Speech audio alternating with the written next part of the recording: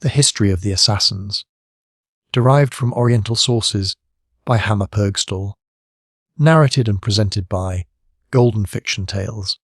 Book 1, Introduction. Muhammad, founder of Islamism, exhibition of its doctrines and of its different sects, from one of which, the Ismailites, the assassins, sprung. Although the affairs of kingdoms and of nations, like the revolutions of day and night, are generally repeated in countless and continued successions, we, nevertheless, in our survey of the destinies of the human race, encounter single great and important events, which, fertilizing like springs, or devastating like volcanoes, interrupt the uniform wilderness of history. The more flowery the strand, the more desolating the lava. The rarer and more worthy objects do they become to the curiosity of travellers and the narratives of their guides. The incredible, which has never been witnessed, but is nevertheless true, affords the richest materials for historical composition, providing the sources be authentic and accessible. Of all events, the account of which, since history has been written, has descended to us, one of the most singular and wonderful is the establishment of the dominion of the assassins, that imperium in imperio, which, by blind subjection, shook despotism to its foundations, that union of impostors and dupes which, under the mask of a more austere creed and severer morals, undermined all religion and morality, that order of murderers, beneath whose daggers the lords of nations fell, all-powerful, because, for the space of 3 centuries, they were universally dreaded, until the den of ruffians fell with the caliphate, to whom, as the centre of spiritual and temporal power, it had at the outset sworn destruction, and by whose ruins it was itself overwhelmed. The history of this empire of conspirators is solitary and without parallel compared to it. All earlier and later secret combinations and predatory states are crude attempts or unsuccessful imitations, notwithstanding the wide space, to the extremest east and west, over which the name of assassins, of whose origin more hereafter, has spread, and that, in all the European languages, it has obtained and preserved the same meaning as the word murderer. Little has hitherto been made known, in consecutive order or satisfactory representation, of their achievements and fortunes, of their religious or civil codes. What the Byzantines, the Crusaders, and Marco Polo related of them, was long considered a groundless legend and an Oriental fiction.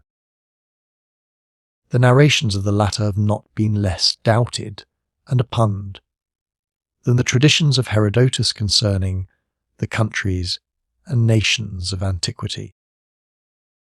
The more, however, the East is opened by the study of languages and by travel, the greater confirmation do these venerable records of history and geography receive, and the veracity of the father of modern travel, like that of the father of ancient history, only shines with the greater lustre. Philological and historical, chronological and topographical researches, instituted by Falconet and Sylvester de Sacy, Quatremar and Roussillot, outlines of European and Oriental history, like those of de Guines and Herbelot. The very recent history of the Crusades, by Wilken, compiled from the most ancient documents of the narrating Crusaders and contemporary Arabians, smooth the path the historian of the assassins, which name neither with off nor Meriti deserve, the former, on account of his gossiping partiality, and the latter by reason of his meagreness and obscurity. Even after Abulfeda's Arabic and Mercan's Persian historical work, of which Jelaleddin has given a valuable extract on the dynasty of the Ismailites. Other Oriental sources, almost unknown, acclaim the attention of the historian. Among the Arabic are Makrissi's large Egyptian topography and Ibn Khaldun's political prolegomena. Haji Khalfa's invaluable geography and chronological tables, The Caliph's Bed of Roses by Nazma Said, the two collectors of histories and narrations, by Mohammed the Secretary and Mohammed Alorfi, the explanation and selection of histories, by Hashashin and Mohammed Effendi among the Turkish, and among the Persian, the Universal History of Lari, the Gallery of Pictures of Ghaffari, a masterpiece of historical art and style, the History of Wasif, the Conqueror of the World, by Jawani, the Biographies of the Poets, by Devletcher, the History of Thiberistan and Mazandaran, by Sahiruddin, and lastly, the Counsels for Kings, by Jelali of Cain, are the principal. He who possesses the advantage of drawing from these Oriental sources, which, for the most part, remain concealed from the Western world, will be astonished at the richness of the treasures still to be brought to light. There lie open before him the sovereignty of the great monarchies converging into one point, the power of single dynasties, shooting out into 1,000 rays, the fabulous chronologies of the most ancient, and the exact annals of the most modern empires, the period of ignorance anterior to the Prophet, and the days of knowledge that succeeded, the wonders of the Persians, the feats of the Arabs, the universally ravaging and desolating spirit of the Mongols, and the political wisdom of the Ottomans. Amidst such an abundance, the miner's strength appears too small, and his life too short, to enable him to avail himself of all. And moreover, the very excess of riches renders selection difficult. Which vein is he first to open, and from which mass is he first to extract the ore for the manufacture of historic art? Nowhere, in the labyrinthine treasury of the East, will he find a perfect work, but only rich materials for the construction of his edifice. His choice is determined by accident or predilection. What is new and important always finds a sale, and the market is never glutted with building materials, at a time when architecture flourishes. An Arabian proverb says, "The building stone is not left lying in the road." If it be indifferent to the historical investigator, who is eager for knowledge, and to whom sources are accessible, and to what end he begins his labour, it is by no means so with the conscientious historian, who only works with pleasure where all known sources are at his command, and when accuracy may, for the future, spare him the charge of incompleteness. In this point of view, the serried ranks of Oriental histories are thinned at once. Where, either in the West or the East, is the library, which contains the works so necessary to the complete treatment of the most important Oriental epochs, works which, as yet, are known only by their names, and not by their contents? Who, for example, could precisely and circumstantially describe the history of the Caliphate, the dominion of the families Ben Ommiyah and Abbas, and their capitals, so long as he had not read the history of Baghdad by Ibn Khatib, and that of Damascus by Ibn as-Sakir, the former in 60, the latter in 80 volumes? Who could write the history of Egypt if he has not at hand, besides Makrissi, the numerous works we consulted? Still greater difficulties beset the writer of Persian history, whether it be of the fabulous times of mythology, or of the middle period, where the stream of the Persian monarchy, till then restrained in one bed, flows into the numerous branches of contemporary dynasties, or of the most modern, where it has long been lost in the desert of wild anarchy. More than one generation must pass, ere the literary treasures of the East will be completed in the libraries of the West, either by the patronage of princes, or the industry of travellers, or become more accessible by a more extended knowledge of languages, and by translations, and ere thus the venerable witnesses of antiquity will be assembled, all of which it is the first duty of the historian carefully to examine. An exception to this want of accumulated authorities, which has hitherto been so sensibly felt in Europe, and which checks the writer of Oriental history in the midst of his career, is exhibited by that of the Ottomans. Its original sources, the eldest of which scarcely boast an antiquity of 500 years, might, although not without considerable expenditure, both of money and trouble, even now, be all procured, and moreover, might be completed and corrected from the contemporary histories of the Byzantines and modern Europeans. A history is, however, the work of years, and the severity of the task demands strength, prepared by previous exercise. In addition to the immense importance of the subject, we were induced to impose upon ourselves the present work in preference to others, by the consideration that being in the possession of all the before mentioned original authorities touching the history of the assassins, besides which none are known in the East, we might deem the examination of historical witnesses concerning this important epoch almost as closed. Their depositions are certainly sparing and meagre, but the barrenness of the subject in splendid descriptions of battles, expeditions, commercial enterprise, and monuments is compensated by the deeply engrossing interest of the history of governments and religions. The assassins are but a branch of the Ismailites, and these latter, not the Arabs generally as descendants of Ishmael, the son of Hagar, but a sect existing in the bosom of Islamism, and so called from the Imam Ismail, the son of Jafar. In order, therefore, to understand their doctrinal system and the origin of their power, it is necessary to treat, at some length, of Islamism itself, its founder, and its sects.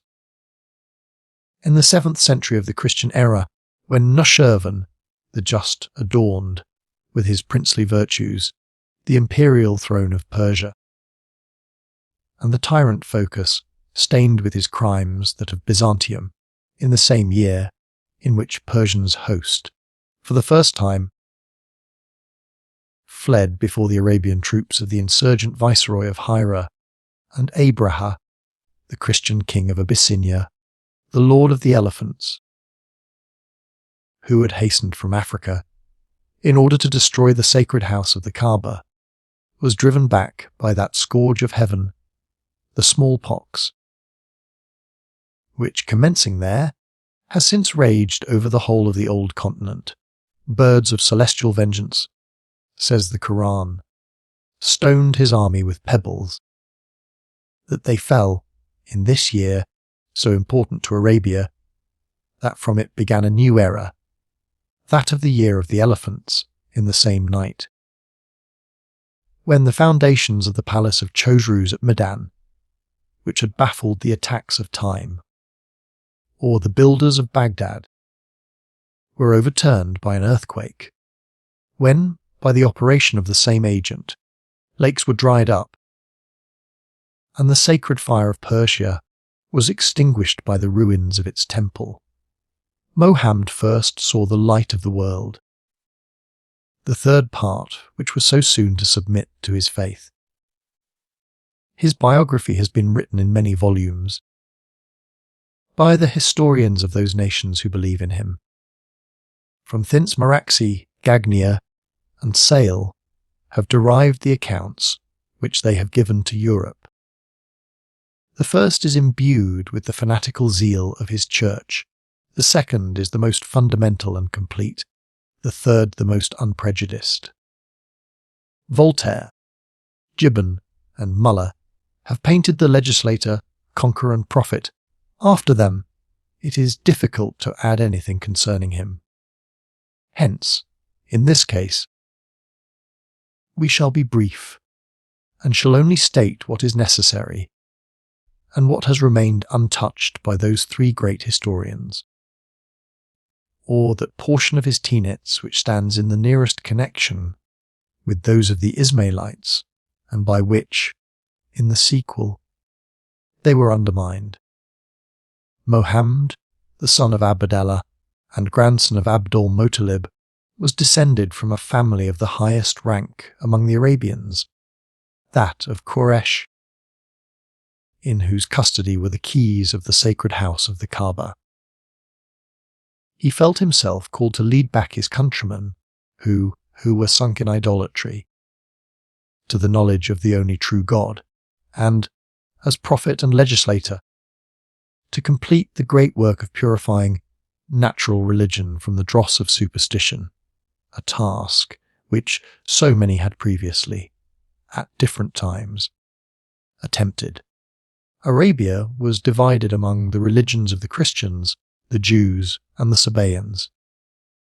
To combine these three into one, by the union of that which flowered from principles common to all, for the attainment of political liberty and greatness, was the aim of his life, which had been so long spent in meditation, and only late in years was roused to active exertion.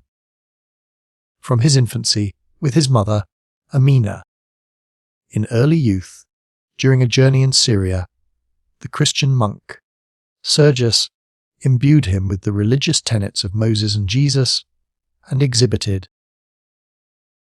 in the full light of its infamy, the idolatrous worship of the Kaaba, where 300 idols demanded the adoration of the people.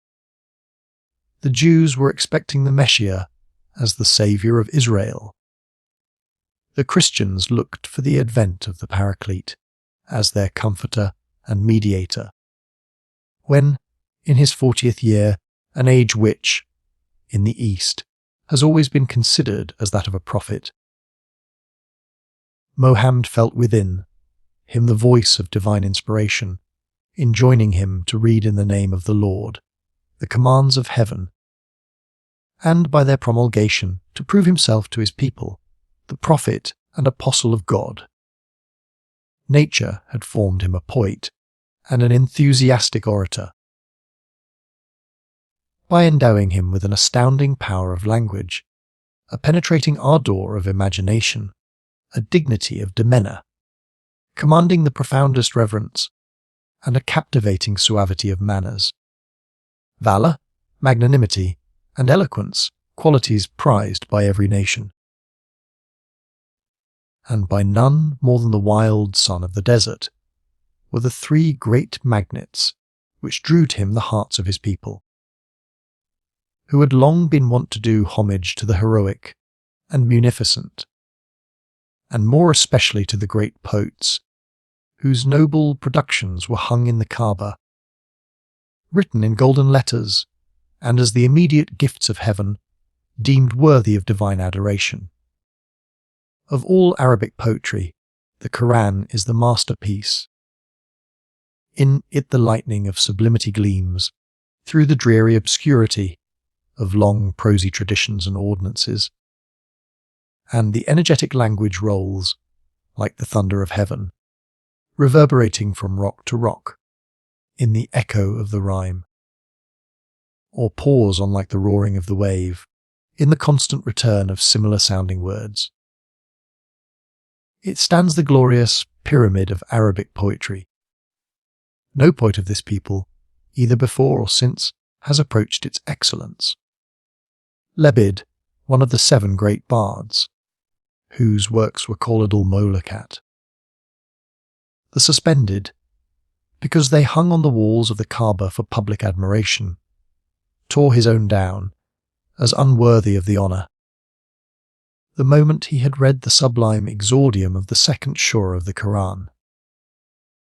Hassan, the satirist, who lampooned the Prophet, on which verses of the Koran descended from heaven, was forced, at the conquest of Mecca, to confess the irresistible power of his word and his sword, and Ka'b, the son of Sohair, paid him spontaneous homage in a hymn of praise, for which the Prophet gave him his mantle, which is still preserved among the precious articles of the Turkish treasury, and is annually, during the month Ramadan, worshipped and touched, in the most solemn manner, by the Sultan, accompanied by his court, and the great officers of state. Muhammad's lofty destiny, in changing from poet to prophet, has induced many later Arabian poets and Buyuk's esprits to attempt the like, the consequences of which have either been nugatory or fraught with their own destruction. Moslima, a contemporary of Muhammad, and, like him, the poet of nature, nevertheless, soon became dangerous to him, as the unattainable divinity of the Koran had not yet received the sanction of ages.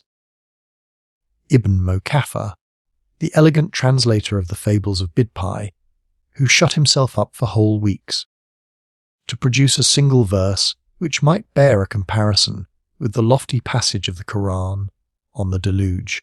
Earth, swallow they waters! Heaven, withhold they cataracts! Earned by his fruitless labours nothing but the reputation of a free thinker, and Mot Nebi, whose name signifies the prophesying, gained, indeed, the glory of a great poet, but never that of a prophet. Thus, for 12 centuries, the Quran has maintained, undisturbed, the character of an inimitable and uncreated celestial scripture as the eternal word of God. The word of the Prophet is the Sunnah, that is, the collection of his orations and oral commands, which, no less than in the written Koran, by vivid fancy, energy of will, power of language, and knowledge of mankind, manifest the genius of the great poet and legislator. The former has never been estimated in the view we have just taken of it. The latter will be considered in the sequel. The creed of Islam, that is, the most implicit resignation to the will of God is, there is no God but God, and Mohammed is his prophet. His whole doctrine consists of only 5 articles of faith, and as many duties of external worship. The dogmas are belief in God, his angels, his prophets, the day of judgment, and predestination. The religious rites are ablution, prayer, fasting, alms, and the pilgrimage to Mecca. Creed and worship formed a sort of mosaic of portions of Christianity, Judaism, and Sabaeanism. There are no miracles, but those of the creation and of the word, that is, the verses of the Quran. Muhammad's journey to heaven, contained in it, is merely a vision in the style of Ezekiel, of whose throne-bearers, the Albarak, the prophet's celestial steed with a human face, is in imitation.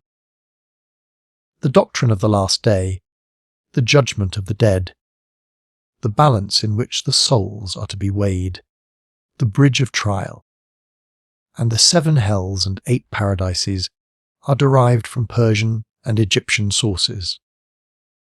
The highest rewards of heaven are pleasures of sensual enjoyment, shady lawns with rills bubbling amidst flowers, gilded kisks and vases, soft couches and rich goblets, silver fountains and handsome youths, sparkling sherbet and generous wine from the springs, Kiyosar and Salsabil for the pious, who, during their lives, have abstained from intoxicating potations.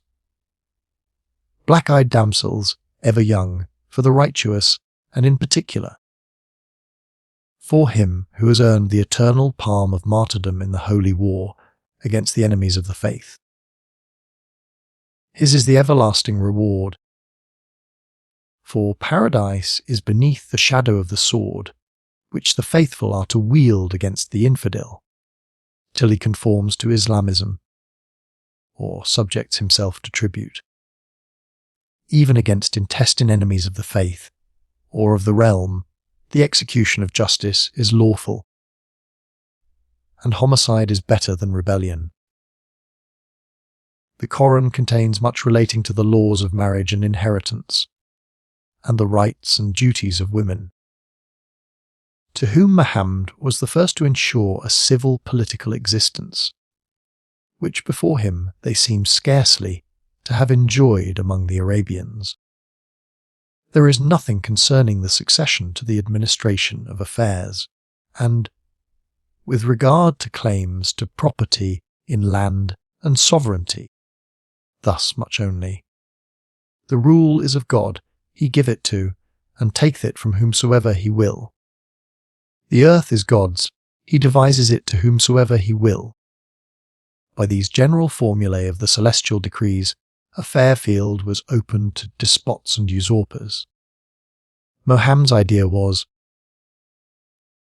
that sovereignty was the right of the strongest, and he once expressly declared that Omar, who was distinguished by the great energy of his character, possessed the qualities of a prophet and caliph.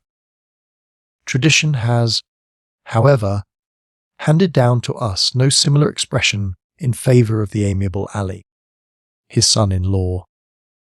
Moreover, it had not escaped him that in the constant progress of history there is nothing immutable, that no human institution can be endued with perpetual duration, and that the spirit of one generation seldom survives that which succeeds it. It was in this sense that he said, prophetically, the caliphate will last only 30 years after my death. It is probable that had Muhammad destined the succession, or as the Arabs call it, the caliphate, to his nearest relations, he would have expressly named his son-in-law, Ali, as caliph. As, however, he enjoined nothing on this point during his life, for some eulogiums passed on Ali, adduced by the latter's party, are vague and doubtful. He seems to have committed the appointment of the most worthy to the selection of the Muslimin. The first whom they elected Emir and Imam was the first to convert to Islamism, Bakr es-Siddiq, the true, and after his short reign, Omar al-Faruq, the decisive, to whom they did homage with oath and striking of hands. Omar's severity, equally inflexible to himself and others, and the remarkable force of his character first impressed on Islamism and the Caliphate, the stamp of fanaticism and despotism, which was foreign to its first institution. The spirit of conquest, indeed, was already manifested by Muhammad's first enterprises against the Christians in Syria, against the Jews in Khaybar, and the idolaters of Mecca. Abu Bakr followed his footsteps with his victories in Yemen and Syria, but Omar first erected the triumphal arch of Islamism and the Caliphate by the capture of Damascus and Jerusalem, by the overthrow of the ancient Persian throne, and the sapping of that of Byzantium, from which he tore two of its strongest foundation stones, Syria and Egypt. It was at this epoch that the blind zeal of the Caliph and his generals ruined the treasures of Greek and Persian wisdom, the accumulation of ages. It was then that the Alexandrian library fed the stoves of the baths, and the books of Madain swelled the flood of the Tigris. Omar prohibited, under the severest penalties, the use of gold and silk, and the sea, as being the great medium of the intercourse of nations by commerce and exchange of ideas, he interdicted to the Muslimin. Thus, by the vigour of his spiritual and temporal administration, did he hold his conquests and preserve the doctrines of Islamism, zealously watching lest their integrity should be endangered by foreign influence, or the manners of the victors corrupted by the luxury of the vanquished. It was not unjustly that he dreaded the effect which the superiority in civilization and institutions of the Greeks and Persians might exert on the Arabs. Mohammed, indeed, had already warned his story, loving people against the traditions and fabulous legends of the latter. The reins of dominion, which Omar had held in so tight a grasp, escaped from the hands of his successor, Osman. He was the first caliph, who fell beneath the dagger of conspiracy and rebellion, and Ali, Mohammed's son-in-law, mounted the throne, which was stained with the blood of his predecessor, and which soon afterwards dyed with his own. Many refused to acknowledge or swear fealty to him. As Prince of the Faithful, they were called Mutasali, that is, these separatists, and formed one of the first and largest sects of Islamism. At their head was Muawiyah, of the family of Umayyah, whose father, Ebsophian, had been one of the most powerful opponents of the Prophet. He suspended the blood-stained clothes of Osman on the pulpit of the great mosque of Damascus to inflame Syria with vengeance against Ali. But the ambition of Muawiyah was less effectual in securing his destruction than the hatred of Ish, which even during the lifetime of Muhammad and Abak, her father, she had vowed against him. When in the 6th year of the Hijra, during the Prophet's expedition against the tribe of Mostalak, Aish the Chaste, having wandered from the line of march with Sofwan, the son of Motal, had given rise to certain calumnies. Ali was one of the many who, by their doubts and conjectures, rendered the title of chaste so problematical that it was necessary to have a shura descend from heaven to hush report and rescue the honour of Ish and the Prophet. Henceforward, by the authority of the sacred scripture of Islamism, she passed for a model of immaculate purity. 80 calumniators fell immediately beneath the sword of justice, but Ali was destined, at a later period, to atone for his incautious scepticism with his throne and his life. Ish led her 2 generals, Tala and Sobair, against him, and by her presence inflamed them to the combat in which they perished. A part of his troops refused to fight and declared aloud for the opponents. They were afterwards called Khawarij, the deserters, and afterwards formed a powerful sect, equally hostile with the Mutasali to the interests of the family of the Prophet, but professing many tenets, differing again from theirs. At the Second Battle of Safain, Muawiyah caused the Quran to be carried on the points of lances in the van of his army. After the action near Nehran, Ali's compulsory abdication took place at Daumat al-Jandal, which was shortly after succeeded by his assassination. Thus the Caliphate, contrary to the order of hereditary succession, came, by means of murder and rebellion, into the family of Umayyah, 30 years after Muhammad had prescribed that space of time as the period of its duration. Of all the passions which have ever called into action the tongue, the pen, or the sword, which have overturned the throne and shaken the altar to its base, ambition is the first and mightiest. It uses crime as a means, virtue as a mask. It respects nothing sacred. and yet it has recourse to that which is most beloved, because the most secure, that of all held most sacred by man, religion. Hence the history of religion is never more tempestuous and sanguinary than when the tiara, united to the diadem, imparts and receives an increased power. The union of the supreme temporal and spiritual rule, which the steady policy of the popes, never to be diverted from its object, has for centuries in vain sought to achieve, is a fundamental maxim of Islamism.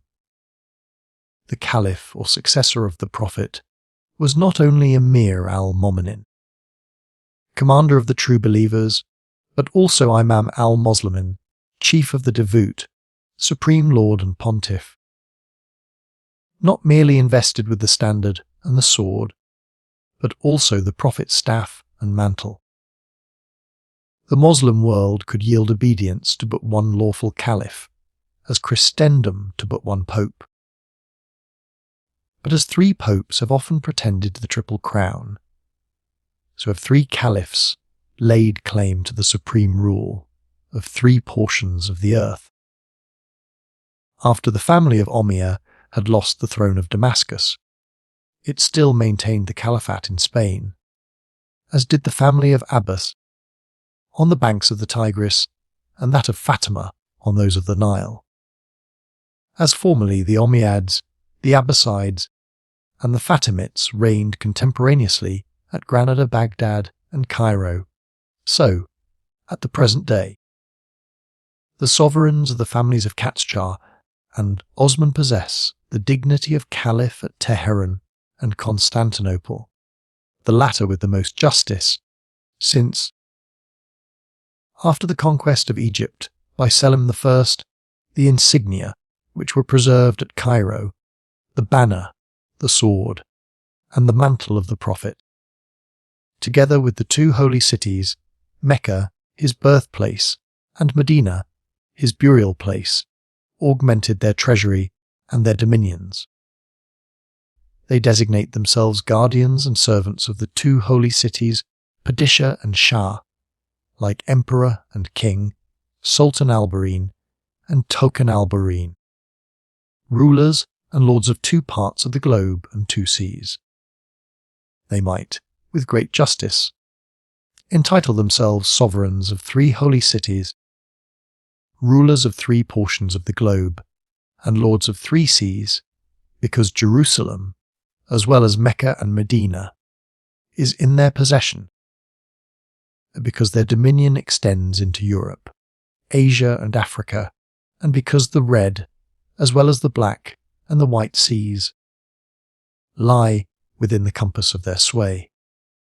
Having bestowed this rapid glance on the modern dominions of the Muslimin, which the illustration of the subject justified, we shall now revert our attention to its primitive condition. The first and greatest schisms in Islamism proceeded from the contest for temporal rule, and the faith shared the dismemberment of the empire. We have already remarked the existence of the two great political and religious factions, the Mutasali and Khawarij, the apostates and the deserters, many of whose tenets differed materially from those inculcated by the ruling doctrine, but particularly that opinion which they maintained with arms, in respect to the right to the dignity of Caliph and Imam. This is the origin of most of the sects of Islamism, and is the fertile root from which has grown the many-branched stem of heresy.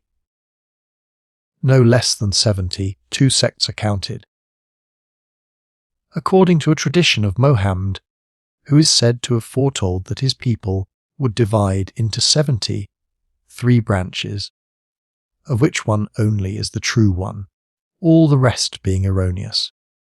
A very instructive division and enumeration of them, is found in Shahristani and also Makrisi, to which Sylvester de Sacy first directed public attention, in a treatise read by him to the Institute of France.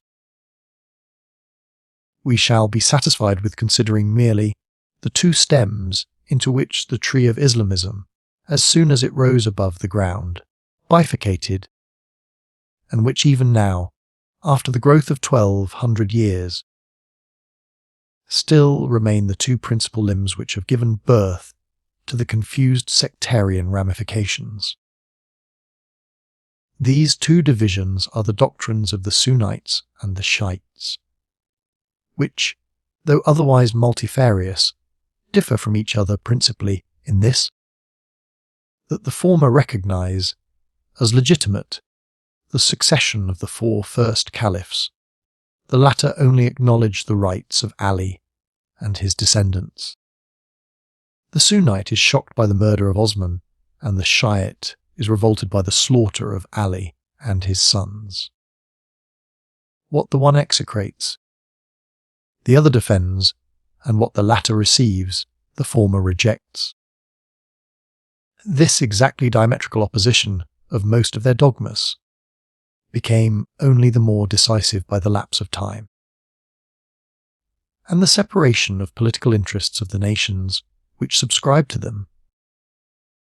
Most of the wars between the Turks and Persians, the former Sunnites, and the latter Shiites, have always been as much religious as international wars, and the efforts, so often repeated and last essayed by Shah Nader, of bringing about a coalition of the two parties, remained as fruitless as the endeavours, century after century, to unite the Western and Eastern Christian churches, with whose schism that of the Sunnites and the Shiites may not inaptly be compared.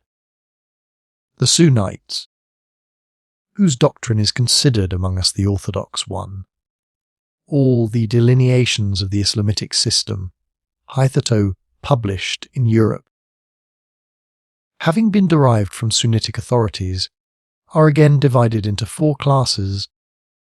These differ from each other in some non-essential points of ritual ceremony, as, for example, the ritual of the Roman Catholic Church, and the no less canonical ones of the United Greek, Armenian, and Syrian churches.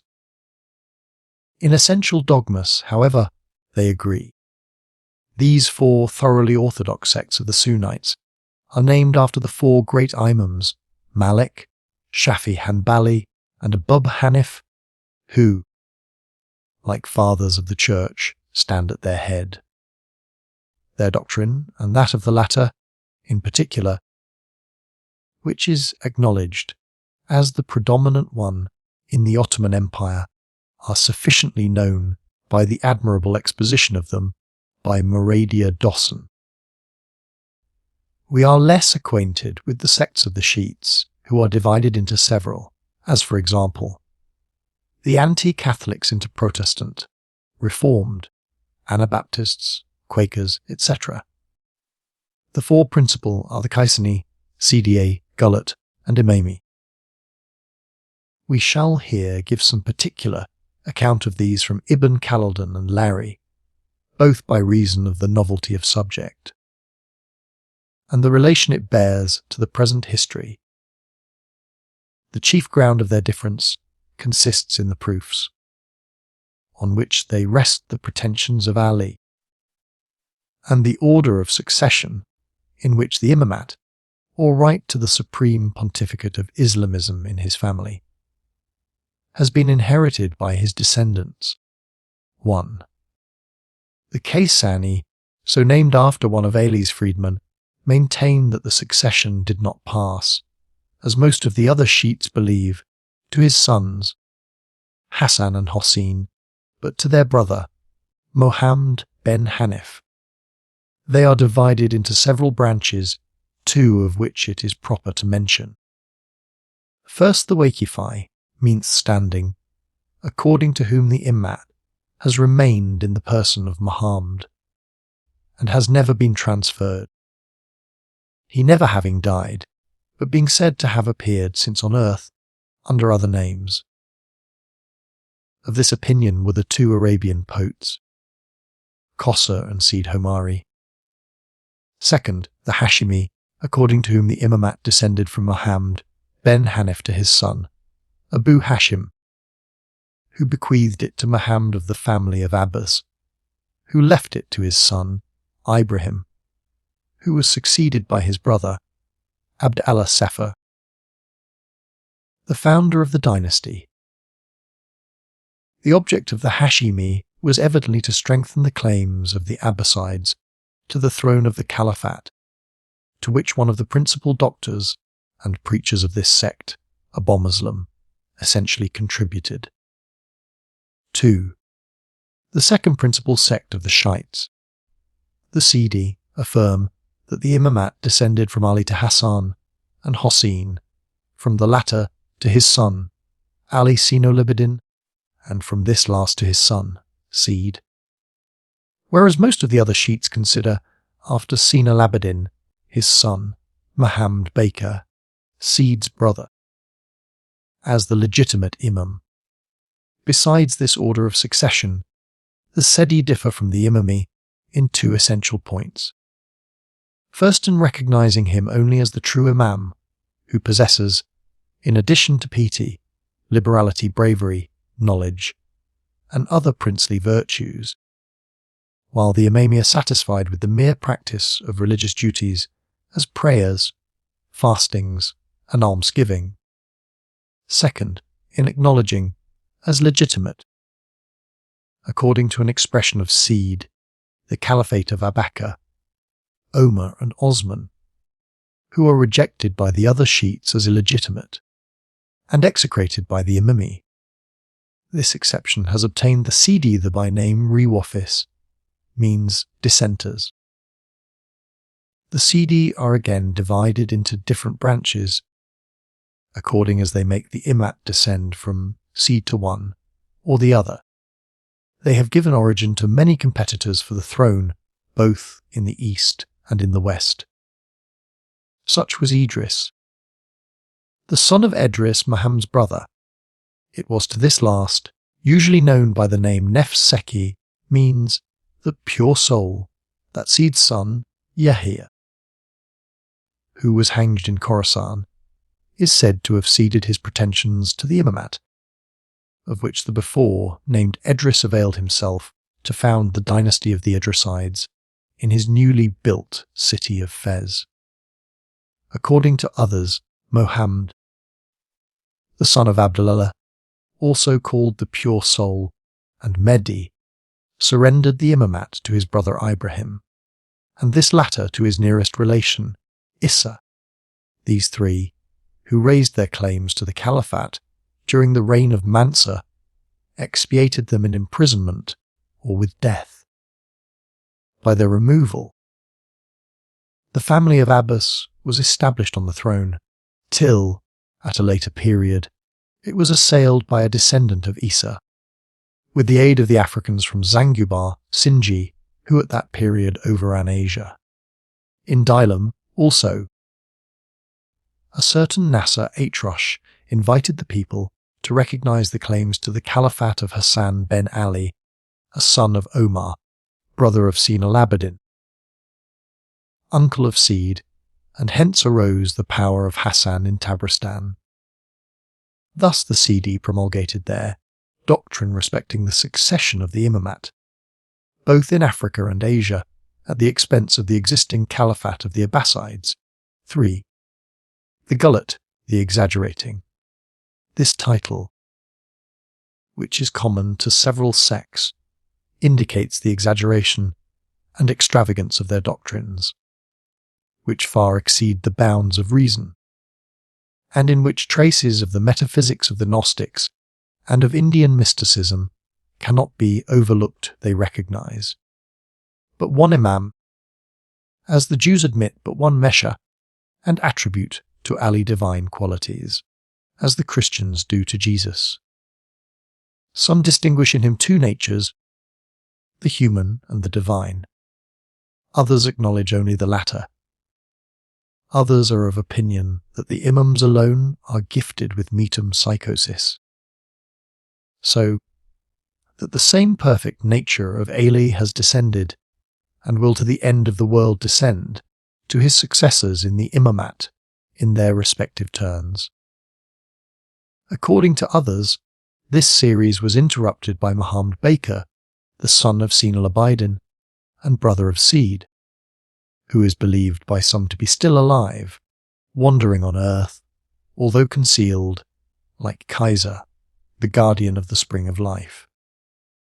Others again affirm that this is true only of Ali, who sits immortally enthroned in clouds, from whence his voice is heard in the thunder, and the brandished scourge of his wrath is viewed in the lightning's flash.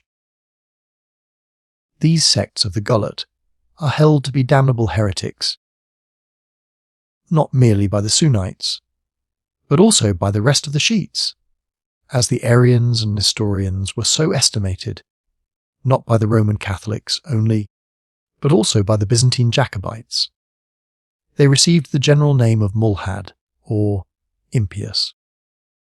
The basis of their doctrine lies in their extravagant homage and infatuation of the first imams, who, however, far from admitting it, condemned its supporters.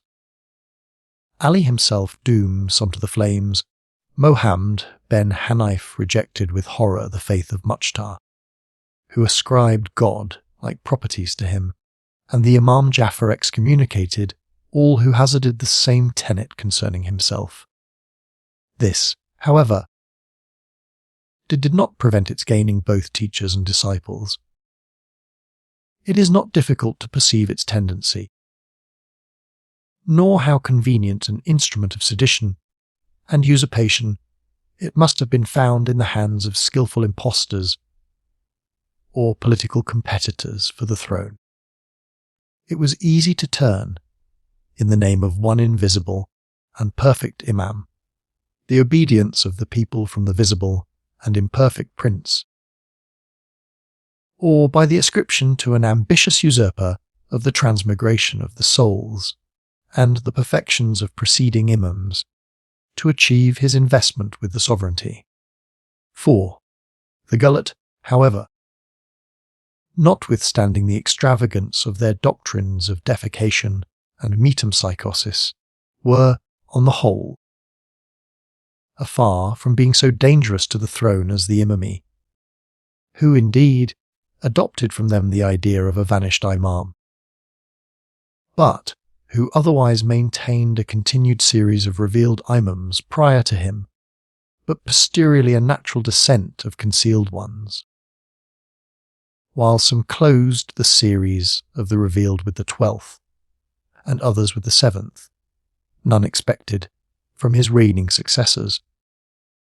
The most requisite princely qualities, as the Sidi did, but merely devotion and innocence. By means of this doctrine, wily and courageous intriguers were enabled to keep their weak princes in leading strings, and by their skilful manoeuvres to delude the people, to serve their own ends. The Imami are divided into two classes, the Esnashri, or the Twelvers, so named because they make the series of revealed imams end with Mohammed ben Hassan Askari, who was the 12th. Of him, they believe that he disappeared in a grotto near Hela, and that he remains there invisible, to reappear at the end of the world, under the name of Modi, the leader. The second class is the Sabian, the Seveners, who only reckon 7 imams in the following order. First Ali, second Hassan, third Hossein, fourth Ali Al-Abidin means ornament of the devout. Fifth, Mohammed Baker means the dealer in secrets. Sixth, Jafar Sadiq means the just, and 7th, his son Ismail. The latter, who died before his father, is deemed by them the last Imam, and from him they are called Ismailites, as the Twelvers were named Imamites. The discrepancy between them commences at the 7th Imam. As the Imamites, the Twelvers deduce the Imamat from Musa Qasim, the son of Jafar and brother of Ismail, in the following order. 7th Musa Qasim, 8th Ali Risa, 9th Muhammad Taqi, 10th Hadi, 11th Hassan, 12th Askari, and his son Mohammed II. The claims of these imams to the caliphate were so powerful and well recognized. Under the first Abbasides, that Mamun publicly named Ali Reza, the 8th of them, as his successor, to the great dissatisfaction of the whole family of Abbas, who would certainly have endeavoured to prevent the execution of this law of inheritance, had not the death of Ali preceded that of Mamun. In maintaining their sovereignty, these Evanescent Ismailites were more fortunate than the other sect.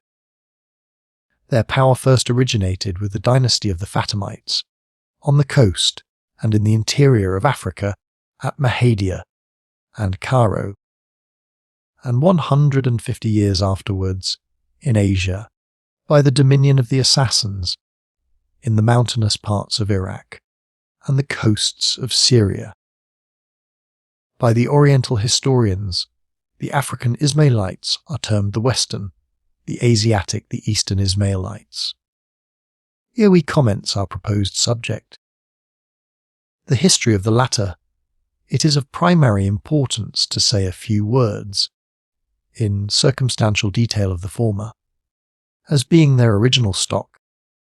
Their founder was Obeidollah, who came forward as the son of Mohammed Habib, the son of Jafar Mossadegh, the son of Mohammed, the son of Ismail, as, in fact, the fourth in descent from the seventh Imam. Ismail, in the opinion of the Ismailites, was the last of the revealed Imams, and his son, grandson and great-grandson Mohammed, Jafar Mossadegh, and Mohammed Habib were concealed Imams Mektam, till Obeidollah, as the first again revealed, asserted the rights of the family of Ismail to the caliphate. These rights, however, were long and violently contested by the Abbasides, whose interest it was to annihilate together both the genuineness of their rivals' genealogy and the validity of their pretensions. During the reign of the Caliph Kadabillah, a secret assemblage of doctors of the laws was held, in which the most celebrated among them, Abu Hamid Isfraini, Imam Kudori, Sheikh Samer, Abjerdi, and others, declared the genuineness of the Fatimids' genealogy, and their claims to the throne, to be false and void. How well founded, if not this decision, at least the fear of the Abbasides was, appeared 50 years afterwards, when the Emir Arslan Bes Siri, a general in the service of the Dilamite prince Behaid Dewlet, originally a Mamluk of the Fatimites at Cairo, transferred for a whole year to Baghdad the two royal prerogatives of Islamism, the coining of money and the public prayer, from the name of the Baghdad Caliph Kahim Bayamullah to that of the Egyptian sovereign Mostanser. This rivalry and the necessity of self-defence caused the doubts which Abbasides had cast on the descent of Obeidollah, the first of the Fatimites, to fall into considerable suspicion, and they are considered unfounded by great Arabian historians, such as Makrisi and Ibn Khaldun, as being the effusion of a factious policy. The great jurist Qadi Abu Bakilani is of the opposite opinion, which is supported, as we shall presently see, not only by this sheikh's authority, but also by other cogent arguments derived from the esoteric doctrines of the Ismailites. In order to understand these, on which also those of the Assassins are founded, it is necessary to take a still wider view of the sects and parties into which Islamism was divided. Religious fanaticism is continually accused by history as the fomenter of those sanguinary wars which have desolated kingdoms and convulsed states. Nevertheless, religion has scarcely ever been the end, but merely the instrument of ambitious policy and untamable lust of power. Usurpers and conquerors perverted the beneficent spirit of the founders of religion to their own pernicious ends. Religious systems have never operated so destructively on dynasties and governments. As in those cases where the insufficient separation of the spiritual from the temporal authorities has given the priest play to the alternation of hierarchy and tyranny. The nearer the altar is to the throne, the greater is the temptation to step from the former to the latter, and bind the diadem round the mitre. The closer the connection of the political and ecclesiastical interests, the more numerous and prolific are the germs of tedious civil and religious wars.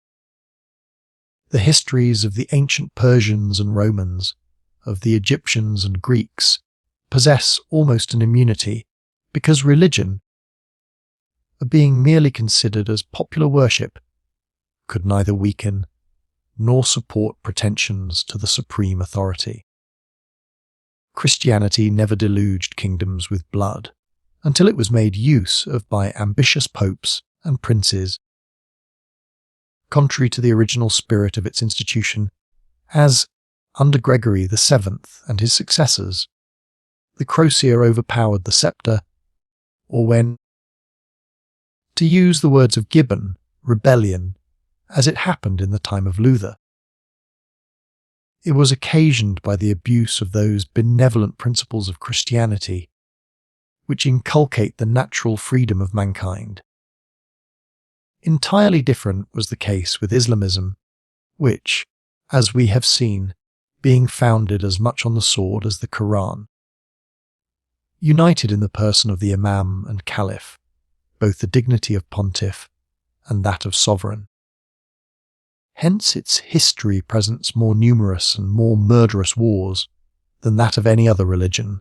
Hence, in almost all the sects, the chief ground of the schisms is the contested succession to the throne, and hence there is scarcely one of any importance which has not, at some period, proved dangerous to the reigning family as a political faction in the state. There was none which did not strive to become, in the strictest sense, predominant, and to seat the princes of their faith on the throne of Islam. Their missionaries, claimed not only the faith, but also the obedience of the people, and were at once apostles and pretenders. All the heresies which we have hitherto mentioned were, in spirit, essentially usurping sects. Islamism, however, bore in its boys and mothers, still more prejudicial to its existence, sects which, trampling under foot all the maxims of faith and morality, and preaching the overthrow of thrones and altars, bore as their cognizance equality and liberty. We have still to give some details concerning these latter, to which, in order to distinguish them from the former, to whom they are entirely opposed, we shall give the name of revolutionary. The Persian Empire, the most ancient, and likewise the best regulated monarchy of the East, was the first to experience, and had, for the longest period endured, all the horrors of despotism and anarchy arising from unbounded power and resisting liberty. As long as the faith of Zoroaster preserved its primeval purity, and the sacred fire still burned in the temples, religion could neither afford a shield nor a mask to rebellion.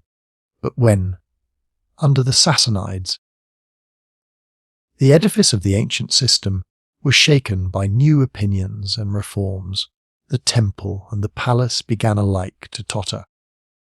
Innovators and heretics sprung up, and sedition undermined, at the same moment, both the altar and the throne. The sects of Magianism are very little known to us, hence the erroneousness of the prevailing opinions concerning the religion of the Persians. Dualism, or Manichaeism, has often been cited as the original doctrine of Zoroaster. It has been attempted to combine into one system opinions in vogue at very different epochs, hence the vague and contradictory accounts not only of the Greeks, but even of Anquetil and Lica, since the discovery of some books of the Zend, to which Herder was the first to direct our attention. His conjectures confirm what Makrissi, probably taking Scheherestani as his guide, has said respecting the sects of the Magians.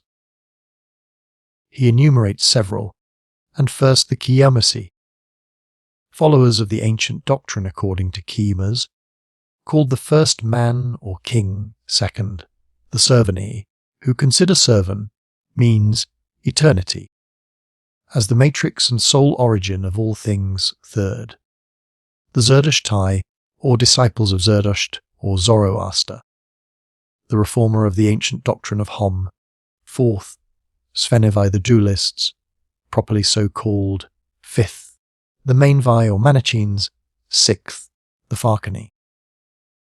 A species of Gnostics who admit two principles, the Father and the Son, whose discord was mediated by a third celestial power.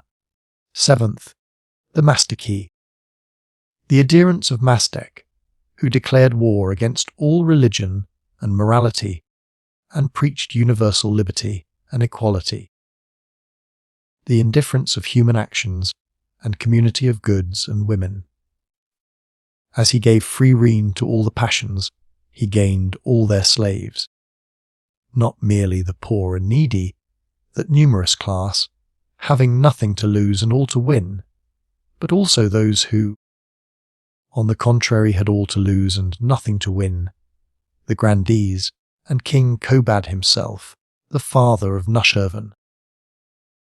This latter expiated the weakness of his concession by the loss of his throne, and an incarceration, from which he was released only by the wisdom and virtue of his vizier, Busurgomid. His son Nushirvan, however, purified the faith, and exterminated this scandalous brood with fire and sword, without being able, as appears from later incidents, entirely to annihilate them.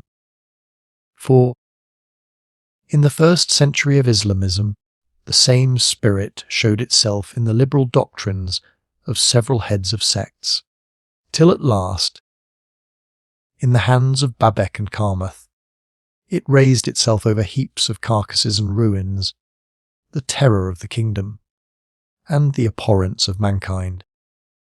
The Persians, says Makrissi, have ever considered themselves the freest and most cultivated of nations, and others as mere ignorant slaves. After the destruction of their empire by the Arabians, they looked down upon their victors with contempt and hatred, and sought the ruin of Islamism, not only by open war, but also by secret doctrines and pernicious dissensions, which, breaking forth in rebellion, must have shaken the kingdom to its base. As these opinions bore the stamp of irreligion and libertinism, those who maintained them were called syndic, libertines, a word corrupted from Zend, the living word of Zerdusht.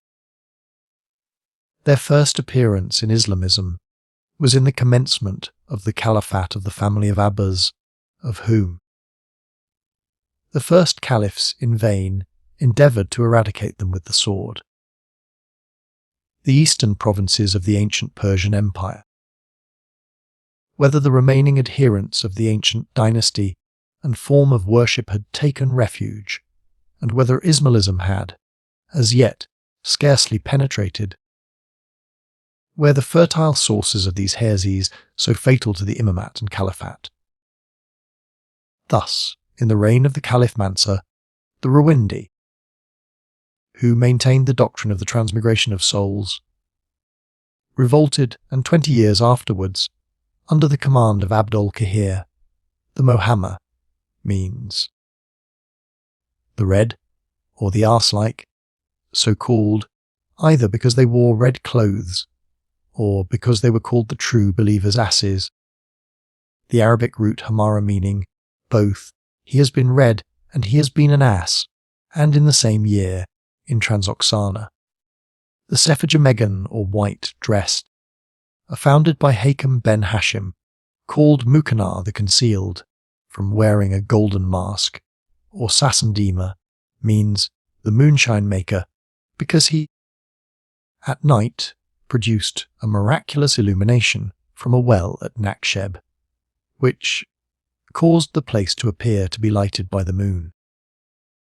By this juggling, he wished to attest his divine mission, as by a miracle, as many had proved the celestial origin of his, by the divinity of art, namely, with a book adorned with splendid paintings, a Tenji Mani. Mukhanna taught that God had assumed the human form, since he had commanded the angels to adore the first man, and that, since that period, the divine nature had passed from prophet to prophet, to a Moslem who had founded the glory of the Abbasides and descended lastly to himself.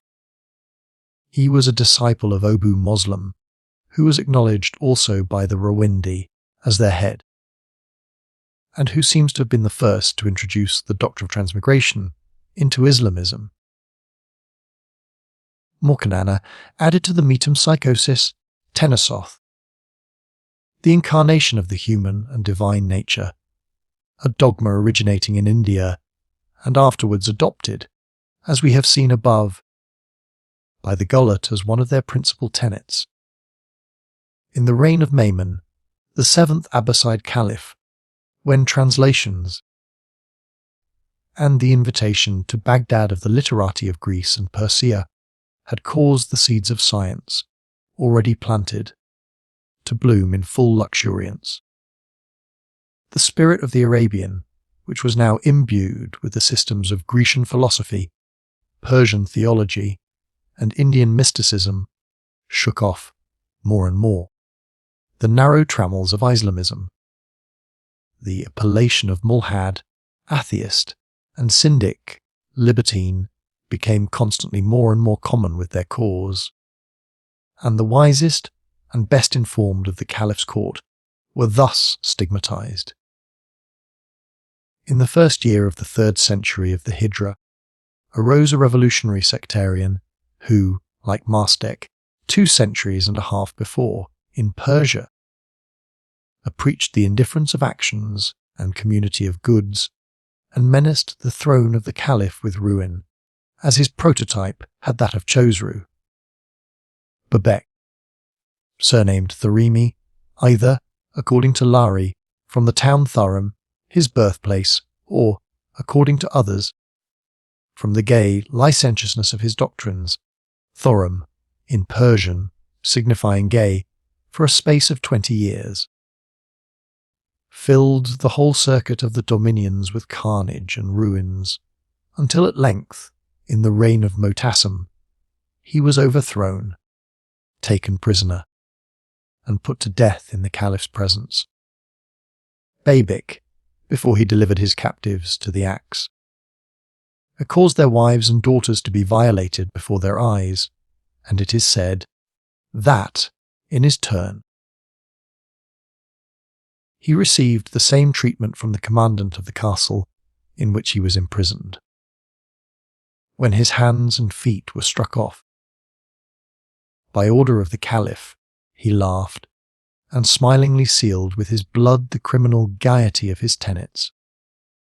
The number of those who fell by the sword in 20 years is estimated by historians to amount to 1 million. Nud, one of his 10 executioners, boasted that he alone had butchered 20,000 men. So terrible and sanguinary was the contest between the assertors of liberty and equality and the defenders of the Caliph's throne and the pulpit of Islamism. At this tempestuous and blood-stained epoch, there lived at Orwas, in the southern part of Persia, Abdullah, the son of Maymin Kader, a son of Daysan, the duelist, by his father and grandfather, who had introduced dualism from the system of the Magi into that of Islamism. He was educated in the principles of the ancient empire and faith of the Persians, and stimulated to deeds by which, if he could not accomplish their re-establishment, he might at least achieve the overthrow of those of the Arabians.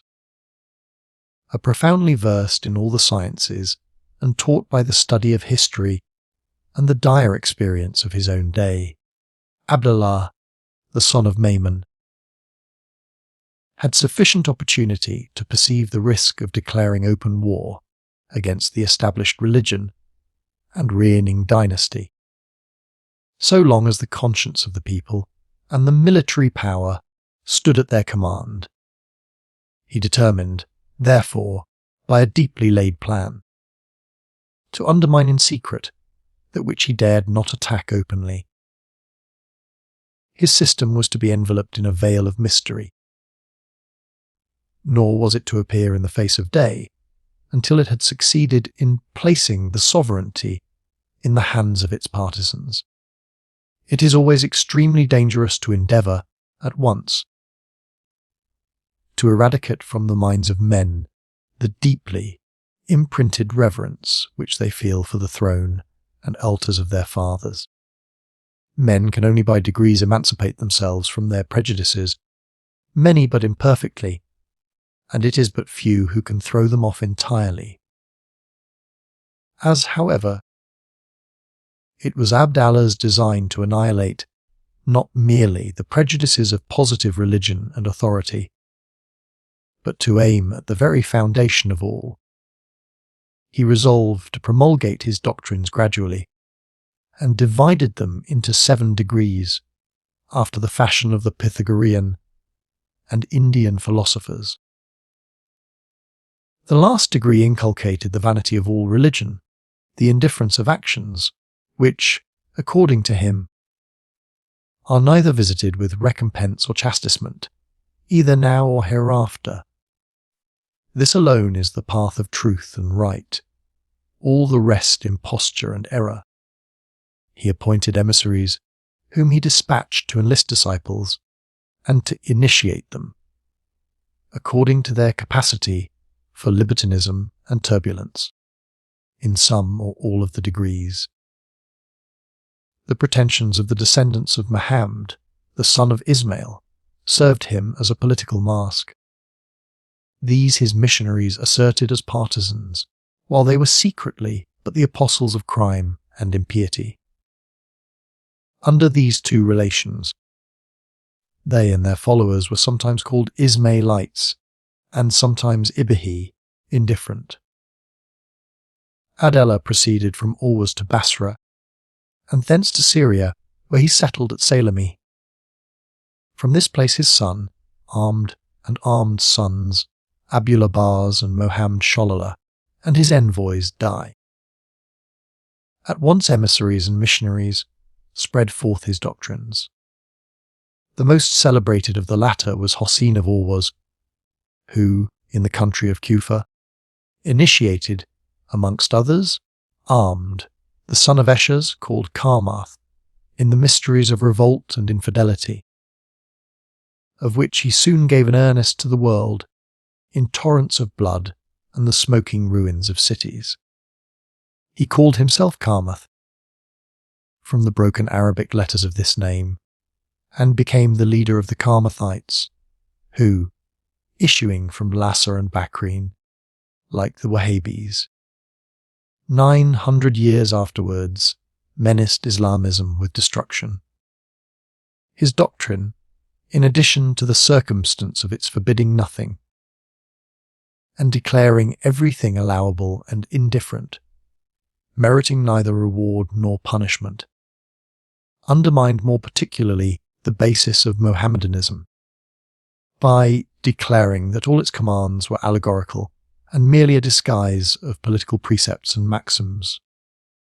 Moreover, all was to be referred to the blameless and irreproachable Imam Masum as the model of a prince, whom, although he had occupied no existing throne, They pretended to seek and declared war against bad and good princes, without distinction, in order that, under the pretext of contending for a better, they might be able to unravel at once the thickly interwoven web of religion and government.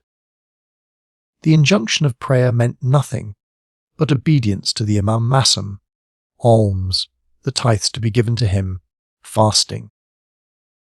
The preservation of the political secret regarding the Imam of the family of Ismail. Everything depended on the interpretation, toil, without which the whole word of the Quran, tinsel, had neither meaning nor value. Religion did not consist in external observances, sahir, but in the internal feeling, a bathin. According to the variations of this doctrine, which, in many points, touches those mentioned above, their assertors received various names in the different provinces of the Caliphate. In Tabaristan, they were called Seveners. From the 7 degrees of the secret doctrines of Ablah, the son of Maimon Kadar, in Khorasan, Muhammad means the red, and in Syria, Mobies, the white, from their dress, in Transoxana, Rowendi and Borkai, that is, the veiled, because Mukanna covered his face with a golden mask. At Ispahan, Bathini means the esoterics and also Mutawallin, that is, the interpreting allegorists. At Kufa, Karmathi or Mobariki, at Lhasa and Bahrain, Janabi. In Western Africa, Saidi, from Karmath, Mobarek, Janabi, and said 4 of their chiefs. They named themselves in general Ismaili, from deducing them pretensions to the caliphate from Ismail, the son of Jafar Sadiq. From their opponents, they all received in common the well-merited appellations of mulhad, means atheists, or syndic libertines. The Karmathites differed from the doctrine of Adala, the son of Maimon, in hoisting the standard of revolt instead of, according to the secret system, waiting their time tranquilly till the throne should be occupied by one of their number, and openly taking the field against the existing power of the caliphate. The contest was sanguinary, like that of Babek 20 years before, but more tedious and dangerous both to the altar and the throne. Even Caliph Motad had Billah, who strengthened, with the iron remedy of the sword, those nerves of the caliphate, so deplorably enfeebled since his 6th ancestor, Motwikil, and received in history the name of the second founder of the Abbasides, Sefasani, the second blood spiller, Abbas being the first, was unable, with all his energy, to extirpate this pernicious browd. The astrologers, philosophers, soothsayers, and story-tellers had entirely lost all the credit which they once possessed at court, in the reigns of Harun and Maimon. These, however, being without weapons, or leaders, were in nowise dangerous, while commanders of military genius and courage, such as Abusaid, Janabi, and Abbotahir, guided the mailed arm of the Karmathites against the head and heart of Islamism. Under the conduct of the latter, the Karmathites took the holy city of Mecca, as the Wahhabis have done in our own days. So little novelty do such doctrines and deeds possess in the history of Mohammedanism. 30,000 Moslimin fell in defence of the sanctity of the Kaaba against its impious assailants, who set fire to the temple, and carried away to Hajjar even the black stone said to have fallen from heaven in the time of Abraham. This stone was an aerolite, and for that reason, like many others, an object of popular veneration. It was restored after a lapse of 22 years, when the Emir of Iraq redeemed it at the price of 50,000 ducats. The adoration of the Kaaba, which was founded on this stone, was not to have the gates of hell prevail against it. For a whole century, the pernicious doctrines of Karmath raged with fire and sword in the very bosom of Islamism, until the widespread conflagration was extinguished in blood. The fate of the Karmathites, like that of the followers of Babek, was a bloody lesson to those initiated into the secret doctrines of Abdallah, the son of Maimon Kadda, not to propagate them otherwise than covertly until they should be masters of the throne itself. At length, one of their most zealous and active partisans, the Dey Abdullah, a pretended descendant of Mohammed, the son of Ismail, succeeded in escaping from the dungeons of Sejel-Messa, in which he had been confined by order of the Caliph Motahad, and seated himself on the throne in Africa under the name of Obeidullah Mehdi.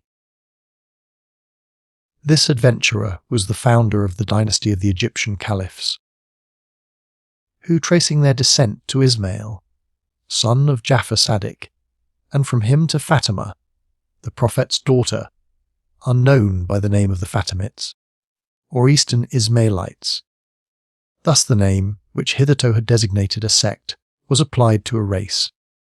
Ismailitism, which governed as a ready tool the founder of the dynasty it had placed on the throne, was, in Africa, in every sense, the predominant doctrine, and the Caliph throne of Mahadia, the first residence of these princes, soon threatened that of Baghdad.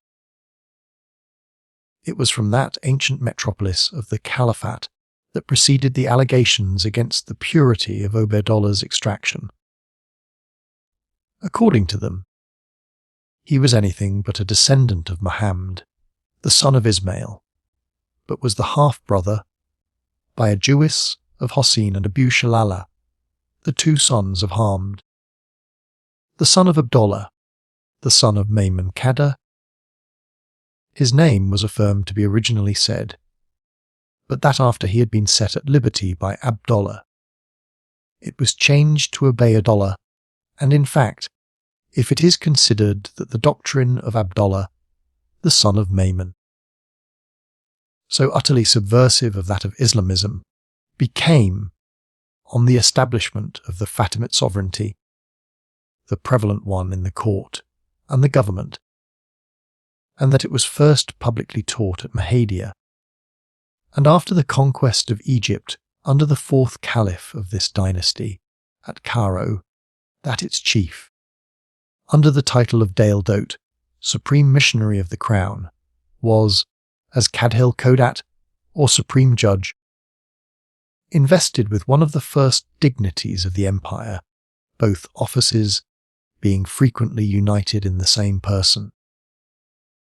The supposition that the chiefs of this sect, to whom nothing was sacred and all was permitted, had placed one of their own number on the throne, acquires very great probability, notwithstanding the assertions of Makrisi and Ibn Khaldun to the contrary. The accounts which the former of these two great historians has preserved concerning the promulgation of this doctrine and the degrees of initiation, which were now increased from 7 to 9, form a very precious and the most ancient document on the history of the secret societies of the East, in whose steps those of the West afterwards trod. Their immediate connection with the doctrine of the Eastern Ismailites, or assassins, renders it necessary to give a brief outline of it here. Immediately after the establishment of the monarchy of the Fatimids, history mentions similar assemblages, which were convened twice a week, every Monday and Wednesday, by the Dale Dote, and were frequented in crowds both by men and women, who had separate seats. These assemblages were named Majlis Hikmet, or Societies of Wisdom. The candidates for initiation were dressed in white, the chief went on those 2 days to the caliph and read something to him, if possible, but in every case received his signature on the cover of his manuscript. After the lecture, the pupils kissed his hands and touched the signature of the caliph reverently with their foreheads. In the reign of the 6th Fatimid Caliph, Hakam Bi'amvilla, the most stupid tyrant of which the history of Islamism makes mention, who desired to receive divine honours, and what is still more absurd, is to this day worshipped by the Druzes as an incarnate god, these societies, the house in which their meetings were held, and the institutions for the maintenance of teachers and servants were increased on a very large scale. An extensive building or lodge was erected, called Darul Hikmet, or the House of Wisdom, and richly furnished with books, mathematical instruments, professors and attendants, access, and the use of these literary treasures was free to all, and writing materials were afforded gratis. The caliphs frequently held learned disputations, at which the professors of this academy appeared, divided according to their different faculties: logicians, mathematicians, jurists, and physicians, were dressed in their gala costume, kala, or their doctoral mantles. The gowns of the English universities still have the original form of the Arabic kala or kaftan.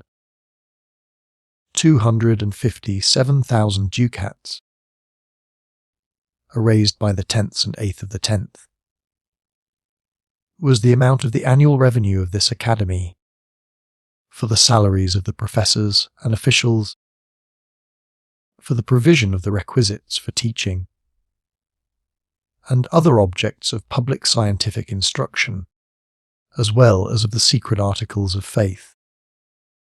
The former comprised all the branches of human knowledge, the latter inculcated, in 9 successive degrees, the following principles. The first degree was the longest and most difficult of all, as it was necessary to inspire the pupil with the most implicit confidence in the knowledge of his teacher, and to incline him to take that most solemn oath, by which he bound himself to the secret doctrine with blind faith and unconditional obedience. For this purpose, every possible expedient was adopted to perplex the mind by the many contradictions of positive religion and reason, to render the absurdities of the Quran still more involved by the most insidious questions and most subtle doubts, and to point from the apparent literal signification to a deeper sense, which was properly the kernel, as the former was but the husk. The more ardent the curiosity of the novice, the more resolute was the refusal of the master to afford the least solution to these difficulties, until he had taken the most unrestricted oath. On this, he was admitted to the second degree. This inculcated the recognition of divinely appointed imams, who were the source of all knowledge. As soon as the faith in them was well established, the third degree taught their number, which could not exceed the Holy Seven, for, as God had created 7 heavens, 7 earths, 7 seas, 7 planets, 7 colours, 7 musical sounds, and 7 metals, so had he appointed 7 of the most excellent of his creatures as revealed imams. These were Ali, Hassan, Hossein, Ali Sinal-Abidin, Muhammad al-Baqir, Jafar as-Sadiq, and Ismail his son, as the last and 7th. This was the great leap or the proper schism from the Imami, who, as we have seen, reckoned 12, and considerably facilitated the passing into the 4th grade. This taught that since the beginning of the world there have been 7 divine lawgivers, or speaking apostles of God, of whom each had always, by the command of heaven, altered the doctrine of his predecessor. That each of these had 7 coadjutors, who succeeded each other in the epoch from one speaking lawgiver to another, but who, as they did not appear manifestly, were called the mutes, Samit. The first of the mutes was named Sus, the seat as it were of the ministers of the speaking prophet. These 7 speaking prophets, with their 7 seats, were Adam, Noah, Abraham, Moses, Jesus, Muhammad, and Ismail, the son of Jafar, who, as the last, was called Sahib-Isman, means the Lord of Time. Their 7 assistants were Seth, Shim, Ishmael, son of Abraham, Aaron, Simeon, Ali, and Muhammad, son of Ismail. It is evident from this dexterous arrangement, which gained the Ismailites the name of Seveners, that as they named only the first of the mute divine envoys in each prophetic period. And since Muhammad, the son of Ismail, the first of the last prophets' coadjutors, had been dead only 100 years, the teachers were at full liberty to present to those whose progress stopped at this degree, whomsoever they pleased, as one of the mute prophets of the current age. The 5th degree must necessarily render the credibility of the doctrine more manifest to the minds of the learners. For this reason, it taught that each of the 7 mute prophets had 12 apostles for the extension of the true faith. For the number 12 is the most excellent after 7. Hence the 12 signs of the zodiac, the 12 months, the 12 tribes of Israel, the 12 bones of the fingers of each hand, the thumb excepted, and so on. After these 5 degrees, the precepts of Islamism were examined, and in the 6th it was shown that all positive religious legislation must be subordinate to the general and philosophical. The dogmas of Plato, Aristotle, and Pythagoras were adduced as proofs and laid down as axioms. This degree was very tedious, and only when the acolyte was fully penetrated with the wisdom of the philosophers was admission granted him to the 7th, where he passed from philosophy to mysticism. This was the doctrine of unity which the Sophists have exhibited in their works. In the 8th, the positive precepts of religion were again brought forward, to fall to dust by all that preceded. Then was the pupil perfectly enlightened as to the superfluity of all prophets and apostles, the non-existence of heaven and hell, the indifference of all actions, for which there is neither reward nor punishment, either in this world or the next. And thus was he matured for the 9th and last degree, to become the blind instrument of all the passions of unbridled thirst of power. To believe nothing and to dare all was, in 2 words, the sum of this system, which annihilated every principle of religion and morality, and had no other object than to execute ambitious designs with suitable ministers, who, daring all and honouring nothing, since they consider everything a cheat and nothing forbidden, are the best tools of an infernal policy, a system which, with no other aim than the gratification of an insatiable lust of dominion, instead of seeking the highest of human objects, precipitates itself into the abyss, and mangling itself, is buried amidst the ruins of thrones and altars, the horrors of anarchy, the wreck of national happiness, and the universal execration of mankind. End of Book 1. Book 2. Establishment of the Order of the Assassins, and reign of the first Grand Master, Hassan Sabah. Egypt, that extraordinary country, so distinguished from all others by the many wonderful phenomena of nature, has ever been in history the memorable theatre of extraordinary exhibitions of the art of governing mankind by wisdom or folly in the name of heaven or earth. In the remote ages of antiquity reigned a caste of priests, in whose hands the king was the servile tool of their power, the lituus. Our present bishop's crozier was the real sceptre. Superstition and the external worship of statues and pictures was the religion of the people, while the secret doctrine of the initiated was concealed under symbols and hieroglyphics. Their mysteries had a particular relation to the state of the soul after death, whereas the popular belief confined its duration to that of its earthly existence. It was a deeply designed but ill-calculated policy, which excluded from the doctrine of immortality the multitude who cleaved to the clod, and made it the peculiar prerogative of a certain number of elect, to whom it was permitted to soar beyond the limits of the tomb, without at the same time neglecting the duties and objects of civil life. It was imagined that the vulgar could only fulfill them with all their energies, and to their full extent, when, instead of being actuated by views extending beyond the grave, they confine to earth the whole activity and faculty of their mind, during the space of time which intervenes between the cradle and the coffin. Thus, neither time nor vigour would be lost in vain hopes or useless speculations. Every application of them was devoted to civil existence.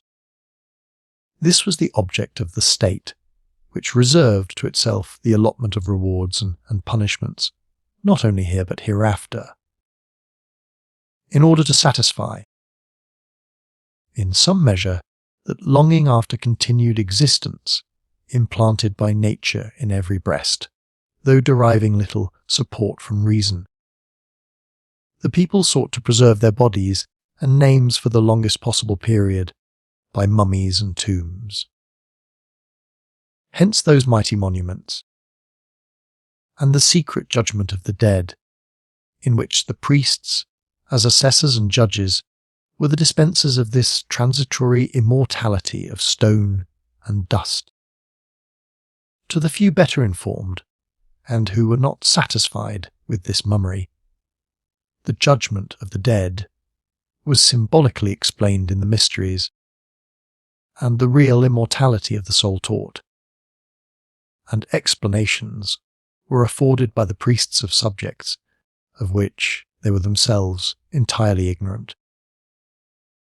Moses, imbued with the Egyptian policy, and initiated into the mysteries of the sacerdotal colleges, among many other of their institutions, retained this of not imparting to his people the doctrine of immortality, which, in all probability, remained, as in Egypt, the peculiar privilege of the priestly order.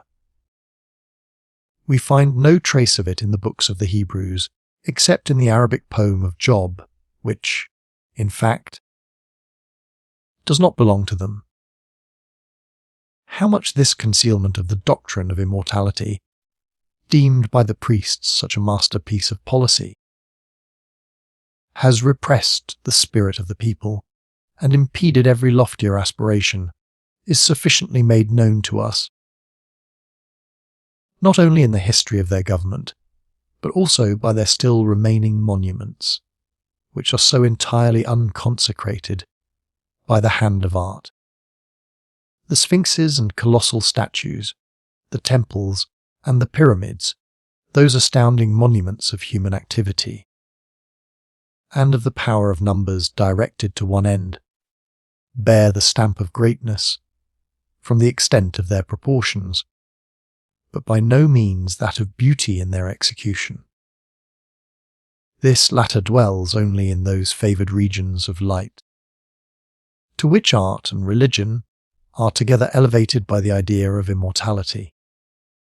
Although this mysterious policy set bounds to the more free development of civilization and the elevation of the people to a higher social grade.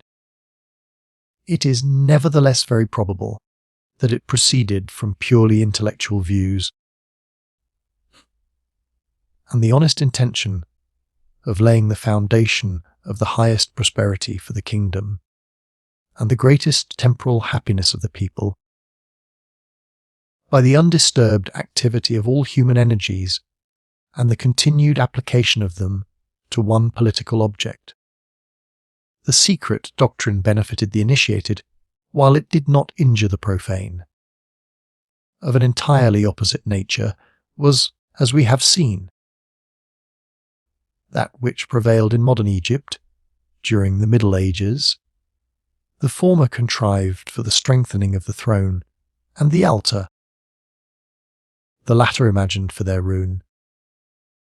As wide a chasm as that which lies between the building of ancient Memphis and the founding of modern Cairo divides the secret tenets of the academies of Heliopolis from those of the modern house of science.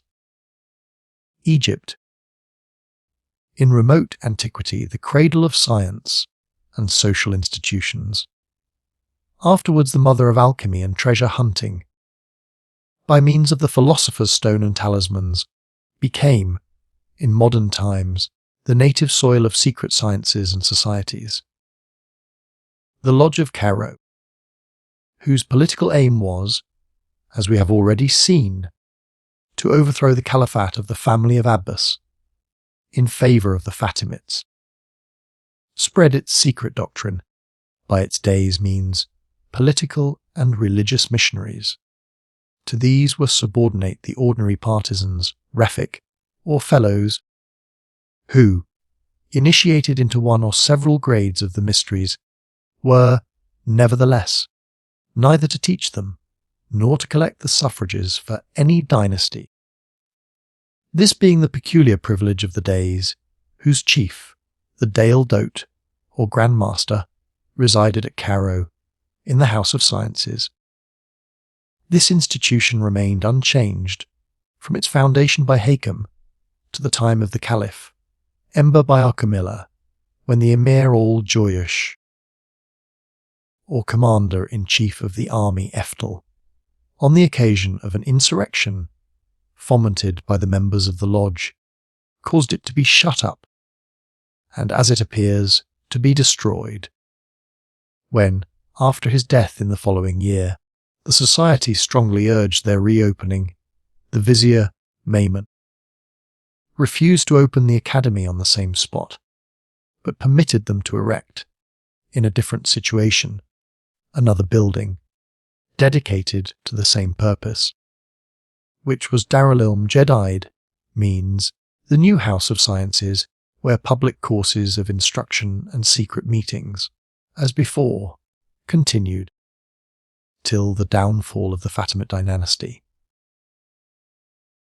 The effects of their doctrine soon appeared in the increasing power of the Fatimids, and the feebleness into which the caliphate of the family of Abbas gradually sank.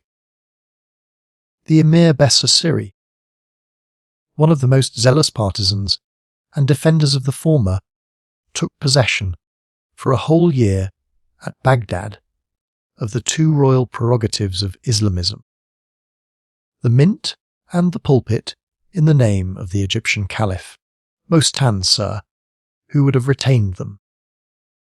Had not Bessasiri fallen in the following year, by the sword of Togrul, who had hastened to the assistance of the Abbasides. In the meanwhile, the fellows, Refik, and the Master's Day inundated the whole of Asia, and one of the latter, Hassan ben Sabah Homari, was the founder of a new branch of the sect, namely, the Eastern Ismailites, or Assassins, before whose cradle we now stand. Hassan Sabah, or Hassan ben Sabah, that is, one of the descendants of Sabah, was the son of Ali, a strict sheet of Ray, who took his name from Sabah Homari, and pretended that his father had gone from Kufa to Qum, and from Qum to Re. This allegation met, however, with considerable contradiction from the natives of Khorasan, particularly those of Tus, who unanimously asserted that his ancestors had constantly dwelt in the villages of that province. Ali was universally suspected of heretical notions and expressions, which gained him the reputation of refugee, or mutazil, dissenter, or separatist. He sought, by false confessions and oaths, to prove his orthodoxy to Abu Muslim, the governor of the province, a strict Sunnite, and afterwards withdrew to a monastery to lead a life of contemplation. This retirement, however, had not the effect of securing him from public report, which at one time accused him of heresy and heterodoxy, at another of infidelity and atheism. In order to clear himself, as much as possible, from this suspicion, he sent his young son, Hassan, to Nishabur, and placed him in the school of the illustrious Mawafik Nishaburi, who, at that time past 80 years of age, not only enjoyed the well-merited consideration of being the first doctor of the Sunnah, but also the advantageous reputation, which events justified, of securing the temporal happiness of all who studied the Quran and Sunnah under his auspices. Great was the concourse of distinguished youths who sought from him happiness and instruction, and justified, by the development of fortunate talents, the established opinion of the Imam's wisdom and auspicious conversation. His last pupils, even to his death, contributed to confirm his reputation.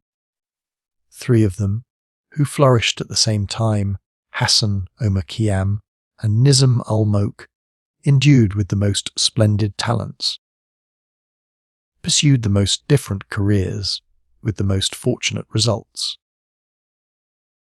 They shone among the constellations of mighty minds of their age, like the 3 stars in Orion's belt, Omar Khayyam, as an astronomer and philosophical poet, Nizam al-Mulk as Grand Vizier, and Hassan ben Sabah as the head of a sect and founder of the Assassins. The first, useless in civil society, was innoxious by his Epicurean mode of life. The second was a beneficent, active, and learned statesman under 3 of the Seljoukide sultans, and the third, by his diabolical policy, became a pernicious scourge to humanity. The ambition of the latter burst forth even in his youth, when he endeavoured to lay the foundation of his fortune with his 2 schoolfellows by mutual promises. One of them, the Vizier Nizam al-Mulk, that is, order of rule, himself relates, in his character of historian, the obligations into which they entered, and their sequel. The general opinion is, said Hassan one day to the other 2, that the Imam's pupils are certain of their fortune. Now, let us promise each other that if this proves true of only one of us 3, he will share his good fortune with the other 2. Omar Khayyam and Nizam al-Mulk agreed to Hassan's proposal, with mutual engagements, the first too indolent to involve himself in politics, the second too magnanimous not to wish to share with the restless ambition of the third that prosperity which his great talents and honest industry ensured him in that career. Years elapsed, during which Nizam al-Mulk travelled through the countries of Khorasan, Mawarinair, Kiznin, and Kabul, and filled the lower offices of the state, till he at last attained, under Alp-Arslan, the great prince of the Seljuks, the highest post in the empire, that of Vizier. He received with honour his old school fellow, Omar Khayyam, who was the first to visit him, and mindful, as he himself relates, of his youthful promise, offered him his credit and influence in procuring him an office, which is the more probable, as Nizam's knowledge of the world convinced him that Khayyam's love for Epicurean enjoyments would reject the offer, and that, in any case, such a rival as vizier could never prove dangerous to him. Omar Khayyam thanked him, and merely requested peaceful leisure to devote himself, undisturbed, to the pursuit of the sciences, and as he constantly gave the same answer to Nizam, el-Mulk's repeated offers to make him vizier. The latter granted him an annual pension of 1,000 ducats, out of the revenues of Nishabur, in which place, removed from the turmoil of public affairs, and in the bosom of luxurious independence, he henceforward devoted his life to the cultivation of his genius and the sciences, and gained great fame as a poet and astronomer. Although his love of ease did not permit him to transmit his glory to posterity by any considerable work, yet he has preserved it in the history of Persian poetry merely by his 4-line strophes. These are unique in their kind.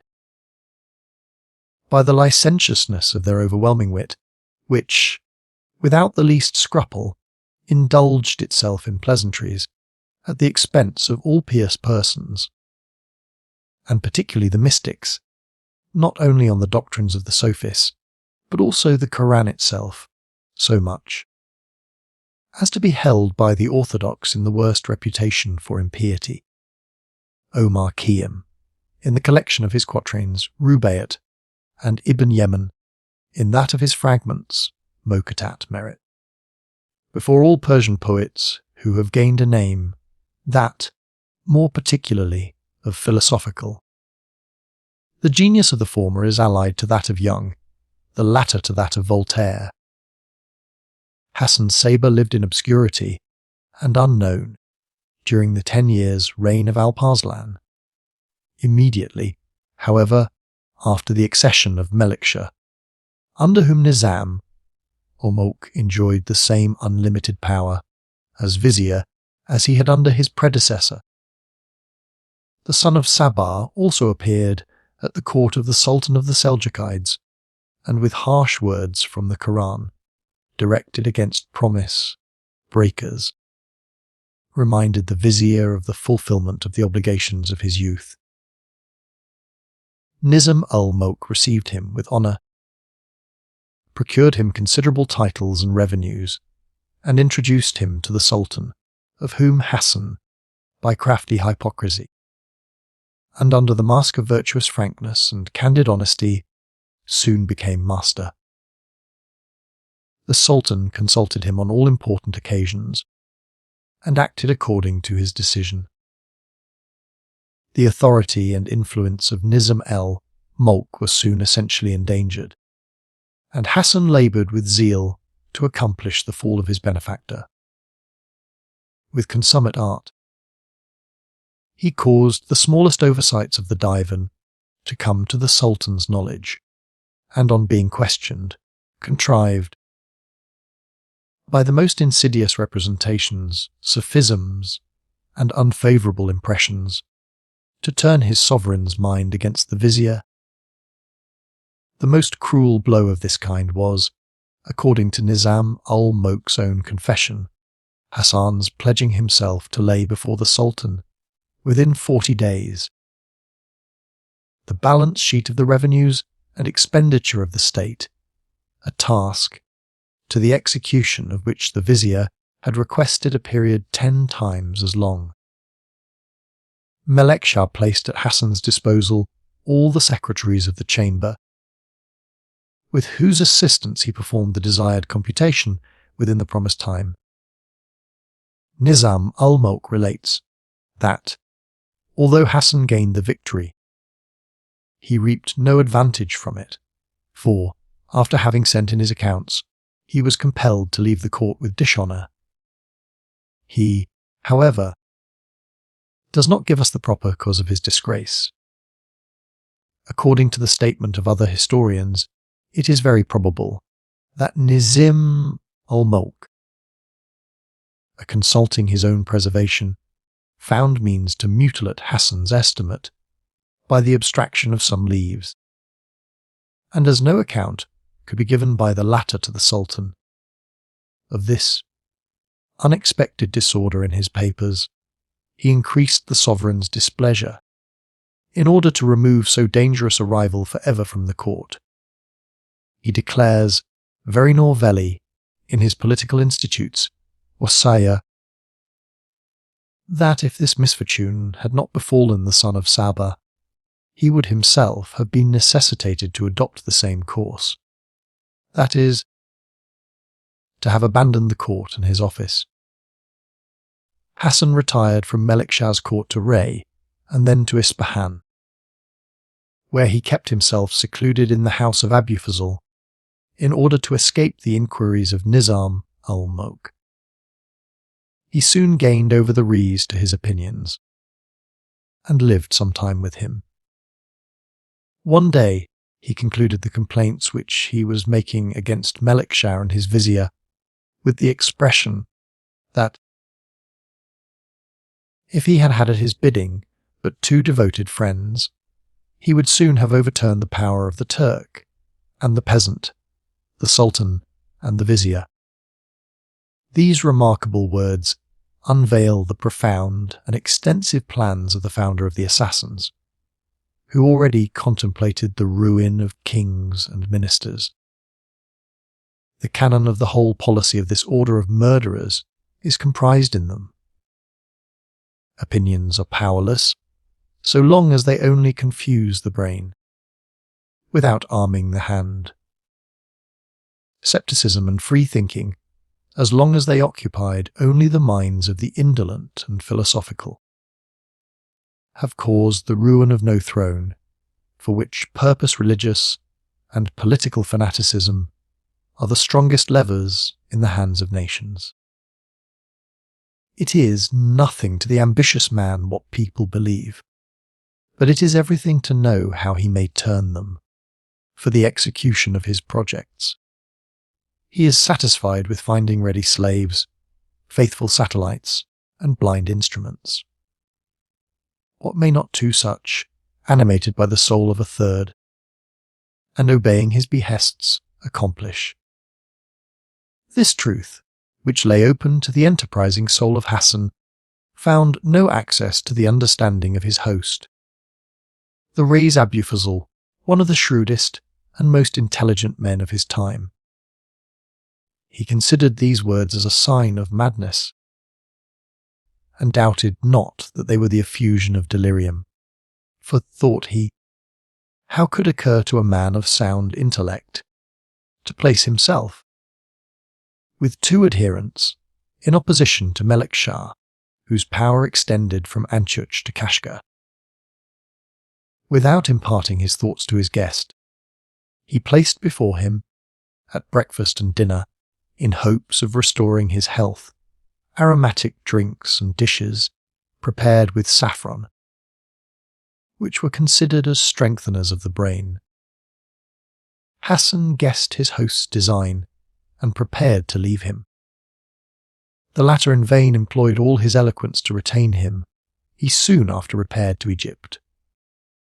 When, 20 years afterwards, Hassan had possessed himself of the strong fortress of Alamut, and the vizier Nizam al-Mulk had fallen under the daggers of his assassins,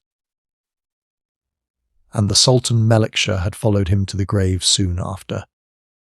The Reis Abu Fazl was at the castle, as one of the most zealous of Hassan's partisans.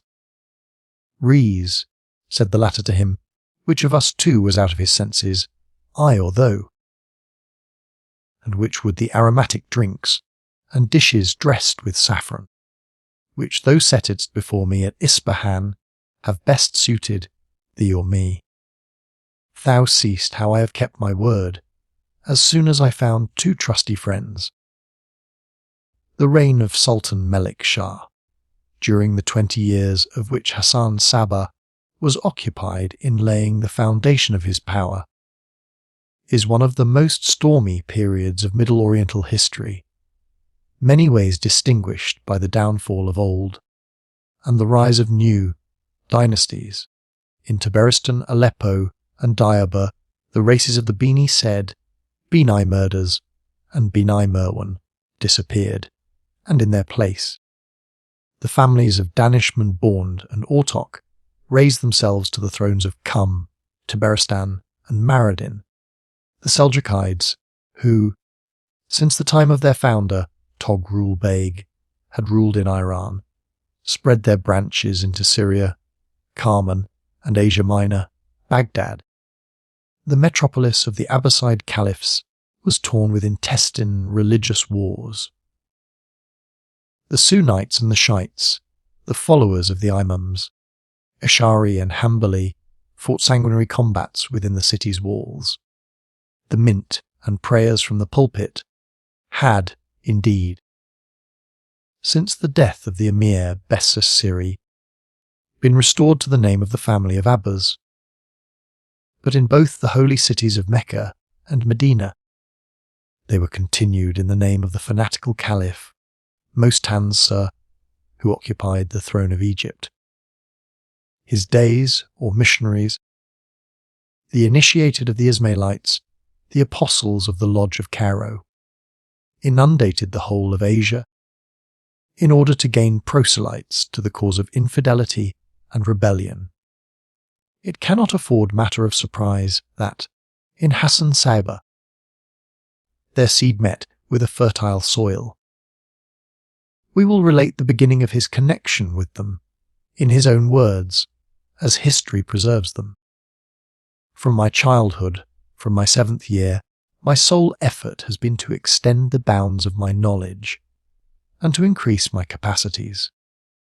Like my fathers, I was educated in the tenets of the 12 Imams, Imami, and I formed an acquaintance with an Ismailit Rifik, fellow, called Imaya Dirab, with whom I cemented bonds of friendship. My opinion was that the doctrine of the Ismailites was like that of the philosophers, and that the ruler of Egypt was one of the initiated. Whenever, therefore, Amaya spoke in favour of their principles, I disputed with him, and there was a great deal of discussion between us concerning points of faith. I did not in the least admit the justice of the reproaches which Amaya lavished on my sect. Nevertheless, they left a deep impression on my mind. In the meanwhile he left me, and I was attacked by a severe fit of illness, during which I blamed my obstinacy in not having embraced the doctrine of the Ismailites, which was the true one, and I dreaded lest, should death await me, from which God preserved me, I might die without obtaining a knowledge of the truth. At length I recovered, and met with another Ismailite, Abu Nedsham Sarraj, whom I questioned concerning the truth of his doctrine. Abunsham explained it to me in the most circumstantial manner that I came fully to understand it. Lastly, I found a Dey, missionary called Mumin, to whom the Sheikh Abdolnik Ben-Attash, the president of the missions of Iraq, had granted permission to exercise that office. I entreated him to accept my homage in the name of the Fatimid Caliph. This he at first refused, because I was of higher rank than himself. But as I urged it most pressingly, he at length acquiesced. Now, when the Sheikh Abdolmelik arrived at Ray, and had become acquainted with my opinions in conversation, my demeanour pleased him so, that he immediately invested me with the office of Dey, religious and political missionary. He said to me, "Thou must go to Egypt to enjoy the happiness of serving the Imam Most Hansa, the reigning Fatimid Caliph." On the Sheikh Abdolmelik's departure from Ray on his route to Ispahan, I journeyed into Egypt. Hassan then had been already initiated in Persia in the Ismailit mysteries of atheism and immorality, and had even been deemed worthy to become a teacher and promulgator of them. The fame of his great talents, and the authority which he had enjoyed at the court of Melik Shah, preceded him, and the Caliph Mohammed II, delighted with the acquisition of such a partisan, received him with honour and distinction. The chief of the missionaries, or Grand Master of the Lodge, Dale Dote, the Sheriff Tor Kaswimi, and some other persons of rank and influence, were dispatched to the frontiers to meet him. Most Tansa assigned him a residence in the city, and welcomed him in the person of his ministers and court dignitaries, and loaded him with marks of honour and favour. According to some, Hassan remained 18 months at Cairo, during which, although the Caliph had no personal interview with him, he interested himself in everything that concerned him, and even spoke of him in terms of the highest eulogium.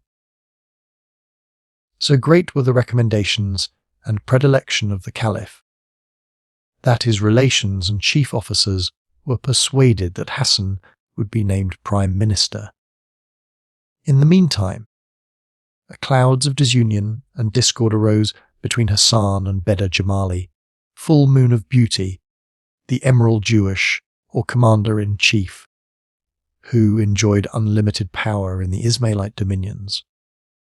The cause was the great dissensions, which, at that period, took place relating to the succession to the Egyptian throne. The Caliph had declared his son, Nizar, his legitimate successor, while a faction, headed by Beda Jamali, asserted that his other son, Mustiali, who eventually succeeded him, was alone worthy to be so.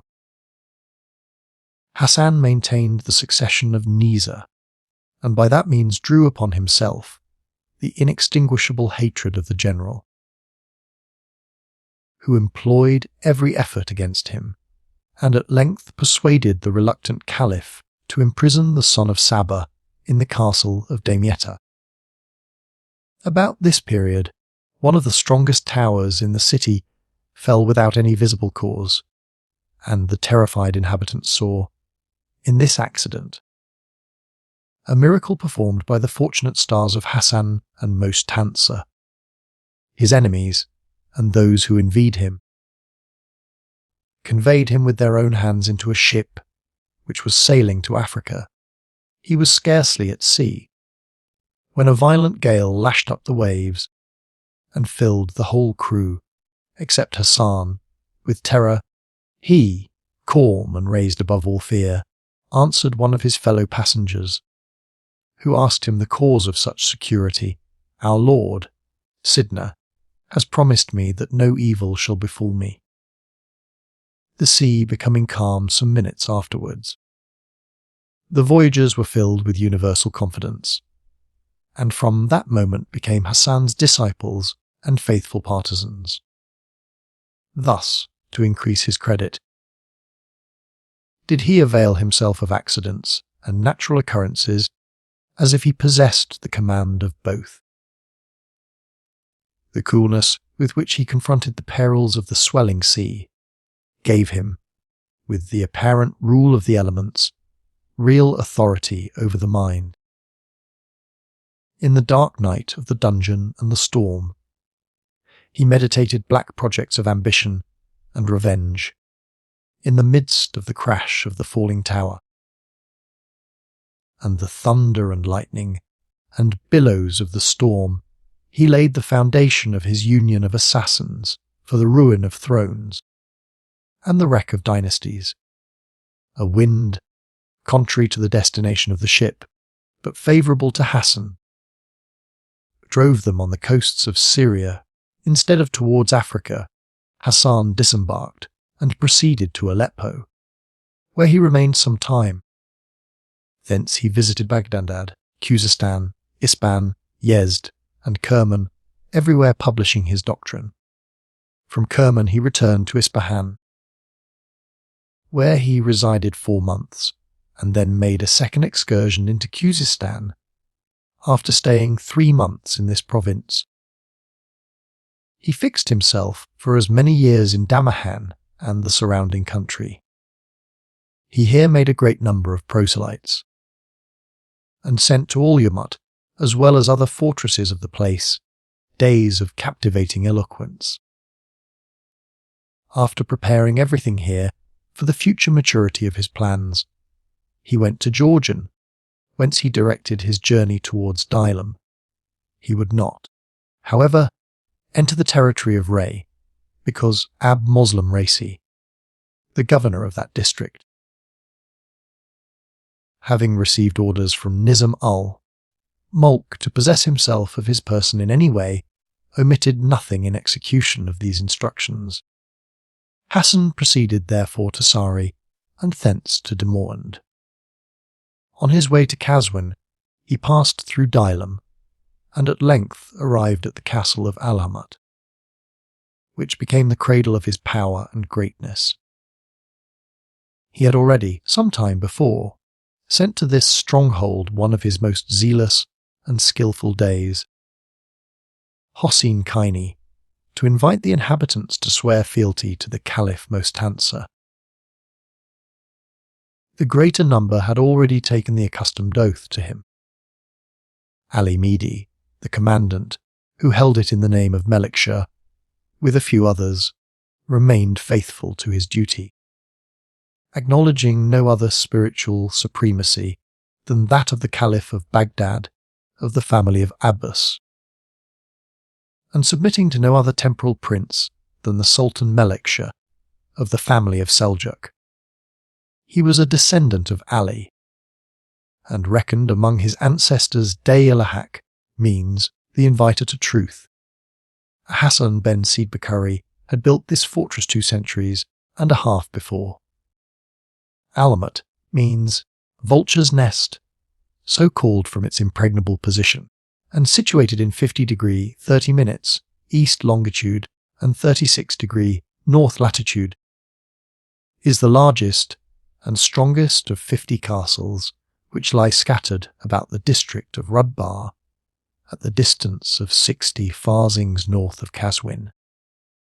It is a mountainous country on the confines of Dilam and Iraq, watered by the Shaurad or King's River. 2 streams bear this name, one of which rises in Mount Thorkan, near Kaswin, the other in Mount Shir, and flows through the district, Rudbar of Ulwamut. Rudbar means riverland, and is applied to another district, as well as this northern one, which is called of Alamut, to distinguish it from the southern Rudbar of Law, which is situated near Ispahan, and is watered by the river of life, Sendrad, as the former is by the King's River, Shaurad.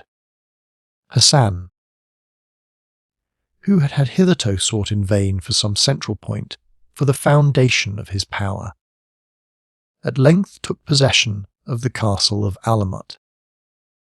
On the night of Wednesday, the 6th of the month Redshib, in the 483rd year after the flight of Muhammad, and the 1090th after the birth of Christ, 7 centuries before the French Revolution, whose first movers were the tools or leaders of secret societies which, like the Ismailites, then openly attempted what they had in secret contemplated: the overthrow of thrones and altars.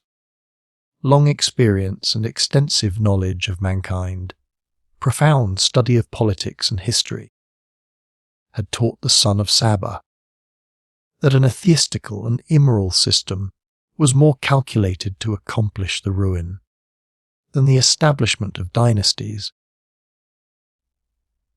and the confusion rather than the ordering of states, that lawlessness may be the canon of the ruler, but ought never to be the code of the subject, that the many are only held together by the few by the bridle of the law, and that morality and religion are the best sureties of the obedience of nations and the security of princes. initiated into the highest grade of the Lodge of Cairo. He clearly penetrated their plan of boundless ambition, whose object was nothing less than the destruction of the Caliphate of the Abbasides and the raising new thrones on their ruins. He, who had till now acted as Dey or religious, nuncio and political envoy, in the name of the Fatimid Caliph, most hands sir, formed the resolution of securing power to himself instead of his superior, and did not apply himself to the destruction of the works of foreign wisdom and policy, so much as to found and fortify the edifice of his own, since, in the opinion of the Muslimin, the supreme dominion was always vested in the person of the Imam Caliph, and the people were merely divided as to whether this was legally inherited by the families of Umayyah, Abbas, or Fatima.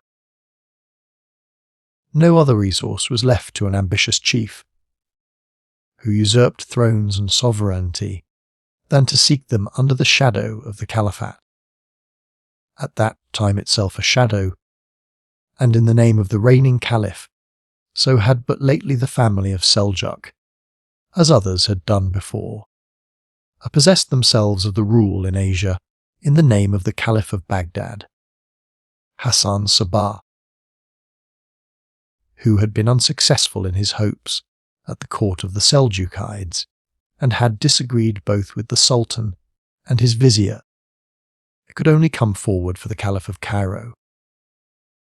In his name, and under the appearance of the strictest piety, he gained disciples, ostensibly, for the Caliphate of Cairo and religion, but in reality for himself and the projects of his lawless ambition.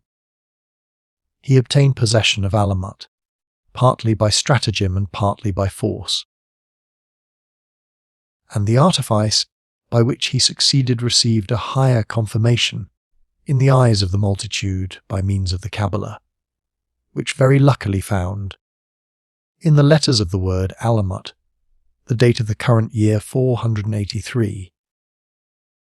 Hassan adopted the same trick against Methodi, the commandant of the castle, in the name of the Sultan Melik Shah, which history mentions as having been used at the foundation of Carthage and other cities.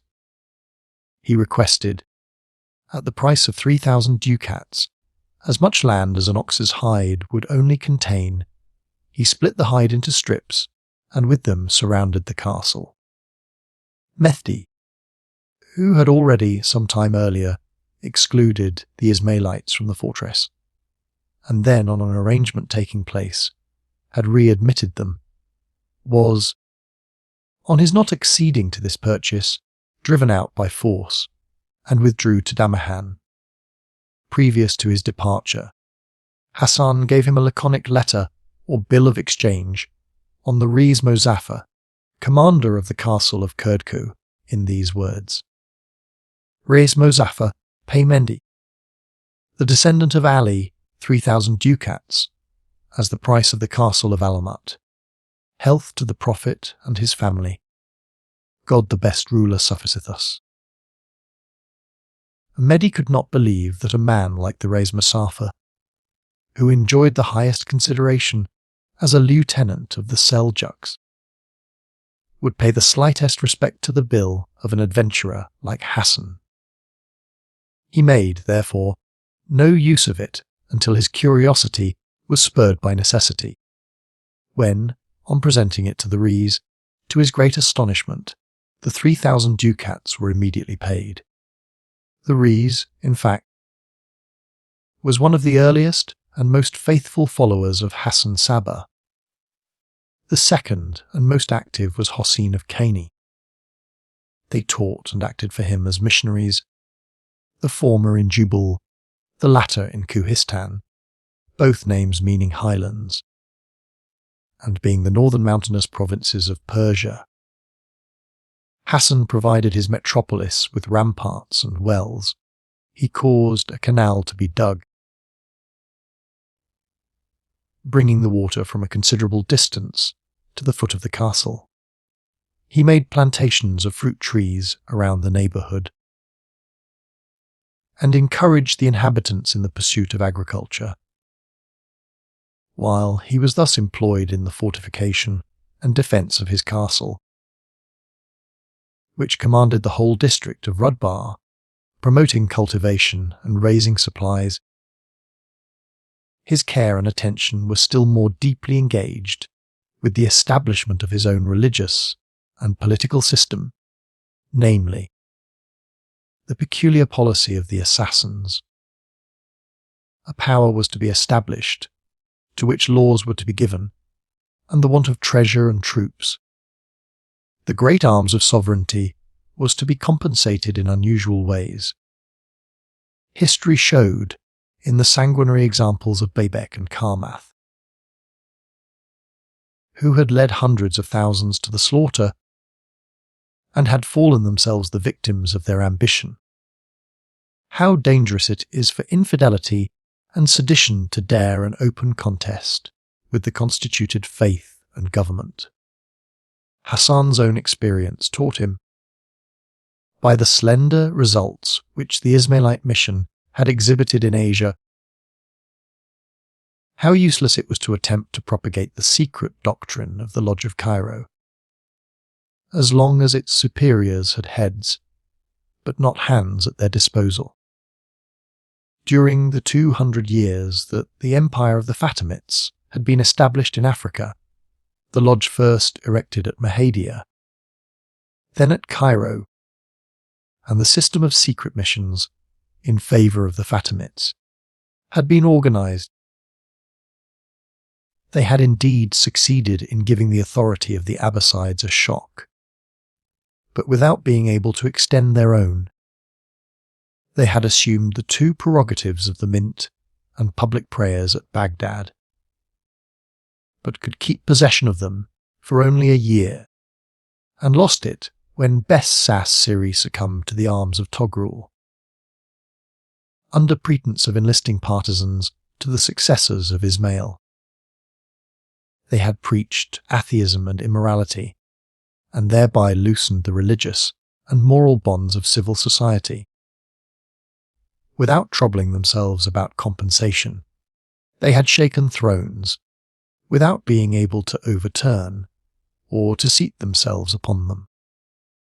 Nothing of this escaped Hassan's deep reflections, and as he had not been successful in the usual routine of ministerial ambition, in playing a part in the empire of the Seljukides, he afterwards, as nuncio and envoy, paved the way to his own power, and planned a system of administration of his own.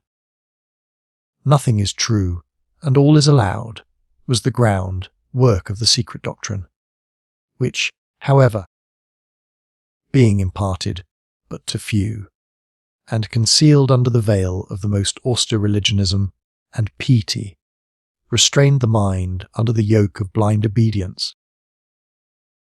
By the already adopted reign of the positive commands of Islamism, the more strictly, the more temporal submission and devotion were sanctioned by eternal rewards and glory. Hitherto, the Ismailites had only masters and fellows, namely, the Deys or emissaries, who, being initiated into all the grades of the secret doctrine, enlisted proselytes, and the Refiq, who, gradually entrusted with its principles, formed the great majority. It was manifest to the practical and enterprising spirit of Hassan that, in order to execute great undertakings with security and energy, a third class would also be requisite, who, never being admitted to the mystery of atheism and immorality which snap the bonds of all subordination, were but blind and fanatical tools in the hands of their superiors, that a well-organized political body needs not merely heads, but also arms, and that the master required not only intelligent and skillful fellows, but also faithful and active agents. These agents were called fedevi, means the self-offering or devoted. The name itself declares their destination, how they afterwards, in Syria, obtained that of the Hashashin or assassins, we shall explain hereafter. When we speak of the means employed to animate them to blind obedience and fanatical self-devotion, being clothed in white, like the followers of Mukanna 300 years before, in Transoxana, and still earlier, the Christian neophytes, and in our own days. The pages of the Sultan, they were termed Mobis, the white, or likewise, Mohammed the red, because they wore, with their white costume, red turbans, boots, or girdles, as in our own day do the warriors of the Prince of Lebanon, and at Constantinople the Janissaries and Bostanges as bodyguard of the Seraglio, habited in the hues of innocence and blood, and of pure devotion and murder, armed with daggers, culteleferi, which were constantly snatched forth at the service of the Grand Master. They formed his guard, the executioners of his deadly orders, the sanguinary tools of the ambition and revenge of this order of assassins. The Grand Master was called Sidna, Sidney, our Lord, and commonly Sheik-ul-Jebel, the Sheik, the old man or supreme master of the mountain, because the order always possessed themselves of the castles in the mountainous regions, both in Iraq, Kohistan, and Syria, and the Ancient of the Mountains resided in the mountain fort of Alamut, robbed in white, like the Ancient of Days in Daniel. He was neither king nor prince in the usual sense of the word, and never assumed the title either of sultan, melik, or emir, but merely that of sheik, which to this day the heads of the Arab tribes, and the superiors of the religious order of the Sophists and dervishes bear. His authority could be no kingdom or principality, but that of a brotherhood or order. European historians, therefore, fall into a great mistake in confounding the empire of the assassins with hereditary dynasties, as in the form of its institution it was only an order like that of the Knights of St. John, the Teutonic Knights, or the Templars. The latter of these, besides the Grand Master and Grand Priors and religious nuncios, had also some resemblance to the assassins in their spirit of political interference and secret doctrine.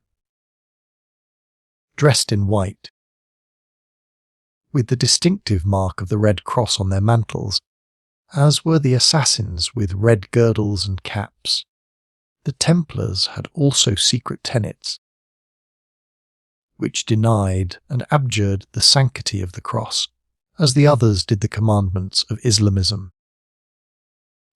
The fundamental maxim of the policy of both was to obtain possession of the castles and strong places of the adjacent country, and thus without pecuniary or military means, to maintain an imperium in imperio, to keep the nations in subjection as dangerous rivals to princes.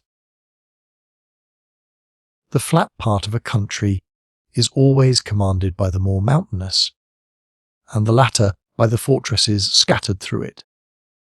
To become masters of these by stratagem or force, and to awe princes either by fraud or fear, and to arm the murderer's hand against the enemies of the order, was the political maxim of the assassins. Their internal safety was secured by the strict observance of religious ordinances, their external by fortresses and the poniard. From the proper subjects of the order, or the profane, was only expected the fulfilment of the duties of Islamism, even of the most austere, such as refraining from wine and music. From the devoted satellites was demanded blind subjection and the faithful use of their daggers. The emissaries, or initiated, worked with their heads, and led the arms in execution of the orders of the sheik, who, in the centre of his sovereignty, tranquilly directed, like an animating soul, their hearts and poniards, to the accomplishment of his ambitious projects. Immediately under him the Grand Master stood the Daelbtba, Grand Recruiters or Grand Priors, his lieutenants in the 3 provinces to which the power of the order extended, namely Jubal, Kuhistan, and Syria. Beneath them were the Dai, or religious nuncius, and political emissaries in ordinary, as initiated masters.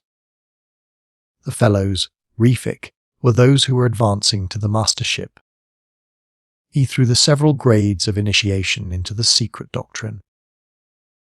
The guards of the order, the warriors, were the devoted murderers, Fedevi, and the Lassic, aspirants, seem to have been the novices or lay brethren.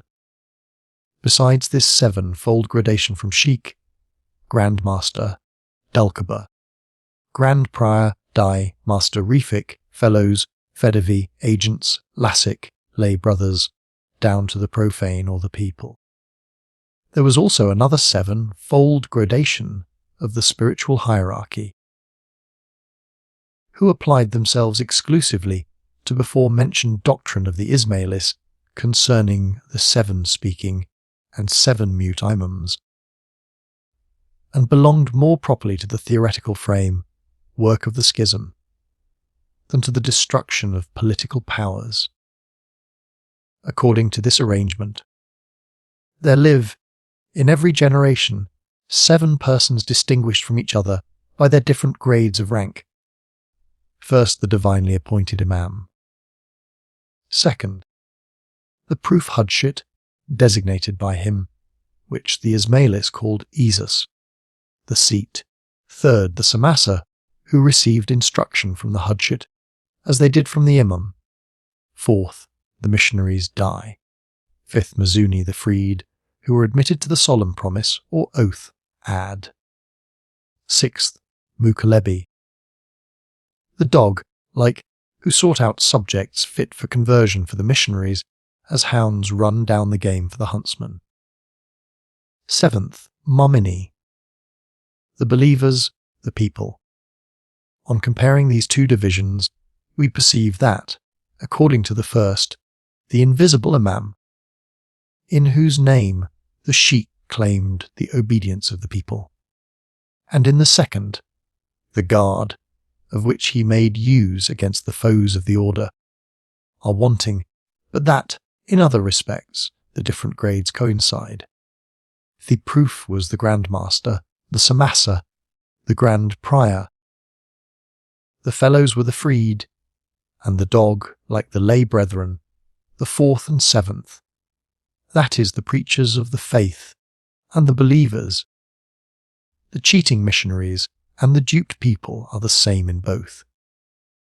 We have seen above that the first founder of secret societies in the heart of Islamism, Abdullah Mamun, the son of Qadr, established 7 degrees of his doctrine, for which reason, as well as their opinions concerning the 7 Imams, his disciples obtained the by name of Seveners.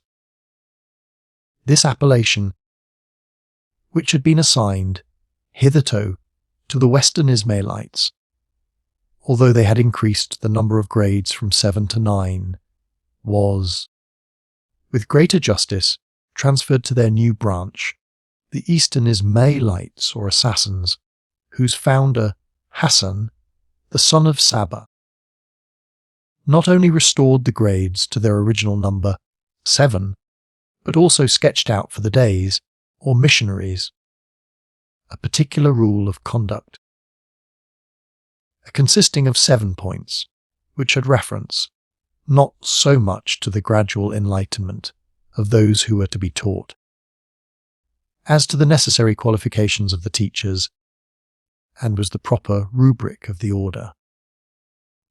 The introductory rule was called a Shinai risk, knowledge of the calling, and comprised the maxims of the knowledge of mankind, necessary to the selection of subjects, suited to the initiated. Several proverbs of much vogue among the days had relation to this, they contained a sense different from their literal meaning. So not in barren soil. Speak not in a house. Where there is a lamp, implied, waste not your words on the incapable. Venture not to speak them in the presence of a lawyer. For it was equally dangerous to engage with blockheads as with men of tried knowledge and probity, because the former misunderstand, and the latter unmask the doctrine, and neither would be available either as teachers or instruments. These allegorical sentences and the prudential rules so necessary to avoid all chance of discovery remind us of a secret society of high antiquity, and a celebrated order of modern times, in short, of Pythagoras and the Jesuits. The mysterious adages of the former, which have come down to us, and whose peculiar sense is now unintelligible, were probably nothing more than similar maxims to the initiated in his doctrine, and the political prudence in the selection of subjects fit for the different designs of a society reached the highest perfection in that of Jesus. Thus the Pythagoreans and the Jesuits have a resemblance to the assassins. The second rule of conduct was called tenis, gaining confidence, and taught them to gain over candidates by flattering their inclinations and passions. As soon as they were won, it was requisite, in the third place, to involve them by 1,000 doubts and questions concerning the positive religious commands and absurdities of the Koran, in a maze of scruples which were not to be resolved, and of uncertainty which was not to be disentangled. In the fourth place followed the oath,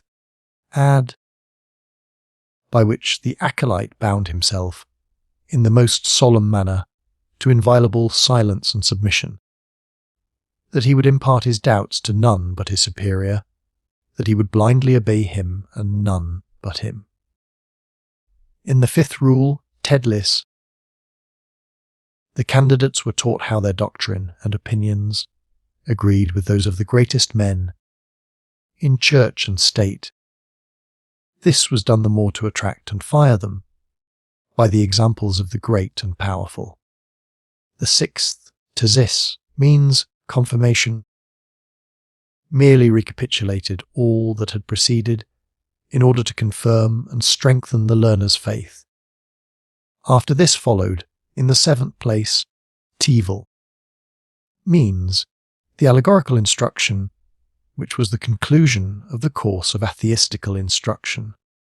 In tevel, the allegorical explanation, in opposition to tensel, or the literal sense of the divine word, was the principal essence of the secret doctrine, from which they were named Batini. The esoterics, to distinguish them from the Jaheri, or followers of the outward worship, by means of this crafty system of exposition and interpretation, which, in our own days, has often been applied to the Bible. Articles of faith and duties became mere allegories, the external form merely contingent, the inner sense alone essential, the observance or non-observance of religious ordinances and moral laws equally indifferent. Consequently, all was doubtful and nothing prohibited. This was Theokmuth, the philosophy of the assassins, which was not imparted by the founder to the majority, but reserved only for a few of the initiated and principal leaders, while the people were held under the yoke of the strictest exercise of the precepts of Islamism. His greatest policy consisted in designing his doctrine of infidelity and immorality, not for the ruled, but only for the rulers, in subjecting the tensely reined and blind obedience of the former to the equally blind, but unbridled despotic commands of the second, and thus he made both serve the aim of his ambition, the former by the renunciation, the latter by the full gratification of their passions. Study and the sciences were, therefore, the lot of only a few who were initiated, for the immediate attainment of their objects. The order was less in need of heads than arms, and did not employ pens, but daggers, whose points were everywhere, while their hilts were in the hand of the Grand Master. No sooner had Hassan Sabah obtained possession of the castle of Alamut,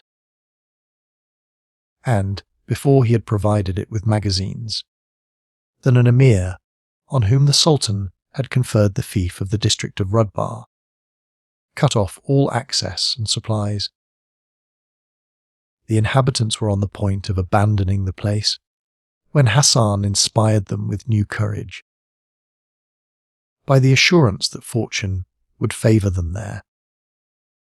They remained, and the castle henceforth received the name of the Abode of Fortune.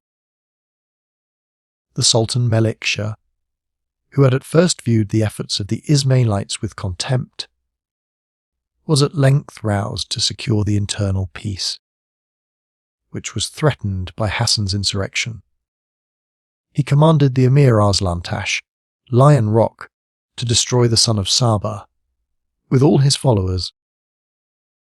The latter, although he had only 70 companions and few provisions, defended himself courageously until the deputy Abu Ali, who was collecting, as day, troops and disciples in Qazwin, sent 300 men, who, during the night, having formed a junction with the garrison, and falling upon the besiegers, put them to flight. Sultan Melik Shah, being awakened to serious consideration by this check, sent Kizil Sarik, one of his most confidential officers, with troops of Khorasan, against Hossein Kaini, Hassan Sabah's Dai, who was spreading the principles of sedition throughout the provinces of Kihistan. Hossein retreated to a castle in the district Muminabad, where he was not less straitened than Hassan had been in Alamut. The latter now thought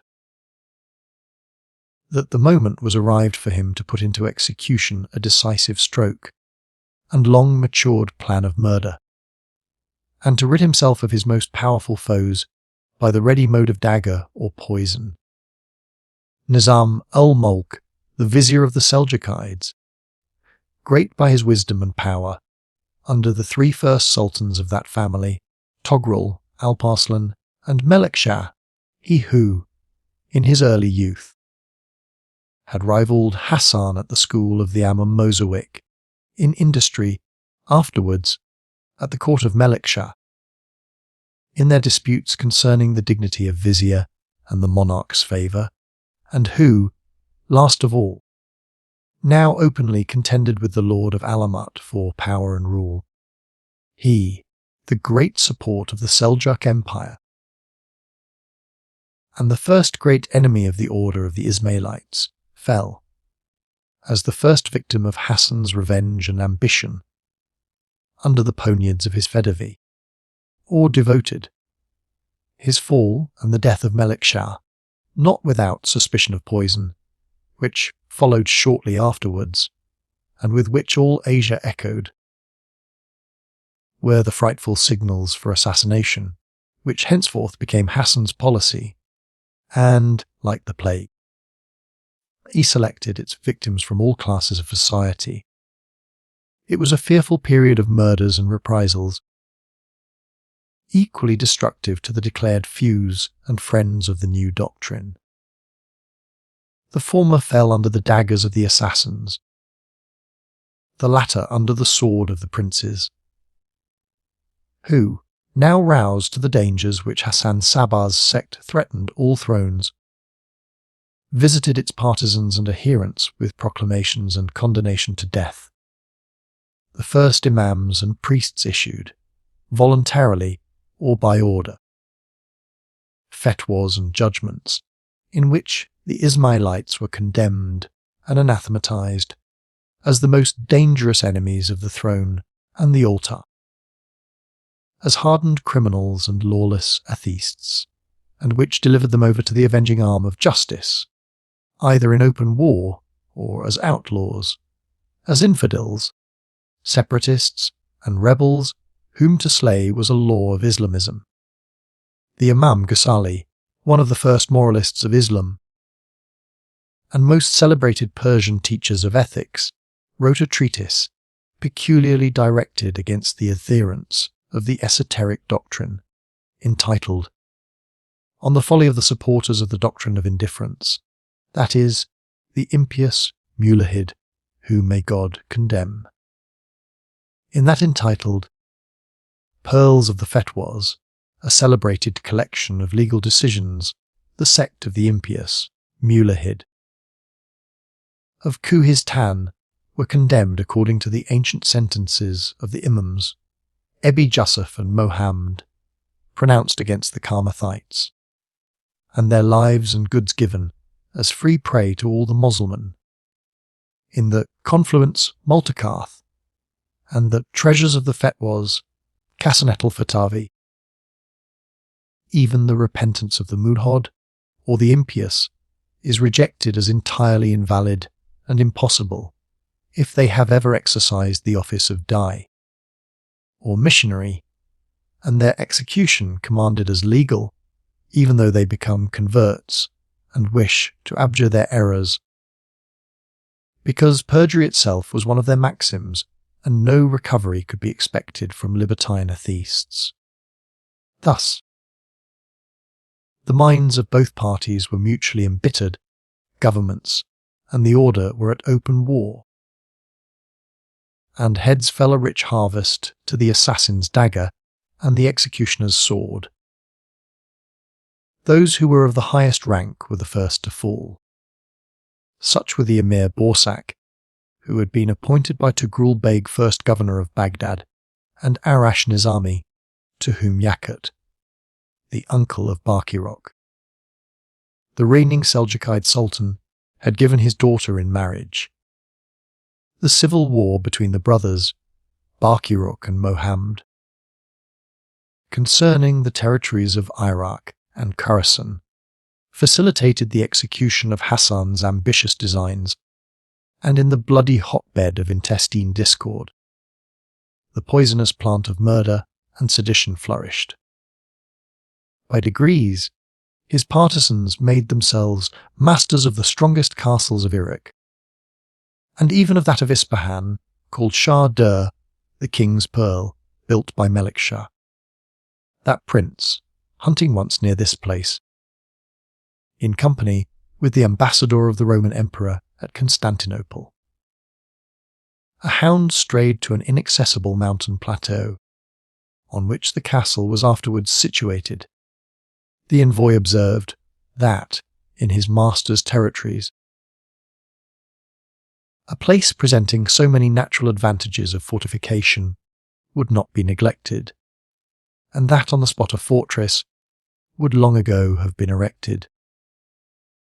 The Sultan availed himself of the ambassador's suggestion and the situation, and the castle was built, which was wrested by the Ismailites out of the hands of its commander.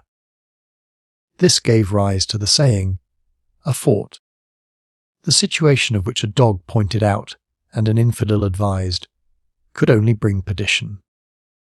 Besides Theking's pearl, they took also the castles of Durkal and Kalanjan, near Ispahan, the last, 5 farsings distant from that city, the castle of Wastamkua, near Abar, those of Tambur and Kalokan, between Fars and Kuistan, those of Damakan, Faruska, and Kurdku in the province of Komis, and lastly, in Kuistan, those of Tabs, Kain, Toon, and several others in the district of Muminabad. Abulfeta, Hassan's nephew, captured Ezdahan, and Ki Busurgomid took Lamza, both of them being, together with Riz Mozaffar and Hossein Kaini, as Deys, energetic promulgators of the doctrine, and supporters of the greatness of Hassan Sabah, whose most intimate friends and confidants they were, as Abubek, Omar, Osman, and Ali had been those of the Prophet. The acquisition of these fortresses, excepting those of Alamut and Mustamku, which came into the possession of the Ismailites 10 years earlier, happened the year after the taking of Jerusalem by the Crusaders. Christianity and infidelity, the cross of the pious warriors and the dagger of the assassins, at the same time, conspired the ruin of Mohammedanism and its monarchies. For a long period, the assassins have only been known to Europe by the accounts of the Crusaders, and recent historians have dated their appearance in Syria later than it really took place. They, however, appeared in Palestine contemporaneously with the Crusaders, for already in the first year of the 12th century of the Christian era, Jelaleddin, Prince of Emesa, fell beneath their daggers as he was hastening to the relief of the Castle of the Cords, Hosnal occurred, which was besieged by the Count St. Gilles.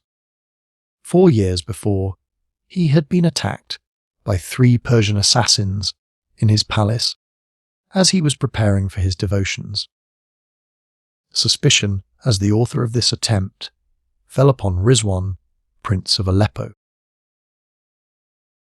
The political opponent of Jelaleddin and a great friend of the assassins, who had gained him over by the agency of one of their emissaries, a physician who was also an astrologer, and thus doubly qualified to deceive himself and others, without having recourse to the false doctrine of his order.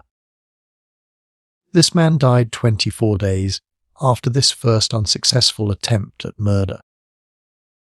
But the sanguinary views of the order were not extinguished with him. His place was supplied by a Persian goldsmith, one Abu Taharasay, who inflamed the Prince of Aleppo, Rizwan, to deeds of blood. This chieftain, who was constantly at enmity with the Crusaders, and his brother, Dokak, Prince of Damascus, favoured the emigration and colonisation of the Batani, or assassins, as their doctrine was agreeable to him, he being but a bad Moslem and a freethinker. He entered into the closest tie of friendship with them, and forgot, in the pursuit, his infidelity and short-sighted policy, the interest of his people and posterity. Sarmin, a strong place only a day's journey south of Aleppo, became the residence of a bullfetter, the nephew of Hassan Sabah, who was his grand prior in Syria, as were Hossein Kaini, the Riz Mozaffar, and Busurgomid in Kuhistan, Qomis, and Iraq. A few years afterwards, when the inhabitants of Apamea besought the assistance of Abu Taharasay, the commandant of Sarmin, against their Egyptian governor, Caliph, he caused him to be assassinated, and took possession of the town in the name of Rizwan, Prince of Aleppo, and remained in command of the citadel. He could not, however, resist Tancred, to whom the town surrendered, and who, contrary to his promise, carried Abu Tahir prisoner to Antioch, and only released him on receiving a ransom. The Arabian historian Jelaleddin, for this reason, accused Tancred of forfeiting his word, and on the other hand, Albert of Aix, the Christian annalist of the Crusades, blames him for granting so vile a ruffian so much as his life.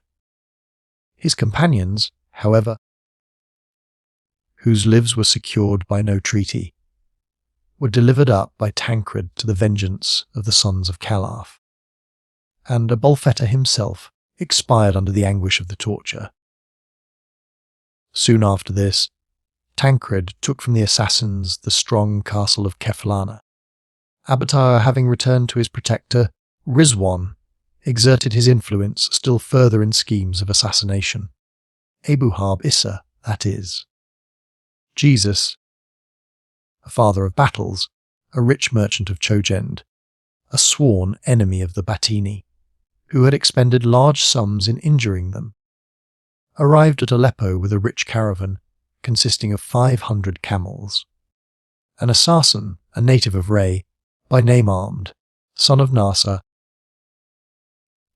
had accompanied him from the borders of Khorasan, watching an opportunity to avenge on his person the blood of a brother who had fallen under the blows of Abu Harb's people. On his arrival at Aleppo, the murderer had a conference with Bubtaha and his protector, Rizwan, whom he won the more easily to his purposes, as the richness of the booty and Abu Harb's known hostility to the assassins invited to vengeance. Bubtaha provided assassins and Rizwan guards for the execution of the dead.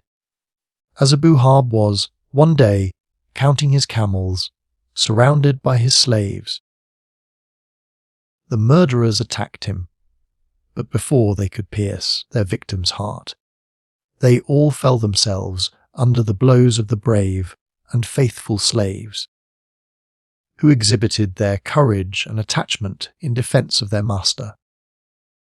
The princes of Syria, to whom Abu Harb communicated this attack, loaded Rizwan with reproaches for this scandalous breach of hospitality. He excused himself with the lie that he had no share in the transaction, and added, to the universal horror of his deed, the public contempt which eventually falls to the lot of all liars. Bubtaha, in order to escape the daily increasing rage of the inhabitants of Aleppo against the Ismailites, returned into his own country to his sanguinary associates. As unsuccessful as their enterprise against Apamia was the attack of the Bathanites on Shiza, of which they wished to deprive the family of Munkad and subject it to themselves. While the inhabitants of this castle had gone into the town to participate in the festivities of the Christians, at the celebration of Easter, the assassins took possession of it and barricaded the gates. On the return of the inhabitants, they were drawn up through the windows with ropes by their wives during the night and drove out the assassins. Soon after, Mudud, the prince of Mosul, fell under their daggers at Damascus, as he was walking with Toghtehin, the prince of that city, on a feast day in the forecourt of the great mosque. An assassin stabbed him, for which he lost his head on the spot. In the same year died Rizwan, the prince of Aleppo, the great protector of the Ismailites, who made use of their swords and daggers for the defence and extension of his power. His death was the signal of theirs. The Ainuch Lulu, who, with Rizwan's son, Akraz, a youth of 16, carried on the government, commenced it with condemning to death all the Bathanites, which sentence was executed less in a legal manner than in a promiscuous carnage. No less than 300 men, women, and children were cut in pieces, and about 200 thrown into prison alive. Abul Feta, not the one who was tortured to death by the sons of Khalaf, but a son of Abu Taher, the goldsmith, and his successor after his return to Persia, as head of the assassins in Syria, met with a fate no less horrible and merited than his namesake.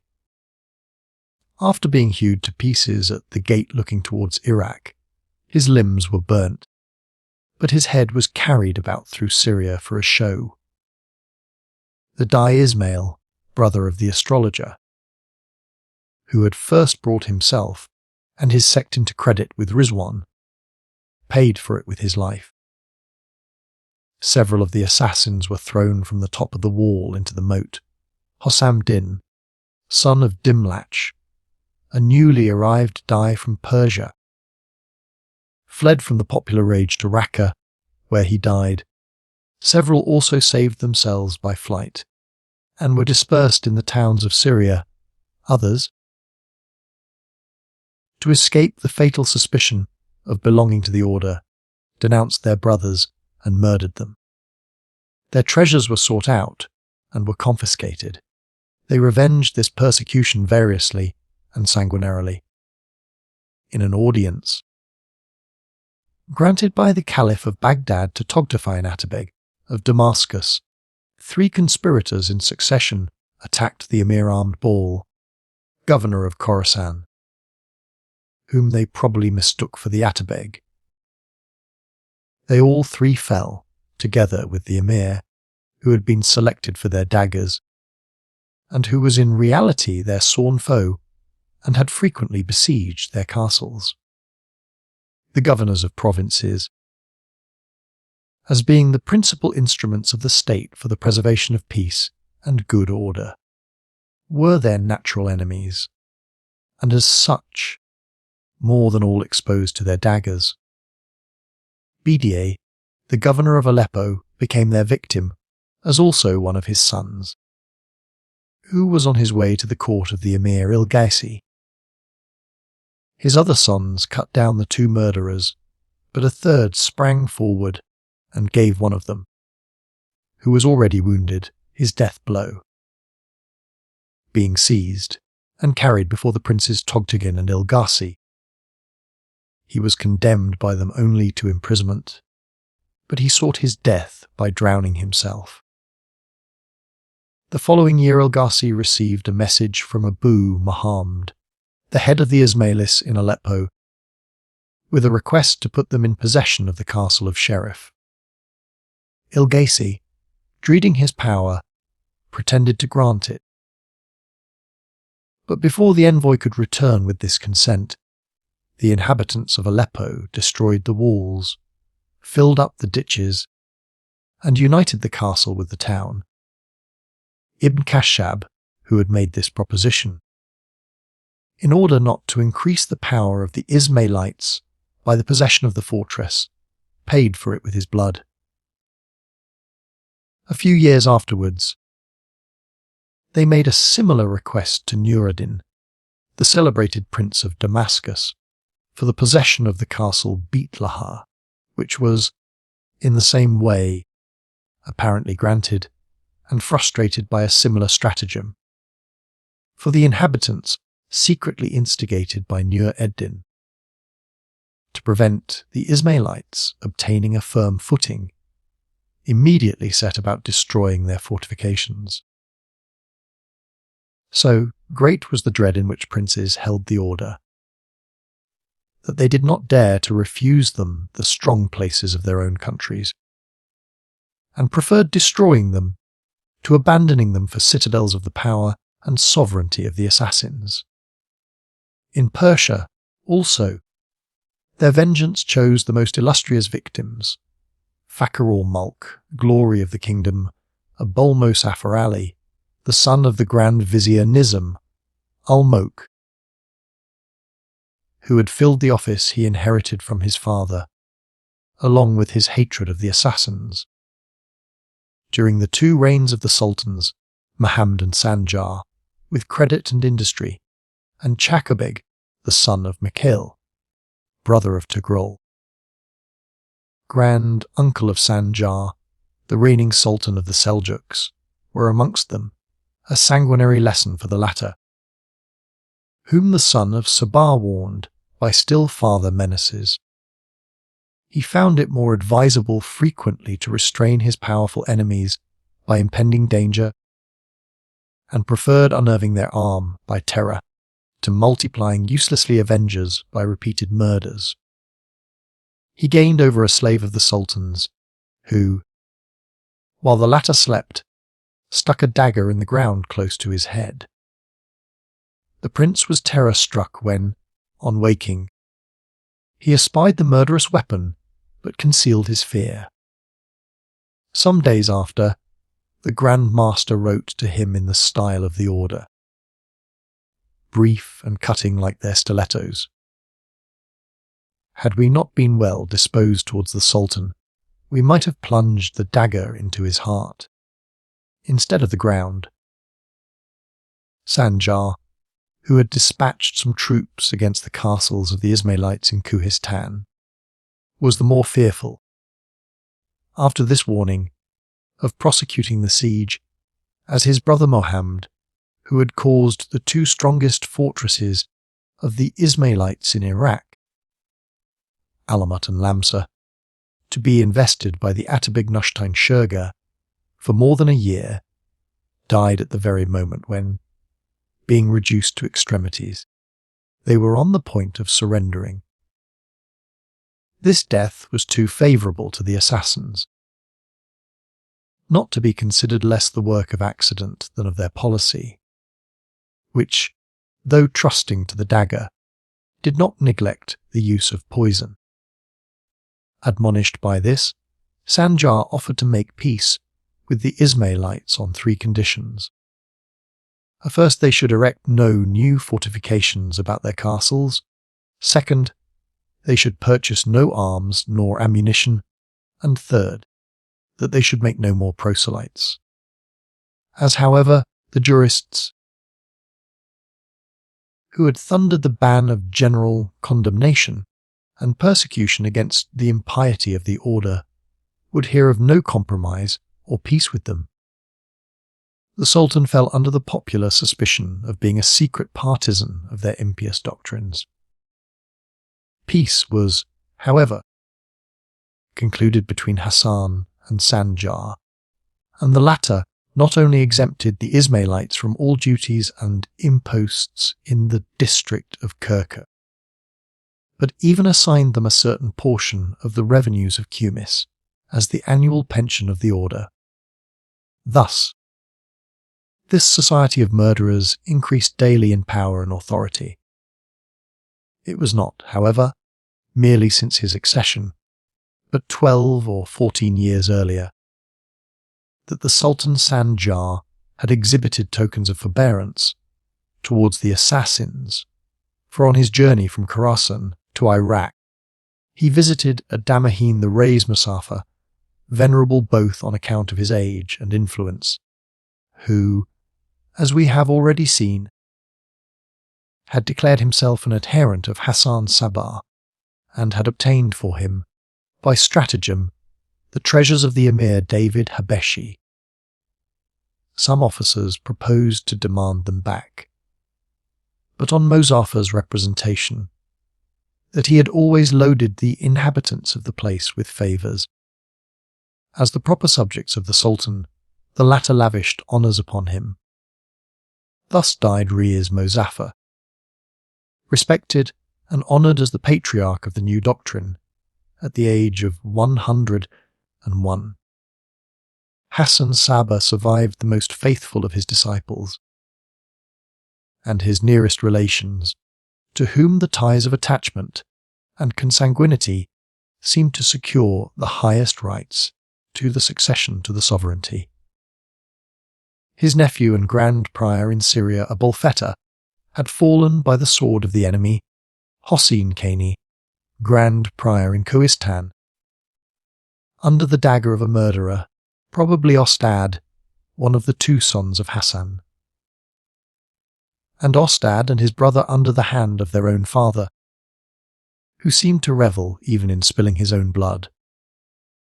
Without proof or measure of guilt, he sacrificed them, not to offended justice, but apparently to mere love of murder, and that terrific policy, by virtue of which the order snapped all ties of relationship or friendship to bind the more closely those of impiety and slaughter. Ostad means the master, probably so called because the public voice had destined him as the successor of his father as Grand Master, was put to death on the mere suspicion of being concerned in Hossein's murder and his brother because he had drunk wine.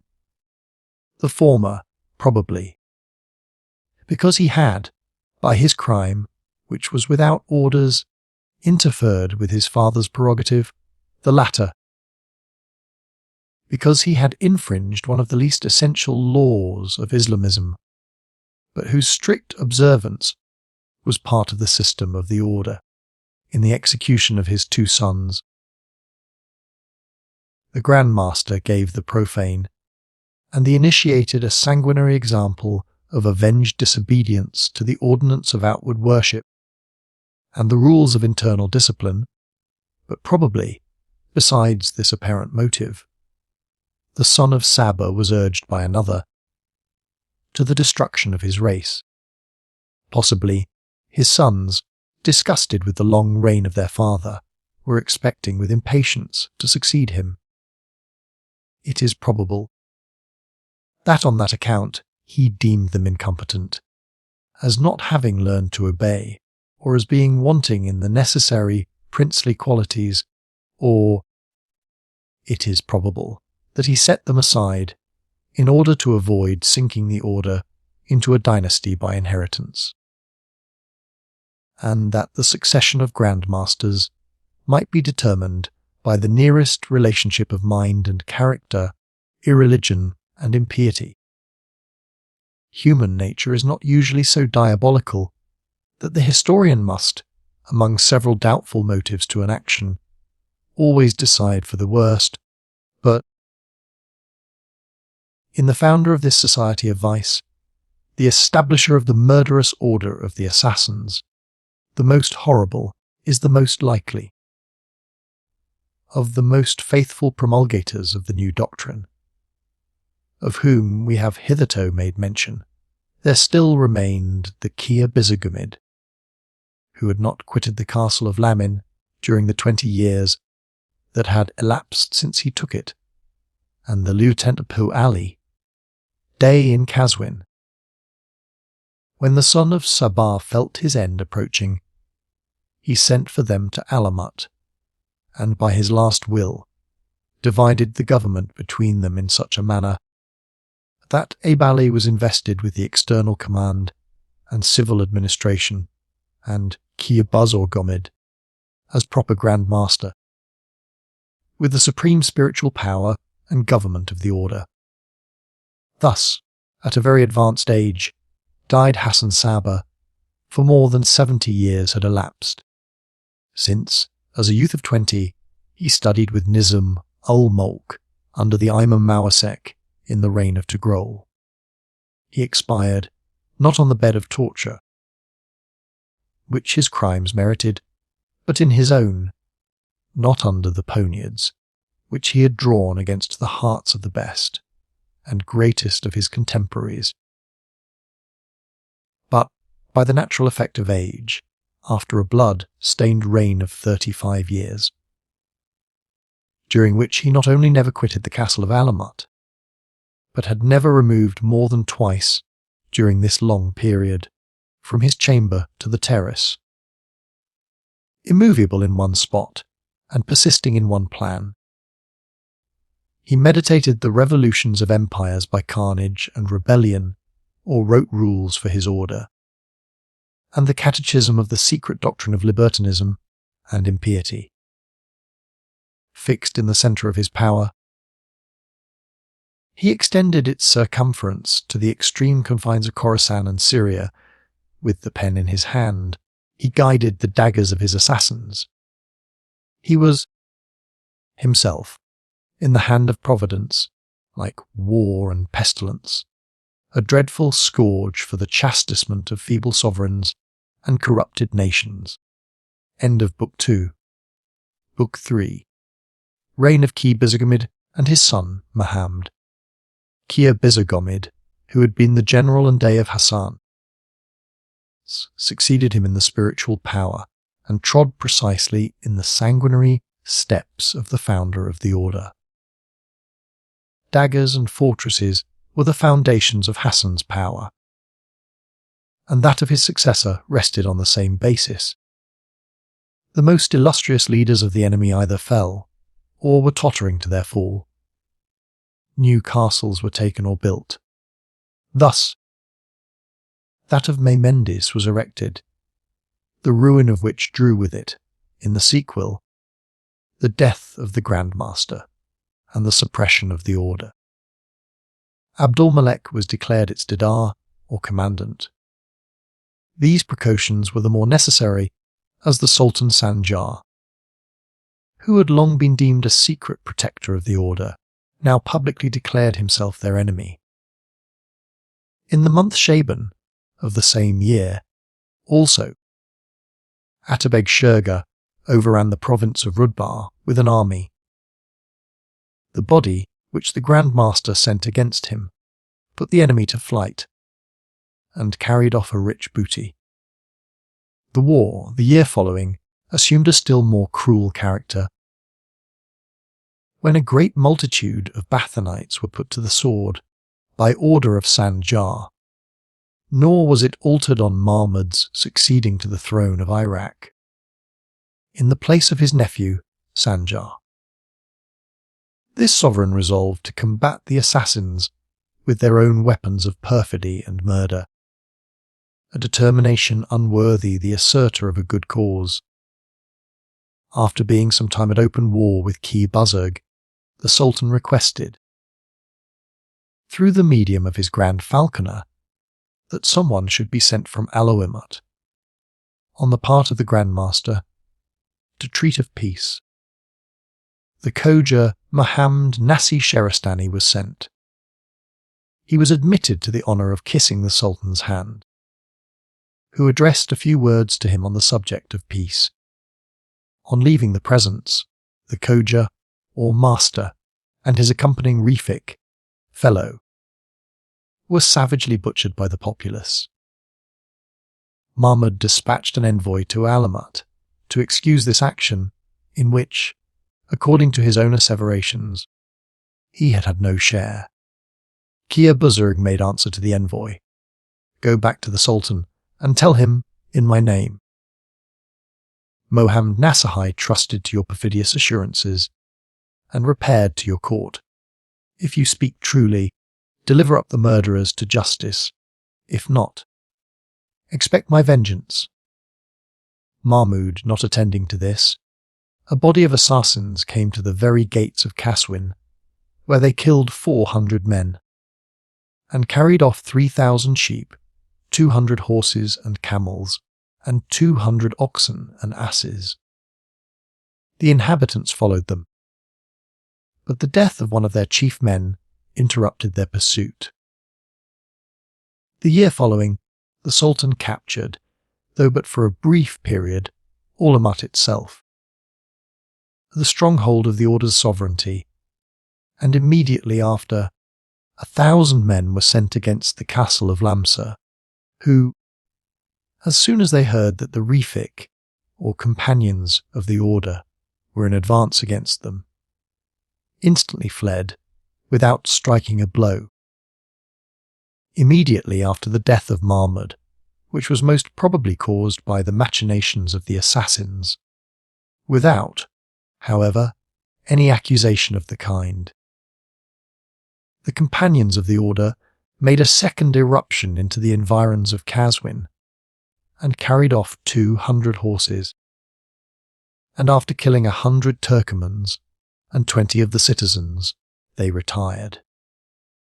The forces of Alamut then marched against Hashim, a descendant of Ali, who had usurped the dignity of Imam in Gilan, and invited the people, by manifestos, to recognize him as their legitimate lord. Kia Buzurg wrote to him, advising him to desist from his aspiring projects. He, however, replied, with reviling the impious law of the Ismailites. They made war upon him, beat him in Dilam, took him prisoner, and after holding a council of war, delivered him over to the stake. On the death of Mahmud, when Mesud ascended the throne of the Seljukides, Itsis, the prince of Khawarizm, a country lying between the confines of Khorasan and the mouth of the Oxus, came to him to communicate the determination he had formed of exterminating the Ismailites. Although the large province of Khorasan lies between Khawarizm and Kistan, or the highlands, where the Ismailis nestled, like birds of prey, amongst the rocks, yet the sovereign of Khawarizm, not unjustly, dreaded the approach of such dangerous neighbours, whose poniards reached even their most distant foes. Mesud, participating in the maxims and designs of Isis, presented him with the fief which had been held by Berenkish, the Grand Falconer, who in his irritation took refuge with Kia Buzurg, and sent his wives and children to the castle of Durkos, which was in the possession of the Ismailites. Although this man, till now their declared enemy, had not only attacked them in open warfare, but also with their own weapons, perfidy and treachery. The Grand Master considered it politic to exercise the rights of hospitality towards him, who had now flown to their protection. It was the more advisable to create a new friend to the order, as Khwarazm Shah, who had hitherto shown tokens of a friendly disposition, had, all at once, declared himself an enemy. The latter sent the following message to the Grand Master: Berenkish and his party were heretofore your declared enemies. I, on the other hand, was bound to you by true attachment. Now that the Sultan has given me his fief, he has sought an asylum with you. If you will deliver him up to me, our friendship will receive still further increase. Kia Buzurg replied, Khwarazm Shah speaks truly, but we will never surrender our proteges to the enemy. This was the origin of tedious hostilities between Khwarazm Shah and Kia Buzurg. It was natural that princes, who, for a time, were blinded by the representations of the days and the attractions of the Ismailitic secret doctrine, should have hastened, as friends, to their arms, but should afterwards snatch themselves away, dreading lest the embrace, like that of the Spanish maiden, should be but a form of execution under which murdering daggers lay concealed. Thus the Sultan Sanjar and Isis, Shah of Khwarazm, who were both at first reckoned among the friends and partisans of the order, became their open foes, and we have seen that, at Aleppo, they enjoyed, during the reign of Rizwan, the most powerful influence, but under his son were extirpated with the sword. Such was their fate also at Damascus, where, during the reign of Bizi, they found a powerful protector in the Vizier Tahir, the son of Sad of Mazdahan. The Persian assassin, Behram of Astrabad, who commenced his operations with the murder of his uncle, gained over the Vizier, who gave him the castle of Banias, as Rizwan had given the more inland fortress, Sarmin, to the nephew of Hassan Sabah. Banias, the ancient Balania, signifying the old city seated in the little bay, gave its name to the castle newly erected in AD 1162, that is after Hydra year 454. It is a farsing, or 4,000 paces, distant from the sea, in a fertile, well-watered plain, where, in former times, more than 100,000 buffaloes found pasture. The valley, into which numerous rivulets fall, is called Wadi ul Jinn, the Valley of Demons, a place whose very name rendered it worthy of being a settlement of assassins. From this place, they became masters of the surrounding castles and towns, and Banias became the centre of their power in Syria, until they transferred it, 12 years afterwards, to Masyat. Behram had long prosecuted the designs of the order at Aleppo and Damascus, where he was recognized and favoured as Dai, by the princes Ilgasi and Togtain, when, by the possession of Banias, he had obtained a firm footing in Syria. The power and insolence of the assassins attained its height. From all sides they hastened to the new point of union, and princes did not venture to protect any one against them. The jurists and theologians, more particularly the Sunnites, those universal victims, were struck dumb with fear of them, and of the disfavour of the princes.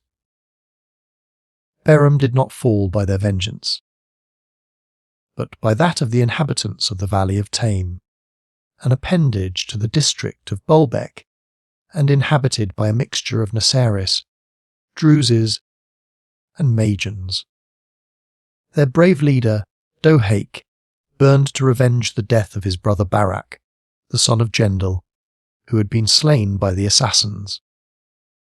By command of Behram, he united, for this purpose, the warriors of his native vale, with succours from Damascus and the surrounding towns. Behram hoped to surprise them defenceless.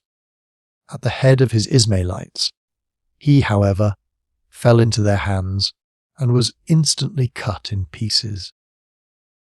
His head and hands were brought to Egypt, where the Caliph presented the bearer with a rich habit and had them carried about in triumph in Cairo and Fostarth.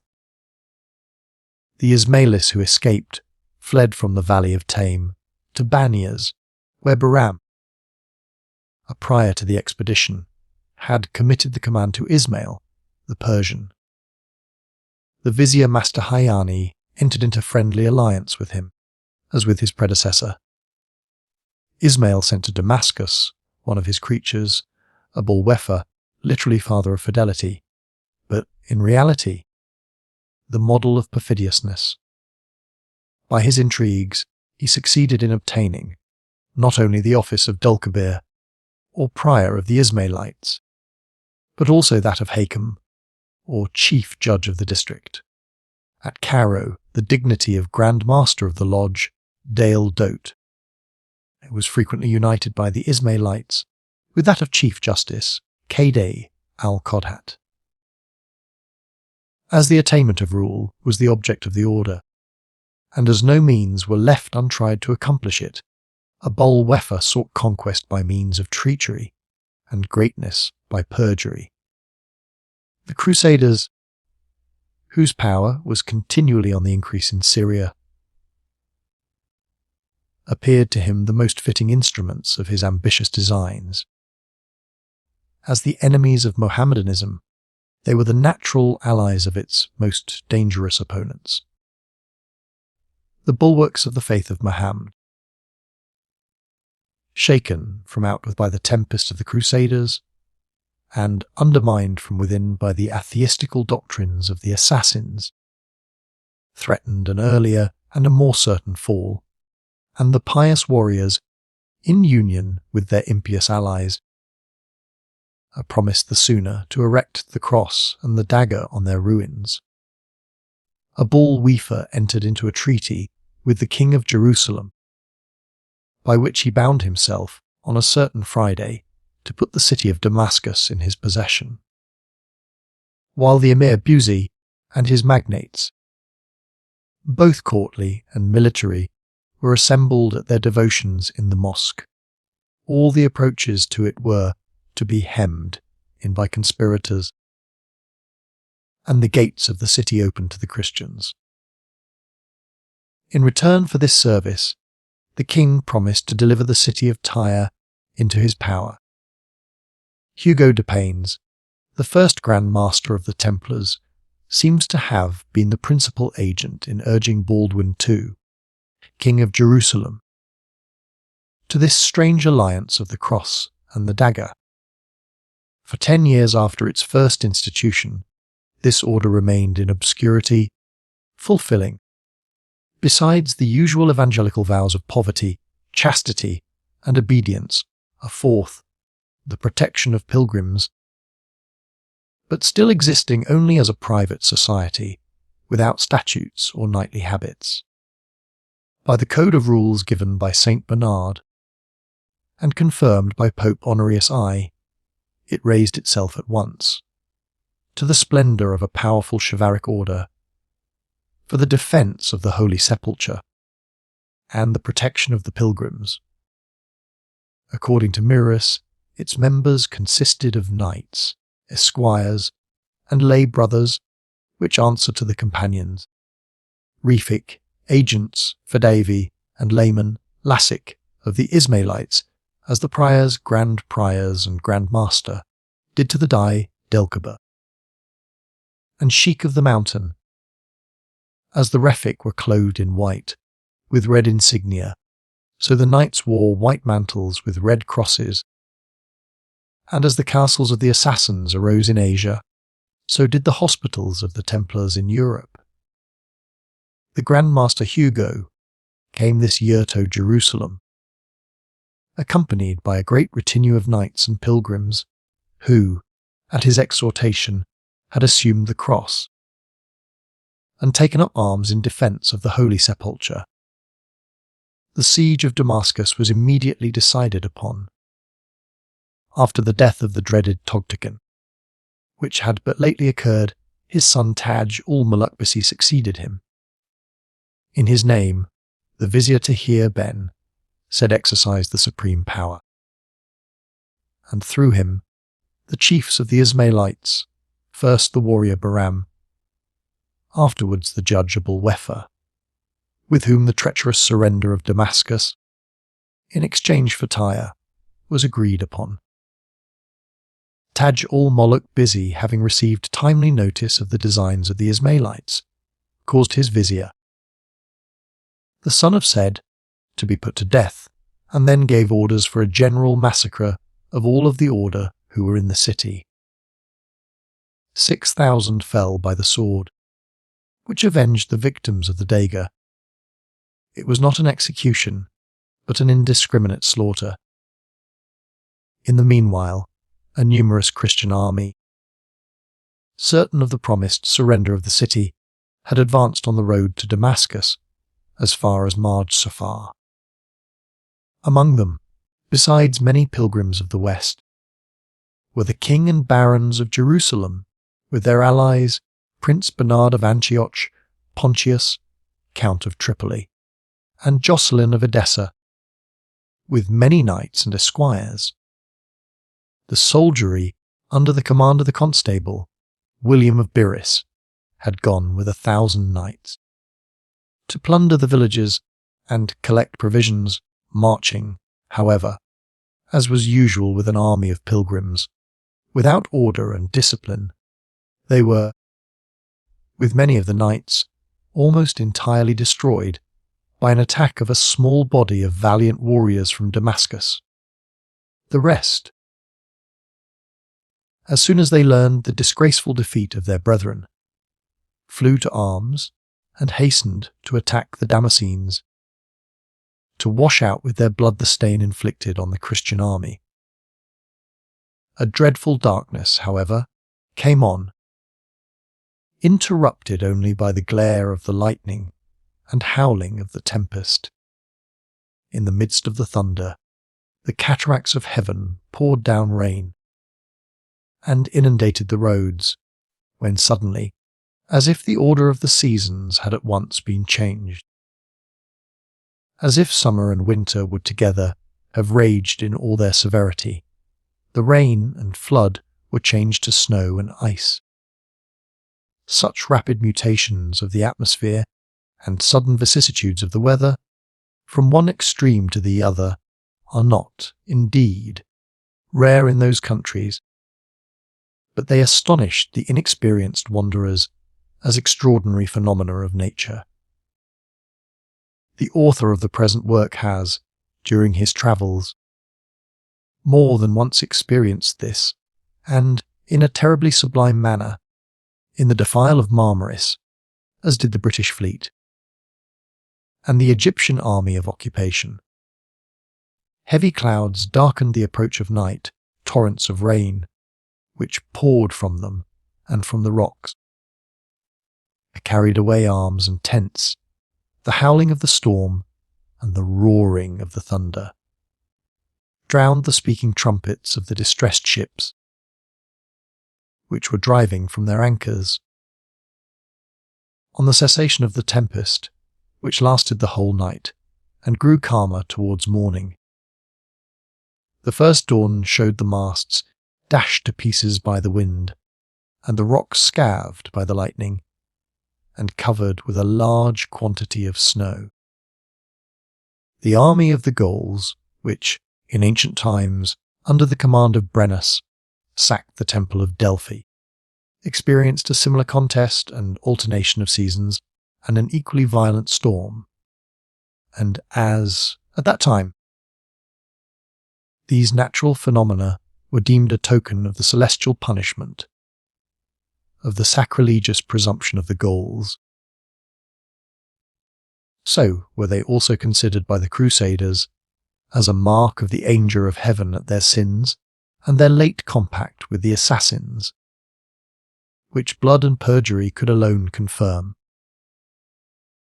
The only advantage which they derived from this monstrous union of piety and impiety was the possession of the castle of Banias, which the commander, Ismail, fearing lest he should meet the fate of his brethren of Damascus, delivered up to the knight Rainier de Brusse the same year in which the fortress of Alamut surrendered to Sultan Mahmud.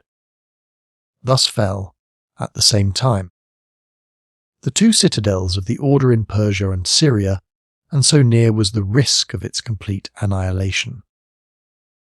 A persevering spirit of enterprise, however, overcame the untowardness of events. Both Alamut and Banias soon returned to their former possessors.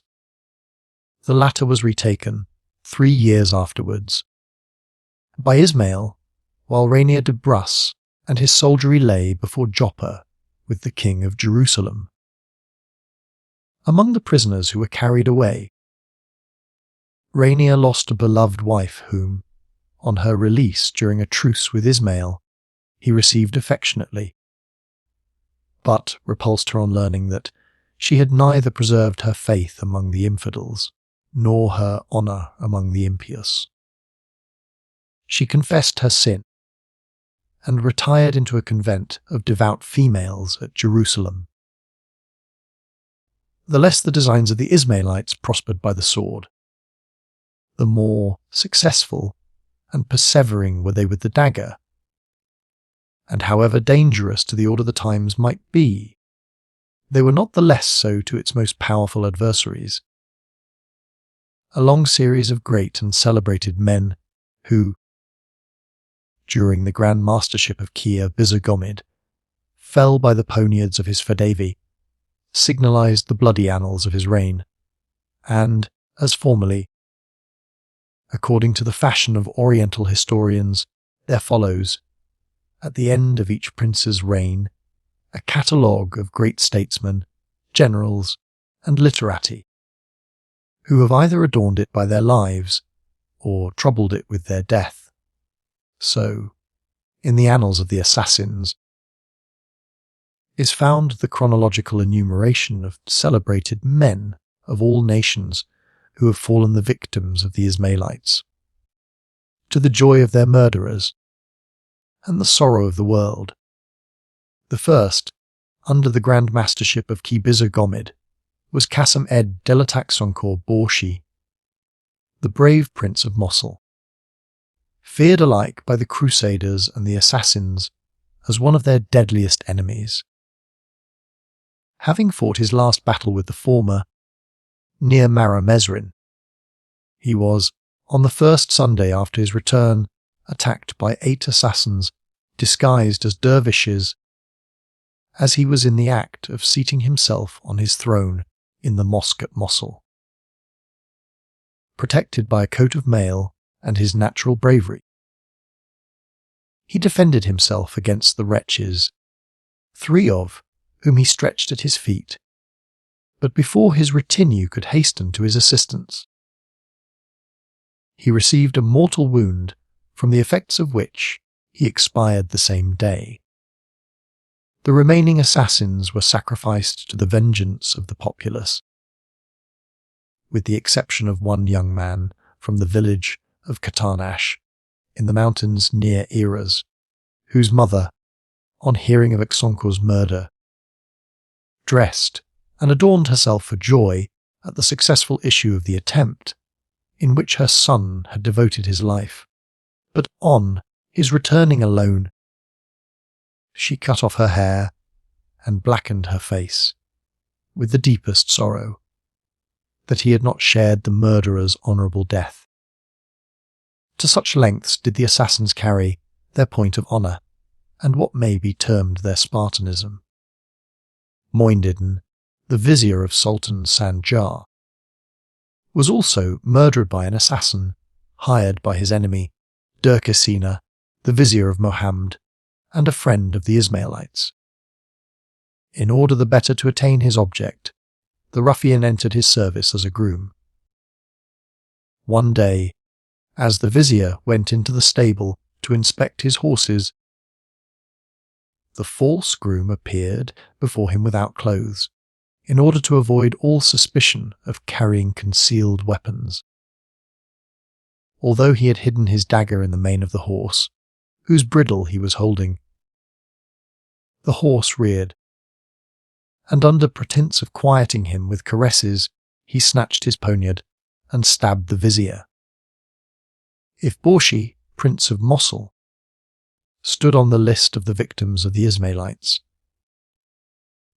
solely because he was the rival of their power and an obstacle to their greatness, we shall not be surprised at finding the name of Bizi, the Prince of Damascus, by whose orders the Vizier Mastigani and 6,000 assassins had been massacred.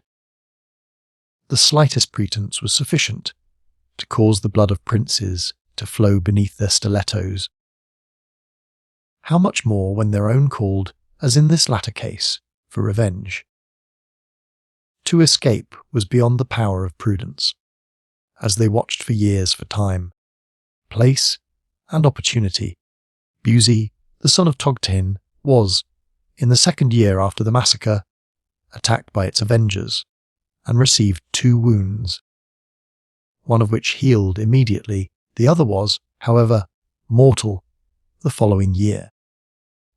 The vengeance of the assassins seems to have descended from father to son. Shims al-Moluk, the son of the king, the son of Bizi, and grandson of Togtin, fell a victim to a conspiracy.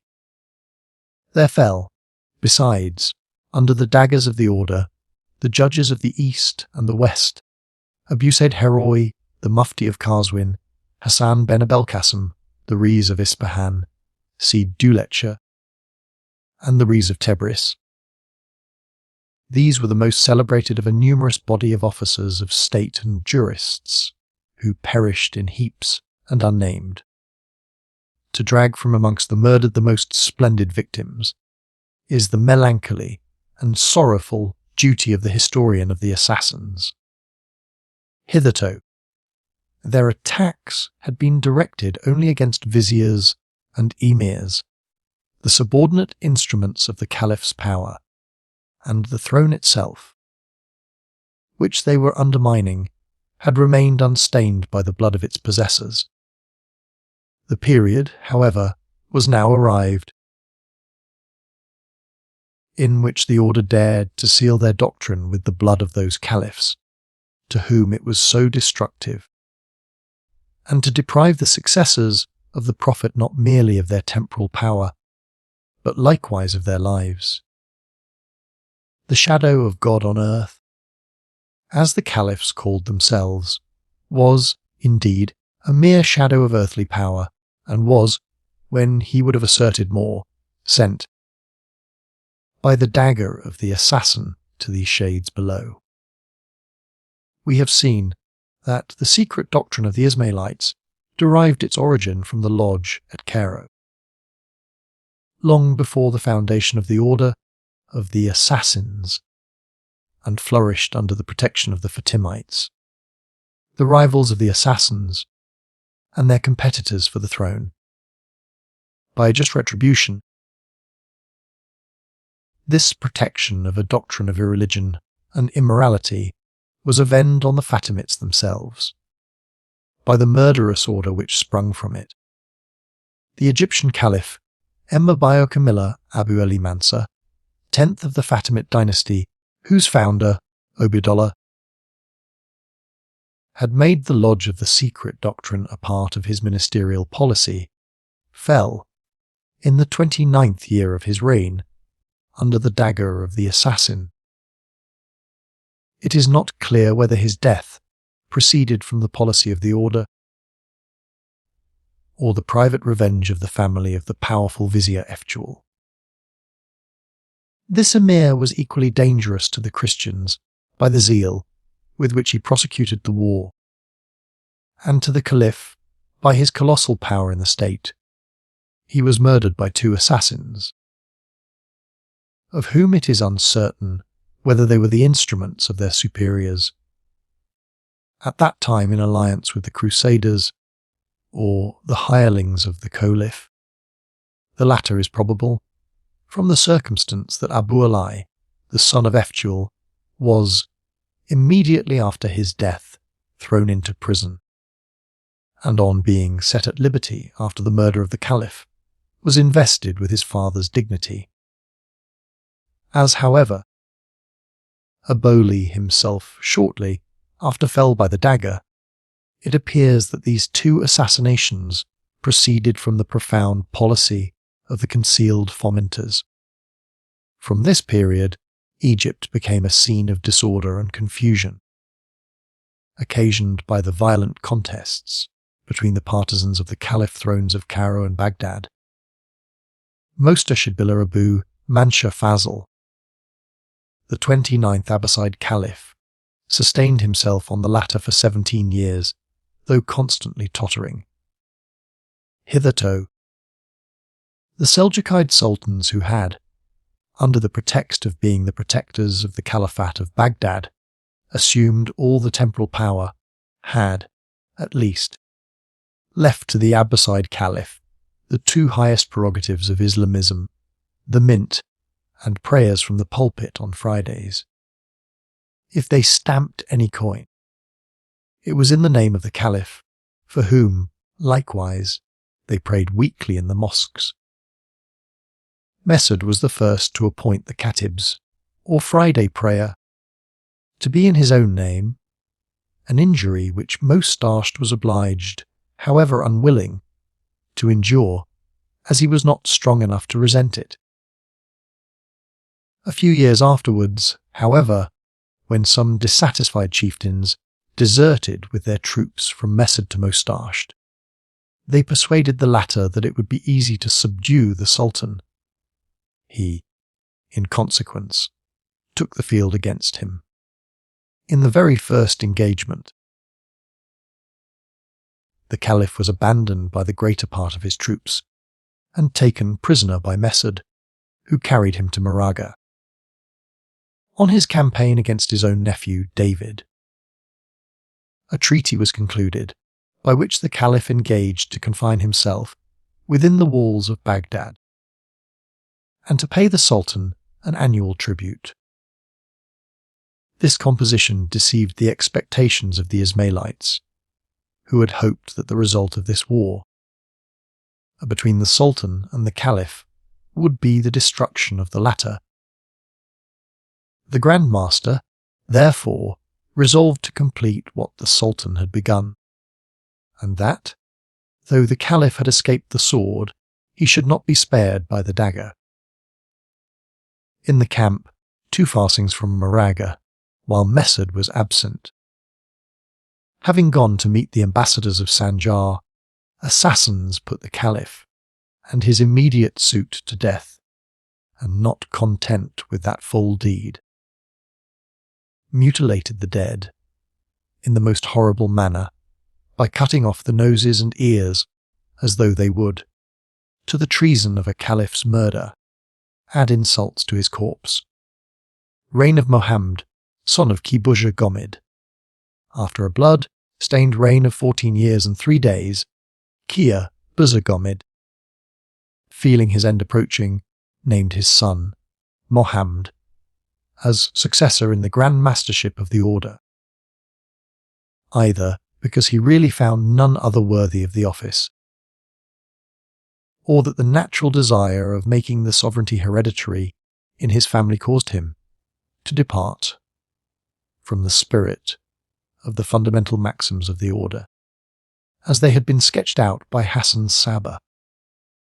Be that as it may, the office, which, without respect to relationship, ought to have depended on the nomination of the existing Grand Master, remained hereditary in the family of Busurgomid to the fall of the order. His death was, at first, a cause of great joy to the enemies of the Ismailites, when, however, they perceived that his son drove the chariot of restless ambition in the bloody track of his father. All Asia again sank into despair. He began, as his father had ended, with regicide, and before the votaries of Islam had time to recover from the consternation with which the murder of the Caliph moustached had overwhelmed them. Their ears were horror-stricken with the intelligence of the fate of Rashid, his successor. The order had hoped, by the violent death of Moustached, to succeed in involving the Caliphate in confusion and immediately effecting its ruin. This expectation, however, proving fallacious and rash. Immediately on taking possession of the vacant throne, and ere he was firmly seated on it, meditating revenge against his father's butchers, the new Grand Master resolved to begin where his predecessor had ended, and to heap murder on murder, crime on crime, and to add regicide to treason. The Caliph went from Ramadan to Ispahan, where he had just begun to recover from an attack of illness. 4 assassins, natives of Khorasan, and who had mingled with his retinue, watched an opportunity of stealing into his tent, and poniarded him. He was buried on the spot where he fell, and the troops which he had collected from Baghdad, for the purpose of a campaign against the Ismailites, dispersed. When the news of this successful atrocity and the frustrated expedition reached Alamut, the residence of the Grand Master, public festivals and rejoicings were appointed on the occasion. For 7 days and 7 nights the kettle drums and cornets echoed from the turrets of the fortress, and published to the surrounding castles the jubilee of crime and the triumph of murder. Proof so cutting as the assassins' daggers, to use an expression of Mercond, raised their claims beyond the reach of doubts, and imposed the silence of the grave on their opponents. A terror but too well founded seized the caliphs of the race of Abbas, who, henceforth, did not venture to show themselves in public. The companions of impiety, Rifik, and the dedicated to murder, Fadavi, spread themselves in troops over the whole of Asia, and darkened the face of the earth. The castles already in their possession were maintained and fortified, and new ones built or purchased. Thus they obtained in Syria Kadmos, Kahaf, and Masyat. The 2 former were sold to them by Ibn Amran. The latter they wrested from the commandant of the lords of Shiza and made it the centre of their Syrian power, where, even now, traces of it are to be found. While the order was thus aggrandizing itself and striking its foes with terror, by the acquisition of strong places and the use of the dagger, the fundamental maxim, which separated so completely the secret doctrine of the initiated from the public tenets of the people, was observed to the letter, and the fulfilment of the injunctions of Mohammedanism was the more strictly exacted. The more indifferent the superiors considered faith and morals to be to themselves, the people saw only the effect of their terrible power, without perceiving the moving force or its instruments. They saw, in the numerous victims of the poniard, only the enemies of the order and religion, which the vengeance of heaven had visited by the arm of a secret tribunal. The Grand Master, his priors and envoys, he did not preach sovereignty in their own name, or in that of their order, but of the invisible Imam, of whom they called themselves the Apostles, and who was to appear, at some future period, to assert his right to the dominion of the earth with a conqueror's power. Their doctrine was enveloped in a veil of the profoundest mystery, and ostensibly its maintainers appeared only as strict observers of the rites of Islamism. A proof of this is afforded by the answer given to the envoy of Sultan Sanjar, who had been sent from Ray to collect official information concerning the Ismailitic doctrines. He was told by the superiors, "Our doctrine is as follows. We believe in the unity of God and consider that only as true wisdom, which accords with his word and the commands of the Prophet, we observe these.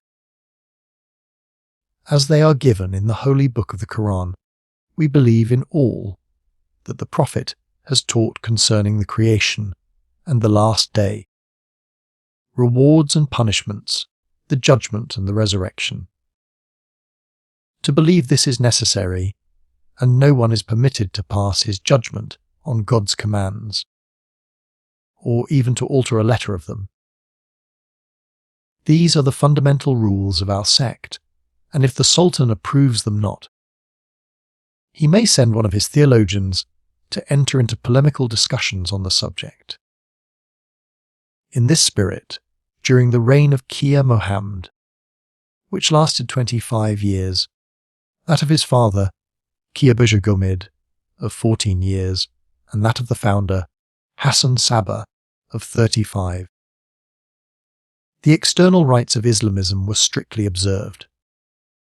Kia Mohammed, however, had neither the intellect nor the experience of his predecessors, and it soon appeared what an error Kia Busurgomid had committed in consulting, in his choice of a successor, the ties of kindred rather than innate talent. From his want of knowledge and capacity, Kia Mohammed was but little esteemed by the people, who transferred their attachment to his son Hassan. The latter was regarded as a man of great attainments, and he availed himself of the good opinion of the ignorant multitude, not for the general interest of the order, but entirely contrary to its institutions, to serve the purposes of his own private ambition. Initiated into all the mysteries of the secret doctrine, deeply versed in philosophy and history, he stood forward as a popular teacher and expounder, and favoured the report, which had begun to be spread abroad, that he was the Imam promised by Hassan ben Sabah. The companions of the order respected him more and more every day, and rivalled each other in the promptitude with which they executed his behests. Kia Mohammed, on learning his son's conduct and the disposition of the people, convened them, and declaring his disapprobation of the proceedings of the former, said, "Hassan is my son, and I am not the Imam, but one of his precursors. Whoever maintains the contrary is an infidel." 250 of his son's adherents were put to death, and as many more were banished. Hassan, fearing his father's anger, himself anathematized the Illuminati and wrote treatises in which he condemned the opinions of his partisans and asserted those of his father. In this manner he succeeded, by his dissimulation, in preserving his own head and obliterating all suspicion from his father's mind. As, however, he was in the habit of drinking wine in secret, and permitted himself to practice what was forbidden, his adherents saw, in these actions, new indications of his mission as the promised Imam, whose advent was to abrogate all prohibitory commands. About this period, nearly all the Asiatic monarchies were revolutionized by the change of the order of succession, and new dynasties arose on the ruins of their predecessors. As the order of the Ismailites was inimical to all rulers and treated hostilely by most of them, and as they infused into all governments the envenomed and pernicious influence of murder and sedition, their history stands in close relation with that of all the contemporaneously paramount dynasties, and a glance at the reigning families of Asia will not be out of place here. From the confines of Khorasan to the mountains of Syria, from the Musdoromus to Lebanon, from the Caspian to the Mediterranean, extended the widely spread ramifications of the empire of the Assassins, their centre being the Grand Master in his mountain fort of Alamut in Iraq. We shall take a cursory glance at these broad regions of Asia, according to the political divisions of the period, and proceeding in natural geographical order, from east to west. Our progress will commence with Khorasan and terminate in Syria. Khorasan, however, first deserves mention not merely on account of its geographical position and its immediate vicinity to Kohistan, the eastern Grand Priorate of the order, but also by reason of the preponderating power of Sultan Sanjar, whose dominion had been founded at the same epoch as that of Hassan Sabah, and whose reign had proceeded contemporaneously with the first three Grandmasters and terminated only with his death, 4 years earlier than that of Kia Mohammed, the third Grandmaster. Mu'azdin Abul Haris Sanjar, one of the greatest princes of the Seljoukide race, and of the East received, after the demise of his father, the Sultan Melikshah, which, as we have seen, occurred immediately after the occupation of Alamut by Hassan Sabah, the vice-royalty of Khorasan, which province he governed for 20 years in the name of his brothers Barkirok and Mohammed, who, as the heads of the Seljuk family, reigned in Iraq, on the death of his brother Mohammed.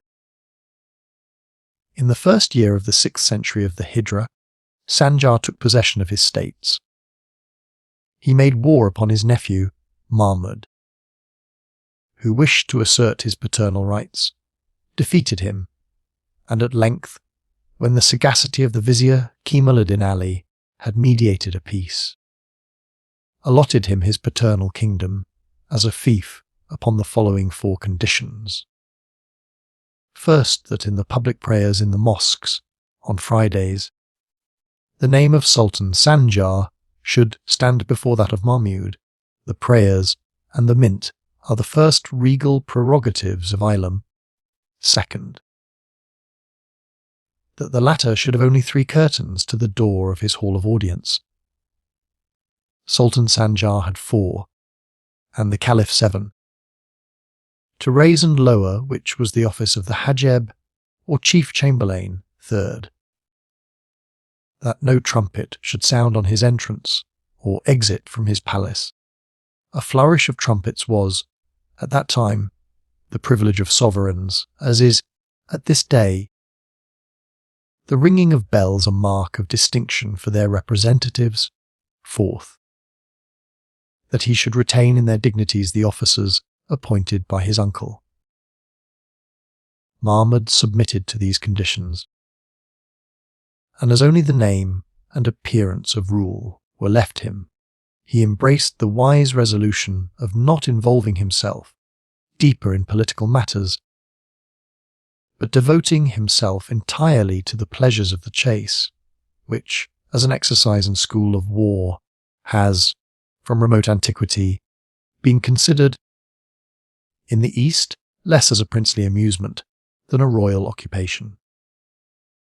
Hence Nimrod was a mighty hunter before the Lord, and Cyrus an arranger of hunting. Hence, too, the most ancient monarchs of the Assyrians and Persians are represented on the monuments of Persepolis, and the amulets excavated from the ruins of Babylon as engaged in an heroic combat with wild animals, hence, in the last Persian dynasty, the cognomen of the Wild Ass was given to Bahramgah, one of their bravest and sport-loving princes, and hence, likewise, the immense park or royal chase of Khosrow Parviz. In this spirit, Mahmud expended his treasure in the splendour of his hunting equipments.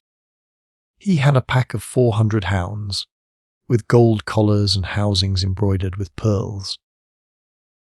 30 years after this peace between Mahmud and Sanjar, Biram Shah, the last prince, but one of the once powerful dynasty of the sultans of Ghazna, attempted to shake off the yoke of the Seljukides, feeling, however, the enterprise to be beyond his powers, he sent ambassadors to renew his homage to Sanjar.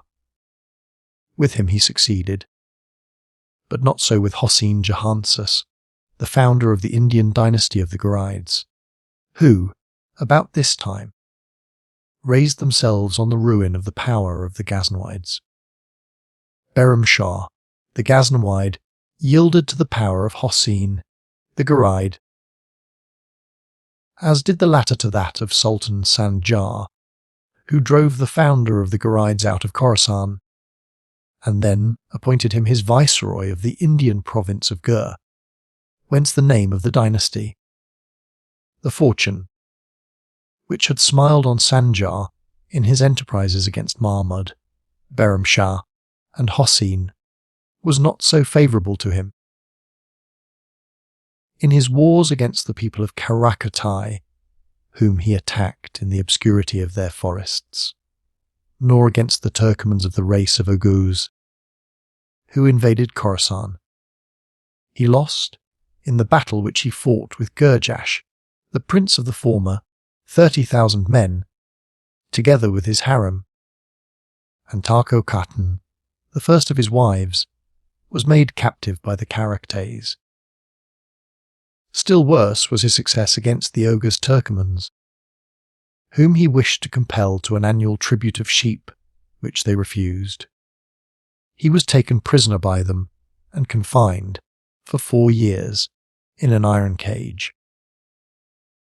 The Turkish historians who relate this unworthy treatment of the great Sultan Sanjar, deny Sultan Bajazid's having experienced the same from his conqueror, Timur.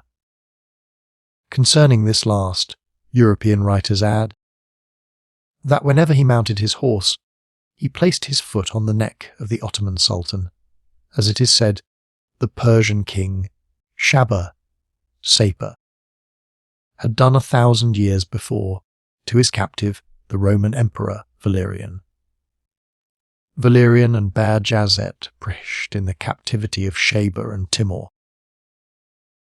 But Sanjar had the good fortune to make his escape from his barbarous conquerors and returned to Khorasan, where he died the following year, from melancholy caused by his bad fortune and the desolation of his states, after a reign of 51 years and a life of nearly 100, as he had before he became sole ruler acted for 21 years as viceroy of his brothers in Khorasan.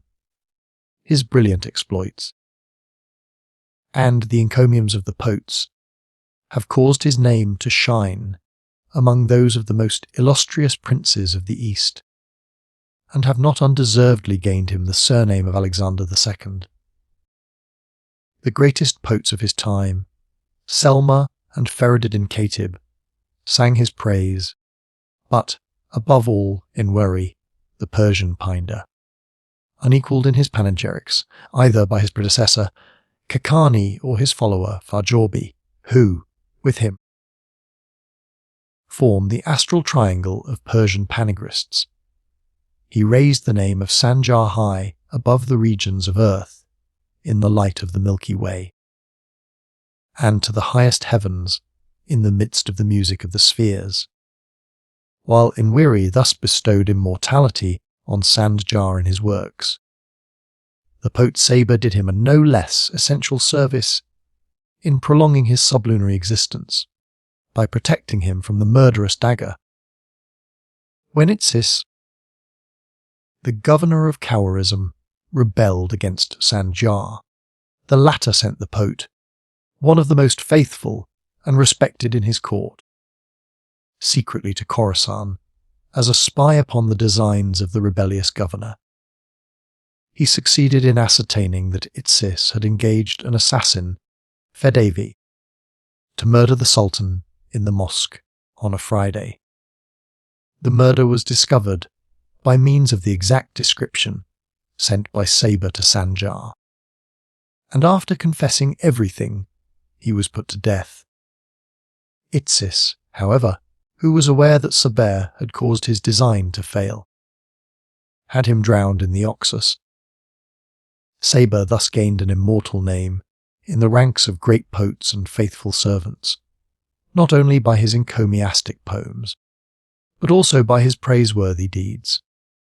Sanjar, who at first had been favourably inclined towards the assassins, seems to have had his eyes opened by this attempt, and to have been urged to the severity with which, as we have already related, in his latter years, he pursued the order who had caused the eruption of the Turkomans. Sanjar, if not the most dangerous, was yet, at this period, the most powerful of the enemies of the Ismailites. With the exception of the phantom of spiritual power which sat on the throne of the Caliphate, and whose nominal superiority was acknowledged by the Asiatic princes in their Friday's prayers, the most powerful sovereigns either held their states in fee, as the vassals of the Sultan Sanjar, or governed them as his lieutenants. As, in the ancient Persian Empire, the 7 satraps of the distant large provinces surrounded the throne of the great king as viceroys, like the 7 Amshasband collected round the throne of Ormuzd, so the rulers of 7 powerful dignities acknowledged the Sultan Sanjar as the source of their power, which, indeed, enfeebled by distance, operated less powerfully on the extreme points of the circumference than in the centre. The Indian provinces of Multan and Gur, immediately to the south of Khorasan, were governed by the Sultan of the Ghaznavides, Behram Shah, and him of the Ghurides, Hossein Jahansus, world-burning. Amd, the son of Solomon, whose frequent rebellions had brought upon him as frequent punishments, ruled in northern Transoxana, and the adjacent province of Khawarizm was held in fief by, first, Rokneddin, then his son, Isis, 2 great court and hereditary dignities, who likewise held the office of chief cup-bearer. In Middle Persia reigned the Sultan Mahmud, the Seljoukide, under the guidance of his uncle Sanjar, and in the northern and western provinces, Azerbaijan and Iraq, the 2 dynasties of the Atabegs, founded by Ahmadeddin ben Senji, and the Turkoman Ildegis, acknowledged him as paramount lord. As the 2 powerful families of the Ghaznavides and Seljoukides, after reigning more than a century, were nodding to their fall, and the dynasties of the Atabegs were shooting up into multifarious branches, we think a few words relative to the origin of the Latin are unsuitable. Atabeg, not father of the prince, as it has been translated, but father prince, or princely father, was an honorary title, first borne by the great vizier Nizam al-Mulk without any claim to unlimited authority, and still less to be hereditary. Under the successors of Melik Shah, this title distinguished the highest military dignity of the empire, and was given, at the court of the Baghdad Caliph, to the Emir ul-Umara, means Prince of Princes, and at the court of Cairo, to the Emir ul-Juyush, or Prince of the Army. But, as at a preceding epoch, The family Baj had exercised the power of the caliphate under the title of Emir al-Umera, and in the west that of the Merovingian race had, under the title of Mer du Palais, passed into the hands of the Carlovingians. So the Atabeks possessed themselves of boundless authority and raised themselves into dynasties. The principal are, besides that of the Atabegs of Iraq, that of Azerbaijan, that of Fars, called also the family of Salga, and that of Loristan, all of which, in the short space of 5 years, made their claims to unlimited rule available. Within this period, disappeared the reigning families of Keki, in Fars, that of the sons of Togtekin.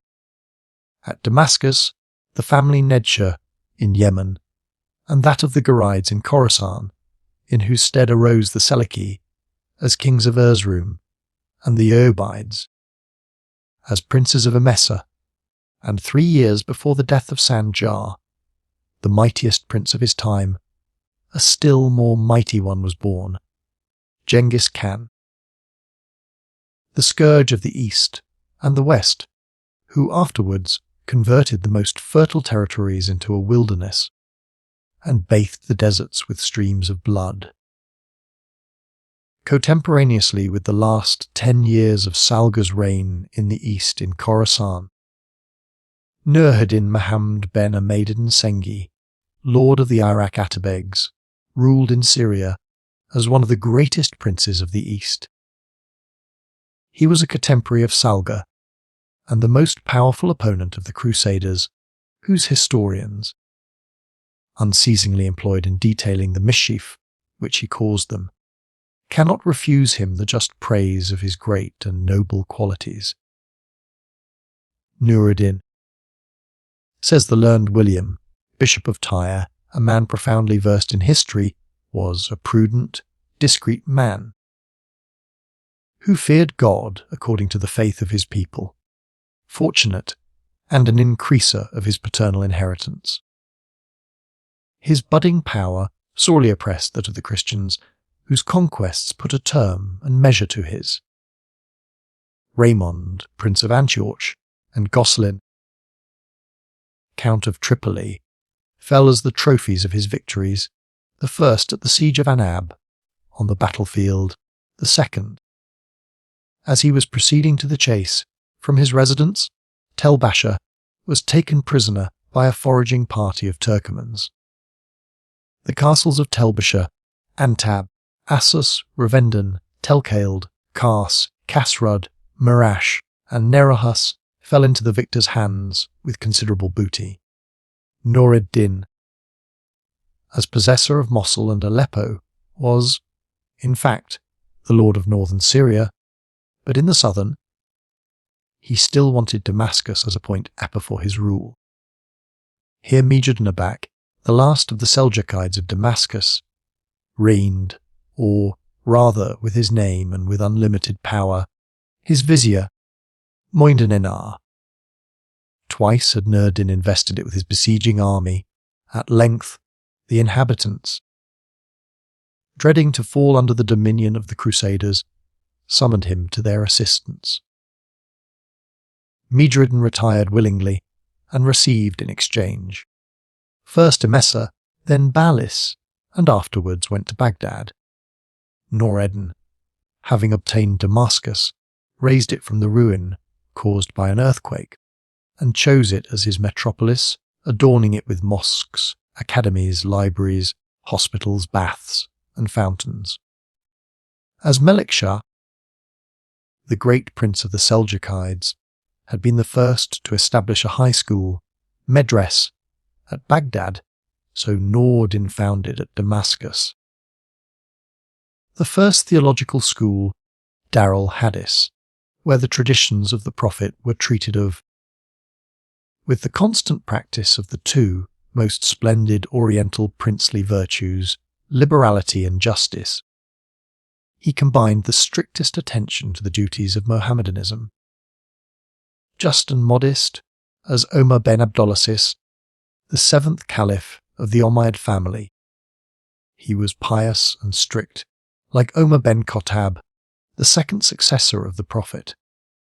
He wore neither silk nor gold, but cotton and linen, and never expended on his clothes or nourishment more than his just lot of the fifth of the booty. He was ever engaged in the holy war, either the lesser, with weapons in his hand, against the enemies of Islam, or greater, with fasting and prayer, occupying day and night in political duties and study. The presents of foreign princes he caused immediately to be sold, and devoted the proceeds to pious institutions, public buildings, and eleemosynary purposes, besides presenting large sums annually to the inhabitants of the holy cities, Mecca and Medina, and the Arabs of the desert, to induce them to allow the caravans of pilgrims to proceed unmolested. He divided every month 5,000 ducats among the poor. He particularly honoured and rewarded jurisconsults, in whose ranks he was himself inscribed, as he had collected into a particular work. Fak Rinuri means glory of light, the traditions of the Prophet relating to justice, alms, and the holy war, as the groundwork of his policy, morals, and discipline. As during his long reign of 28 years, he conquered more than 50 castles, and established in all the cities of his dominions mosques and colleges, and had maintained most gloriously both less and greater war for Islamism, so history gives him, like his father, Ahmededdin Sengi, not only the honorary title Gassi, or victorious, but also that of Shahid, or martyr, because both merited the crown of martyrdom. If not in the field of battle, in that of honour, by their unwearied exercise of princely duties and martial virtues.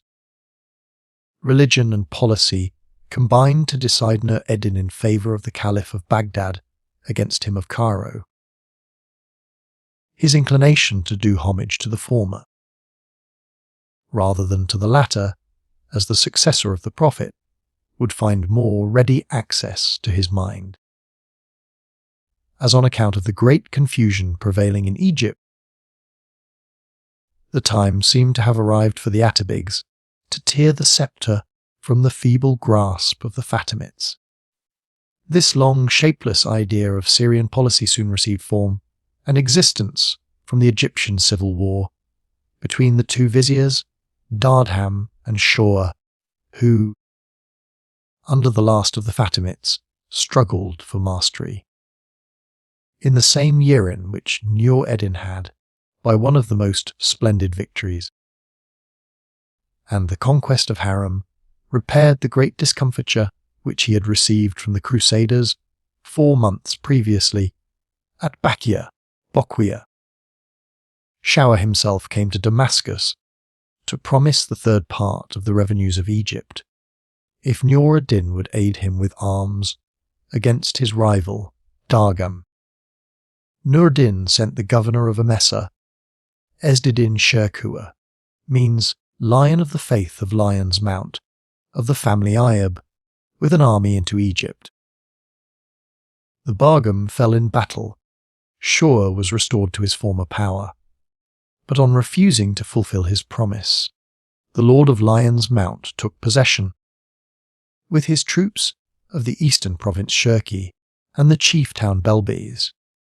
Shaw, the most fickle of viziers, faithless alike to friend and foe, and, by his false policy, a traitor to his army and himself, called Amari, formerly Count of Ascalon, then King of Jerusalem, with the Crusaders, to his assistance against the general of his ally. He soon, however, repented and dismissed the Crusaders with a sum of 60,000 ducats. In the meanwhile, Izz-ed-Din, being reinforced with fresh troops, advanced against Cairo and defeated the Caliph at Ashmunind, and remained master of Upper Egypt at the same time that his nephew, Yusuf took Alexandria and maintained himself there valiantly for 3 months against the combined besieging forces of the Egyptians and the Crusaders. At the end of this period, peace was concluded, Nureddin receiving, as compensation, an annual sum of 50,000 ducats, and the Crusaders 100,000 out of the revenues of Egypt.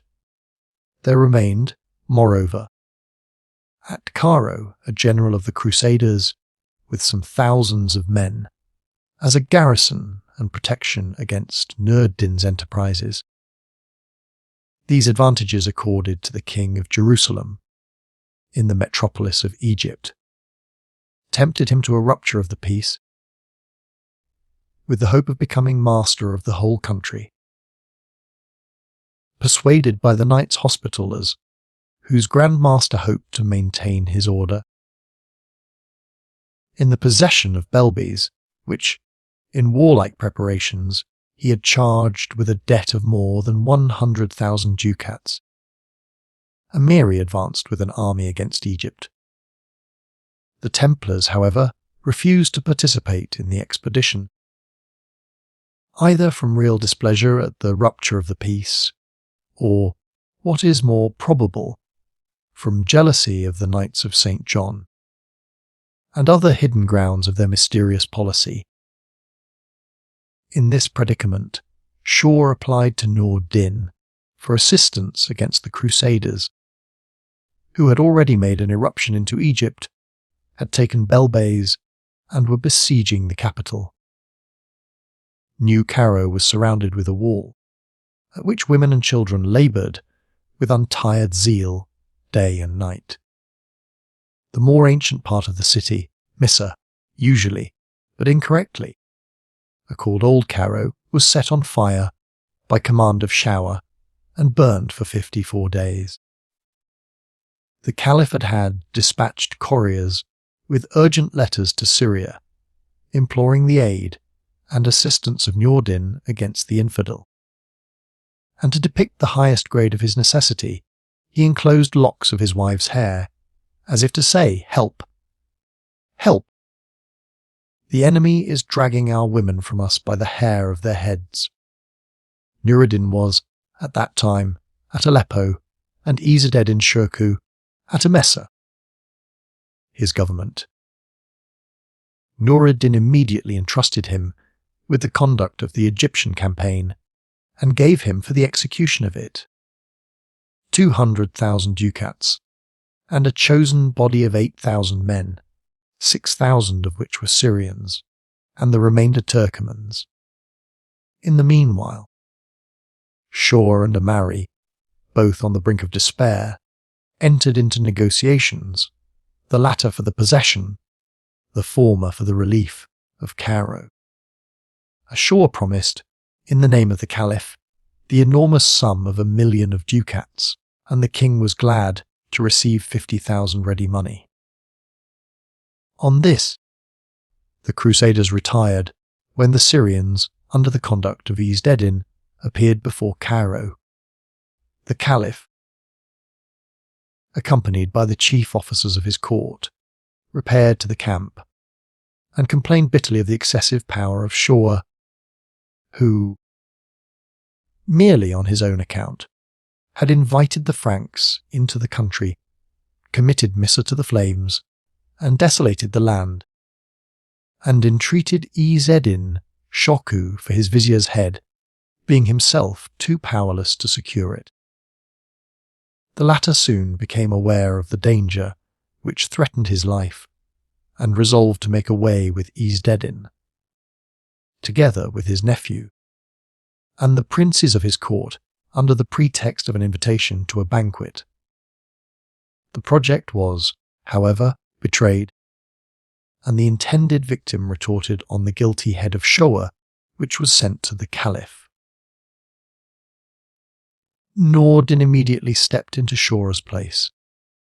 As vizier and emir, all joyous with the title of Al-Malek al-Mansur, means the victorious king, and as he died 65 days afterwards, his nephew, Yusuf Saladin means Joseph, justness of faith, was invested with the same high dignities of the empire and received the honorary designation. Al-Malek Enisar means conquering king. He was the founder of the dynasty of the Ayyubites, his greatness, like his name, smoothed and diminished by the Western historians, is more familiar to Europeans than that of many other great princes and conquerors of the East, at whose names and deeds European languages and manners recoil. The Syrian heroes of the Crusades have been celebrated by the Christians in Europe, and the latter by the former in Asia. Ahmadid and Sengi, Nur-ad-Din, and Saladin appear in European chronicles of the Crusades as sanguine Nur-ad-Din and Saladin, while in the Moslem annals the Count of Tripoli, the Prince of Antioch, and the King of Jerusalem are masked under the names of Khums, Birias and Ray. In the following book, we shall have an opportunity of mentioning Saladin's exploits more at large. As yet he appears as the Caliph's vizier, and Nur-ad-Din's general, in whose name he administered the government of Egypt. He caused the name of his master, the Atabeg, to be mentioned in the public prayers on Friday, after that of the Caliph. Nur-ad-Din thought the opportunity was now arrived to destroy the caliphate of the Fatimids, and to deprive the last of them of even the shadow of power. He commanded his lieutenant, Salah-ud-Din, to fill up all judicial offices which had hitherto been held by Imamis or Ismailis, with lawyers of the orthodox sect of the Shafi'ites, and in the public prayers to name the Abbasid Caliph, Al-Mustansar by Amr-Allah, instead of the Fatimid ad-Lidnillah. Salah-ad-Din delayed the fulfillment of these commands, as the people almost universally were of the sects, Rafideh and Shi, and still hung to the phantom of the Fatimid Caliphate. The last representative of that race, however, ad-Lidnillah, very opportunely falling sick and dying, Salah-ad-Din immediately transferred the royal prerogative of prayer on Friday from the name of the Caliph of Cairo to that of the Caliph of Baghdad, after whom Nur-ad-Din, the Atabeg of Syria, was named. Thus, Salah-ad-Din executed, more indeed, for his own than Nur-ad-Din's interest, though still in the latter's name, the great stroke, by which the main trunk of the Western Ismailites was overthrown, after having budded for more than 200 years, and transplanted itself into Asia, in the branch of the Eastern Ismailites, or Assassins. The throne, which the secret doctrine of the Ismailites wished to establish on the ruins of all others, was overturned, and buried the lodge of Cairo in its ruins. The caliphate of the Abbasides prevailed over that of the family of Ali, for which the envoys of the Ismailites preached and intrigued, and the phantom, in whose name they had deluded the people, vanished from the earth. An event of great magnitude, and rich in consequences, important in the history of the East, and more especially in that of the Assassins, to whom Salah-ad-Din, whose dominion rose on the ruins of the Egyptian Caliphate, appeared a powerful and dangerous foe. End of Book 3. Book 4. Reign of Hassan II, son of Mohammed, the son of Busurgomid, known by the name of Ala Sikrihi es-selam, that is, hail to his memory, and his son, Mohammed II. In the preceding books, we traced the mysteries of irreligion and immorality up to their source, and stripped the secret doctrine of the Ismailites of the mask of pretended sanctity, under which it concealed itself from the eyes of the people. A doubt may, perhaps, have arisen in the minds of our readers, whether we have not scrutinized the system of the order too closely, and whether, as it was constantly kept secret, it may not have been somewhat slandered by the uninitiated and its enemies. The effects of the secret doctrine had, indeed, manifested themselves in the bloody traces of the dagger. Nevertheless, these multiplied horrors might, perhaps, be attributed to accident, or private feuds, rather than to a regular system of infidelity and homicide. Even in our own days, the secret doctrines of many degenerate orders has been lauded as pure and innocent, although their results have appeared in the crimes of regicide and rebellion. The Jesuits and the Illuminati, though otherwise opposed as to their spirit, the former protecting, the latter undermining thrones, have both been accused of profligate doctrines. The former of permitting the killing of popes and kings, and the latter of dispensing with thrones and religion. In the writings of individual members, the maxim may be found that it is lawful to kill kings and to strangle the last of them with the intestines of the last priest. These horrors, however, were never publicly taught or acknowledged by the order at large.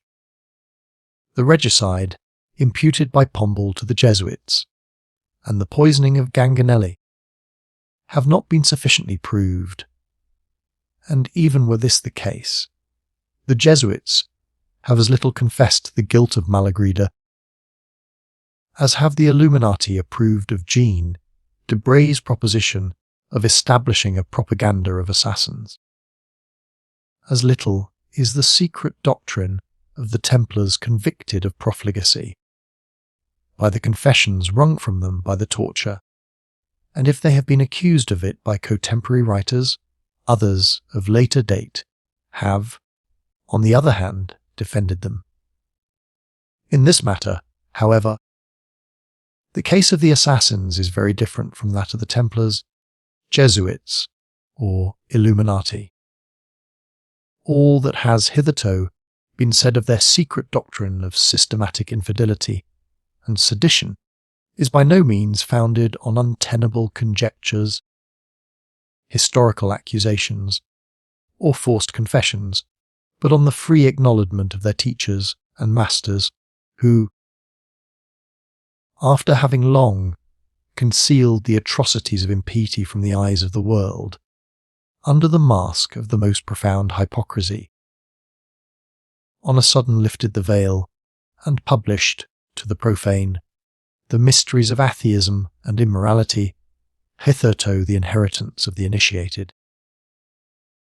This was a most inconsiderate slip, most destructive to the order, and entirely adverse to the profound policy of its founder, who had formed the well-grounded opinion that the edifice of domination and civil society can be held together only by the doctrines of faith and duty, that the open abolition of all religion and morality would necessarily entail the universal destruction of the existing order of things, and that the strongest security for blind obedience is to give reins to the wildness of the passions.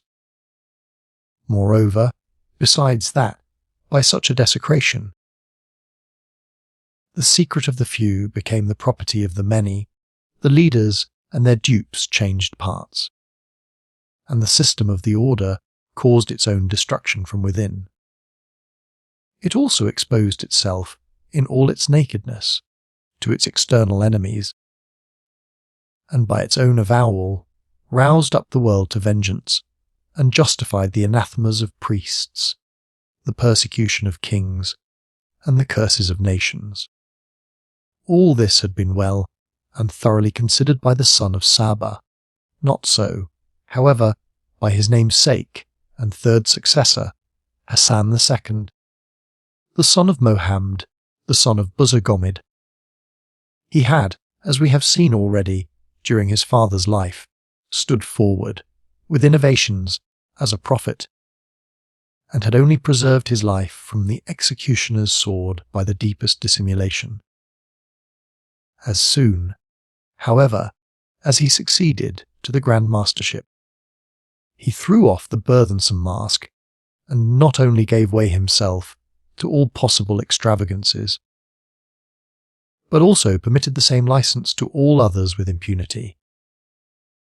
Not content with this, he could not resist the desire to mount the pulpit himself as a popular preacher. Had he been as enlightened as his predecessors in the Grand Mastership, and had the maturity of his judgment kept pace with the riches of his attainments, he would have forborne to hurl the flaming brand of infidelity and lawlessness among the people.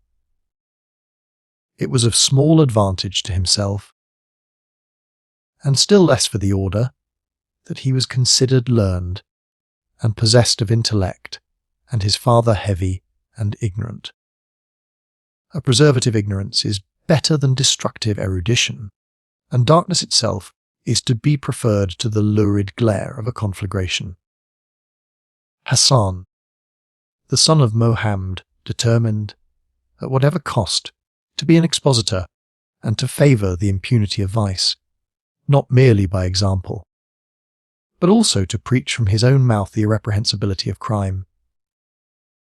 In Ramadan of the 559th year of the Hijra, the inhabitants of the province of Rudbar were collected by his orders at the castle of Alamut, on the place Masala, the place of prayers. Situated at the foot of the castle, like the suburbs of Sheras, celebrated by Hafez, a pulpit was placed, looking towards Qibla, means the country of Mecca, to which the Muslimim turn in praying, and in the four corners 4 different coloured flags were planted, a white, a red, a yellow, and a green. O the 17th of Ramadan, the people were assembled on this place.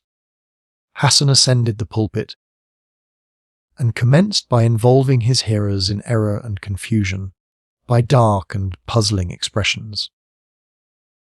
He made them believe that an envoy of the Imam, the phantom of a caliph still tottering on the Egyptian throne, had come to him and brought an epistle addressed to all Ismailites, by which the fundamental maxims of the sect were renovated and fortified.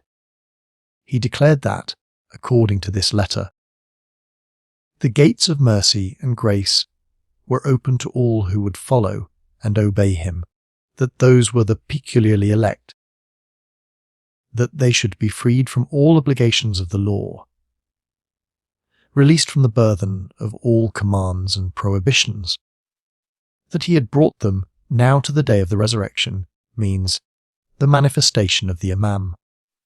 Upon this, he began to recite, in Arabic, the Qutbi, or prayer, which he pretended to have just received from the Imam. An interpreter, standing at the foot of the pulpit, translated to the audience in the following words: Hassan, the son of Muhammad, the son of Busurgomid, is our caliph day, and Hudshit, our successor, missionary and proof to whom all who profess our doctrine are to yield obedience in spiritual, as well as temporal, affairs, executing his commands, and considering his words as inspired, and must not transgress his prohibitions, but observe his behests as our own. Know all, that our Lord has mercy on them, and has led them to the Most High God. He then descended from the pulpit, caused tables to be covered, and commanded the people to break the fast, and to give themselves up to all kinds of pleasure, to music and play, as on feast days, for today, said he, is the day of the resurrection, means the revelation of the Imam. From this day, on which crime manifests itself undisguisedly to the world, the name of Mulahid, or impious, which hitherto had been given to the disciples of Karmath and other disturbers of social order by the lawyers, was now bestowed upon all the Ismailites of Asia in general. The 17th of Ramadan was celebrated with games and banquets, not only as the feast of the revelation, but also as the proper epoch of the publication of their doctrine. As the Muslimin reckoned their time from the flight of the Prophet, so did the Mulahid, or impious, from the revelation of the Imam, means the 17th Ramadan in the 59th year of the Hijra. And as the name of Mohammed was never mentioned without the addition of the blessed, so henceforth was added to that of Hassan the words, blessed be his memory, which history, instead of blessing, curses. The historian Merkond tells us that he had heard from Yusuf Shah Kiatib, on the authority of credible persons who would read it, that the following inscription was over the door of the library in the castle of Alamut. With the help of God, the ruler of the world loosened the bands of the law, blessed be his name.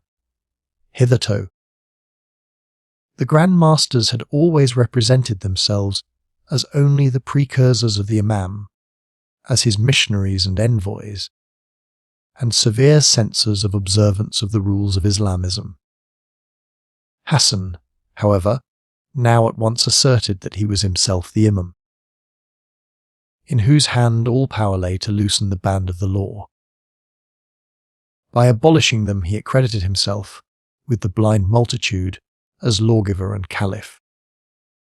In this character he wrote to the presidents and envoys of the different provinces. His letter of credentials to Riz Mosafa, the Grand Prior of Kohistan, as his namesake had been in Iraq, under the founder, Hassan Sabah, was of the following tenor. I, Hassan, tell you that I am God's vice, gerent on earth, and mine, in Kohistan, is the Riz Mosafa, whom the men of that province are to obey, and whose words they are to listen to as mine. The Riz caused a pulpit to be erected in the castle of Muminabad. Daffodils, the residence of the Grand Prior of Kohistan, from which he read the letter of the Grand Master to the people. The majority of the inhabitants heard the perusal with joy. They played the pipe and drum, danced and drank wine at the foot of the pulpit, and made known their contempt of law and their libertinism in every possible way. Some few, who remained true to the doctrines of Islamism, emigrated. Others who could not resolve upon this step, stayed, and shared with the rest the reputation of impiety. Thus the standard of the freest infidelity and most daring libertinism floated on all the castles of Rudbar and Kohistan as the insignia of the new doctrine, and instead of the name of the Egyptian caliph, that of Hassan resounded from all the pulpits as that of the true successor of the Prophet. Since prejudices are often more deeply rooted in the breast than religious rights and moral laws, it was easier for Hassan to assume the character of legislator than that of Imam, whom the people hitherto only acknowledged in the Egyptian caliph. In order to support his pretensions to this title, he at length found it necessary to deduce his descent in blood from the Fatimid caliphs, and although he had, in the public assembly of the 17th Ramadan, called himself the son of Mohammed ben Busurgomid, he endeavoured to prove, partly by dark intimations, partly by ambiguous writings, the opinion that he was a son of Nezers and grandson of the Caliph Mostanser, during whose reign the founder, Hassan ben Sabah, had been at Cairo and had, in the political dissensions of the Ismailites, espoused the party of Mostans, Shah's elder son against his younger brother, Nizar, on which account he had been compelled by the Generalissimo, Beda Jamali, to quit Egypt, as we have before related more at length. The rumour which his adherents dispersed abroad in confirmation of his descent was to this effect. A certain Abul Hassan Seed,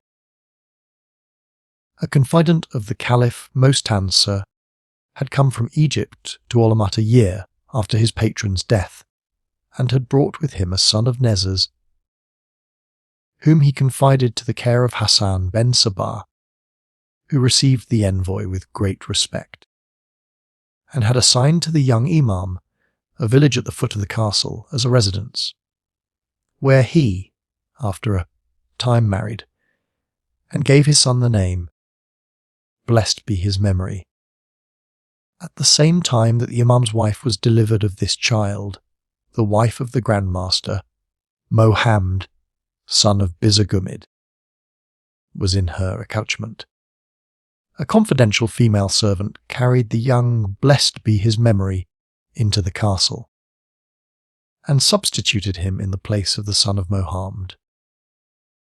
As this tale was too absurd to meet with easy credence, and as, according to their pure doctrine, that all was indifferent and nothing forbidden, the assertors of this genealogy were not ashamed subsequently to maintain that the young Imam had had clandestine intercourse with Mohammed's wife, the fruit of which was the reigning Grand Master, Imam and Caliph, blessed be his memory.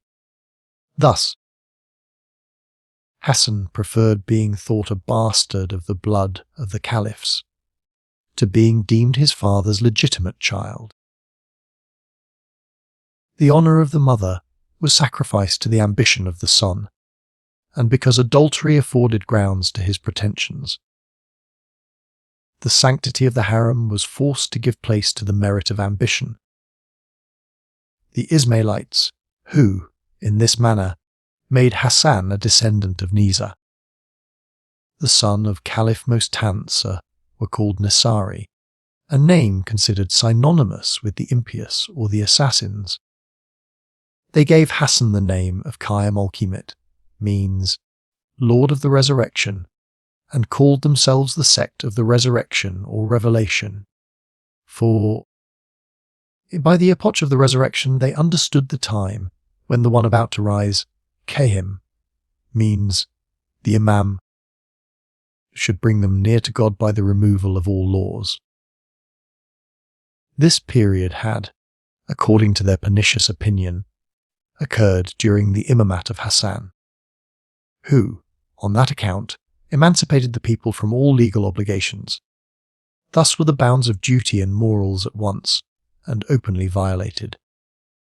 Undismayed, and with heads erect, vice and crime stalked over the ruins of religion and social order and murder,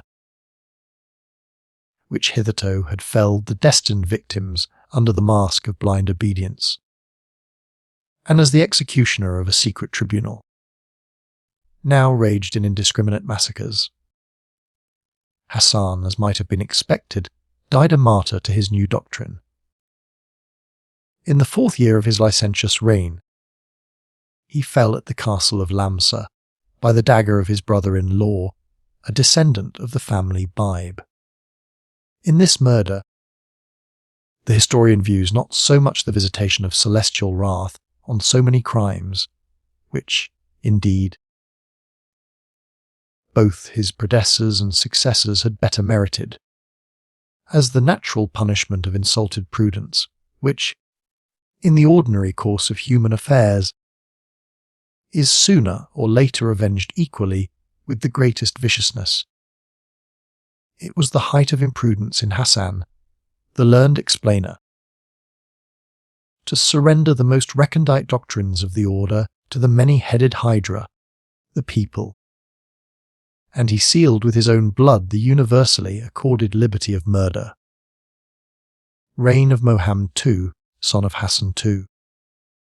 The conflagration which Hassan had kindled by the revelation of the secret doctrine was not extinguished by his blood, but, on the contrary, extended its flames through all Asia during the reign of his son and successor, Mohammed II.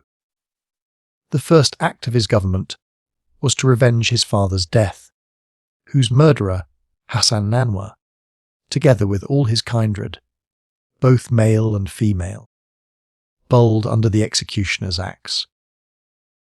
Instead of profiting by this bloody example, to strike into a better road, he constantly pursued the same path. He preached, even more loudly than his father, the doctrine of impiety, and, like him, asserted his rights to the dignity of supreme imam. Deeply versed in philosophical studies, he considered himself to be in these, as in other branches of knowledge, alone and unequalled. Many of his philosophical and legal apothegms have been handed down by tradition. We shall not, however, cite them in this history. He did homage by these studies not only to the institution of the founder of the order, who, profoundly acquainted with the mathematical and metaphysical sciences, had collected books and instruments in his castle of Alamut, but also to the spirit of the ages in which the civilization of modern Persia approached the summit of its splendour, and philosophy as well as poetry were at the epoch of their greatest glory in that country. Contemporary with his long reign of 46 years. For so long did the clemency of heaven endure the monster on earth, lived and died a pled of Persian poets, greater and more illustrious than that of the Alexandrians under the Ptolemies, or that of the French poets under Francis I. During this period flourished the lyric poets Suzini and Wat, of whom the former may be considered the creator of the metrical system, and the latter as the legislator of Persian poetry, the two great panegyrists, Kakani and Sohair Fariobi, who, together with their predecessor, Inweri, stand the great columns of the splendid edifice of Oriental eulogium, the two great mystics, Seni and Attar, the former writer of the Ornamental Garden, Cadicat, which the well-known author of the Garden of Roses and Fruit, Sadi, seems to have kept in view, the latter the composer of the Dialogues of Birds, Mantiqueter, and other celebrated works, in whose footsteps trod Jelaleddin Rumi, the great mystic poet of the East. Lastly, Nizami, the greatest romantic poet of the Persians, the immortal bard of Khosrow and Shirin. Besides this pled of poets, other stars of the first magnitude shone in the hemisphere of juridical and metaphysical science. The Sheikh Abdolkadir Gilani, the founder of one of the most respectable orders of devises, and whose monument at Baghdad is, to this day, visited by pilgrims no less frequently than that of the great Imam Ebu Hanif, the two great jurists, Ahmad ibn Mahmud Ghazni and Imam, Rokneddin Ali ben Ebubekir al-Maraganani, the former author of the Mokaddemah Prolegomena, the latter of the Hedayat Guide, two classical works of practical jurisprudence, the Secretary Ahmad, immortal in the annals of calligraphy, the great historian Ibn Jaziri, the composer of the Camel, and to conclude, the philosopher Shihabuddin Sarwardi and the Imam Fakhr Raisi, who must not be confounded with their namesakes, the former with the sheikh, nor the latter with the poet nor the physician raises. Both of them are remarkable, not only in the history of literature, on account of their opinions, but also in that of the assassins, by reason of their fate, as presenting, both by their lives and the deaths, examples of the danger which the literati incurred, who either openly reproved or combated the doctrines of infidelity, the former namely the philosopher Abu'l Yahya ben Hanosh ben Imirek, commonly celebrated as Shi'abedin Sewardi, the writer of several metaphysical works, was put to death at Aleppo by the son of Saladin, by order of his father, because his doctrines had been condemned by the College of Jurists as philosophical, or, in other words, as etheistical, and the shedding his blood was declared to be lawful. The Imam Fakhruddin Razi, being menaced with the same fate, escaped it, but not without great danger. During the Grand Mastership of Mohammed II, the son of Hassan II, he taught jurisprudence publicly in his native city, Ray, having been slandered by some who envied his reputation as being secretly a disciple of the Ismailitic doctrine. And even one of their missionaries and envoys, he mounted the pulpit, and in order to clear himself from the imputation, he abused and anathematized the Ismailites. As soon as the Grand Master received information of this, through his emissaries, he sent a Fadavi, or initiated assassin, to Ray with special instructions. This man appeared as a student of law, and in that character visited the Imam's college. 7 months elapsed ere he found a fitting opportunity of executing his commission. At length he watched an instant when the Imam's servant was absent in quest of food, and his master alone in his cabinet.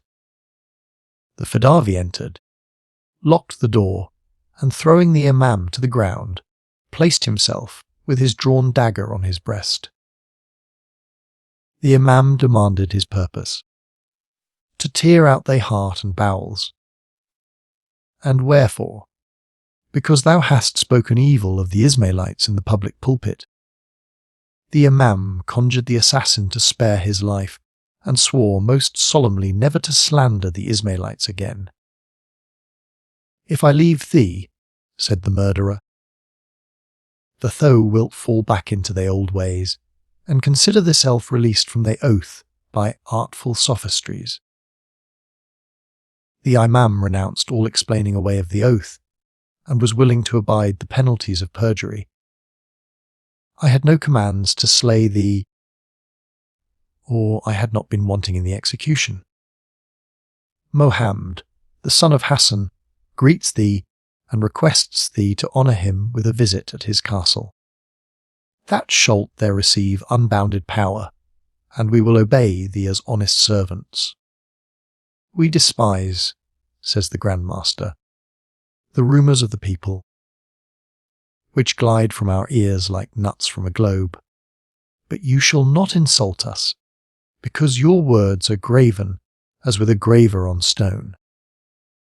The Imam replied that he could not go to Alamut, but that, in future, he would not permit himself to utter a word against the lord of that fortress.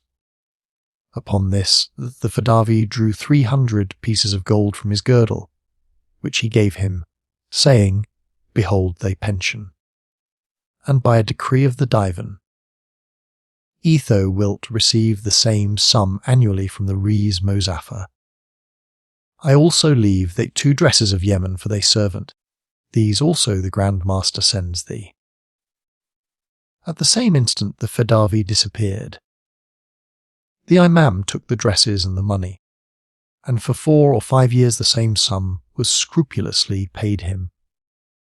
Prior to this occurrence, he was wont, whenever he mentioned the Ismailites in a discussion, to express himself thus: Whatever the Ismailites, whom may God curse and destroy, may say, after he had received the pension, he always said briefly, Whatever the Ismailites may say. He answered one of his pupils, who asked him the cause of this change. We may not curse the Ismailites. Their arguments are too convincing and pointed. This singular occurrence, which is related by several Persian historians, circumstantially and concordantly, shows that the Grand Master's policy did not consider murder only as the most effective measure, but also frequently deemed the fear of it, and money, preferable. It shows also that the Divan, or assembly of the order, studied less the removal of their foes than the converting them into friends, especially where they were men of learning and celebrity, as their lives being spared was of far more advantage to the order in public opinion than their violent deaths could have been.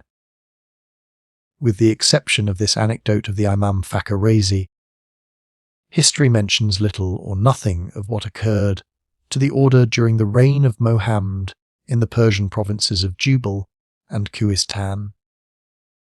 It is, however, much more fertile in events of immediate interest in the history of the assassins. If we turn our eyes towards Syria, which was, at the same time, the celebrated stage of the glorious deeds of the Crusaders and Jelaleddin, as this great prince seems to be chosen as the instrument in the hands of Providence of the downfall of the Caliphate of the Fatimids, whose partisans and missionaries the Ismailites were, so was he, likewise, very early selected by the latter as a mark for their daggers. In order to become more intimately acquainted with the man whom they marked out as their victim, and to know to what a pitch his power had risen when they made the first attempt upon his life, we shall here give, as a sequel to what has been said in the former book concerning the reign of Nur-Din, a short outline of the increasing greatness of Jelaleddin.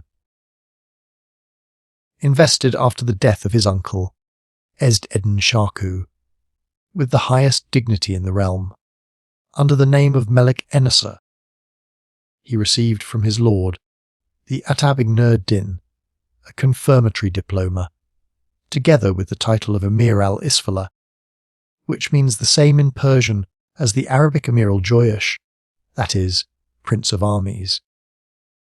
Shortly afterwards, the Caliph of Baghdad sent him also a diploma, a dress of honour and present, as an acknowledgment to him for having transferred the highest prerogative of Islam, the prayer from the pulpit on Friday, from the family of Fatima to that of Abbas.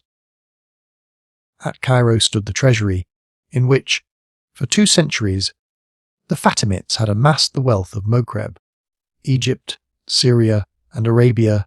Its riches, surpassing all belief, was but too small for the magnanimity of Saladin. According to Aini, an otherwise trustworthy writer, there were in this treasury alone 700 pearls, each of which was, from its great size, of inestimable value. An emerald, a span long and as thick as the finger, a collection of 2,600,000 books, which, even if there is a superfluous cipher, surpassed the largest library in Europe, gold, coined in bars, alus, amber, and arms without end. A considerable part of this treasure Saladin divided immediately among the chiefs of his army. He appointed guardians to the library, the remainder of the collection being put for sale for 10 years in succession. Produced the sums requisite for the campaigns against the Crusaders and for the buildings in Cairo. He built the citadel and walls of that city, constructed the large aqueduct which brings the waters of the Nile to the fortress, and the noble halls, amongst whose beautifully arranged colonnades, stripped as they are of their roofs, the writer of this work has, more than once, indulged in airy visions of Saladin's greatness. Added to these are an academy at the tomb of Shafi, an hospital at Cairo the modern, and a magazine of corn at Misr, the ancient capital of Egypt under the Arabians.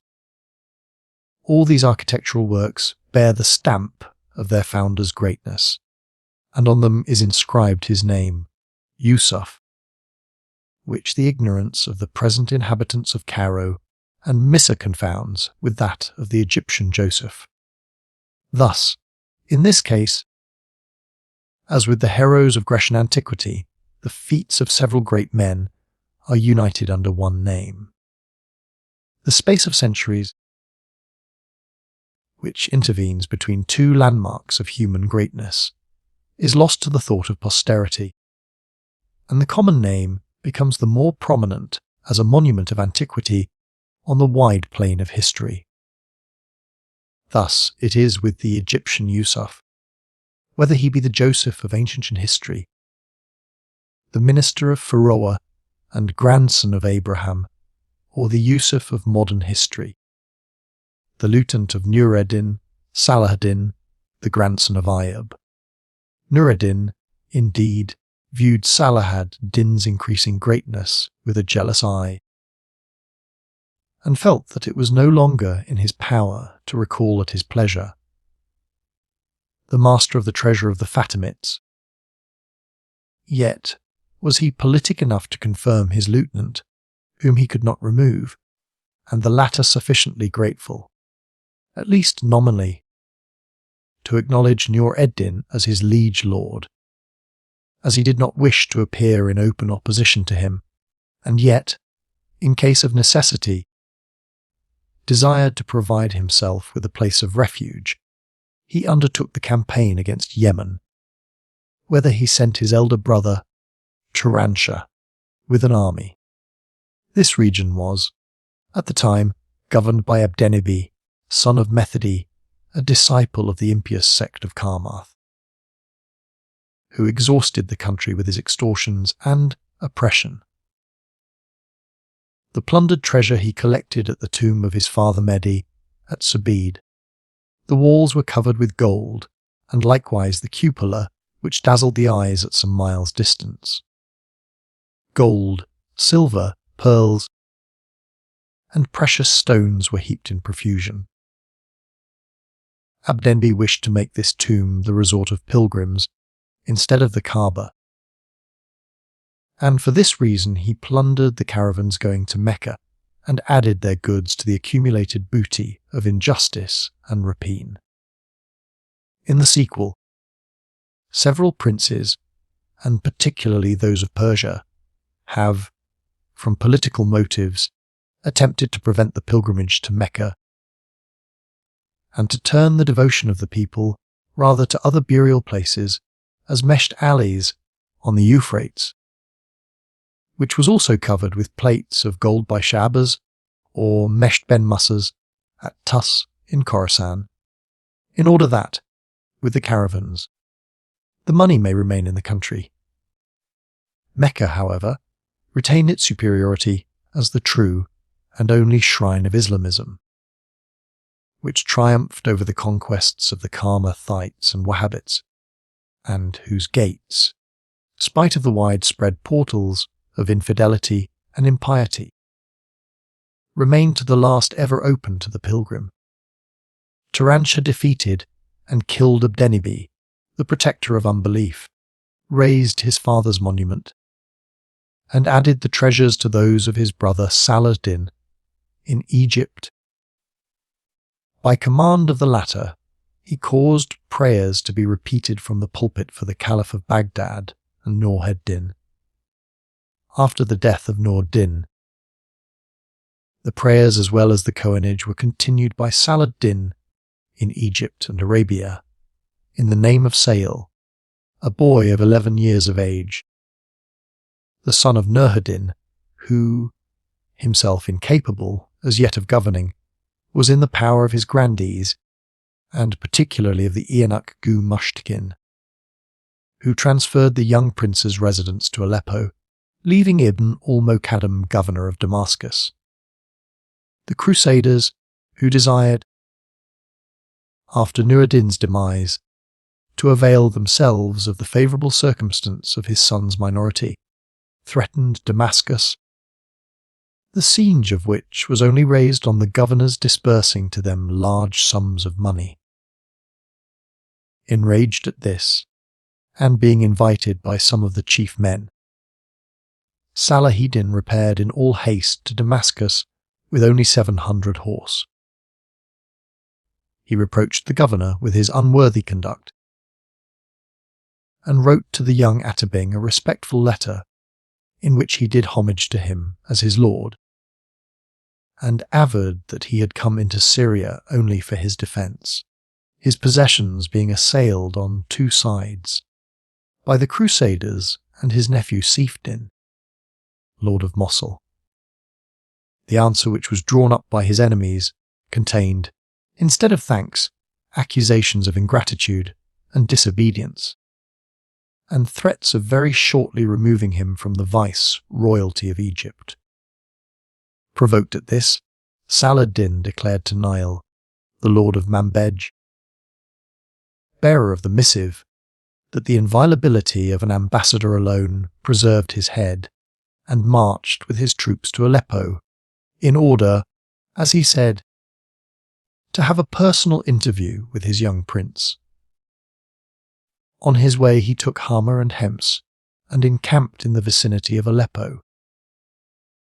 The inhabitants and the young prince, led by his guardian, the eunuch Gumosh of Gain, instead of coming to a peaceful conference with Salah ad-Din, advanced against him in arms. "God is my witness," exclaimed he, "that I wish it not to come to arms. But since ye will have it so, they shall decide." The troops of Aleppo were defeated and fled in disorder to the city, which their opponents now began to besiege in due form. Gumushkin, who saw no protection at hand from the swords of his valiant besiegers, had recourse to the daggers of the assassins. At that period reigned, as Grand Prior at Masyat, the point, as we have seen, of the Syrian power of the Ismailites, Rashid-ed-Din Sinan, a man, whose name and deeds are to this day remembered in their annals.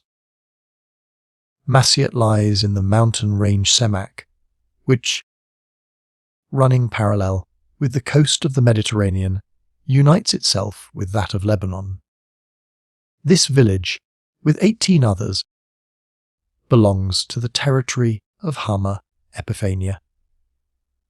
At that time it was the chief of 10 mountain forts, forming the strength of the Ismailites, whose numbers are reckoned by the contemporary annalists of the Crusaders to amount to more than 60,000 men. The names of these places are found in Haji Khalfa's geography. 3 have already been mentioned in this history, namely Masyat, Cadmus, and Kahaf. The 7 others were Akkar, Hosnalikiad, Safata, Alika, Hosnal-Karnin, Sihin, and Sarmin, and were the first colonies of the Ismailites in Syria. By means of these strongholds, and the daggers of the assassins, Rashid-ed-Din Sinan was supreme in the mountainous parts of the north of Syria. Jelaleddin, the proper defender of the faith, who had given the final blow to the Fatimid Caliphate in Egypt, and whose increasing power threatened to engulf that of the Atabegs in Syria, was the natural and most dangerous enemy of the order, and consequently their daggers were unceasingly aimed against him. A large sum of money contributed to procure easier access to the Grand Prior Sinan. For the prayer of Gumushtigin, that Jelaleddin should be the victim of their mutual revenge. 3 assassins attacked him in the camp before Aleppo. Fortunately, they inflicted no mortal wound, and were themselves cut in pieces. While the eunuch was concerting Jelaleddin's fall, he scarcely escaped his own, which his enemies, the Vizier Shihabdin Abu Salah, and the Emirs Jemal-Din, Shadbakht, and Mojahid, had conspired to ensure, in order to deprive him of the favour of Melik Sale. To anticipate their purpose, he had recourse to the usual means dictated by his policy. As the young prince was starting on a hunting excursion, Gin Mushtaghen presented him with a blank sheet of paper, desiring his signature for the dispatch of some pressing business. Melek-Seil signed unsuspectingly, and his minister filled the paper with a letter from his master to Sinan, the Grand Prior of the Assassins, requesting agents from him for the purpose of dispatching the 3 emirs above mentioned. Sinan, thinking that Melek-Seil wished, by this deed, to remove some obstacles to his unbounded power, sent several murderers. 2 of them, who attacked the vizier as he was proceeding to a mosque, lying near his house, without the eastern gate, were killed on the spot. Soon after, Mojahid was set upon by 3 others. One seized the skirt of his mantle, to stab with more certainty, but Mojahid spurred his horse, and escaped the fatal blow, leaving his mantle behind. The people seized the assassins, 2 of whom were accustomed frequently to visit Mojahid's groom. One of them was crucified, and the same was the fate of the groom, on whose breast was fixed the inscription, "This is the reward of the concealers of villains." The other assassin was dragged to the citadel and beaten on the pierced soles of his feet to compel him to confess the motives of his crime. In the midst of the torture, he called out to the young prince, "Thou desirest from our lord Sinan the death of thy slaves, and now thou punishest us for the execution of the orders." Indignant at this, Melek-Seil wrote a letter full of reproaches to Sinan, who returned him one subscribed by himself as his answer. This was the origin of a kind of correspondence between them. Rokneddin had frequently applied to the prince for the restoration of the district of Hajara, of which the Ismailites had been deprived. As his writing had been fruitless, he had recourse, this time, not from the pen to the dagger, but to the still more destructive means, fire. The assassins appeared as incendiaries, who set fire to several bazaars of Aleppo with burning naphtha. All the efforts of the governor and his people to extinguish the conflagration were fruitless, which being produced by means similar to the celebrated Greek fire, resisted pertinaciously the action of water. Many buildings were entirely consumed, and an immense quantity of rich stuffs and commodities of all kinds fell a prey to the flames. The assassins threw burning naphtha into the streets, from the terraces of the houses, and in the midst of the confusion, escaped the popular rage unhurt. Melek-Seil al-Ismail, Prince of Aleppo, whose favourite, Mushtaghen, had in vain unsheathed the dagger of the assassins against Jelaleddin, now sought assistance from the Crusaders and his nephew Sifdin, Lord of Mosul. The former laid siege to Emesa, but retired on the approach of Jelaleddin, but Sifdin and es-selam, his brother, united their forces with those of Ismail at Aleppo. Saladin once more attempted to come to an amicable arrangement with the latter.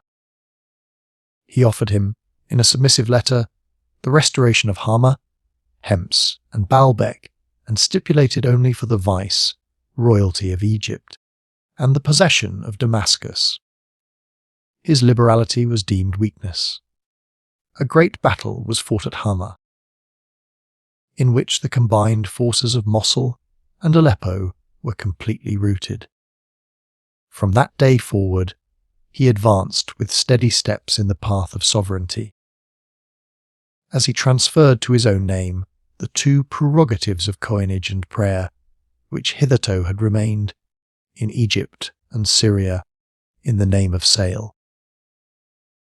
The latter received peaceful possession of Aleppo only by humble supplication, and the Lord of Mosul, who again took the field, with those of Hassan II and Maraddin, lost at Tel, near Hamar, both his camp and army. Saladin divided the booty among his soldiers, set the prisoners free, and took the fortresses of Aces, Manbej, and Bozor. During the siege he was, a second time, attacked by an assassin, who wounded him in the head. Saladin seized his hand in time and struck him down. Another immediately rushed forward, but was cut down by the guards. Two others followed with no better success. Having before their eyes the example of their three precursors, who had fallen in a similar attempt, they hoped the better to attain their object, by rushing on successively, and by throwing the Sultan and his guard into consternation, succeed in taking his life. The first part of their plan was more successful than the last. Saladin, terrified by these repeated attacks, retired to his tent, mustered his army, and drove away all strangers. The following year, however, as soon as he had concluded a peace with the lords of Mosul and Aleppo, he attacked the territory of the Ismailites, ravaged it, and blockaded the fortress Masyat. He would have carried it, and would have annihilated the power of the Ismailites in Syria, had not his uncle, Shihabeddin, Lord of Hama, moved by the entreaties of the Grand Prior, Sinan, interposed and induced his nephew to make peace, on condition that he should, in future, be secured from the assassin's dagger, and in fact, Saladin reigned 15 years afterwards, carried on his campaigns in Egypt and Syria, and captured the strongest places of the Crusaders, even Jerusalem itself, without experiencing another murderous attack. Whether it was that the double failure of the assassins restrained them from a third attempt,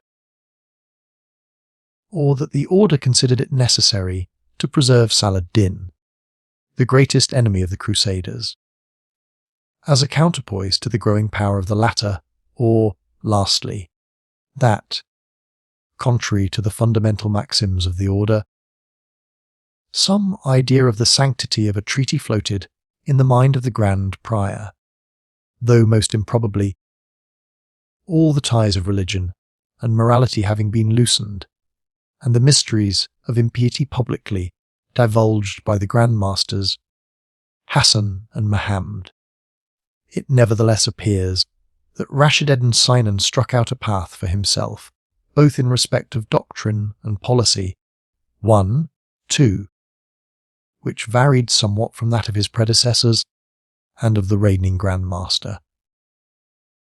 The former, as we have seen above, were the secret friends of the Order of the Templars. The latter trampled on all religion. Sinan's faith and policy, however, took another direction, as is clearly shown in the unanimous accounts of contemporary historians of the Crusaders. What William, Bishop of Tyre, and James, Bishop of Acre, on the occasion of an embassy, dispatched from the Old Man of the Mountain to the King of Jerusalem, in the year 1172, relate concerning the origin, system, and discipline of the assassins agrees very well with that which we have derived from Oriental sources and presented to our readers in the former books. The assassins, say they, were formerly the strictest observers of the laws of Mohammedanism, till the epoch when a Grand Master of genius and erudition, and intimately acquainted with the Christian tenets and doctrine of the Gospel, abolished the prayers of Muhammad, annulled the fasts, and allowed all, without distinction, to drink wine and eat pork. The fundamental rule of their religion consists in blind submission to their abbot, by which alone they could attain eternal life. This lord and master, who is generally called the Old Man, resides in the Persian province, lying beyond Baghdad, Jebel or Iraq-Ajimi. There, at Alamut, young men are educated in secret tenets and pleasures, instructed in various languages, and then sent, armed with their daggers, throughout the world, to murder Christians and Saracens without distinction, either from hatred, as being enemies of their order, or to please its friends, or for the sake of a rich reward. Those who had sacrificed their lives in the fulfillment of this duty were adjudged to greater happiness in paradise. As being martyrs, their surviving relations were loaded with gifts, or, if slaves, set at liberty. Thus was the world overrun by these miserably mizzled youths, who, devoted to murder, issued joyfully from their brethren's convent, to execute the sanguinary commands they had received, appearing in different forms and disguises, sometimes as monks, sometimes as merchants, in fact, in such a variety of shapes, and with so much prudence and caution, that it was impossible for the destined victims to escape their daggers. The low and mean mob of the people are safe, inasmuch as the assassins deem it beneath their dignity to assail them, but for the great, and for princes, no remedy remains but to ransom their lives at a heavy price, or to be constantly armed and surrounded by their guards, and exist in a continued state of alarm. On an attentive comparison of these passages in the works of the two learned bishops, which agree in point of meaning, with the narratives of Oriental writers, much is found wanting, but nothing erroneous. The strict observance of the duties of Islamism at first, the abrogation of all commandments under the last Grand Masters, Hassan II and Mohammed II, the vow of blind obedience, the bands of assassins devoted to death, their novitiate, the institution of the order, and its murderous policy, are here comprised in a few words. It is indeed difficult to conceive how European historians, who, hitherto, drew from no other sources than the Byzantine and crusading annalists, how such Orientalists as D. Herbelet and de Gaines could have regarded the assassins as an usual dynasty of princes, whereas, here, everything points to an order, inasmuch as they clearly speak of the abbot, convent, Grand Master, rule of the order, and religion, as we should concerning the Knights Hospitallers, the Teutonic Knights, and the Templars. Everything harmonizes with the contents of the preceding books of this history. One circumstance only, that of the superior, who sent the embassy, being inclined to Christianity and desirous of conversion, does not agree with the systematic plan of irreligion of the then reigning Grand Master. Either the Crusaders deceived themselves with the pious error, that because the Grand Master had abjured Islamism, he must assent to Christianity, or his policy induced him to preserve the King of Jerusalem in this opinion, and, consequently, as the friend of the order, or, lastly, what appears more probable than either of these conjectures, this mission did not proceed from the Grand Master at Alamut, but from the Grand Prior of the Order in Syria, Rashid-in Sinan, Lord of Massaciate. It must have been the latter, and not the former,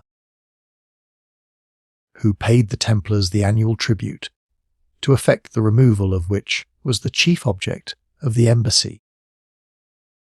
And what gives our opinion the highest degree of probability is the contents of Rashideddin's writings, which are to this day preserved in Syria by the remainder of the Ismailites, In them appear evident traces of Christianity and of an acquaintance with its sacred books. Rashidun Abu Hashashin, son of Suleiman of Basra, pretended that he was himself an incarnation of the deity. He never shewed himself, but in coarse dresses of hair.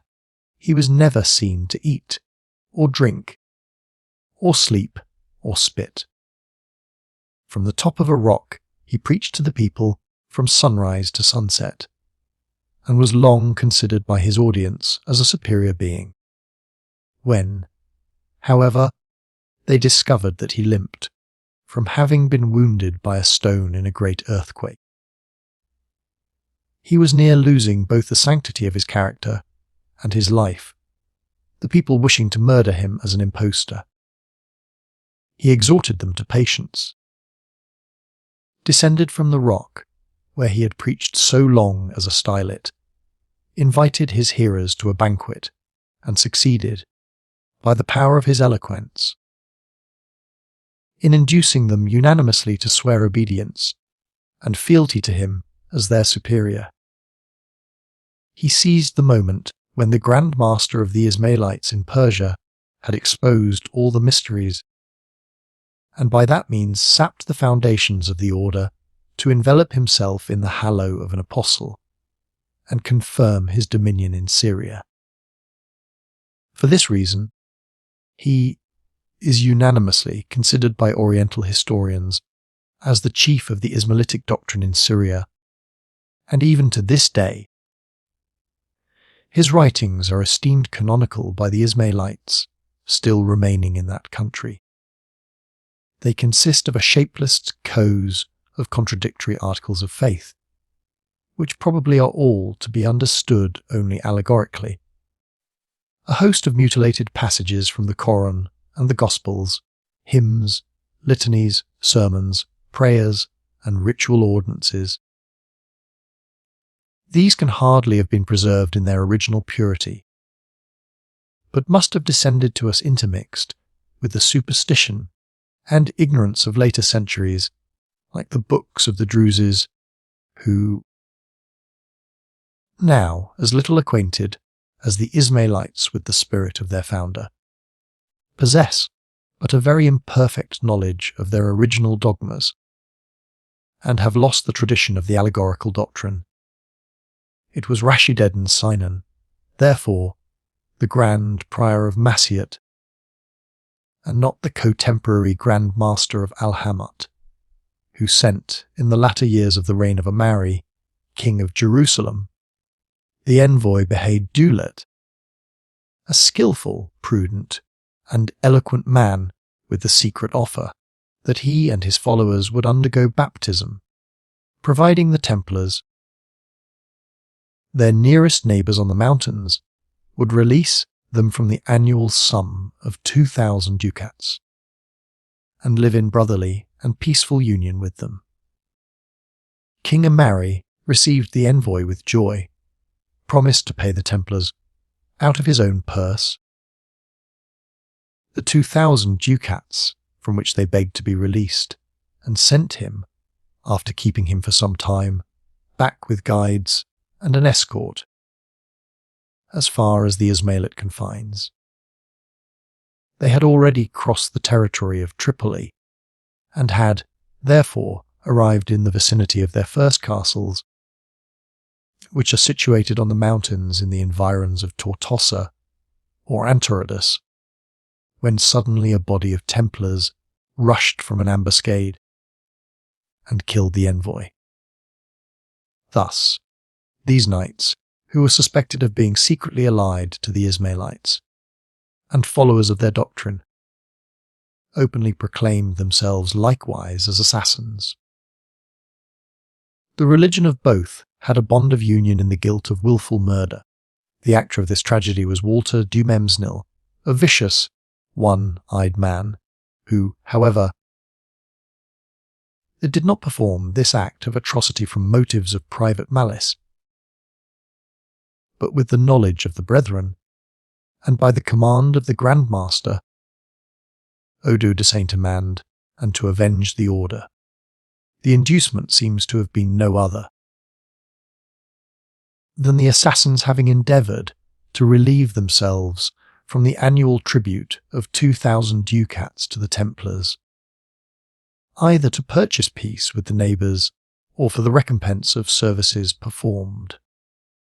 As, for example, as is mentioned in its place, their refusal to participate in the campaign against the Egyptian Sultan, their natural protector. The king, violently enraged at this atrocity, by which the honour of the Christian name and his own dignity suffered so severe a blow, assembled the princes of his realm, in order to consult with them concerning the measures proper to be adopted. Their unanimous decision was that religion and the royal authority had equally suffered an affront and could not permit this murder to pass unpunished. Siher of Maimdon and Gottschalk of Terhold were dispatched by the council in the name of the king and the realm to demand satisfaction from Odo de Saint-Amand for so flagitious a deed.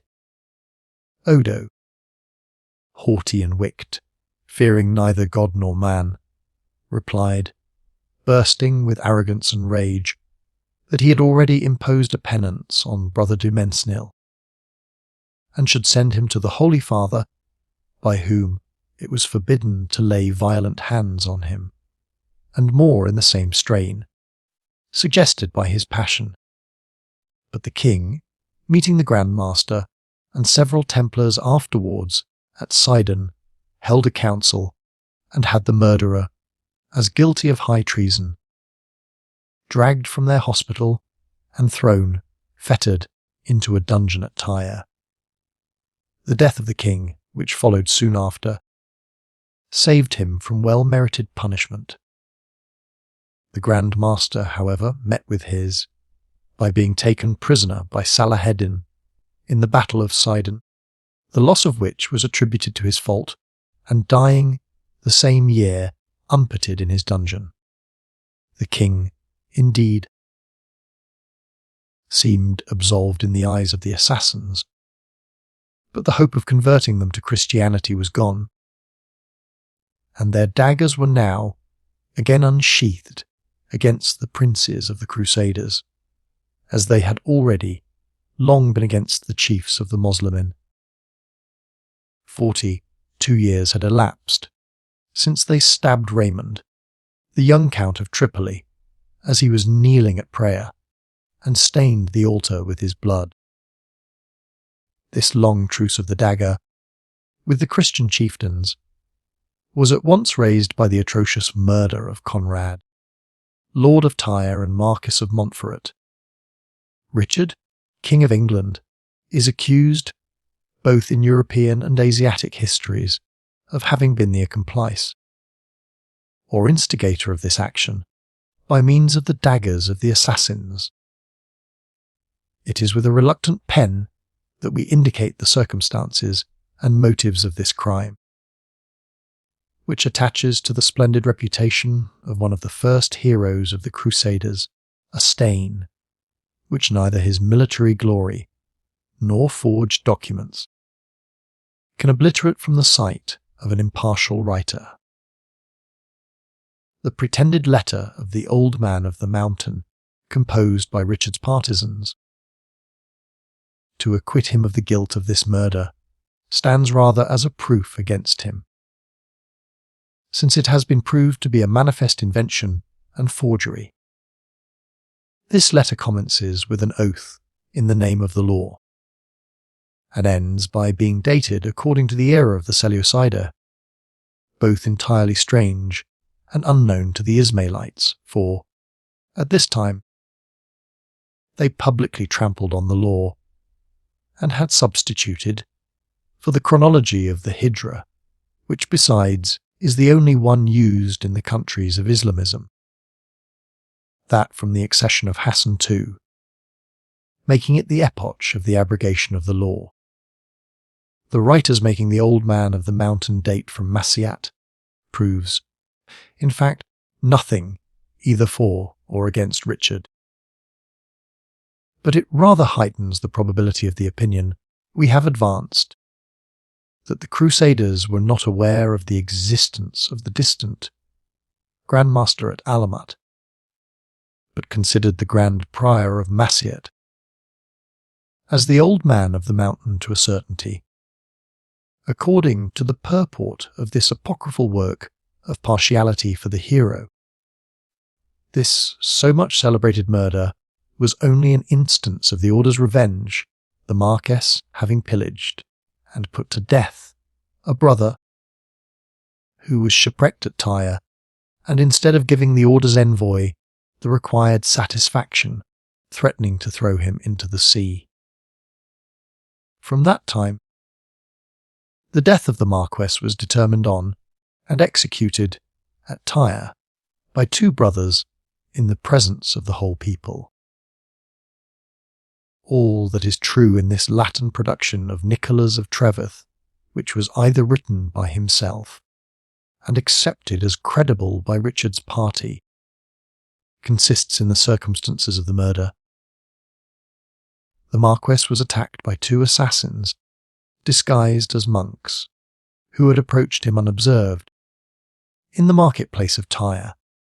Not only do Western, but also Oriental historians name Richard Kiefer de Lion, King of England, as the instigator of the murderers.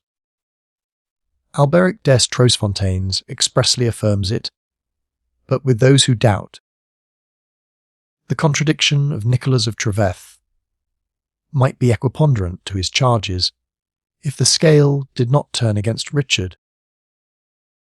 With the heavy weight of the impartial testimony of Oriental historians, the writer of the history of Jerusalem and Hebron, a classical work for the history of the Crusades, says, under the title of The Murder of the Marquess, clearly and distinctly, the Marquess had gone on the 13th of the month Rebehul well to visit the Bishop of Tyre.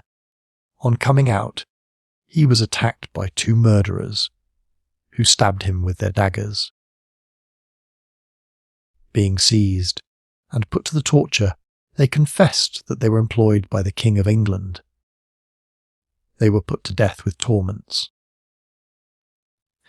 The same work contains still farther traits of Richard's craft and perfidy, which stain his character but too deeply, and justify but too much the suspicion of his being accessory to this murder. Thus, his imprisonment by Leopold of Austria, a near relation of the Marquess of Tyre, seems to have been but a measure of reprisal for the death of his kinsman, while the English, to remove from their monarch the suspicion of this assassination, and to liberate him the sooner from his captivity, forged the above-mentioned letter off the old man of the mountain to Leopold of Austria. They, at the same time, and with the same view, concocted a second, which is mentioned by William of Newbury as having been sent by the Grand Master to Philip Augustus, King of France. This letter, like the first, bears the marks of a counterfeit on its front. The Grand Master of the Assassins is made to call himself Simplicitus Nostra, which we cannot allow our simplicity to err so far as to believe. In this palpably apocryphal writing, the old man of the mountain assures the King of France that it had never entered into his thoughts to send to France, at the desire of Richard, assassins with regicidal designs. This letter, the falsehood of which is still more manifest than that of the former one, proves, instead of acquitting Richard, that the murder of the Marquess of Montferrat had drawn upon him the suspicion of a similar attempt against the King of France. Rigaud, the historian of Philip Augustus, relates that while the king was in Pontoise in the year 192, being apprised by letters from Palestine that Richard meditated his assassination, he established, for his security, a bodyguard armed with iron maces and William Quart, who, a century after, wrote a rhyming history, openly ascribes the whole murderous system of the assassins to the King of England, who had young men educated in the principles of blind obedience to his cruel commands, in order to sacrifice the King of France, upon which the latter instituted his guard oxygen's wee masses. Even if these precautions were groundless and exaggerated, they, nevertheless, were occasioned by the known deeds and character of Richard. The murder of Conrad of Montferrat thus gave rise to the English king's captivity in Austria, and likewise to the institution of the first royal bodyguard in France. It may, perhaps, appear a thankless and vain labour to wish to justify the order of the assassins, who are charged with 1,000 manifest murders from the guilt of the 1,001st, but the duty of impartiality imposes this task on the historian who remains faithful to truth, although it may neither acquit nor condemn. Whether the order, in the person of Philip Augustus, attempted the life of one prince more or less, whether the Grand Master directed the poniards of the murderers who slew the Marquess of Montferrat, moved by private revenge, or by the desire of Richard, is of little consequence. Participation in murder does not lessen the guilt of the crime. We shall not, therefore, stop to inquire whether the Arab assassin, found in the camp of Frederick Barbarossa at the siege of Milan in the year 158, and against whom the emperor received timely warning, came from Spain or Syria, whether he was in the pay of the Pope, or the Grand Master of the Ismailites, or whether Frederick was destined to fall a victim to the Old Man of the Mountain, or to him of the 7 Hills. He was, on account of his campaigns in Palestine and Italy, his enterprises against the infidels and the papal chair, equally dreaded by the supreme pontiffs, both of Baghdad and Rome, and the Caliph on the Tigris would have had no less cause to rejoice at his death than the Caliph on the Tiber.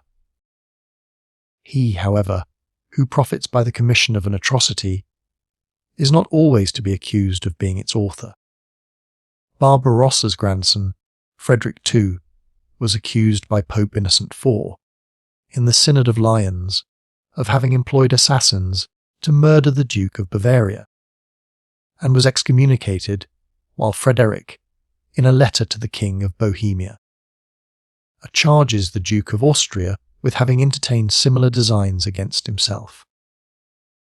These accusations, however, do not prove the guilt of the accused, but only the crime of the assassins.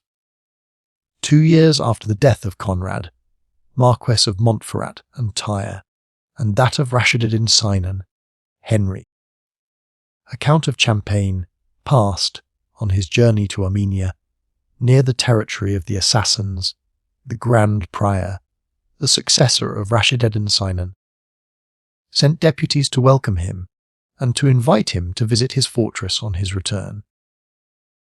The Count accepted the invitation and came. The Grand Prior hastened to meet him and received him with great honours. He took him to several castles and fortresses and brought him at last to one having very lofty turrets. On each lookout stood 2 guards, dressed in white, consequently initiated in the secret doctrines.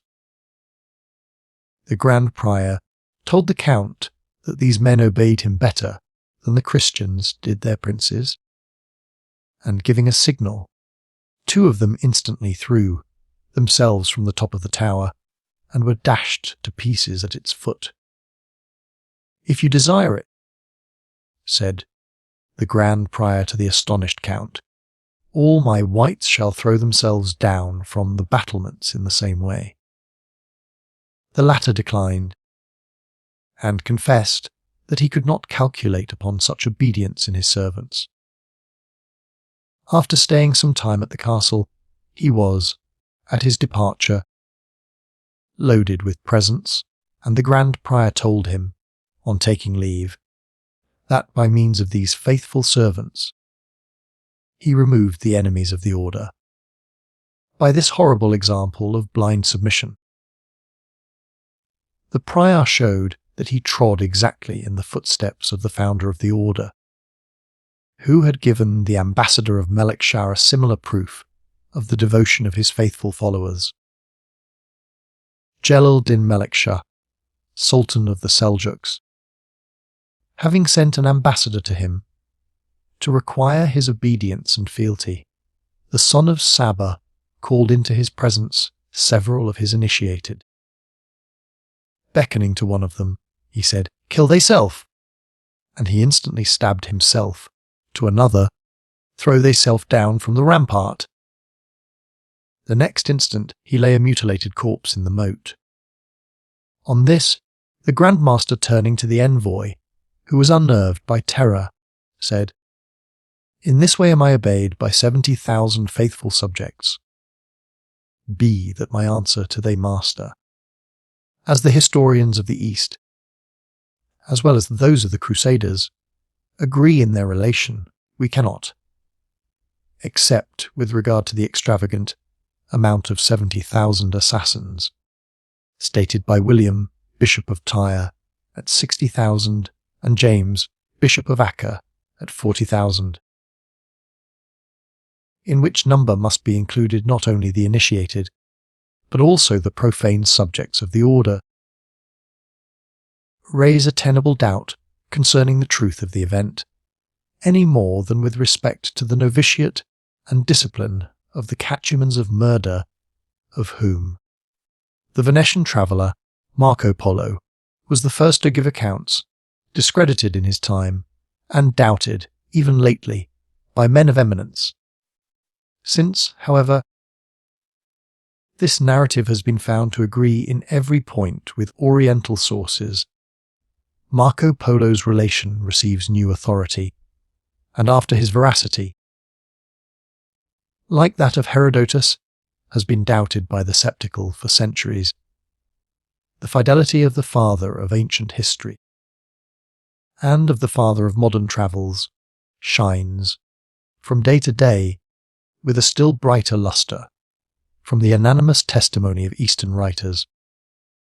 In the centre of the Persian, as well as of the Assyrian, territory of the assassins, that is to say, both at Alamut and Masayat, were situated, in a space surrounded by walls, splendid gardens, true Eastern paradises. There were flower beds and thickets of fruit trees, intersected by canals, shady walks, and verdant glades, where the sparkling stream bubbled at every step, bowers of roses, and vineyards, luxurious halls, and porcelain kiosks, adorned with Persian carpets and Grecian stuffs, where drinking vessels of gold, silver, and crystal glittered on trays of the same costly materials. Charming maidens and handsome boys, black-eyed and seductive as the Auris and boys of Muhammad's paradise, soft as the cushions on which they reposed, and intoxicating as the wine which they presented. The music of the harp was mingled with the songs of the birds, and the melodious tones of the songstress harmonized with the murmur of the brooks. Everything breathed pleasure, rapture, and sensuality. A youth, who was deemed worthy, by his strength and resolution, to be initiated into the assassin service, was invited to the table and conversation of the Grand Master, or Grand Prior. He was then intoxicated with henbane, hashish, and carried into the garden which, on awakening, he believed to be in paradise. Everything around him, the Auris in particular, contributed to confirm his delusion. After he had experienced as much of the pleasures of paradise, which the Prophet has promised to the blessed. As his strength would admit, after quiffing enervating delight from the eyes of the Auris, and intoxicating wine from the glittering goblets, he sunk into the lethargy produced by debility and the opiate, on awakening from which, after a few hours, he again found himself by the side of his superior. The latter endeavoured to convince him that corporeally he had not left his side, but that spiritually he had been wrapped into paradise, and had then enjoyed a foretaste of the bliss which awaits the faithful, who devote their lives to the service of the faith and the obedience of their chiefs. Thus did these infatuated youths blindly dedicate themselves as the tools of murder, and eagerly sought an opportunity to sacrifice their terrestrial, in order to become the partakers of eternal life. What Mohammed had promised in the Koran to the Muslimin, but which to many might appear a fine dream and empty promises, they had enjoyed in reality, and the joys of heaven animated them to deeds worthy of hell. This imposture could not remain undiscovered, and the fourth Grand Master, after unveiling all the mysteries of impiety to the people, probably revealed also to them the joys of paradise, which could, besides, have but little charms for them, to whom already everything was permitted on earth. That which hitherto had served as a means to produce pleasure became now itself an object, and the effects of the intoxication of opium were the earnests of celestial delight which they wanted strength to enjoy. To this day, a Constantinople and Charo show what an incredible charm opium with henbane exerts on the drowsy indolence of the Turk and the fiery imagination of the Arab, and explains the fury with which those youths sought the enjoyment of these rich pastilles, hashish, and the confidence produced in them that they are able to undertake anything or everything.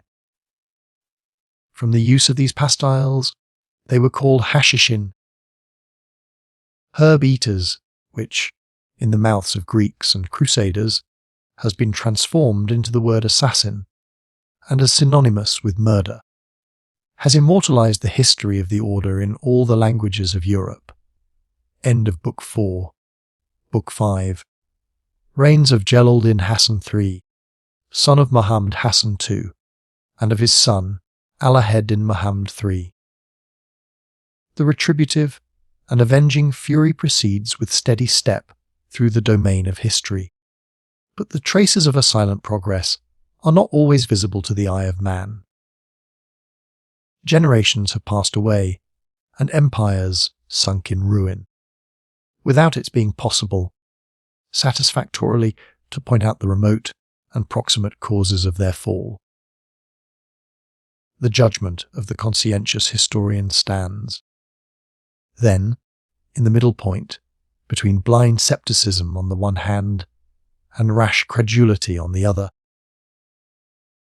He avoids the explaining of events as an officious interpreter of providence, no less than wishing to behold in their progress nothing but the concatenation of blind necessity.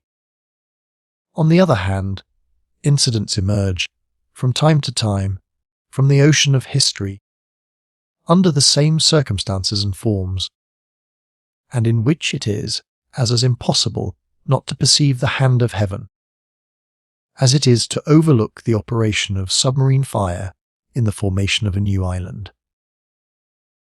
As in the extensive department of acoustics,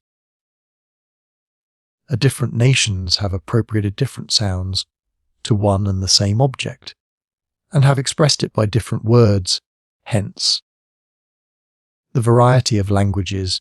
So, in the many-toned domain of history, one and the same occurrence has been passed unnoticed by many nations, and by many others viewed and represented in different lights. hence the variety of histories, according to the difference of the characters and genius of countries and nations. The universally opposite polarity, if we may so express it, of the East and the West appears even in the different mode of writing history. Some events are related by European, some by Oriental writers, and when they coincide, the same occurrence is viewed in an entirely different light. What escapes the one is seized by the other, and the latter considers attentively what the other passes over. How very different are the judgments of Eastern and Western historians concerning the original condition of mankind, the rise of kingdoms, the institution of religions, the development of civilization, the horrors of despotism, the struggles of liberty, and the continued connection of causes and effects, where the one views immutable necessity, the other perceives very often blind chance, and what is deemed by the latter the consequence of a present crime, appears to the former the punishment of one long past. This, however, is not the place to proceed farther with these remarks. Yet we have an opportunity of advantageously applying them to the next event, which we shall have to consider. The people of the East have the highest notions of the sanctity of filial duty and paternal authority. To them the patriarchal is the exemplar of the most perfect government. Though the violations of filial piety and the crimes of unnatural sons are punished in the West as in the East, and though parricides in no region escape the vengeance of heaven, yet it is only Oriental historians who inculcate the experimental truth that the curse of infanticide follows, in the same family, parricide, and that the first murdered father is avenged by the dagger of his grandson, to the disgrace of mankind.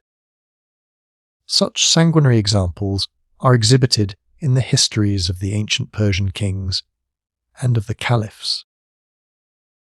How could they be wanting in the history of the assassins? Khoju Parviz and the Caliph Mostanser, who were stained with their father's blood, died by the hands of their sons. The resistance which Hassan, the enlightener, opposed to his father, was avenged on his son, Mohammed, by his grandson. Jelaleddin, first by similar refractoriness, and then, it appears, by poison.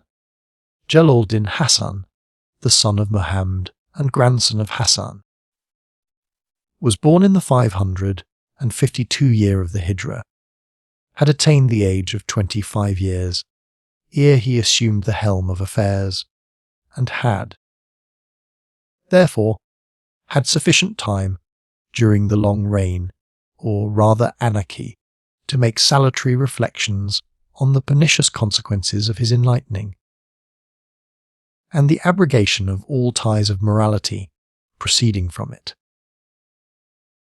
Discontented with the innovation which had made public to the people and the profane the secret doctrine of the founder and the initiated, he openly, during his father's life, declared himself against it, and by that means drew upon himself clouds of the darkest suspicion. The father feared the son, and the son the father, and their mutual dread was justified by the sanguinary examples of their predecessors. Mohammed's father, Hassan II, had fallen by the poniard of one of his nearest relations, and Hassan I had put to death his two sons. Father and son regarded each other reciprocally as murderers. On the days of public audience, when the latter appeared at court, the former wore a coat of mail under his clothes, and strengthened the guard, but where the dagger can find no entrance, poison may, and in fact, as several historians affirm, Mohammed is said to have died from the effects of poison. Jelaleddin Hassan The third of that name among the Grand Masters of the order stood forward as the restorer of the true religion, according to the strictest principles of Islamism. He prohibited everything that his father and grandfather had declared to be allowed, commanded the erection of mosques, their establishment of the call to prayers, and the solemn assembly on Fridays. He called round him imams, readers of the Quran, preachers, scribes, and professors, whom he loaded with presents and favours, and appointed to the newly built mosques, convents and schools. He sent circulars not only to the Grand Priors in Syria and Kohistan, by which he enjoined the re-establishment of Islamism among the Ismailites, but also to the contemporary princes, to make known to them his adhesion to the true religion. He sent ambassadors to Nasser-Leddin, the Caliph of Baghdad, to the Sultan of Transoxana, Mohammed II, and other Persian potentates, to assure them of the purity of his faith. The Caliph, the Sultan, and the princes, who considered this declaration to be sincere, received the envoys with distinction, clothed them in pelisses of honour, gave them re-credentials, and for the first time designated their lord by the titles proper to reigning princes, and which, hitherto, none of the preceding Grand Masters could assume. The imams and great scribes of the time issued formal declarations, in which they attested the sincerity of his conversion and the orthodoxy of his tenets, and gave him the honorary tide of Nev Musulman, or New Musulman. As the inhabitants of Kaswin, who had hitherto lived in the greatest hostility to the Ismailites, doubted the sincerity of Jelaleddin's religious opinions, in order to remove these doubts, he went still farther. He requested them to send some persons of respectability to Alamut, who should have ocular demonstration of the truth. They appeared, and Hassan III, in their presence, burnt a number of books, which, he affirmed, were those of the founder, Hassan I, and the secret rules of the order. He anathematized the founder and the Grand Masters, his predecessors, and thus attained his object, which was that the inhabitants of Kaswin might, likewise, vouch for the orthodoxy of his doctrine.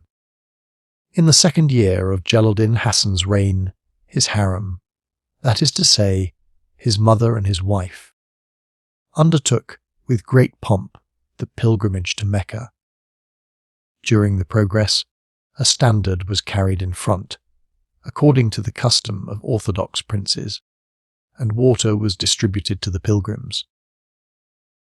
To lodge travellers, to afford them every facility and convenience, to feed the hungry and give drink to the thirsty, to nurse the sick and to instruct the ignorant, such are the most meritorious of good works. Hence were founded caravanserais and baths, eating houses and fountains, hospitals and schools. The finest monuments of Islamism form, in the circuit of cities and mosques, so many pious institutions. Many of these may be founded by persons of either sex, and even by eunuchs, who belong to neither. The inscriptions on the mosques and other buildings transmit to posterity the names of sultans and sultanas, viziers and eunuchs, and women of every rank and age, although the latter are excluded from no public institution on account of sex, and build bridges and schools, as well as found hospitals and taverns, yet their names are found in preference on mosques, baths, and fountains, probably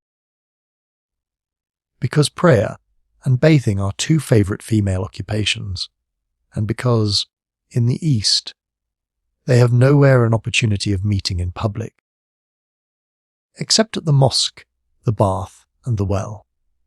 According to the laws of Islamism, also, ablution by water is as inseparable from the prescribed prayers 5 times in the day as purity and devotion from the existence of woman.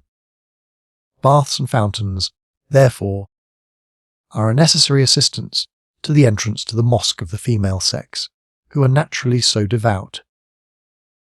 Wells, at which water is distributed gratis to the passers-by, have a still closer relation to the piety of Ismailitic women, as is indicated by their name, Sebel. Sebel, in Arabic, the way means generally the road, and the traveller is hence Jelaleddin is Sebel, the son of the road, but it more particularly signifies the way of piety and good works, which leads to paradise. Whatever meritorious work the Muslim undertakes, he does Afai Sebil al-Allah, on the way of God, or for the love of God, and the most meritorious which he can undertake is the holy war, or the fight for his faith and his country on God's way. But, since pious women can have no immediate share in the contest, everything which they can contribute to the nursing of the wounded and refreshment of the exhausted is imputed to them as equally meritorious, as if they had fought themselves. The distribution of water to the exhausted and wounded warriors is the highest female merit in the holy war on God's way. War is the first of the good works commanded by God. After it comes the pilgrimage, the difficulties of which, in the burning deserts of Arabia, are an image of those of a real campaign. And after the support of the warrior, that of the pilgrim is the finest virtue in a beneficent woman. Hence the distribution of water, sebel, to the caravans. The making of wells and aqueducts on the way to Mecca have ever been a splendid object of the piety and ambition of Mohammedan princesses, from Zobeide, the wife of the Caliph Harun Rashid, down to the Ottoman sultanas. Jelaleddin's wife's distribution of water surpassed even that of the wife of Khwarezm Shah, the powerful sovereign of Transoxana, and the Caliph Nasser-Ed-Din gave Jelaleddin's standard the precedence of that of Khwarezm Shah, which circumstance afforded the first motive to the great dissensions and earnest contest between the Caliph and the Shah of Khwarezm. The latter advanced with no less than 300,000 men against the City of Salvation. The Caliph sent the celebrated Sheikh Shihab-ed-Din Sihuerdi as ambassador to the enemy's camp. This learned envoy commenced a long and flowery oration in praise of the family of Abbas and the reigning Caliph. Khwarezm Shah, on the signification of the speech being communicated to him, replied, "This well, he who, a successor of the Prophet, and clothed in his mantle commands the faithful, should possess such properties. But none of them are to be found in the descendants of the family of Abbas." The Sheikh returned without attaining his object, and Khwarezm Shah advanced with his armament as far as Hamadan and Hulwan, when a sudden drifting snowstorm checked his farther progress and compelled him to retreat. As he was preparing for his second expedition against Baghdad, his army was overthrown on the confines of Kashgar by the hordes of Genghis Khan. When Khwarezm Shah's son and successor, Alauddin Tekesh, in execution of his father's plan against Baghdad, had advanced as far as Hamadan, a 20 days' storm stopped him in his march. Winter and the Mongols, who rushed like snowflakes from the north, for that time preserved the Caliph's city from destruction, a destruction destined afterwards to befall it at the hands of the latter. Jelaleddin, who saw no means of withstanding the approaching storm, secretly sent ambassadors to Genghis Khan to offer him, as well as to the Caliph, his homage and submission. In this manner, the chieftain of the Ismailites attained not only the reputation of unsullied orthodoxy, but also the actual rank of a sovereign prince, which the Caliph had constantly refused preceding grandmasters. He supported his increasing credit by amicable relations and alliances with the neighbouring princes, and in particular, maintained a good understanding with his nearest neighbour, the Atabeg Mozaffreddin, the Lord of Aran and Azerbaijan. They combined against Nasser-Din Manjeli, the governor of Iraq, who had declared war against the Atabeg and invaded the territory of the Ismailites. Jelaleddin went from Alamut to Azerbaijan, where he was received by the Atabeg with great splendour and loaded with presents. His army likewise experienced the liberality of the Atabeg in the amplest manner. 1,000 dinars were carried every day to Jelaleddin's residence, for the maintenance of his kitchen only. The two allied princes sent ambassadors to Baghdad, desiring the Caliph's aid against the governor of Iraq. Nasser-Leddin sent several of his most distinguished men with full powers. Encouraged by this embassy, and reinforced with subsidiary troops, they advanced against Iraq, defeated and killed the governor, Nasser-Din Manjeli, and appointed another in his stead. After an absence of 18 months, Jelaleddin returned to his fortress of Alamut. As,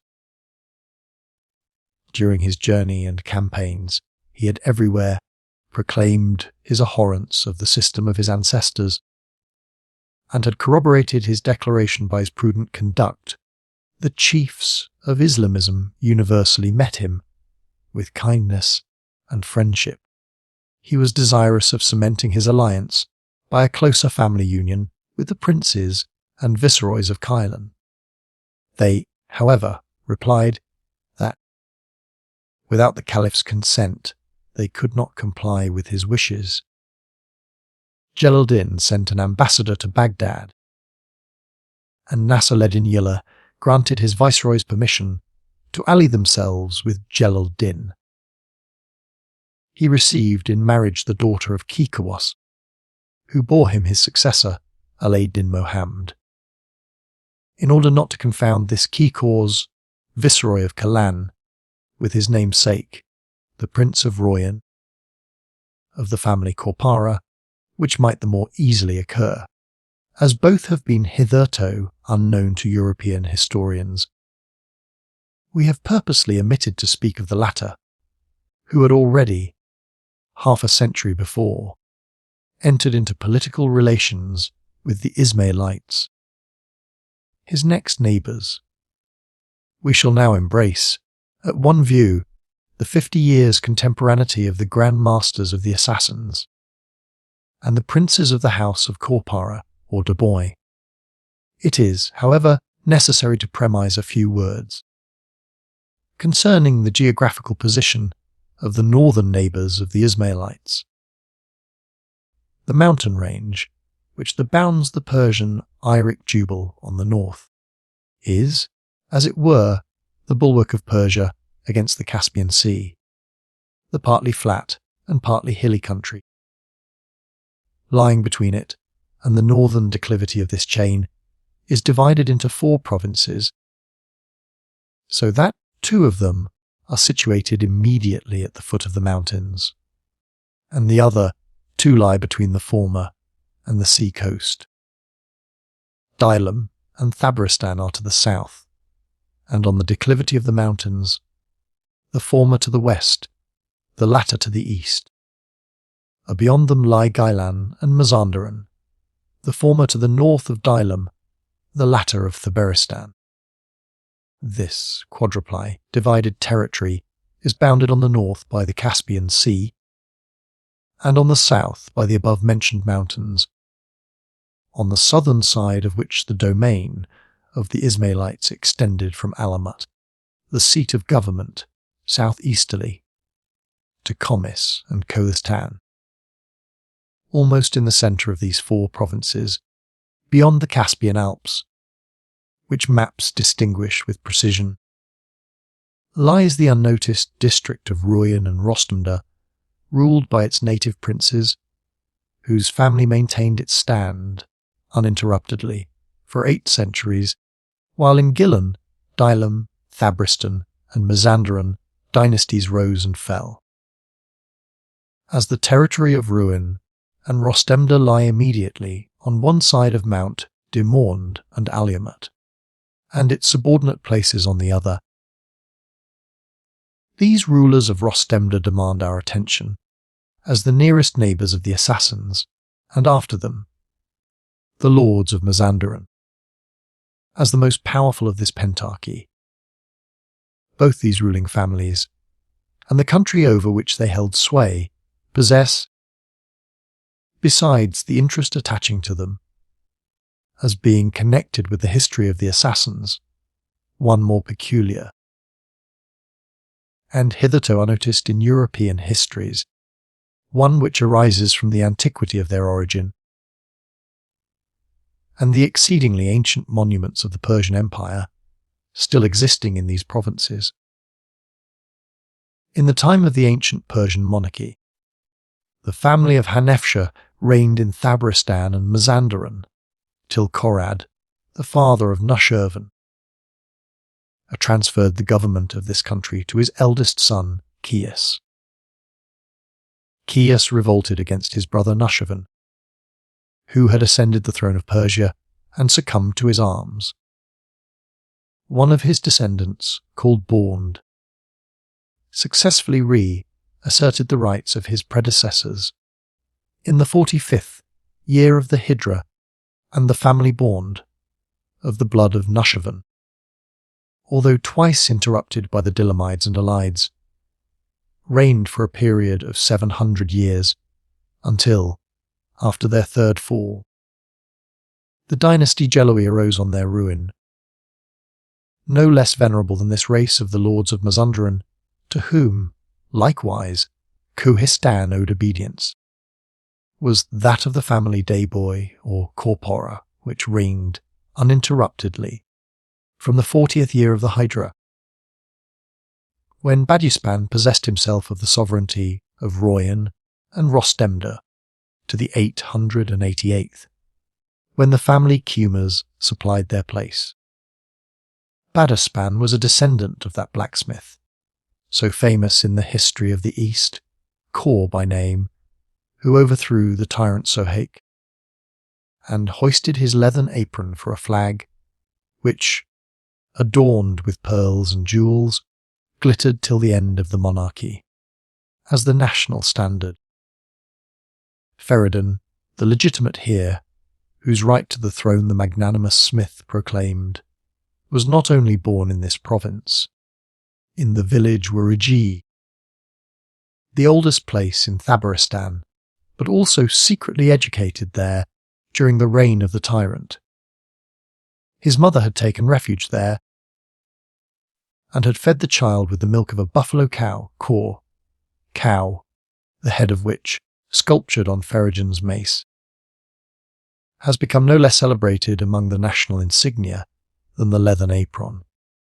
It was, then, from the mountains of Thabristan, that the young hero commenced the fight for freedom, which the smith, Kor, maintained in the capital. Sohaik was made prisoner near Babylon, and confined in the village of Wareji, at the foot of Dimornd, whence freedom issued, and where tyranny expired. Feridun divided his kingdom among his 3 sons, Iraji-Turan and Salem, and retired into his native land, to Temishkuti, which, according to the Shahnameh, formed a triangle with the cities, Sari and Kurgan, the ancient Astrabad. Iraj having fallen in a contest with his brothers, his son Menetshah, excited by his grandfather Feridun, undertook to avenge him. The bones of the three brothers repose at Sari, under an edifice of stone which has resisted the efforts of centuries, and of thousands of men who have endeavoured to destroy it. The plains and glens of Thabaristan were the scene of the splendid battles of Menetsheh and Afrasiab, when Iran resisted the eruption of Turan. The whole country is, in fact, as may be perceived from this cursory topographical notice, the classic ground of ancient Persian history, besides the descendants of Nushirvan's brother and of the liberator, Feridun, and the families of Bornd and Korpara, whose origin mounts to the highest Persian antiquity, that of Kiamas, which reigned from the fall of the Korpara, to the foundation of the empire of the Sephi, trace their descent from the king of the same name, who appears so darkly through the remote clouds of historical traditions that many writers actually confound the first Persian king with the first man. Nevertheless, this family is, as far as we know, the last which has traced its origin authentically to the ancient Persian kings. Chance has, in the conformity of the names of the first and last sovereign, repeated the play of words, which appears in history, in the fall of several great kingdoms. The first and last rulers of the Eastern and Western Roman empires, of the Seljukides, of the governors of Thabristan, of the prophets of the Muslimin, and of the last of his successors of the family of Abbas, had similar names. The names of Augustus, Constantine, Mohammed, Togrul, Qumars commence and terminate the series of Roman, Byzantine, Arabian, Seljukian, and Persian royal families, and perhaps the European Turkish Empire will end, as it began, with an Ottoman. After this glance at the great interest, which the country immediately bordering on the Ismailitic territory, to the north, presents to the lover of Oriental history, both in a topographical and historical point of view, we shall again direct our attention to the rulers of Royan and Rostemda, who, together, are called Astanda. Astan means mountain, in the language of Thabristan, a language entirely unknown in Europe, and Astanda, ruler of the mountains, is equivalent to the appellation Sheikh ul-Jibal, or the old man of the mountain, that is, the Grand Master of the Assassins. The latter shared this title, derived from the character of his territory, not only with the families of Korpara, but also with that of Bornd, who ruled over Mazandaran and, before the Ismailites, over Kohistan, and also with the chiefs of the highlands beyond Demornd. Astan, Jebel, Kuh, are Thabristanish, Arabic, and Persian words signifying mountain.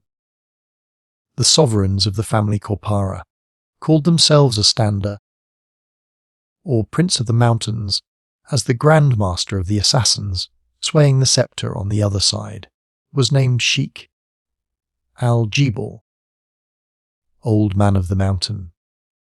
Astanda Ki Khawazmin Hezras reigned in the first half of the 6th century of the Hijra, at Royan, on the one side of the Alps, while on the other flourished, as Lord of the Mountain, at Alamut, Mohammed, son of Busurgomid, Grand Master of the Assassins.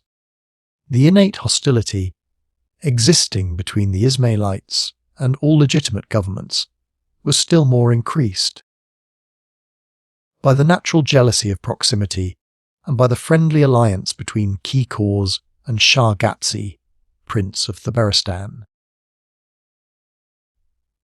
The latter was one of the greatest and most implacable enemies of the Assassins, whose hatred against foes of government and faith was spurred on by motives of personal revenge. the assassins had murdered as he was coming out of the bath at Sarkis, the Shah's favourite, an exceedingly handsome youth whom he had sent with 1,000 cavalry to the court of Sanjar. Shah Gassi buried him with great pomp near the tomb of the Imam Ali Musa, and erected a vaulted chapel over his grave, richly endowed with the lands of the surrounding villages. From this moment he never paused in the persecution of the murderers, who, after bereaving him of what was dearer than life itself, threatened to deprive him of that also. His general, Shelku, made a nocturnal incursion into the Ismailitic territory and immolated with the sword many thousands of the initiated to the dagger, and erected, in Rudbar, 5 towers formed of their skulls. Shah Gassi sent first against them. His brother-in-law, the Prince of Dilam, Busurgomid, of the same name as the then Grand Master of the Assassins, and, after his death, the Prince of Royan. Thus were irreconcilably opposed to each other Busurgomid of Dilam against Busurgomid of Alamut, a Highland chieftain of one side of the Alps to the old man of the other. When Kawas, after the death of his nephew, Busurgomid of Dilam, united the government of that province with the lordship of Royan and Rostamdar, Shah Gassi of Thabaristan remitted the sum of 30,000 dinars, which Dilemistan paid, as tribute to his treasury, but on condition that he should maintain a continued war against the order of the assassins. The effect of this was that, at that period, they dared not show themselves anywhere in Royan, Mazandaran, and Dilam, and that the Muslimin of those provinces were safe from their daggers.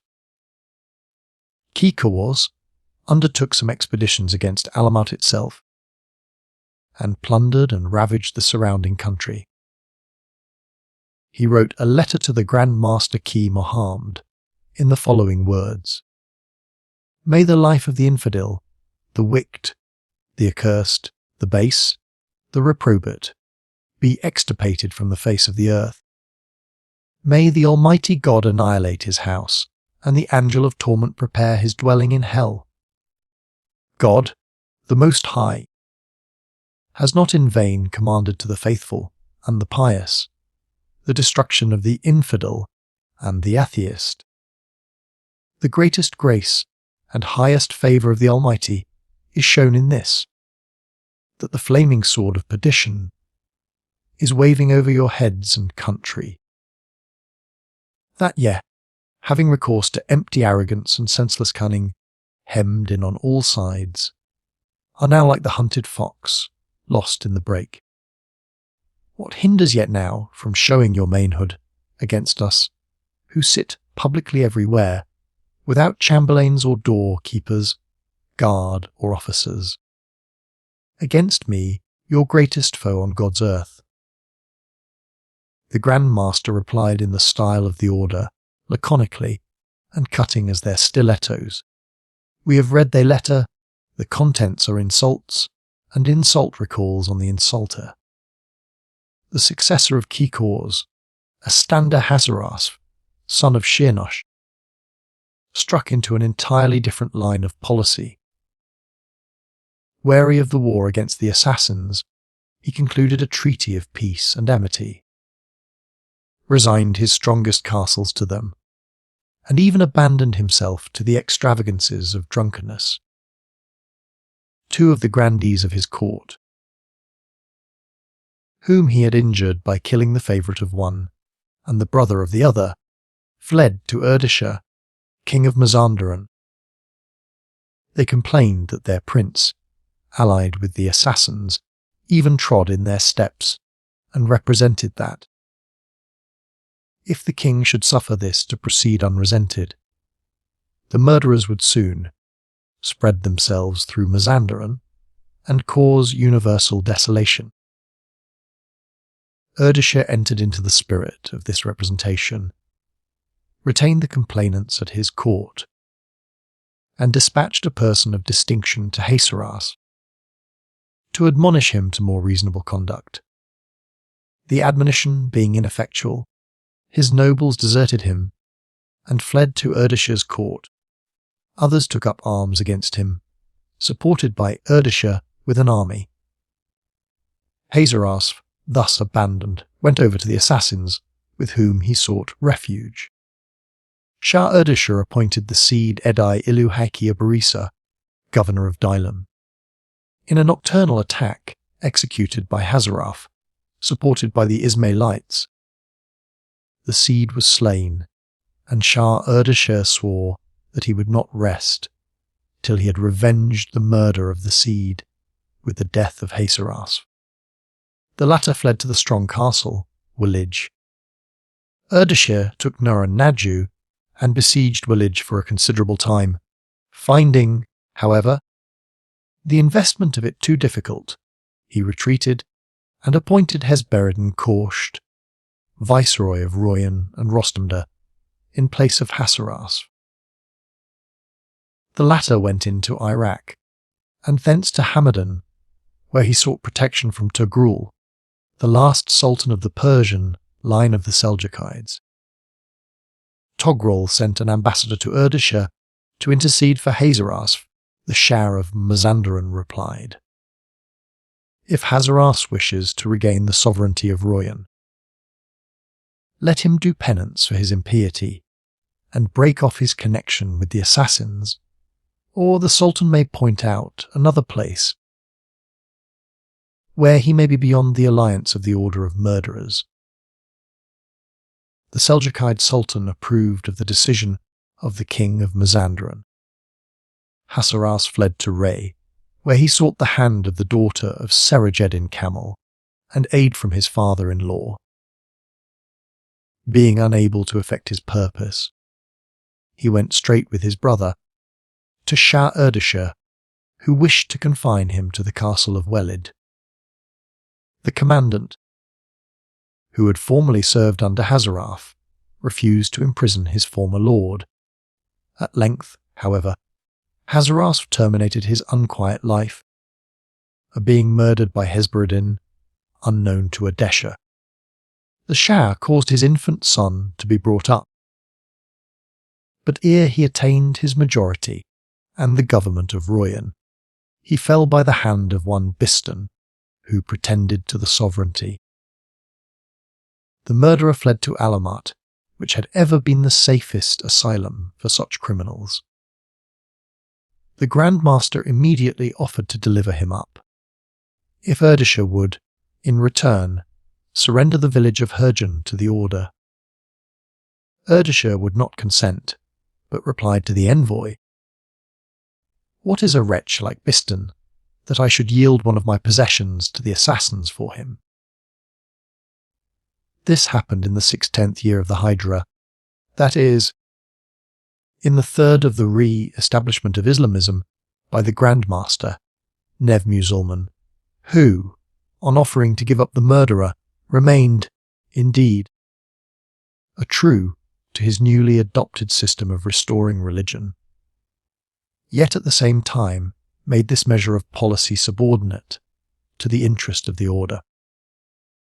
Although no murder stains the history of Jelaleddin's reign, and so far his conduct was in full accordance with his system, the historian is, nevertheless, compelled not only to question the purity of his motives, but also the sincerity of his return to the doctrines of Islamism. Two circumstances place this in a very suspicious light. In the first place, the just mentioned refusal to deliver up the murderer, who had sought within the walls of Alamut the usual sanctuary of impiety, unless in return for the cession of a village. Secondly, in the burning of the books, when Jelaleddin pretended to celebrate a nuto de fi of the works and rubrics of former Grand Masters, in order to convince the deputies from Kaswin of the truth of his conversion. In this, however, it is probable that he consumed the works of the dogmatists and fathers of Islamism, while the great library of free thinking and immorality, together with the metaphysical and theological works of Hassan Sabah, the founder, were preserved, though secretly, and only, as we shall see below, devoted to the flames on the fall of Alamut and dissolution of the order. It is, therefore, more than probable that Jelaleddin's conversion of the Ismailites to Islamism, so loudly proclaimed abroad, and his public abjuration of the doctrine of impiety, was nothing else than hypocrisy and deeply designed policy in order to re-establish the credit of the order, which had been exposed to the anathemas of priests and the ban of princes, by the inconsiderate publication of their doctrines, and to gain for himself the title of prince instead of the dignity of grandmaster. Thus the Jesuits, when they were threatened with expulsion by the Parliament, and with a bull of dissolution from the Vatican, when, on all sides, the voices of cabinets and countries rose against the principles of their morals and policy, denied their doctrine of lawful rebellion and regicide, which had been imprudently hinted at by some of their casuists, and openly condemned the maxims which they, nevertheless, secretly observed as the true rules of the order. This assertion of a pure moral system and genuine Christianity availed little in reinstating in the possession of their former greatness and power the once unmasked and exposed order of the Jesuits, and equally small success had the assassins in regaining their preceding influence and authority by this system of proselytism which was preached from every pulpit. The 12 years' reign of Jelaleddin was too short to efface from the minds of the people the traces of a system which had lasted 50 years. Under his son and successor, the Ismailites sank anew into their old habits of impiety and crime, by which they and their forefathers have been the abhorrence of the world and the outcasts of mankind. Poison had put an end to the bloody reign of Mohammed II. The predecessor and father of Jelaleddin, it likewise accelerated the accession of his son, and successor Aladdin Mohammed III, a boy of 9 years of age. The poisoned goblet, which had supplied the place of the poniard, was now replaced by it.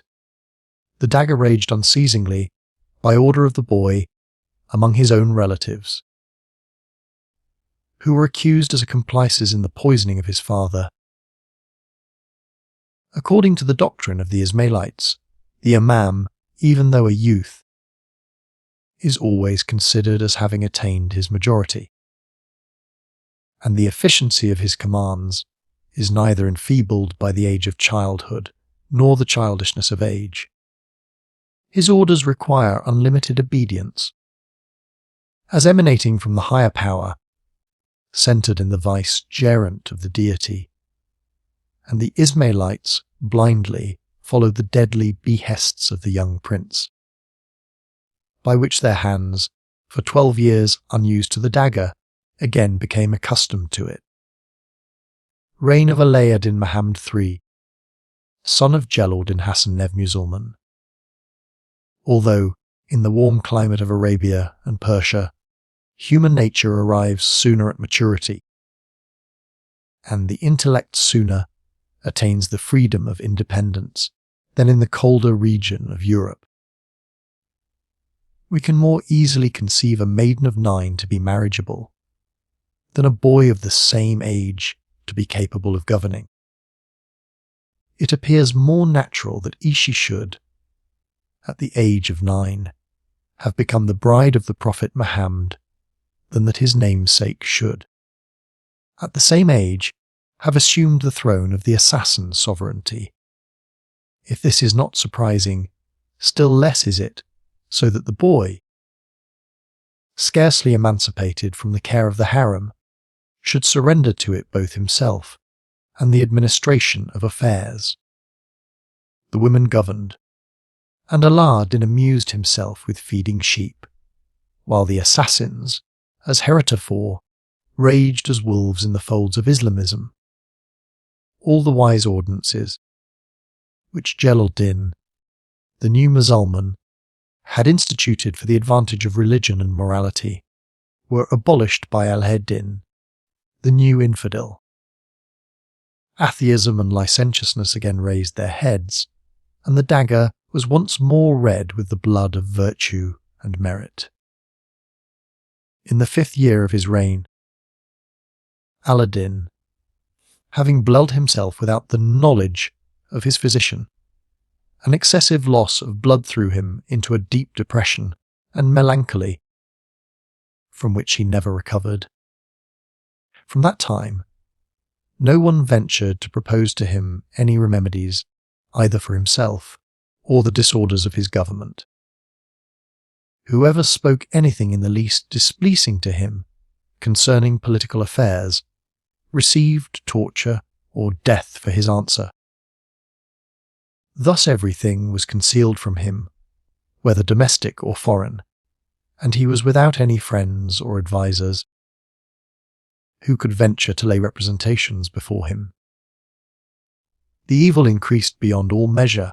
The finances, the army, the administration, sunk into the fathomless abyss of utter ruin. Ala-din, nevertheless, treated the Sheikh Jelaleddin Gili with great reverence. He was entirely devoted to him, and sent him an annual pension of 500 dinars, on which the Sheikh lived, although he enjoyed besides a gratuity from the Prince of Farsistan. The inhabitants of Qazwin reproached him for distributing the latter, and living on the money of the impious. The Sheikh replied, "The Imams declare the executions of the Ismailites and the confiscation of their goods to be lawful. How much more lawful, then, is it to make use of the money and goods which they give of their own accord?"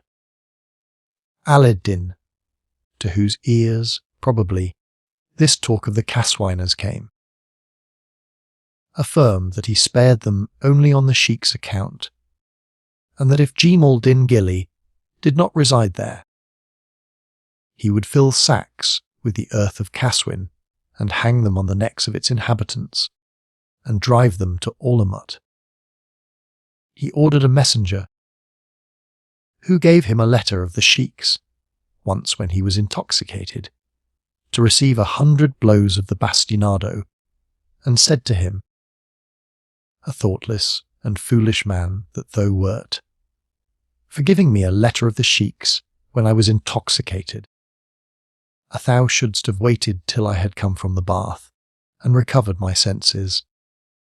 Besides the Sheikh, Ala-din held in considerable estimation the great mathematician Nasir-wed-Din of Tus, who had been sent as a hostage to Alamut by Mohammed Nasir-ad-Din, to whom he had dedicated his celebrated work, Akhlaqi Nasiri, the Ethics of Nasser. He, as we shall soon see, as Prime Minister of Ala-din's successor, supported, for a time, the tottering edifice of the Ismailitic rule. It fell, however, at last, affording to the world a remarkable proof of what talents and a thirst for revenge are able to effect in the maintenance and overthrow of thrones.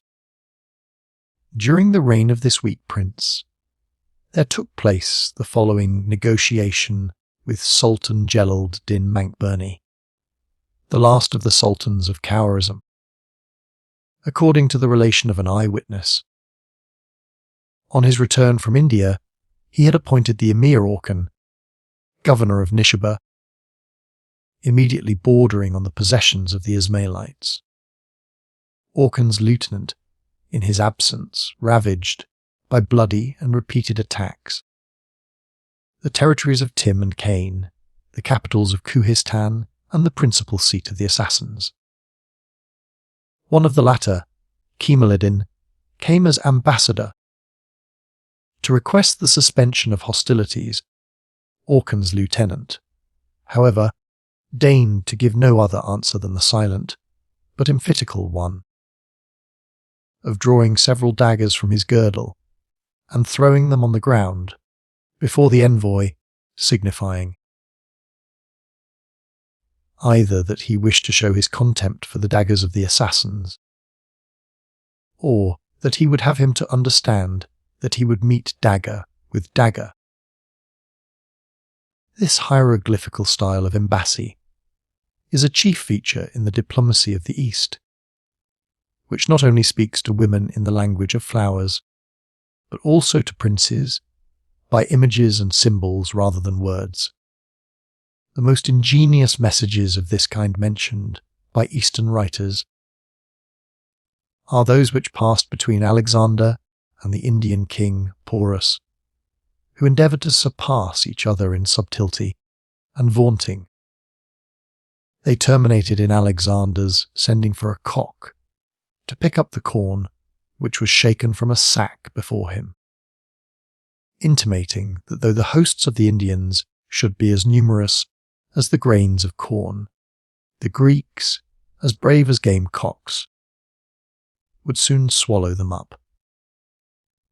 A companion to this hieroglyphic of the cock is afforded in that of the dead hen, which Alexander is said to have sent to Darius concerning the claim of the tribute of golden eggs or bisana, bisa, meaning an egg, to explain to him that the hen which had laid these golden eggs was dead. These, and similar hieroglyphical embassies, were as little effectual in settling the quarrel between Darius and Alexander as they were in the case of the Ismailites, who resolved to procure for themselves that satisfaction which had been denied them. While Sultan Mankburni was residing at Kenja, Orkhan was attacked without the city walls by 3 assassins and killed on the spot. They then, with their bloody daggers in their hands, entered the city and shouted the name of the Grand Master, Jelaleddin. They thus proclaimed the power and sovereignty of their superior in a manner most befitting a combination of homicides, namely, by blood and unsheathed poniards.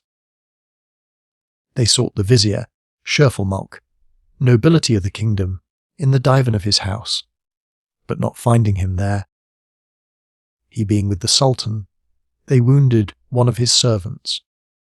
As a token of their visit, they ran through the streets of the city and declared themselves to be assassins, in which capacity they had already, at the Grand Vizier's residence, left dagger wounds instead of a visiting card.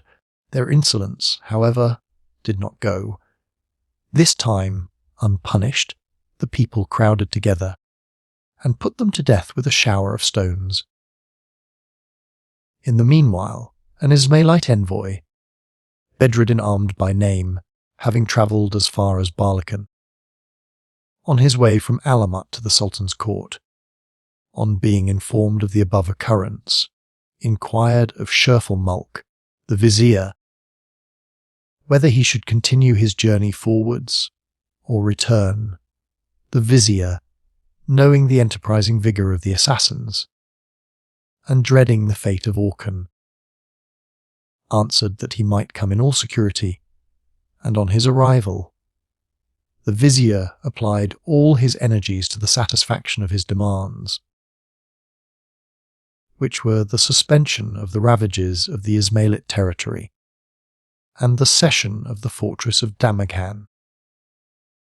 The vizier succeeded in having the first point promised, and the second was allowed, in a solemn instrument, in consideration of the annual sum of 30,000 pieces of gold. The Sultan departed on a journey to Azerbaijan, and the envoy remained as the vizier's guest. At a grand banquet, the wine having already mounted to their heads, the envoy said to his host that, in the immediate retinue of the Sultan, among his guards, marshals, and pages, there were several Ismails.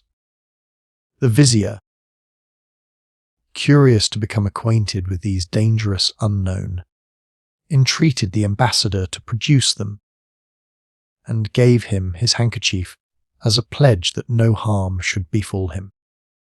Immediately 5 of the most confidential of his chamberlains stepped forward as disguised assassins. "On such a day, at such an hour," said one of them, "an Indian to the vizier, I could have murdered thee with impunity and unobserved, and, if I did not, it was merely from the want of my superior's command." The vizier, terrified and apparently naturally timid, and still more so when intoxicated, stripped off his clothes, threw himself, in his shirt, at the feet of the 5 murderers, conjuring them, by their own lives, to spare his, and protesting that he would be a more faithful slave of the Grand Master, Jelaleddin, than of the Sultan Mankburni. The Sultan, on hearing of the cowardly baseness of his vizier, sent him an angry message, with the command to burn the 5 Ismailites alive. Sherful Monk would gladly have avoided the execution of this command. At length, he reluctantly obeyed, and caused the 5 assassins to be thrown on the pile, in the flames of which they deemed themselves happy, in being the sacrifice of their master.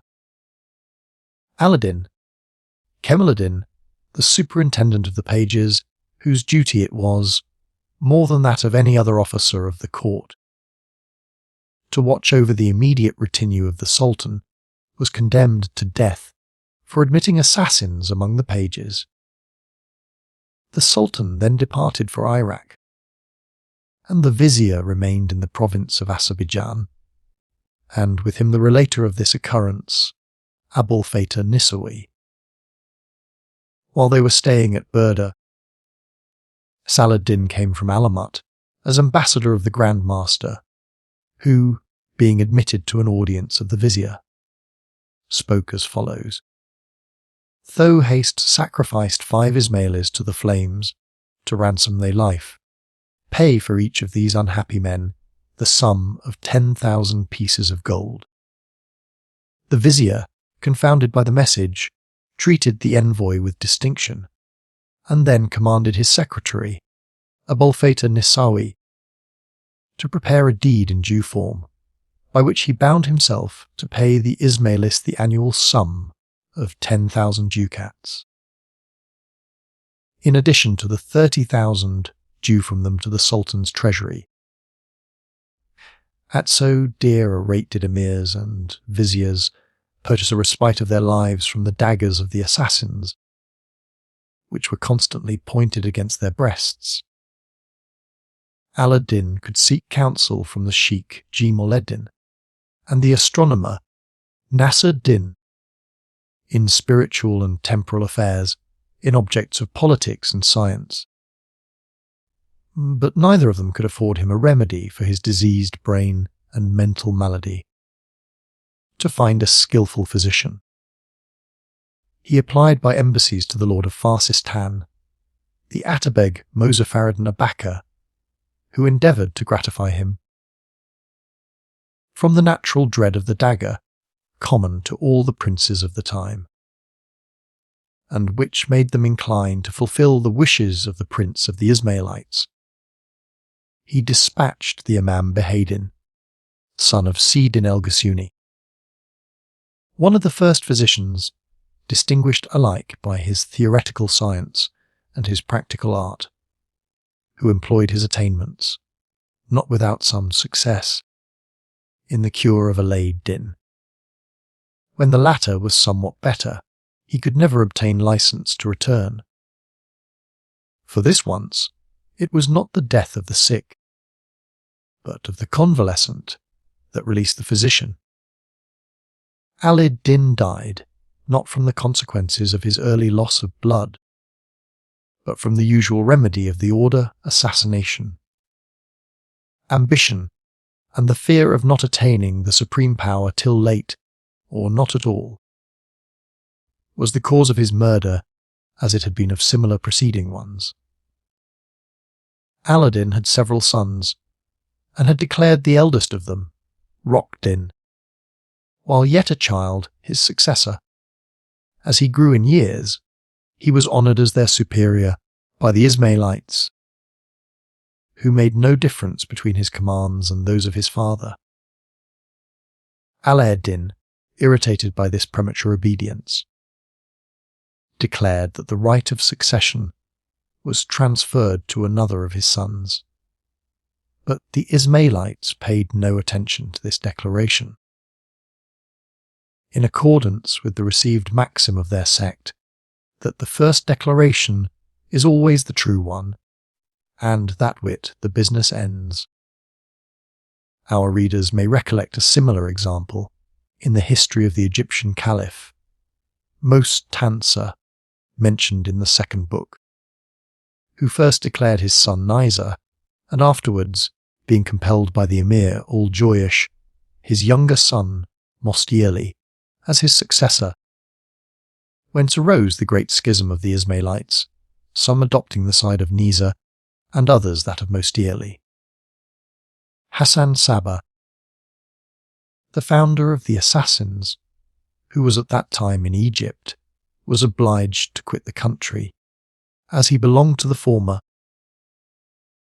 and much the more natural was the prepossession of the Ismailites, which, in the spirit of their founder, decided in favour of the first declaration. Rokneddin, fearing for his life, which was threatened by his father, resolved to retire from the court, and to wait in some strong castle for the moment which should call him to the government. The same year, Jelaleddin afforded likewise matter of suspicion to several of his grandees, an occasion to look after their personal safety. They concealed their well-grounded fears under the mask of the most fawning adulation, and conspired with Rokneddin against Jelaleddin's life, in order to secure their own. Hassan of Mazandaran, no Ismailite, but a Musulman, but who stained his faith by a disgraceful connection with Jelaleddin. I was selected by them to be the murderer, and as he was the instrument of Jelaleddin's unnatural lust, to be the instrument of his unnatural death. They watched the opportunity when Jelaleddin lay, as usual, intoxicated among his sheep and shepherds. In order to devote himself to this pleasure, he had built a wooden house near his flocks, and while he was sunk in sleep, Hassan of Mazandaran, by command of Rokneddin, shot him through the neck with an arrow. The murderer received the proper reward. He and his children were put to death, and their bodies burnt. The planner of the murder was tortured, if not by the stings of conscience, by the reproaches of his mother, until the vengeance of heaven reached him also.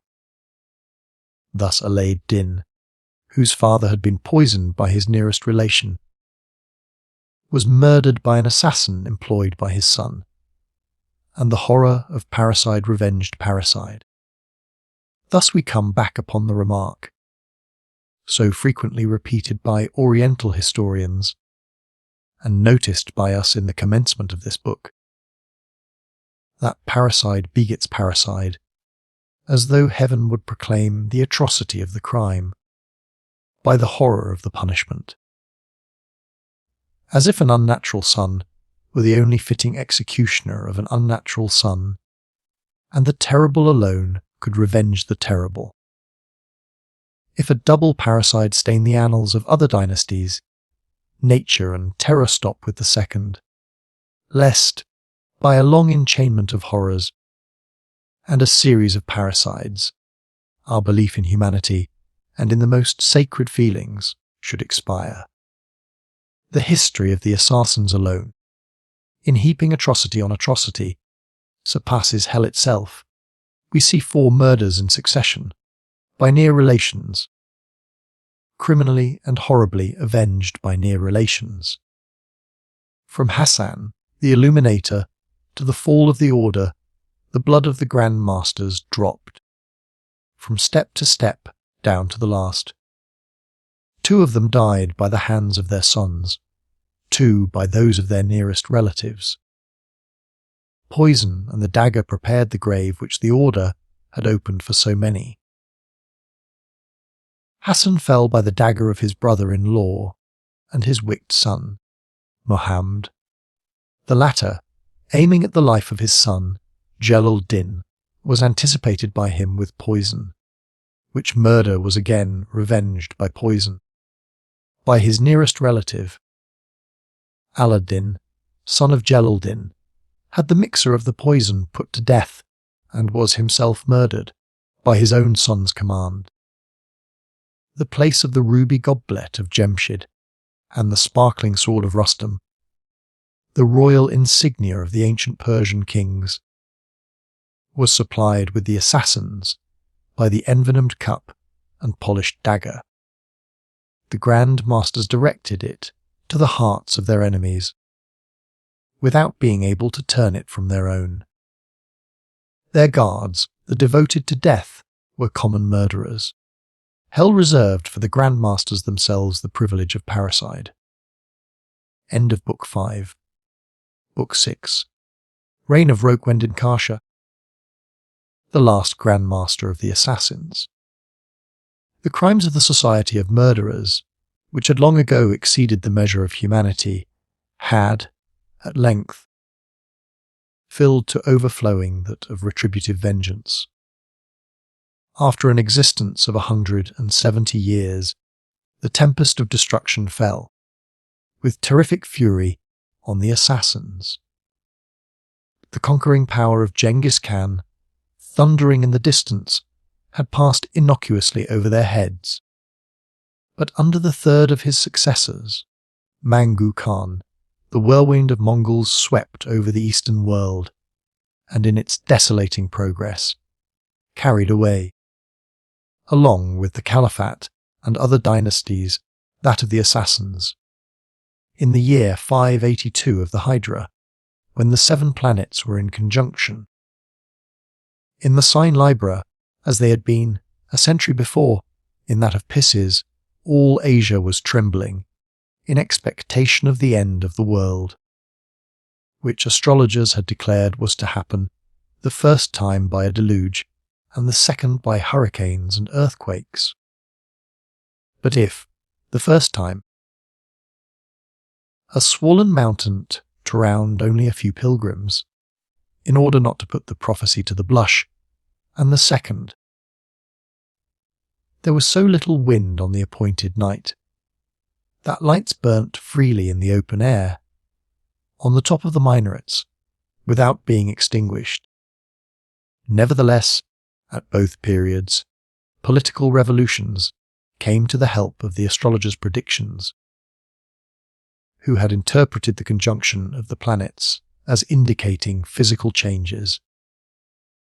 At the end of the 5th century of the Hijra, the deluge of the assassins inundated the whole of Asia, and at the end of the 6th, Genghis Khan rushed on like a hurricane, and the earth quaked under the hoofs of the Mongols.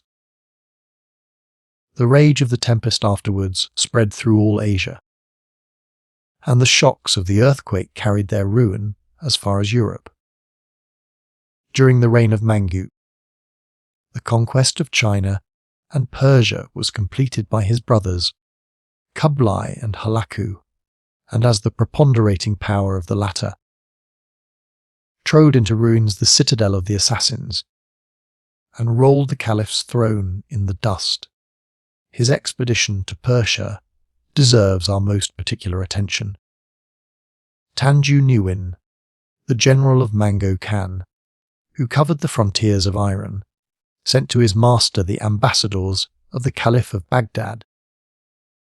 who complained of the atrocities of the assassins and besought him to extirpate the vile race. Their complaints were seconded by those of the judge of Qazwin, who was at the Khan's court and went in armour to the audience. Fearing the daggers of the assassins, against whose crimes he raised the voice of humanity, Mangu immediately collected an army, which he placed under the command of his brother Hlaku, whom, on departing, he addressed in the following words: "I send thee, with much cavalry and a strong army, from Turan to Iran, the land of great princes. It is thine to observe the laws and ordinances of Genghis Khan, in great things and in small, and to take possession of the countries from the Oxus to the Nile.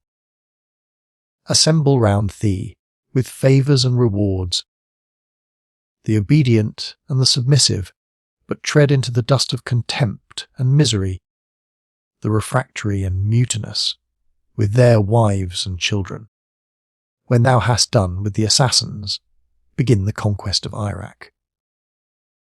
If the Caliph of Baghdad comes forward willingly to serve thee, then shalt thou do him no harm, but if he refuse, let him share the fate of the rest." Upon this, Hlaku went from Karakorum to the camp, and put his forces in order and reinforced them with 1,000 families of Chinese firework makers. These latter managed the besieging machines and the artillery of flaming naphtha, which has been known to Europe under the name of the Greek fire since the Crusades, but was long before used by the Arabs and Chinese, as well as gunpowder. In Ramadan, he broke up his camp, and receiving constant reinforcements on his march, he halted for a month, first at Samarkand and afterwards at Kash. Hither came Shimsi-Din Kurt and Emir Argan, from Khorasan, offering him its homage. And from hence he sent ambassadors to the princes of the surrounding countries with this message: "By command of the Khan, I am advancing against the assassins to destroy them. If ye will support me in this enterprise, your trouble shall be rewarded, your country protected. But if ye conduct yourselves negligently, I will, after having finished this affair, advance against you. So shall ye know it. It is foretold to you." As soon as the news of the approach of his victorious standard was spread abroad, ambassadors appeared from Rum, from Sultan Rokneddin, Prince of the Seljuks in Fars, from the Atabeg said of Iraq, Azerbaijan, Kyrgyzstan, and Shirwan, to offer the homage of their masters. The beginning of the month Siligi, in the 553 year of the Hijra, Hlaku crossed the Oxus by a temporary bridge, and amused himself by lion hunting on the hither side. Here winter overtook him, and the cold was so severe that most of his horses perished. He was compelled to wait till spring, when Argan Khan appeared at his command in the camp.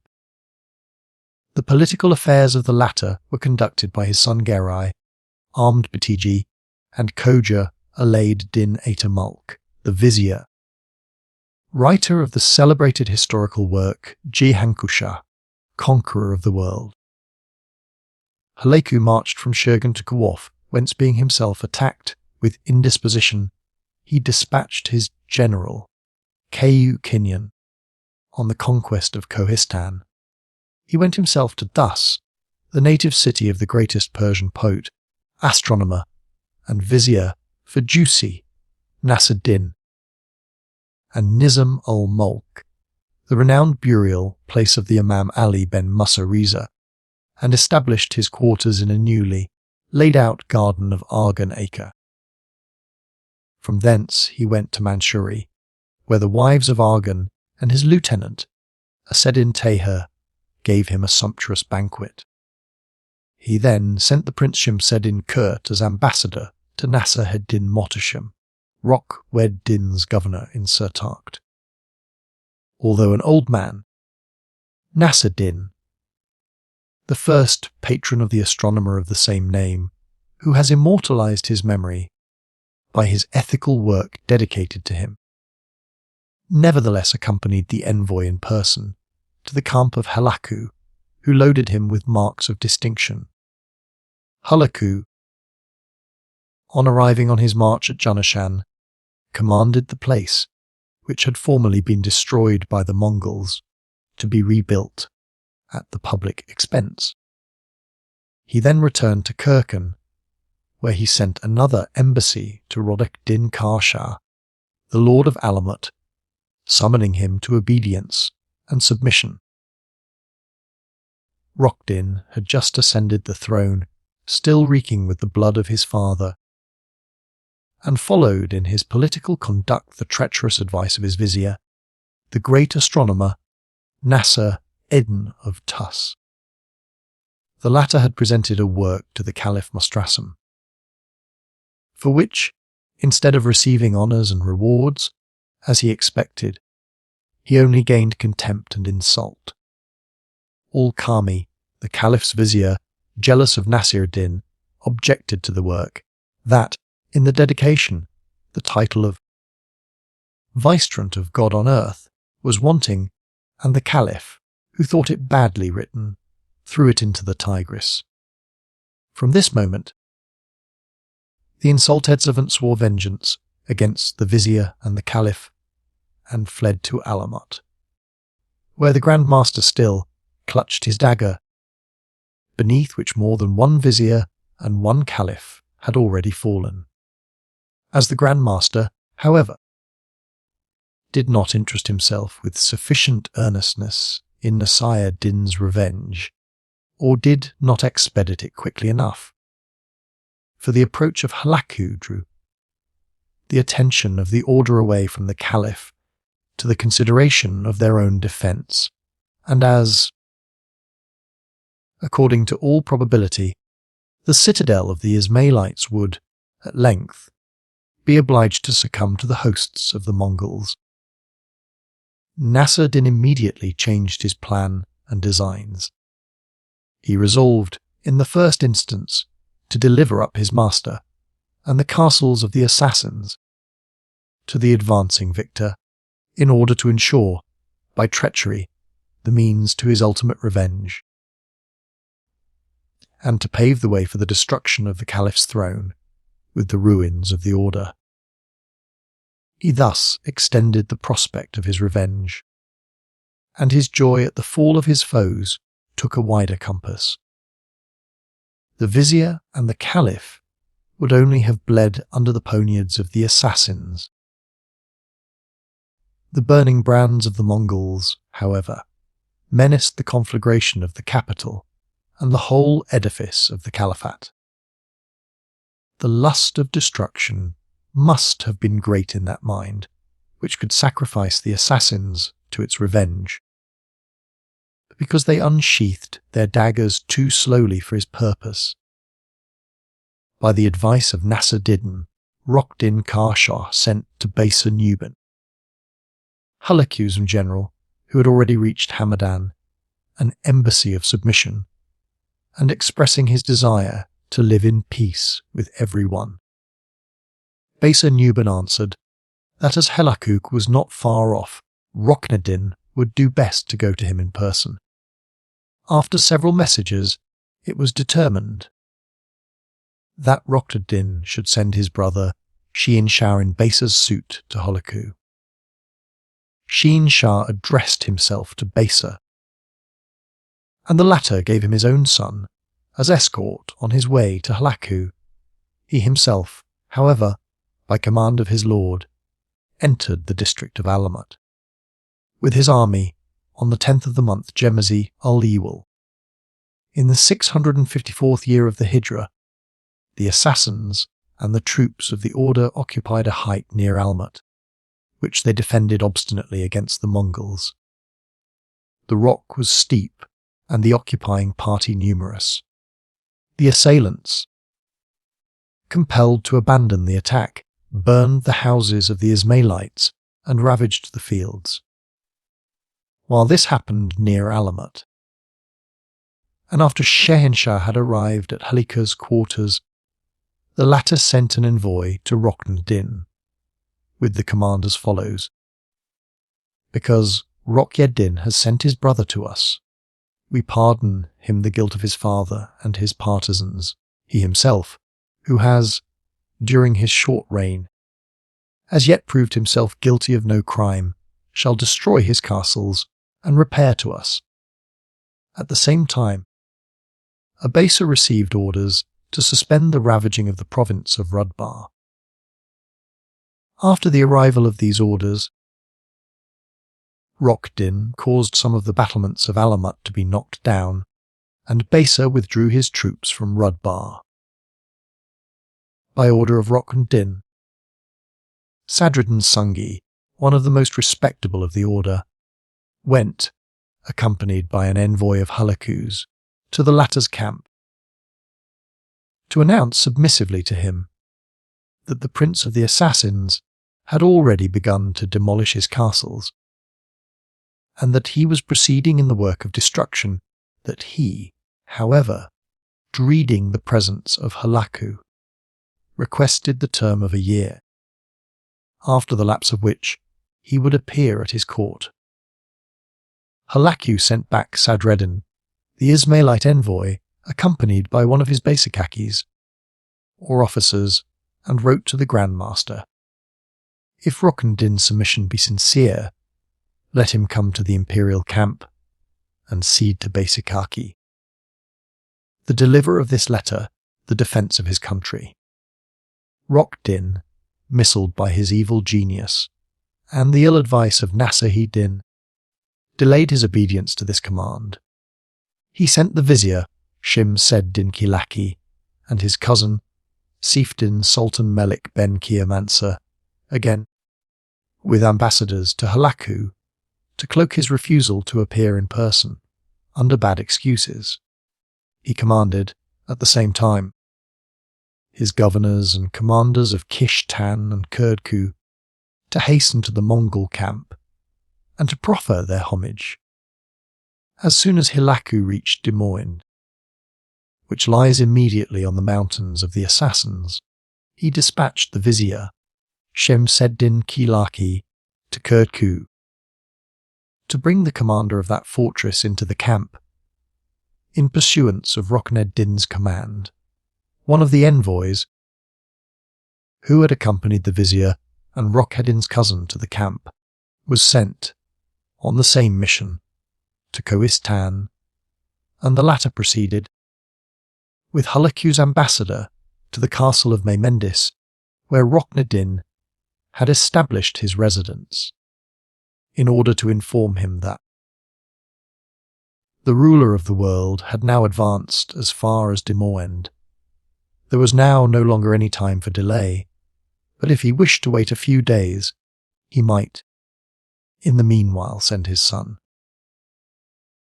These ambassadors arrived at Maymendis the beginning of Ramadan, and gave the intelligence that Halaku's victorious standards were floating on the frontiers, and communicated his commands.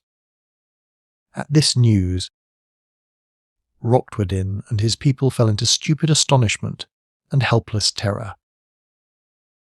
He answered the ambassador that he was ready to send his son, but then, urged by the persuasion of his wives and short-sighted advisers, he delivered to the envoy the child of a slave, who, being of the same age as his son, was substituted for him, and requested that he Lake would allow his brother Shehin-Shah, who was still at his court, to return.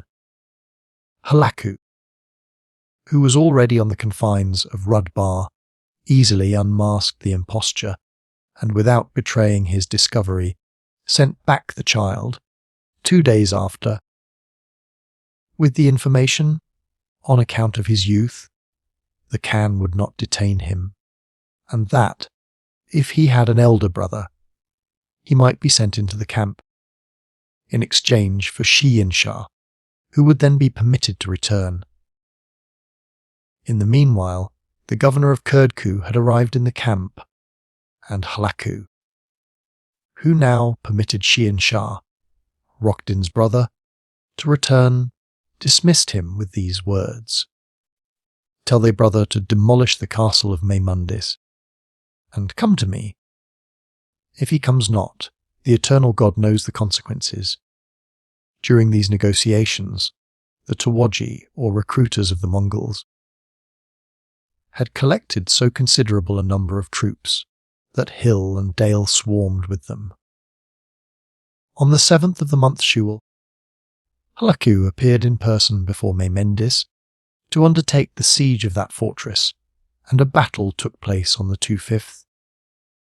Rokneddin, ill-advised, and still worse betrayed by Nasruddin, sent, at length, his other brother, Iransha, together with his son, Kharshah, and the vizier, Nasruddin, into the camp to offer his homage and submission and to request a free retreat.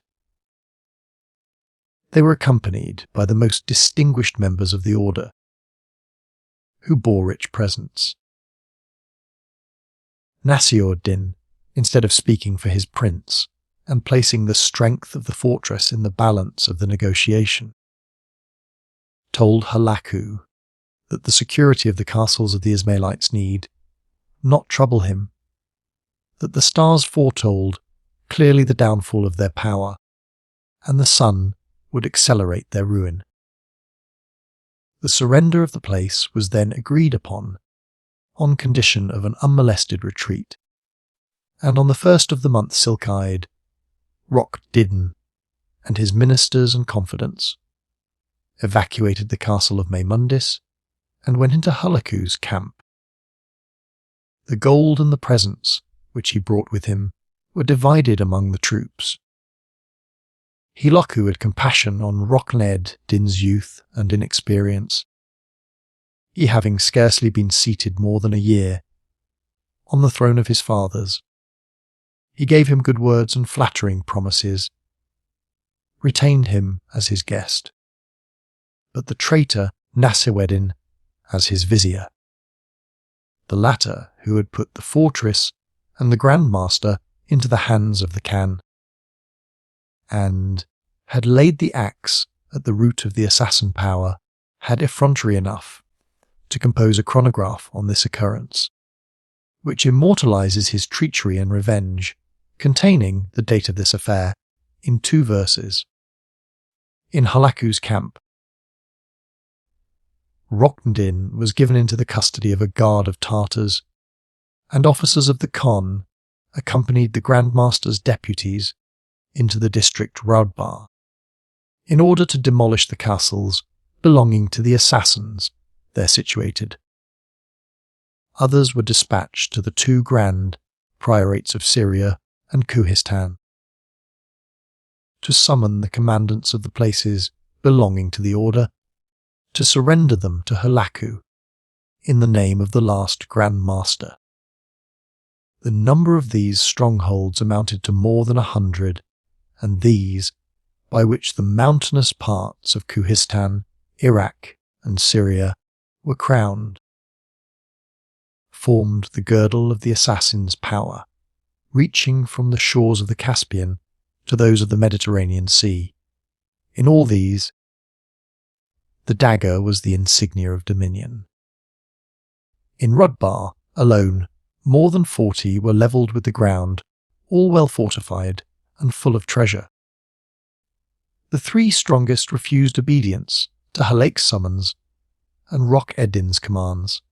The commanders of Alamut, the Grand Master's capital, of Lamza and Kurdku, replied that they were waiting for the Khan's arrival to surrender them to him. Halaku struck his camp and appeared. In a few days before Alamut, he sent the captive Grand Master to the foot of the ramparts to persuade the inhabitants, by promises and threats. To surrender, Rokneddin obeyed, but the governors of the fortress refused to yield. Halaku left a blockading force before Alamut, and marched to Lamza, whose inhabitants came out to meet him and offer their allegiance, the constancy of the Alamuters being shaken by this. They sent an envoy to Rokneddin to beg him to intercede with the enraged prince in their favour. By the mediation of Rokneddin, Halaku allowed the commander a safe conduct to the camp. The inhabitants requested 3 days to remove their money and goods. This was permitted, and on the 3rd, the castle was given up to pillage.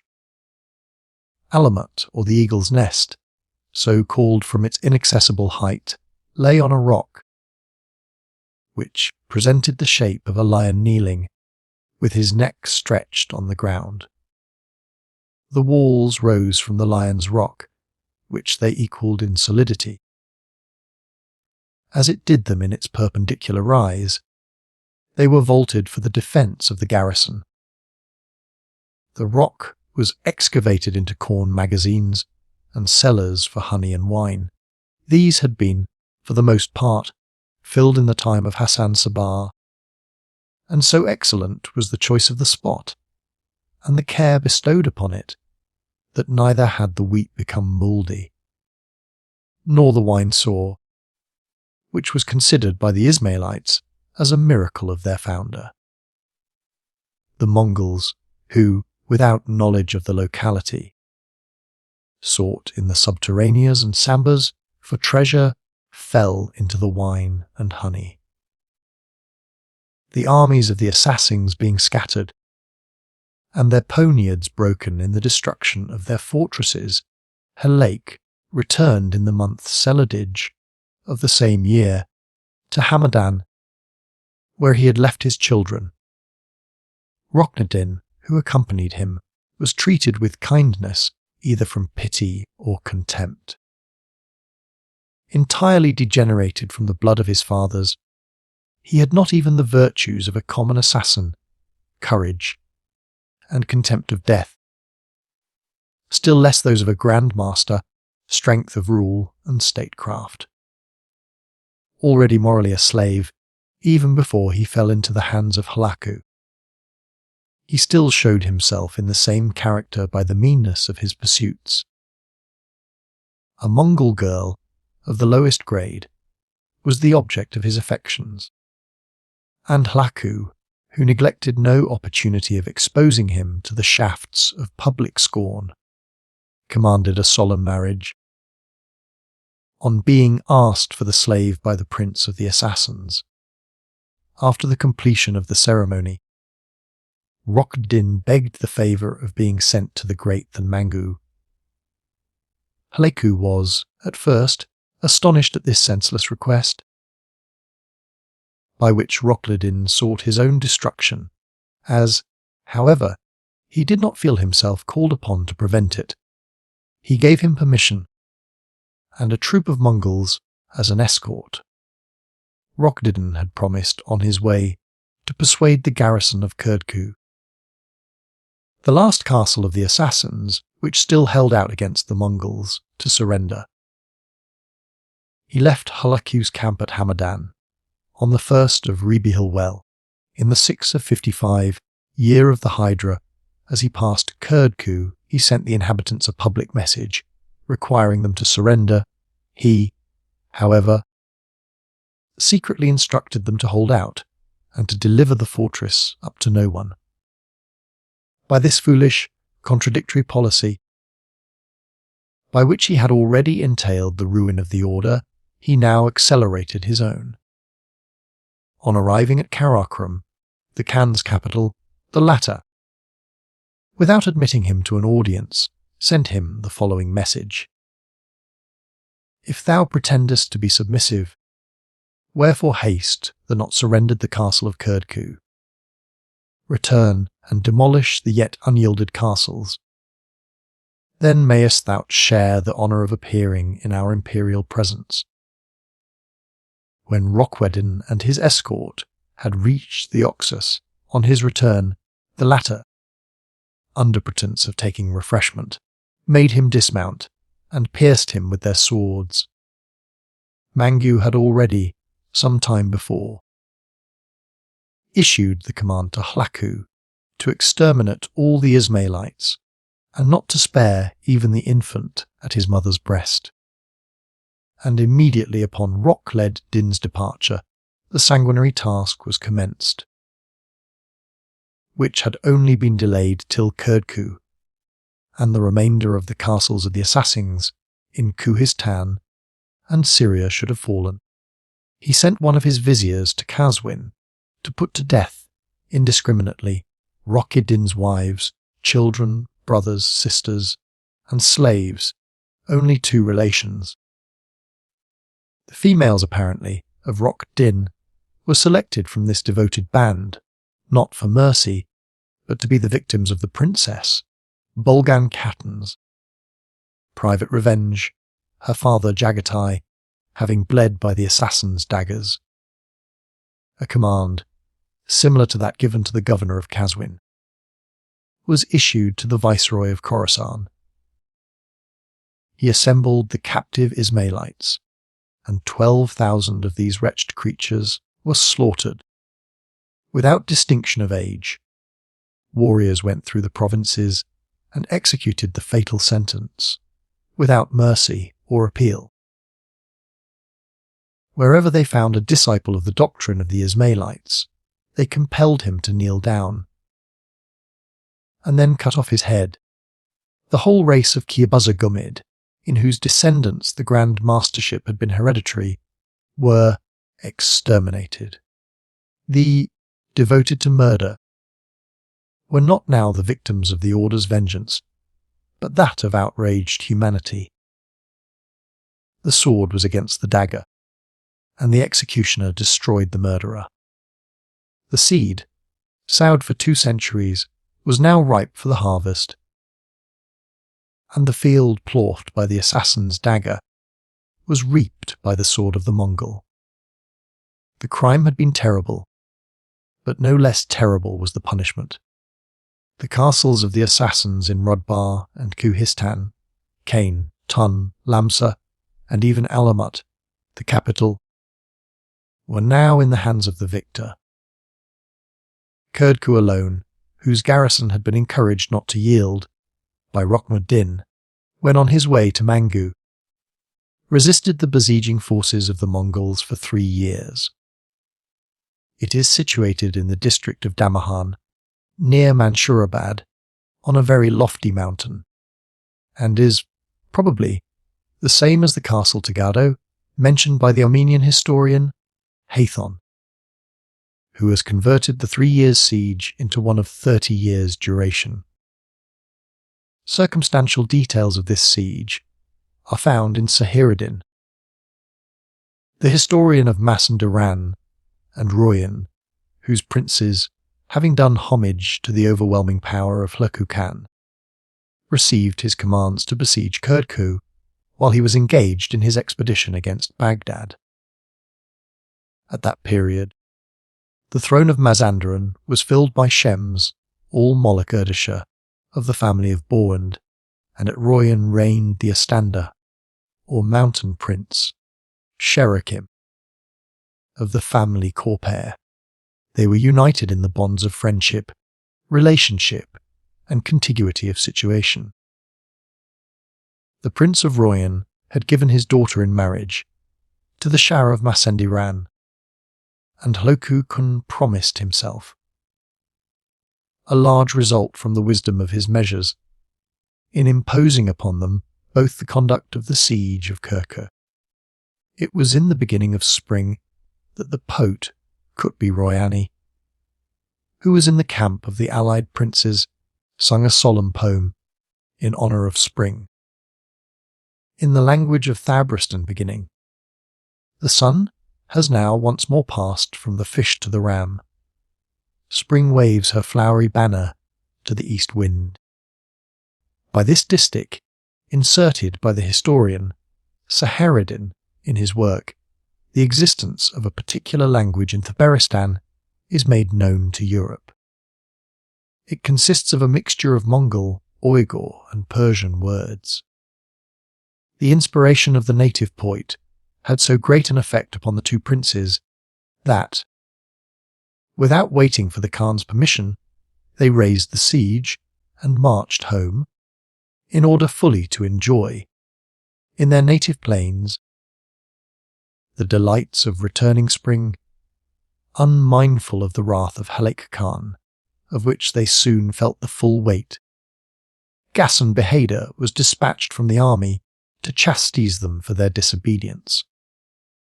The Prince of Royan, who had first set his son-in-law the bad example of withdrawing, had the magnanimity to take the whole fault upon himself, and in order not to expose his own and his relatives' possessions to the ravages of the Mongols, he went, of his own accord, to a mul, where Ghassan Behader had encamped. He had the good fortune to appease the Khan, and received, both for himself and the Shah of Mazandaran, a new investiture of their principalities, which had been declared forfeited by their disobedience. The effect of this invocation of spring, of the Tabaristani poet, is, although in an opposite manner, no less remarkable in martial and literary history than are the hymns with which Tertius animated the Spartans to the combat, and if the Greek poet has been imitated in our own time, in the songs of the Prussian and Austrian soldiery, and with the happiest effect, nevertheless, no siege has ever been raised yet, either by the Per Vigilium Veneris or by Berger's imitation of it. This desertion of the siege by the two commanders explains its protraction, for full 3 years, a period which, without being extended to 30, appears amply sufficient, since Alamut, the strongest of the assassins' fortresses, yielded on the 3rd day after being summoned by Haloku.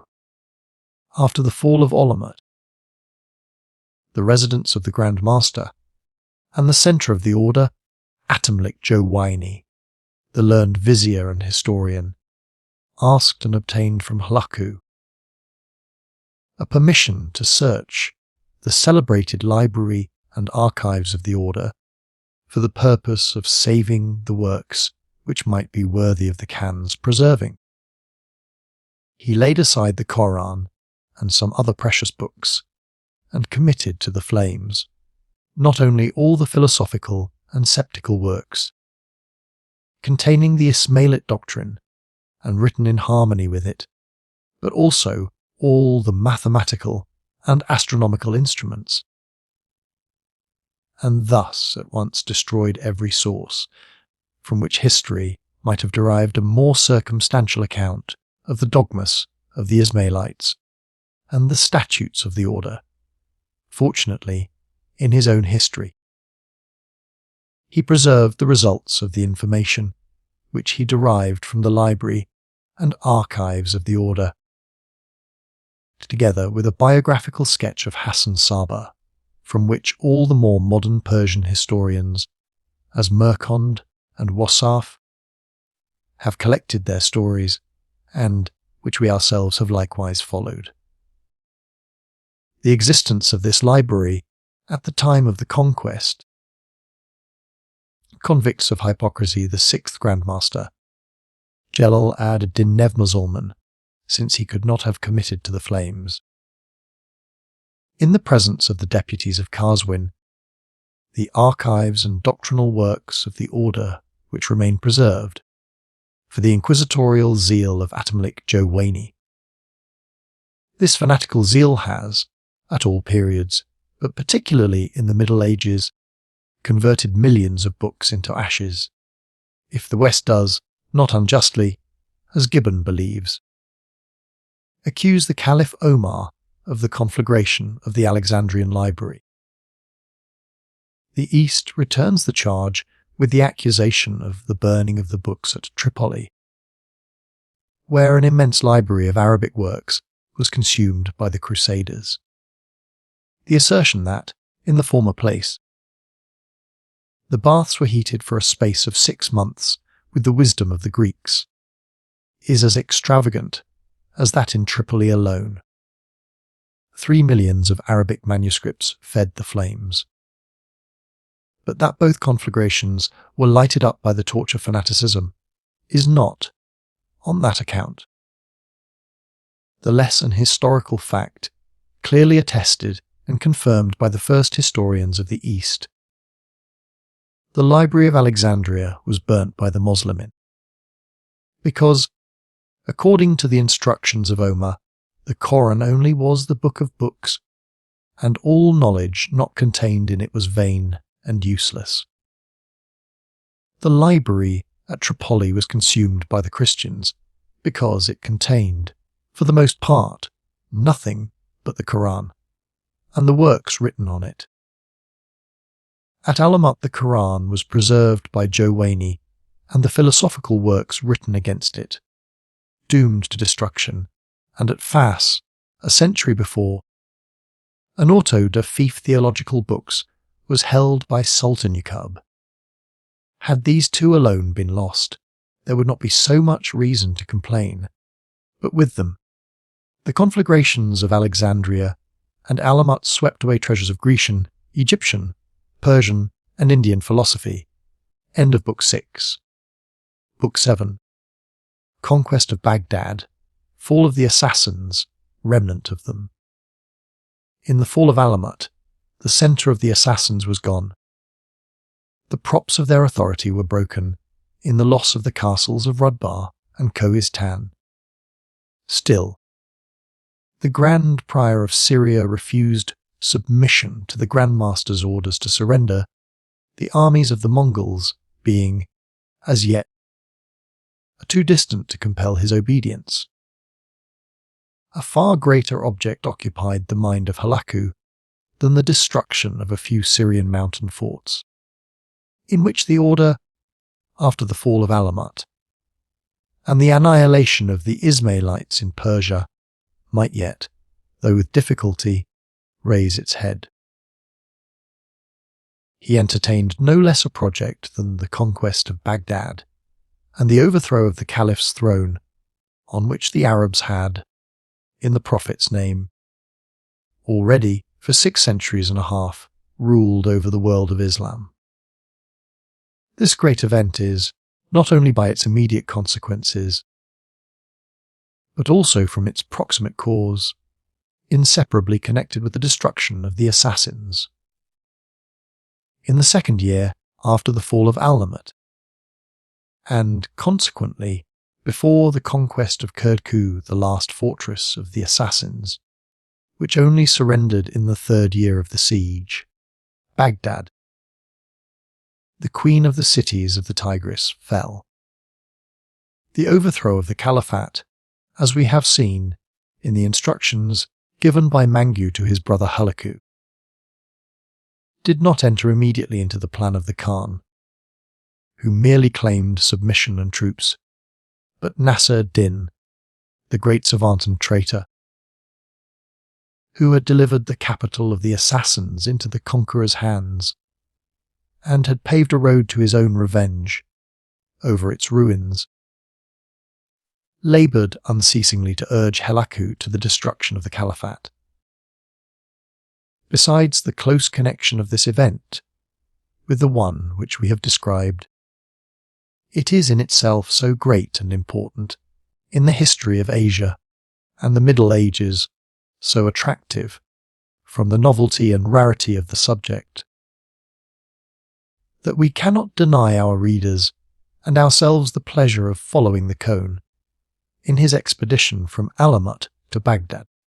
The siege and conquest of Constantinople by the Turks is, perhaps, the only event in history worthy to be compared with that of Baghdad by the Mongols, and the fall of the long, sinking Byzantine Empire may be placed by the side of that of the Caliphate. The conquest of other cities, on whose sieges history has dwelt with astonishment and admiration, or with pity and terror, is less mighty in its consequences, because, under their ruins, no throne of universal sway has been buried. this interest is wanting. In the most obstinate and glorious sieges of ancient and modern history, however remarkable by the great names of the assailants, or the consummate skill with which they may have been prosecuted, or the patient courage with which they have been defended, Tyre and Saguntum, illustrious in their besieges, Alexander and Hannibal, Syracuse, which has immortalized the names of Marcellus and Archimedes, Rhodes, twice attacked by Demetrius Poliorcetes and defended against the Turks by Villiers de Lesel Adam, Candia, and Saragossa, have all earned unfading glory by the lion courage of their inhabitants and defenders, but although these cities fought for the highest of earthly objects, their country's freedom, still their fall did not draw down with it the seat of the ancient dominion over half the world. The history of the conquest of other celebrated cities, the seat of universal monarchy, such as Babylon and Persepolis, under whose ruin were buried the Assyrian and Persian monarchies, is wrapped in the distance of thousands of years and impenetrable obscurity. The destruction of Jerusalem eclipses in the brightness of its lustre that of all those cities, not, however, on account of the importance of its power, or of its siege, for that by Chosroes was not less remarkable than that by Titus, but because the latter was described by Tacitus. If Gibbon had access to the sources which are at our command, the conquest of Baghdad would not have shone with less splendour, in his immortal work, than that of Constantinople, nor would it have been so briefly treated. What we want of his power of expression must be supplied by the richness of the material. After the fall of Alamut, and the other fortresses of the assassins, except that of Kurdku, Haloku vacated the territory of Karswin and marched to Hamadan, whither his general, Tanju Nowian, hastened from Azerbaijan, to lay an account of his victories at the foot of the throne. Halako dissed him, with instructions to advance to Rum and Syria, and to subject the whole of Asia and Africa to the extreme western boundary to his dominion. In the month of Rabi'ul-Awwal, in the 555 year of the Hijra, he commenced his march against Baghdad and proceeded as far as Tibris, whence he sent an ambassador to the Caliph, Mostassem, with the message, "When we went out against Rudbar, we sent ambassadors to thee, desiring aid, though promisedst them, but sentest not a man. Now, we request that thou wouldst change thy conduct, and refrain from thy contumacy, which will only bring about the loss of the empire, and thy treasures." The ambassadors having dispatched their mission to Mostassem, the latter sent the learned Sherfedding Ibn Juzi, the most famous orator of his time, and Bedreddin Mohammed of Najran, to Halaku with a haughty message.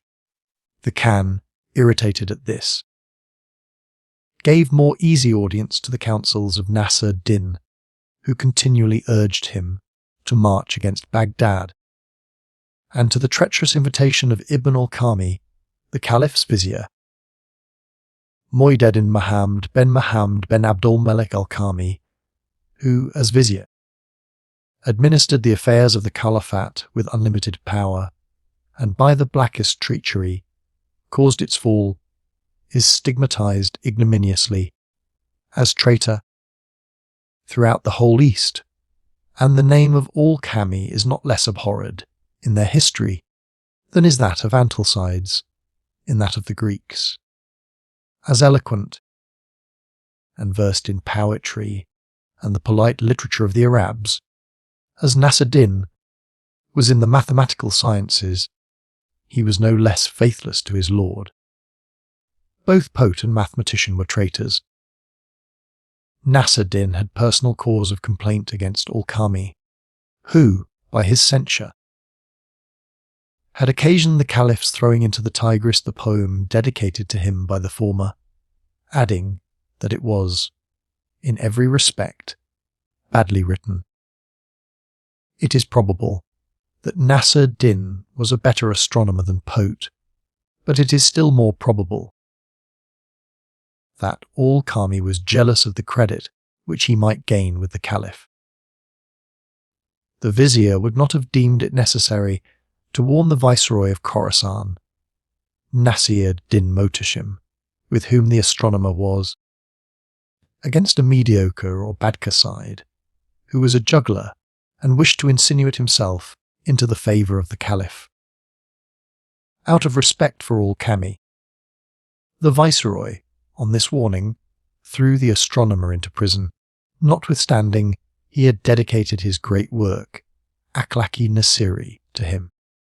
He escaped to Alamut, where, as vizier of the last grandmaster, he, meditating revenge against al-Kami and the Caliph Mostashim, laid the foundation of it in the ruin of the assassins. Ibn al-Kami, like Nasr-Eddin, swore vengeance against the Caliph.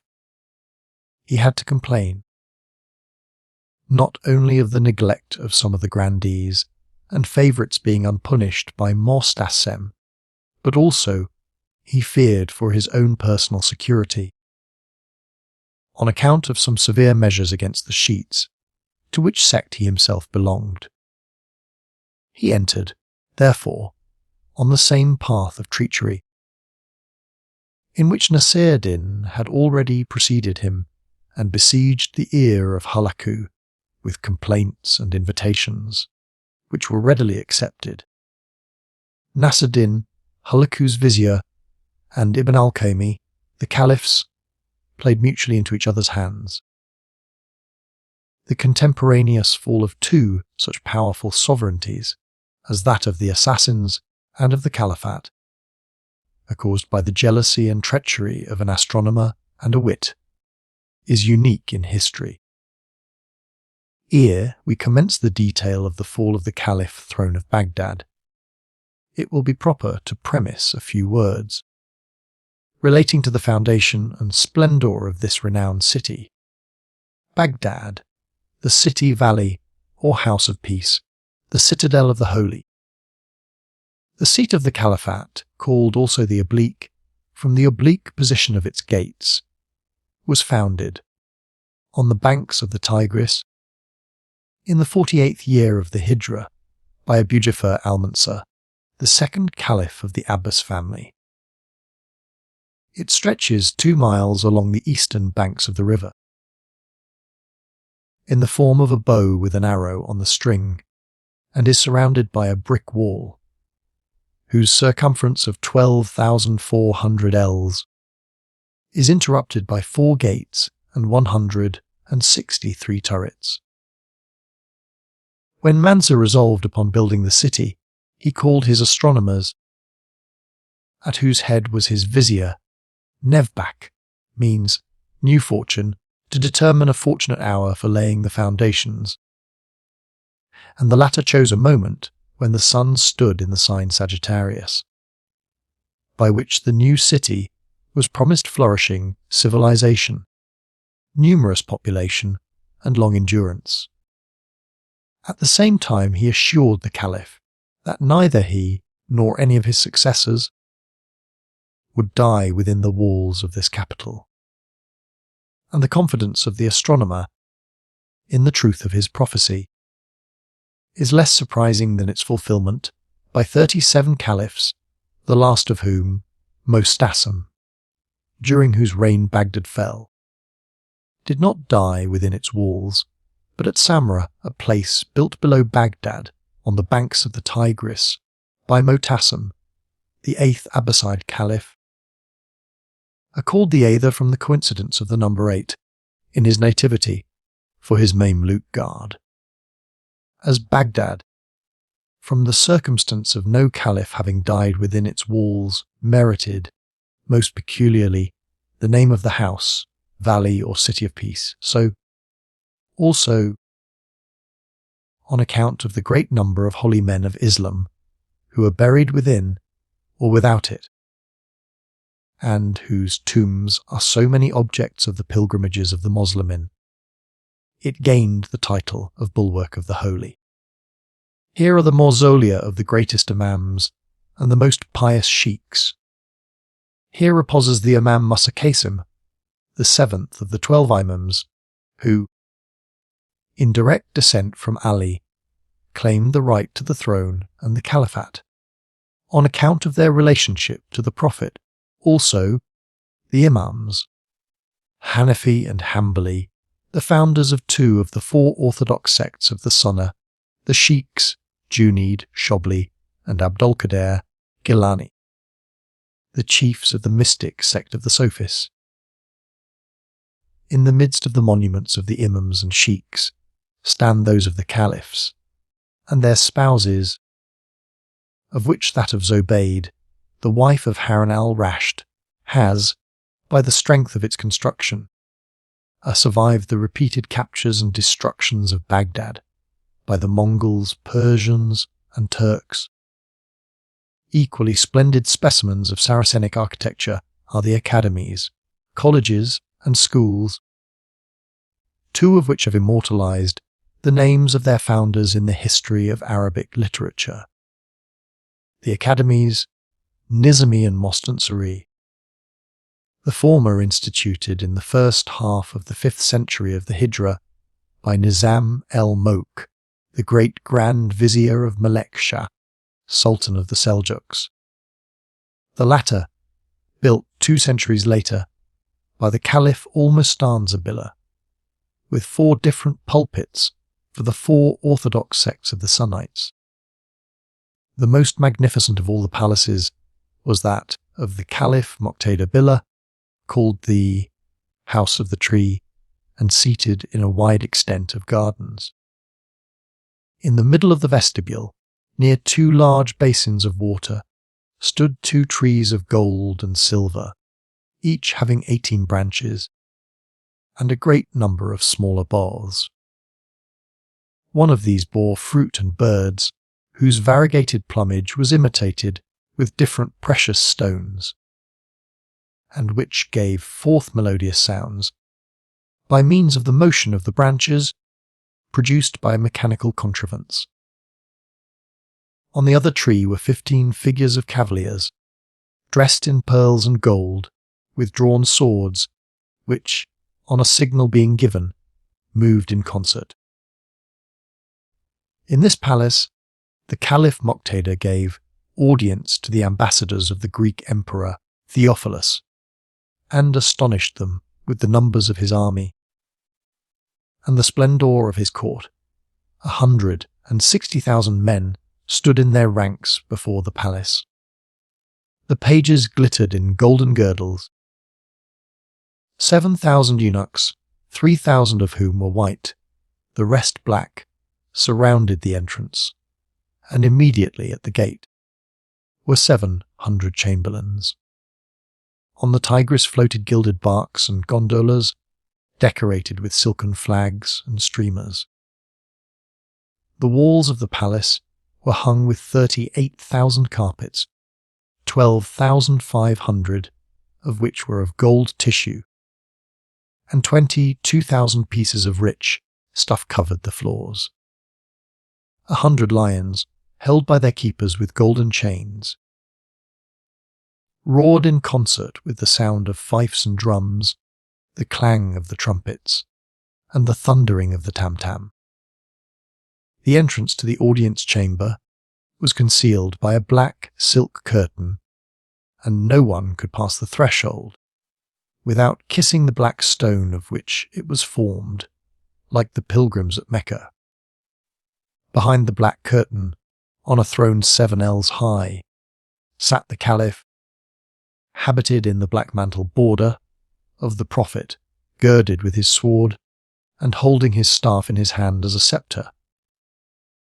Ambassadors and even princes, who received investiture, kissed the ground in front of the throne and approached, conducted by the vizier and an interpreter, and were then honoured with a habit of ceremony, khalat, and presents.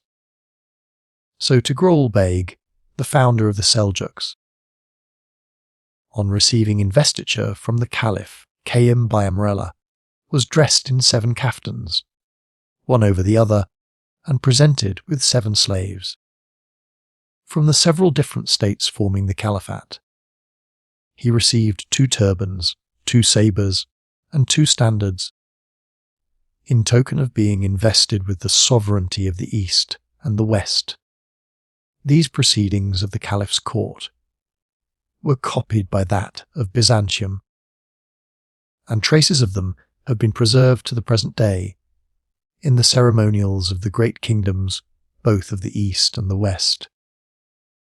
Theophilus, whose love of splendour rivaled that of the Caliph, built a palace in Constantinople, the exact counterpart of the House of the Tree, even to the golden tree, and the artificial singing birds on it, which was no less an object of admiration to the envoys of the European courts than the original at Baghdad had been to the Greeks.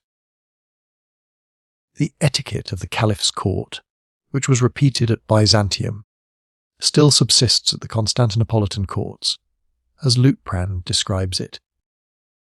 When the Caliph rode out, he was saluted with the shouting a long formula of benediction.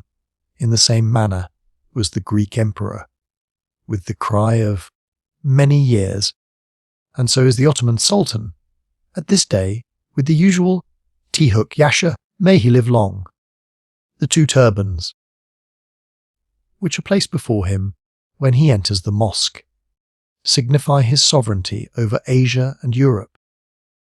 The Prophet's sword and mantle are preserved in the treasury of the Seraglio. The border, that is, the Arabian prince's mantle of black, afterwards embroidered with gold, is still worn by the princes of Lebanon, and the emirs of the desert, its colours, black and gold, were adopted in the livery of the Roman emperor. The military force no longer bore any proportion to the splendour and magnificence with which the sinking throne of the Caliphate was still enriched, as in the glorious days of Moqtada. The army, indeed, still consisted of 60,000 cavalry, under the command of Suleiman Shah, but even this number was diminished by Ibn al-Kami's treachery. The latter proposed the curtailing the forces and dismissing the men, in order to save their pay and preserve the treasure, and in spite of the opposite warning of the 4 greatest officers of state, the Commander-in-Chief, Suleiman Shah, the first and second ink holders or secretaries of state, and the chief cup-bearer. He lulled the Caliph into security from the danger of the Mongols, so that he carelessly stretched himself on the pillow of ease and effeminacy. While he was occupied with the conquest of Kihistan and the extirpation of the assassins, Halaku received a letter from Ibn al-Kami, who promised to deliver into his hands the bulwarks and treasure of the Caliph's city, and magnifying the charms of the capture. He studiously depreciated the dangers of the attempt till they disappeared. The Khan, however, did not blindly trust the traitor's promises. The former unsuccessful attempts upon Baghdad were too fresh in his memory. Churmakan, the general of Genghis Khan, had, during the reign of the Caliph Nasir-ed-Din Illah, twice advanced against Baghdad, with an army of 124,000 men, and twice was he beaten back, with the loss of the greater part of his forces.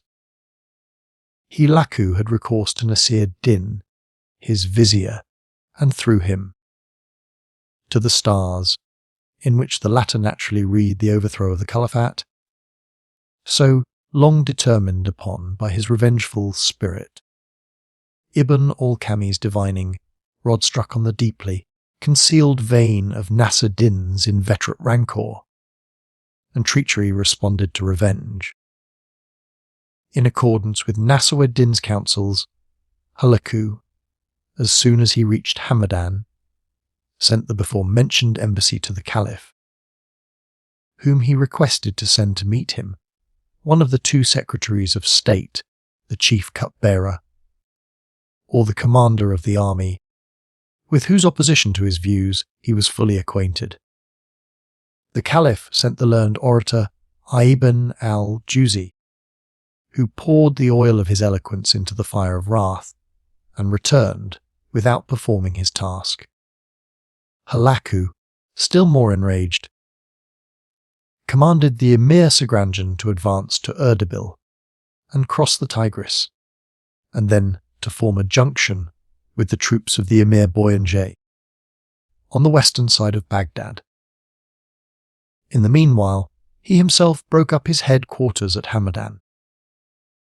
On the news of the advance of the Mongol vanguard reaching Baghdad, the Caliph dispatched Fetherdin, one of his oldest and most experienced commanders, with the Secretary of State, Mujahedin, one of his young favourites, and 1,000 cavalry armed with lances, who, in the first action, beat the Mongols and forced them to retreat.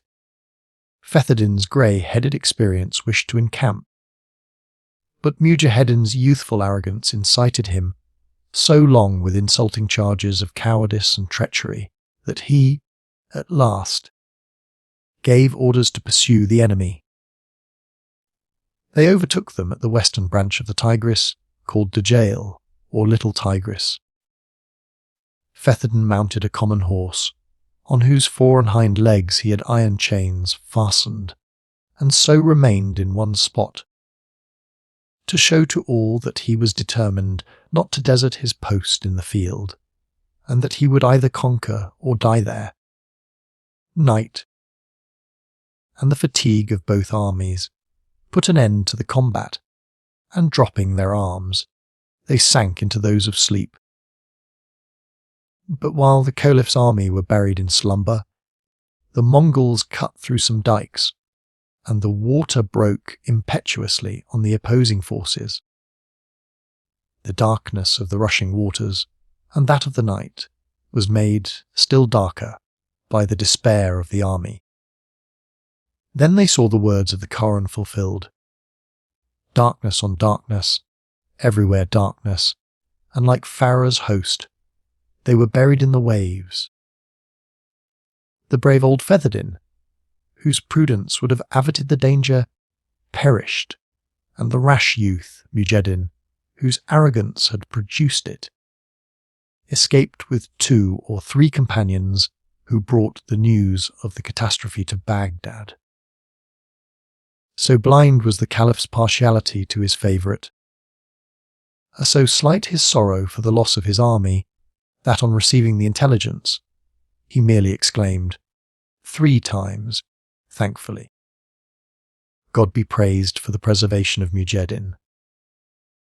And when the enemy had already advanced as far as Jebel Hammer, the Red Mountain, 3 days' march from Baghdad, and he was informed of their approach, he only replied, "How can they pass that mountain?"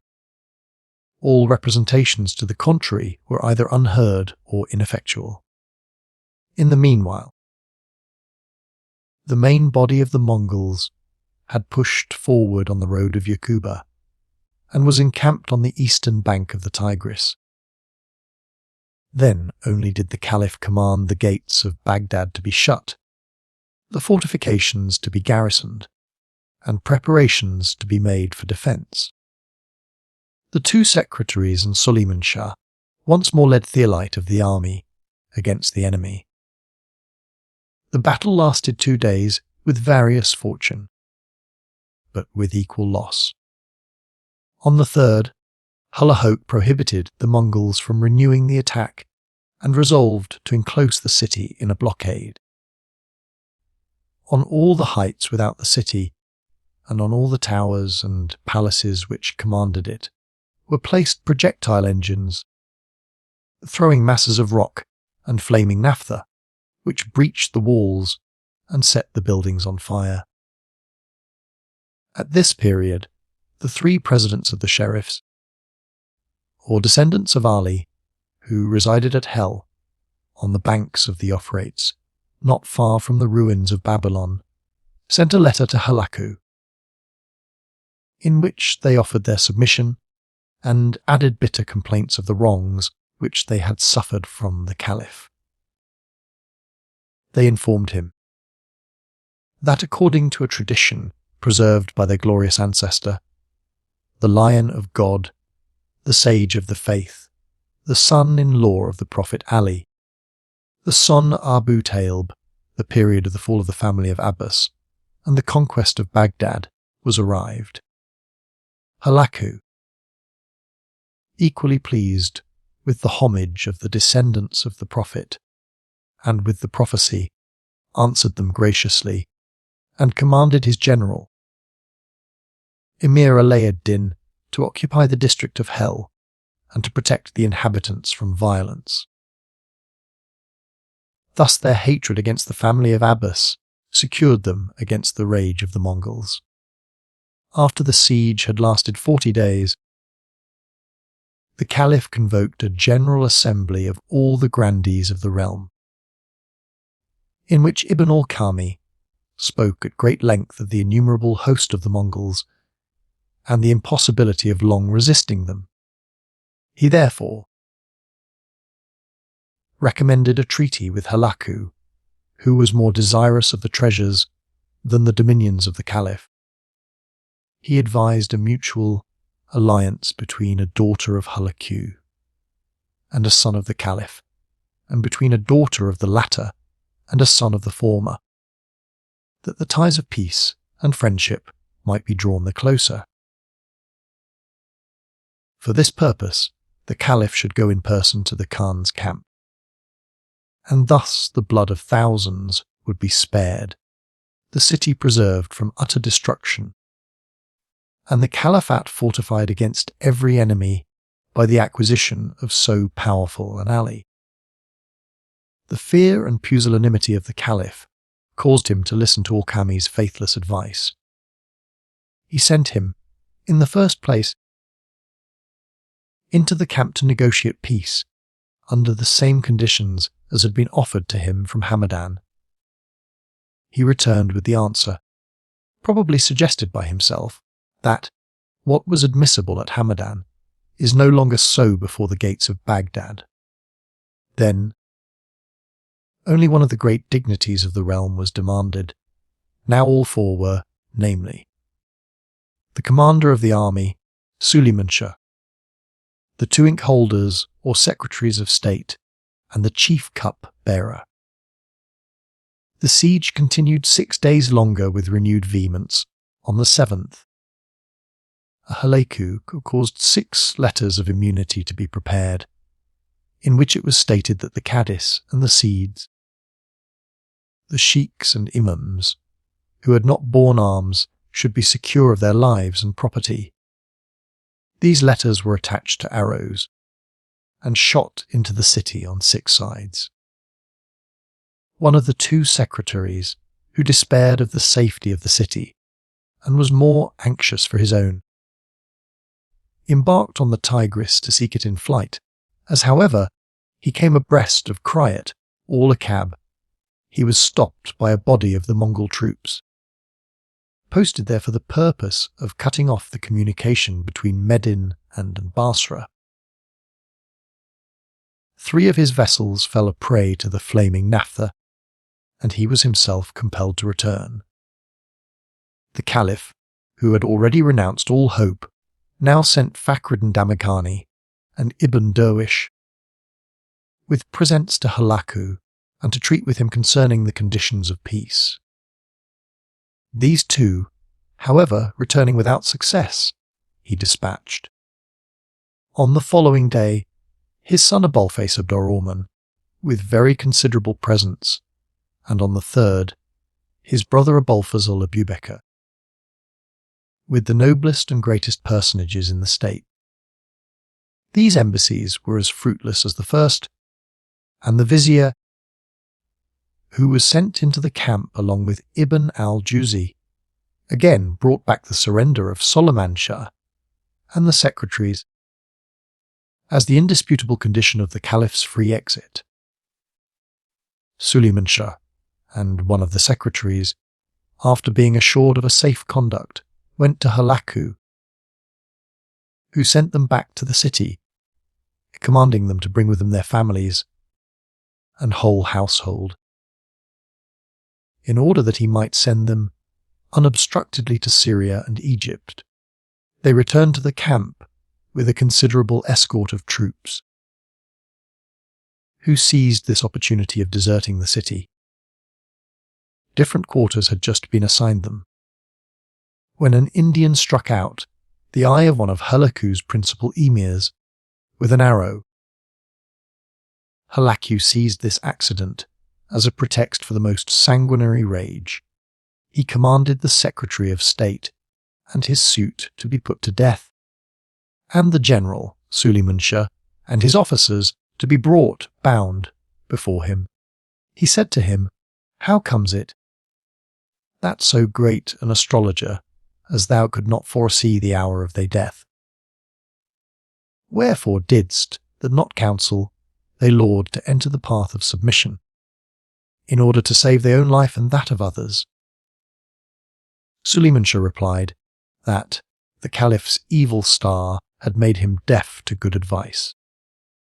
After some interrogatories and replies of this kind, the general and his officers were put to the sword.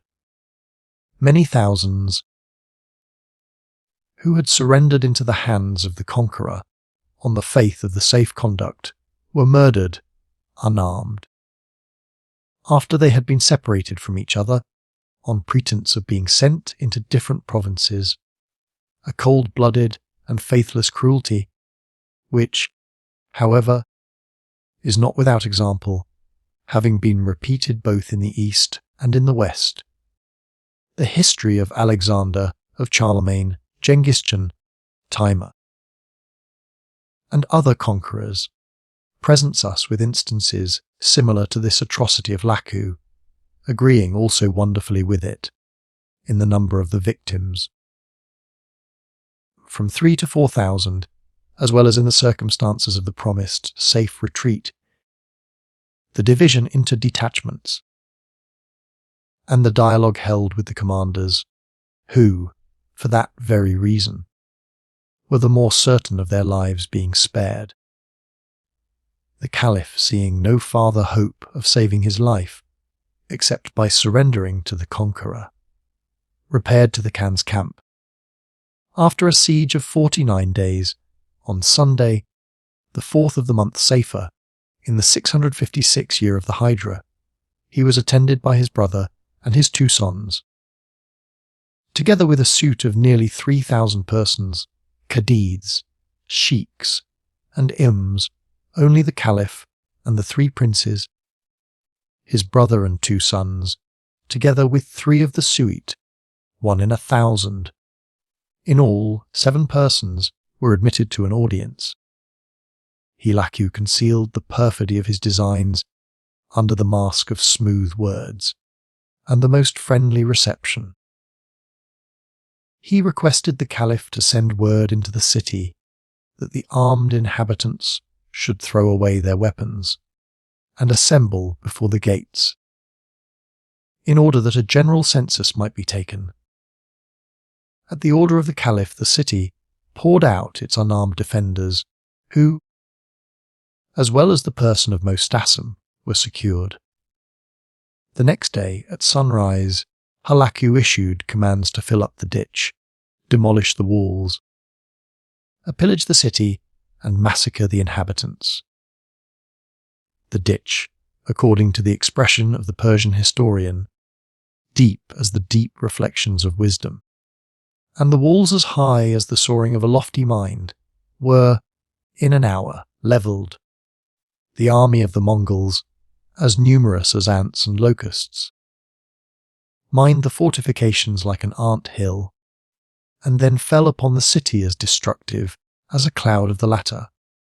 The Tigris was dyed with blood, and flowed as red as the Nile, when Moses, by a miracle, changed its waves into blood, or it was at least as red as the Egyptian river is to this day. When it is swollen by that annual miracle of nature, its overflow, and coloured red by the red loam and sand which it washes down from Abyssinia, affording a natural explanation of the Mosaic miracle. The city was a prey to fire and the sword. The minarets and domes of the mosques glowed. Like fiery columns and cupolas, from the roofs of the mosques and baths, flowed melted gold and lead, setting on fire the palm and cypress groves which surrounded them. The gilded battlements of the palaces fell like stars to the earth, like the demons who endeavoured to scale the battlements of heaven. In the mausolea, the mortal remains of the sheikhs and pious imams, and in the academies, the immortal works of great and learned men were consumed to ashes, books were thrown into the fire, or where that was distant and the Tigris near, were buried in the waters of the latter. Gold and silver vessels from the palaces and kitchens of the great fell, in such quantities, into the hands of the ignorant Mongols, that they sold them by weight like brass or tin. The treasures of Asiatic splendour and art, accumulated for centuries in the Caliph's city, became the booty of barbarians. So great a quantity of Persian and Chinese gold tissues, Arab horses, Egyptian mules, Greek and Abyssinian slaves of both sexes, coined and uncoined gold, silver pearls, and precious stones was found, that the private soldier became richer than even the chiefs of the army, or the Khan himself, had ever been before. And yet the treasures of the Caliph's palace had not been touched, as these the Khan retained for himself.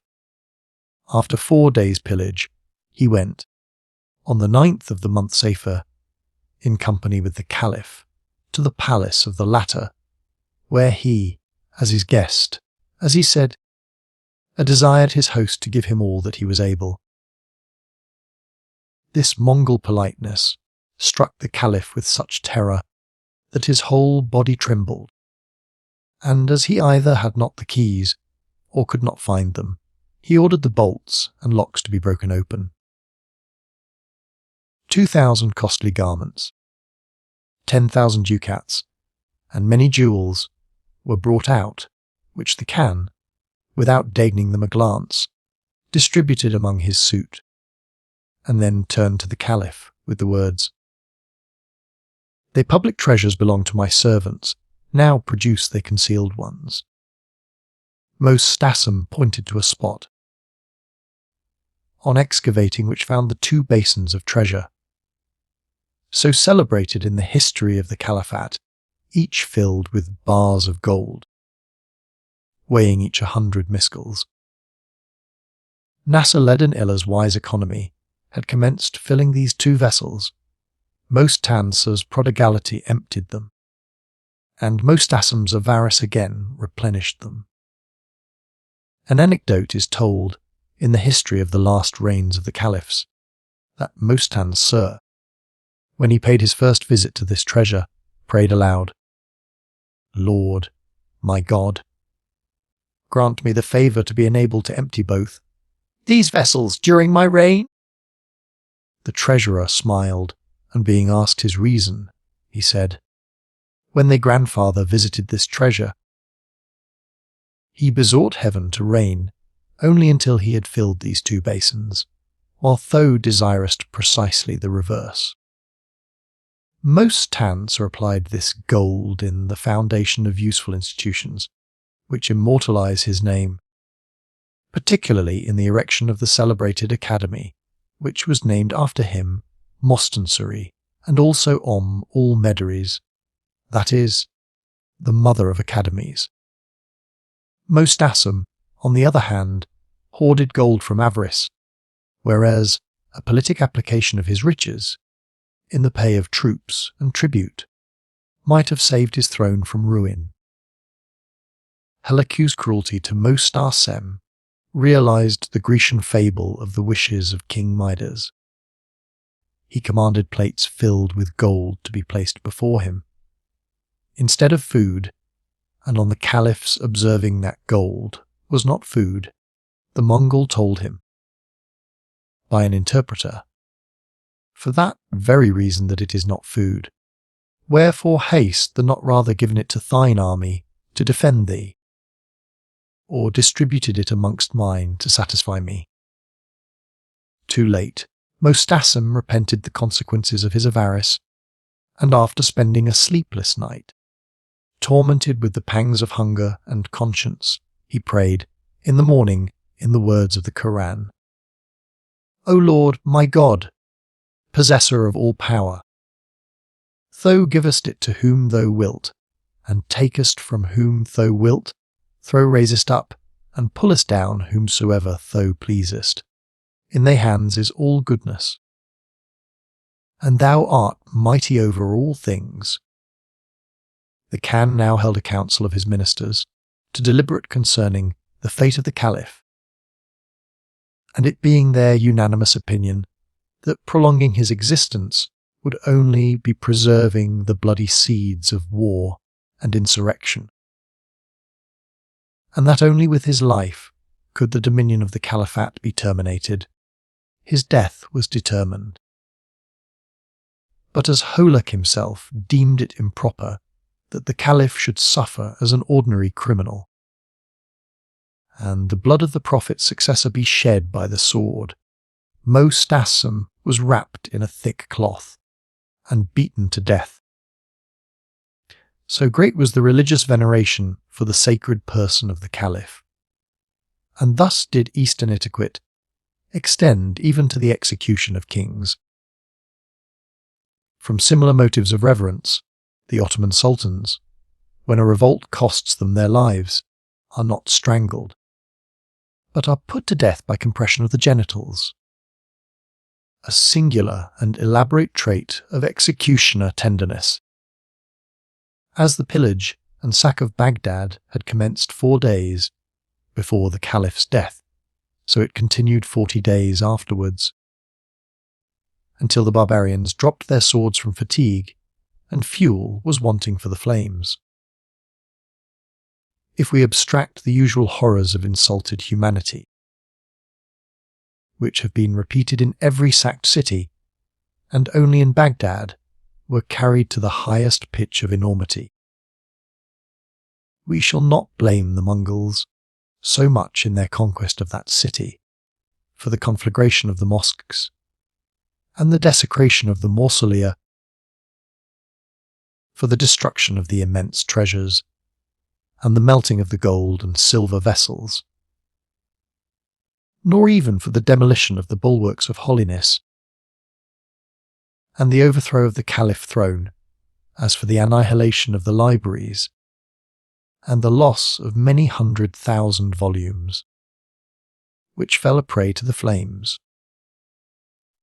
They consisted of the treasures of Arabic literature, the accumulation of nearly 500 years, together with the relics of the Persian, which had probably been saved from the destruction of Medain, as the second Caliph had commanded his general in Egypt to consume the Alexandrian library, so he also caused that of Medain, the residence of Khosroes, to be thrown into the Tigris and Omer, whom some European historians have in vain endeavoured to exculpate from this high treason against literature, is loaded with the double guilt of the Wto, Dafif the Greek, and the Persian library by fire and water. As the Arabs destroyed these libraries 5 centuries before in 2 years, so did the Mongols in the same space annihilate the Arabian libraries of Alamut and Baghdad. To this double conflagration must be added that of the great libraries of Tripoli, Nishabah, and Kara in the same century. Thus the conjunction of the 7 planets in the same sign of the zodiac, which indicated, according to some astrologers, a universal deluge, and according to others, a universal conflagration, might be justly understood to signify the inundation of the Mongols and the burning of the libraries. A most melancholy observation is suggested by the destruction of the libraries of Alamut and Baghdad. It is that the fall of both was caused by the guilt of learned men. The former, by the perfidy of the astronomer Nasir-ed-Din, the latter, by the treachery of Theobald Esprit, Ibn al-Kami, both being sacrificed to their revenge. The fate of these 2 learned statesmen, distinguished alike by their great talents and evil hearts, who caused the overthrow of the assassins and the caliphate, falls now to be mentioned. A few words will suffice. After the conquest of Baghdad, Nasir-ed-Din built the celebrated observatory of Maraga, by which, as well as his astronomical tables, both his name and that of Halak are immortalized in the history of astronomy. Thus that science derived, at least, some advantage from the many evils in which astrology had been its handmaid. Ibn al-Kami, the man of letters and vizier, instead of the reward he expected, reaped that of a traitor. As such, treated by the Mongols with the most profound contempt, he died, in a few days, a prey to remorse and despair. The inhabitants of Baghdad wrote on every wall, over the gates of the caravanserais and schools, in large letters cut in marble, "The curse of God on him who curses not Ibn al-Kami." One of the traitor's partisans, a Shiite, having expunged the "not" from one of these inscriptions, was punished with 70 blows of the bastinado. The name of Ibn al-Kami is intimately interwoven with that of Nasir-ed-Din in the history of the fall of the assassins and the caliphate. Asia long trembled from the shock of the violent fall of the empire of the dagger and the prophet's staff. The conquest of Baghdad has almost diverted us from our proper object, not merely by the intrinsic importance of the subject, but also on account of its intimate connection with the end of the assassins, whose overthrow prepared that of the caliphate. After their castles in Rudbar and Kuhistan had been razed to the ground, and numbers of them massacred and scattered, they still maintained their stand for 14 years in the mountains of Syria against the armies of the Mongols, the Franks, and the Egyptian Sultan. Baybars, one of the greatest princes of the Circassian Mamluks of Egypt. This prince, who zealously sought for supreme power, was not inclined to share it any longer with the remains of the Hashashin order which had been chased from the mountains of Persia. During his reign, Frank and Arab vessels put into the Egyptian ports with embassies which the Christian and Arabic princes, such as the German Emperor, Alfonso of Aragon, the commander of Yemen, and others, sent with rich presents to the Syrian Ismailites. Baybars, in order to show that he was far above all fear of the order, levied on all these presents the usual customs, and sent to the superior in Syria a letter full of threats and reproaches.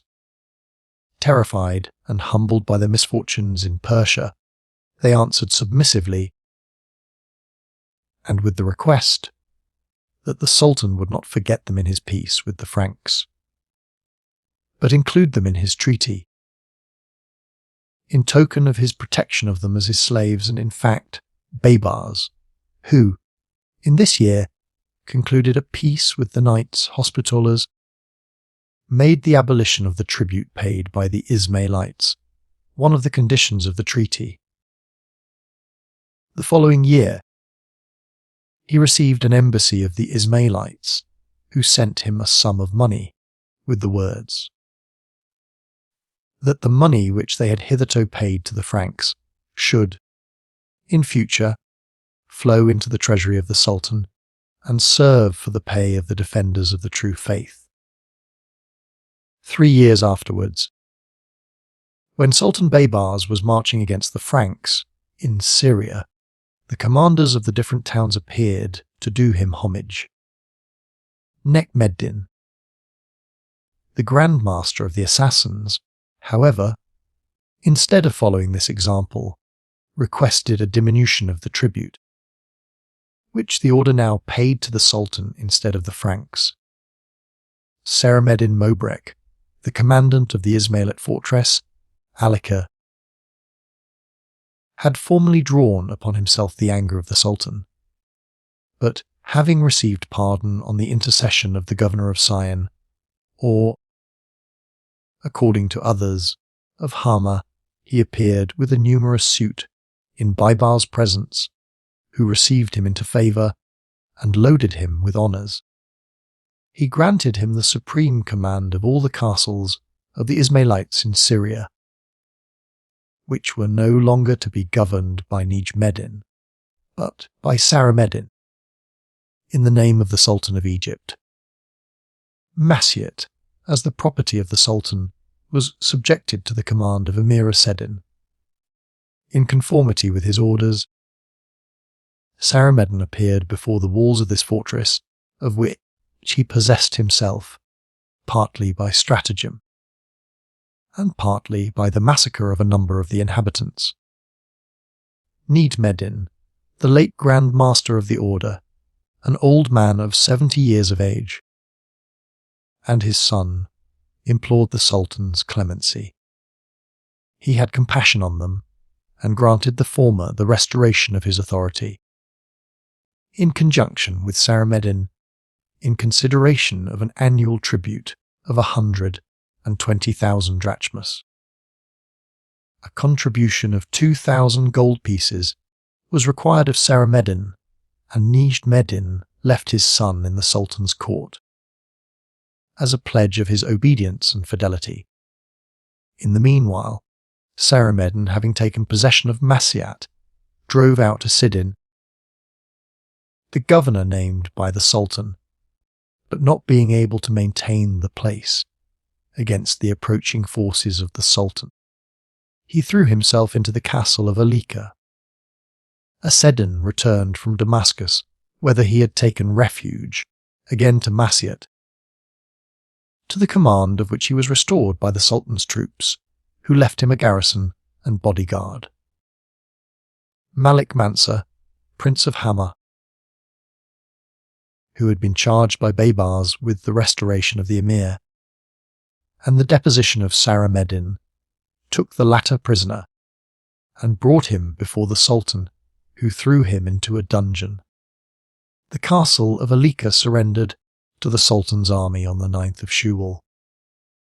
Rokneddin, the former Grand Prior, again held the command of the Ismailite castles in Syria in the name of the Sultan, by whom Shemseddin was retained at court, as the pledge of his father's fidelity. On a suspicion being raised against him, he came in person to court and offered, with his son, Shemseddin, to deliver up all the castles and to live in future in Egypt. His offer was accepted, and Shemseddin departed for Kiev, to induce the inhabitants to surrender within 20 days. Not appearing, however, at the end of this term, the Sultan admonished him, by letter, to fulfill his promise, and Shemseddin desired that the castle of Kolea should be left in his possession, in exchange for which he engaged to yield all the rest. The Sultan acceded to his request and sent Alameddin Sanjar, the judge of Hammer, for the purpose of receiving from Shemseddin the oath of allegiance and the keys of Kiev, the inhabitants however, secretly instigated by the latter, refused to admit the envoy. A second embassy having no better effect, Baybars gave orders for the castle to be besieged. On this, Shemseddin left Kiev and repaired to the Sultan, who was encamped before Hammer, and was honourably received, receiving, however, intelligence in a letter that the inhabitants of Kiev had sent assassins into the camp. In order to murder his principal emirs, Baybars caused Shemseddin and all his suite to be arrested and carried into Egypt. At the same time, two officers of the order, who had persuaded their friends in the castle of Kawabi to surrender to the Sultan, were seized at Sarmin. This castle surrendered to negotiation, that of Kalea to force, and in the following year, those of Mennefer and Cadmus fell into the Sultan's hands. The inhabitants of Kiev wished to pose a longer resistance, but being closely blockaded and cut off from all relief, they at length sent Baybars the keys of the town, and the Emir Jelaleddin Kharshah made his entry on the 22nd of Silvide. From this moment, Baybars was master of all the forts and castles which had been in the possession of the Ismailites, and he ruined their power in Syria, as Hulaik had done in Persia. Next to Masyut, the residence of the Grand Master, Cheyenne, a strong place on a rock, abundantly supplied with water, and at a short day's journey from Latakia, had been lately particularly distinguished by the valiant exploits of its commandant, Hamza, one of the greatest heroes among the Syrian Ismailites. This Hamza must not be confounded with Hamza, the companion of the Prophet, and one of the bravest heroes of Mohammedanism, nor with Hamza, the founder of the religion of the Druzes. The numerous battles and enterprises of the assassins, their valorous defence against the armies of the Crusaders, and the Egyptian Sultan, Baybars, and the adventurous character of their whole history, offered a fertile source to the Syrian romance writers and storytellers, a source of which they did not fail to avail themselves. This was the origin of the Hamza name, or Hamsads, a kind of chivalrous romance, modelled after the style of the Antar, Dulhemet, Benahilal, and other Egyptian works. After the conquest of Syria by the Ottomans, the tales of the feats and adventures of Hamza passed from the mouths of the Arabian story tellers and coffee house orators to those of the Turks, and Hamza, together with Cid Battle, Cid Y Campida, the proper Cid of the Orientals, an Arabian hero who fell in battle against the Greeks. At the siege of Constantinople by Harun al-Rashid, afforded the richest materials for Turkish romances, which are exclusively occupied by the feats of Hamza and Cid Battle. The tomb of the Cid in the Anatolian Sanjak Sultanogi is, to this day, a much frequented resort of pilgrimages, enriched by the Sultan Suleiman, the legislator, with the endowment of a mosque, a convent, and an academy. The conquest of Masyut was succeeded by that of Alika, and at length, 2 years after, by that of Kahaf, Mainoka Cadmus, and of the other castles on the Antalbanon, and thus the power of the Ismailites was overthrown, both in Syria and Persia. One of their last attempts at assassination is said to have been directed against the person of Saint Louis, King of France, but the falsity of this supposition has already been demonstrated by French writers. The power of the Ismailites had now terminated. Both in Persia and Syria, the citadels of the Grand Master in Rudbar and of the Grand Priors in Kuistan and Syria had fallen, The bands of the assassins were massacred and scattered. Their doctrine was publicly condemned, yet, nevertheless, continued to be secretly taught, and the order of the assassins, like that of the Jesuits, endured long after its suppression. In Kohistan, in particular, remains of them still existed, that being a region which, on account of its very mountainous character, was more impracticable than the surrounding countries, and, being less accessible to the persecutors of the order, it afforded the partisans of the latter a more secure asylum.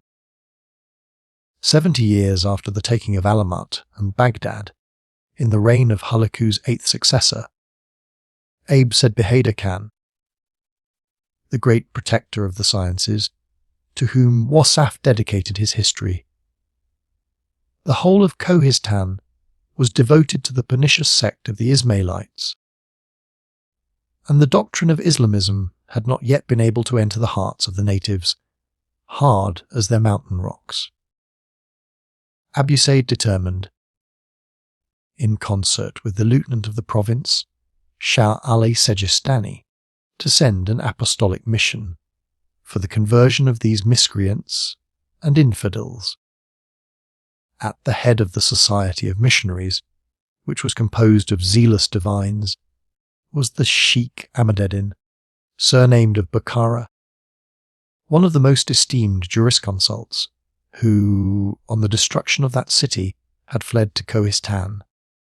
His grandson, Jelaleddin, in his work, Nasir-ul-Muluk, a Counsels for Kings, dedicated to the Sultan Shahrukh, the son of Timur, relates the history of this mission from the mouth of his father, who had accompanied his grandfather to Kohistan.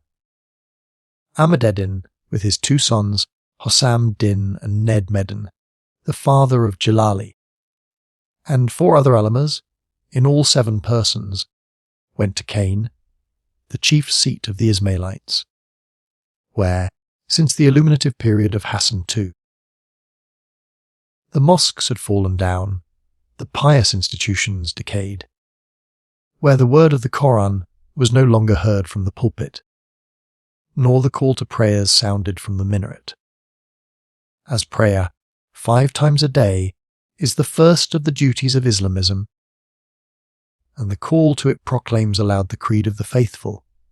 Ahmededdin resolved to commence his mission with it. He went, therefore, with his 6 companions armed, to the terrace of the castle of Cain, from whence they began, at the same instant, to cry out on all sides, "Say God is great, there is no God but God, and Muhammad is his prophet." To prayers up, to do good, this summons, to which the unbelieving inhabitants had long been unaccustomed, instead of collecting them in the mosque, excited them to a tumult against the summoners. And, although the latter had taken the precaution to be armed, they did not deem it expedient to purchase the crown of martyrdom with their lives by defending themselves, but took refuge in a drain where they hid. As soon as the people were dispersed, they again mounted the terrace and repeated the call to prayers and the retreat to the drain. In this manner, their obstinate zeal, supported by the power of the governor, succeeded in accustoming the ears of the infidels to the formula of the summons to prayer, and then to that of prayer itself, and sowed the good seed of the true doctrine of Islamism on the waste field of infidelity and atheism, while the political wisdom of Abu Said was endeavouring to extirpate the Ismailite doctrine in Persia. Its ashes still smouldered in Syria, and from time to time threw out destructive flames which were extinguished in the blood of the slaughtered victims, as it had originated in Egypt, and had but served as an instrument of the ambitious designs of the Fatimids. So the Circassian sultans of that country availed themselves of the last fruits of the wide, spread tree of murderous policy, in order to execute their revenge and to try the dagger on those enemies who resisted the sword. A memorable instance of such an attempt is afforded us in the history of the Emir Kharshah, who had deserted the court of the Egyptian sultans and had entered into the service of the Khan of the Mongols.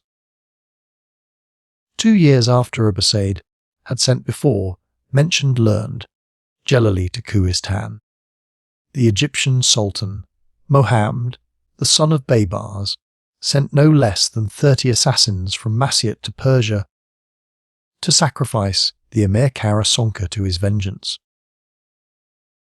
They arrived at Tibris, and the first having been cut to pieces in his murderous attempt. The report was soon spread that assassins were come to murder the Khan Abusaid, the Emir Juban, the Vizier Ali Shah, and all the Mongol nobles.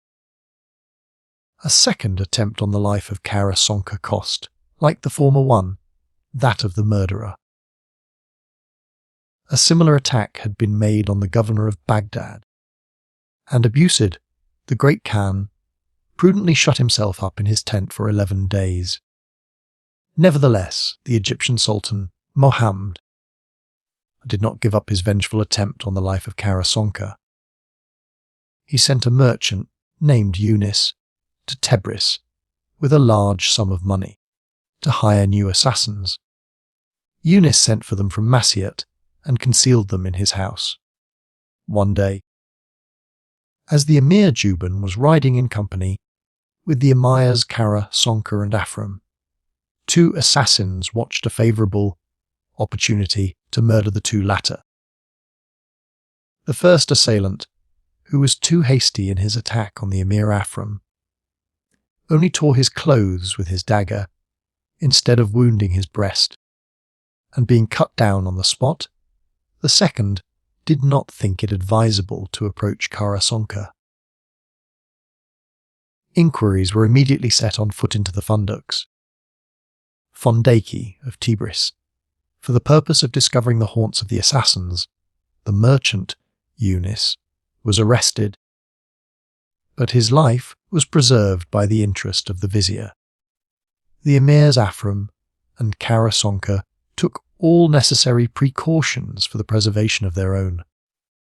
A servant of the latter, a native of Masyut, searched the whole city of Tebris to find out the assassin who was to have poniarded his lord, and found him, at last, in the person of his own brother. The emir, in order to gain him over, gave him 100 pieces of gold and a monthly salary of 300 dirhams, together with other presents, for which he was induced to betray his accomplices. One of them escaped, another stabbed himself, a third expired under the torture, without confessing anything. In the meanwhile, the assassins at Baghdad executed their commission better than those at Tibris. One of them threw himself on the governor as he was going out to ride, and plunged his dagger into his breast, saying, "In the name of Melik Nasser," and escaped so quickly to Masyut that he could not be overtaken. From that place, he sent information of the accomplishment of the murder of the governor to Sultan Mohammed.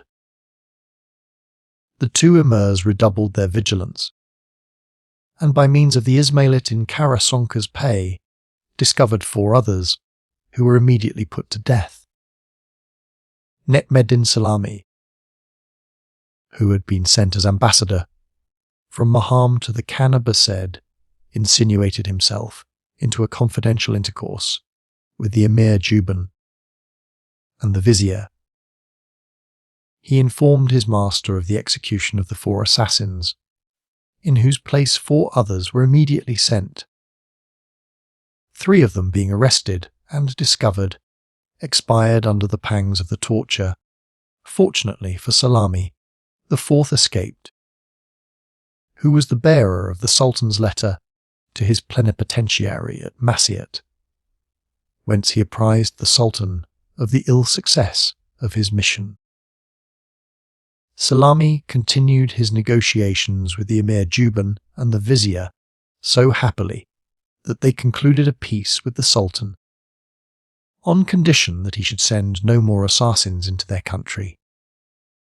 Notwithstanding this, the Emir Kharshah was attacked anew while he was hunting by a murderer who only, however, wounded his horse in the thigh and was immediately killed by the guard, even in the suite of the Emir Itmash,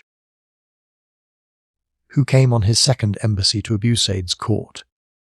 2 assassins were detected, one of whom immediately stabbed himself, and the other, after refusing to confess, was put to death in chains. Juban loaded Itmash with reproaches, saying that, by sending these murderers, the Sultan scoffed at the treaty, and the ambassador assured him, in return, that if they really were assassins, they must have arrived at Tibris before it was signed. After Itmash and Salami had returned to the Sultan, their master, in Cairo, the latter wrote once more to the Masyet Ismailites, reproaching them for not fulfilling their contract. They sent him for answer one of their best fedavis, a great eater who devoured a calf and drank 40 measures of wine a day.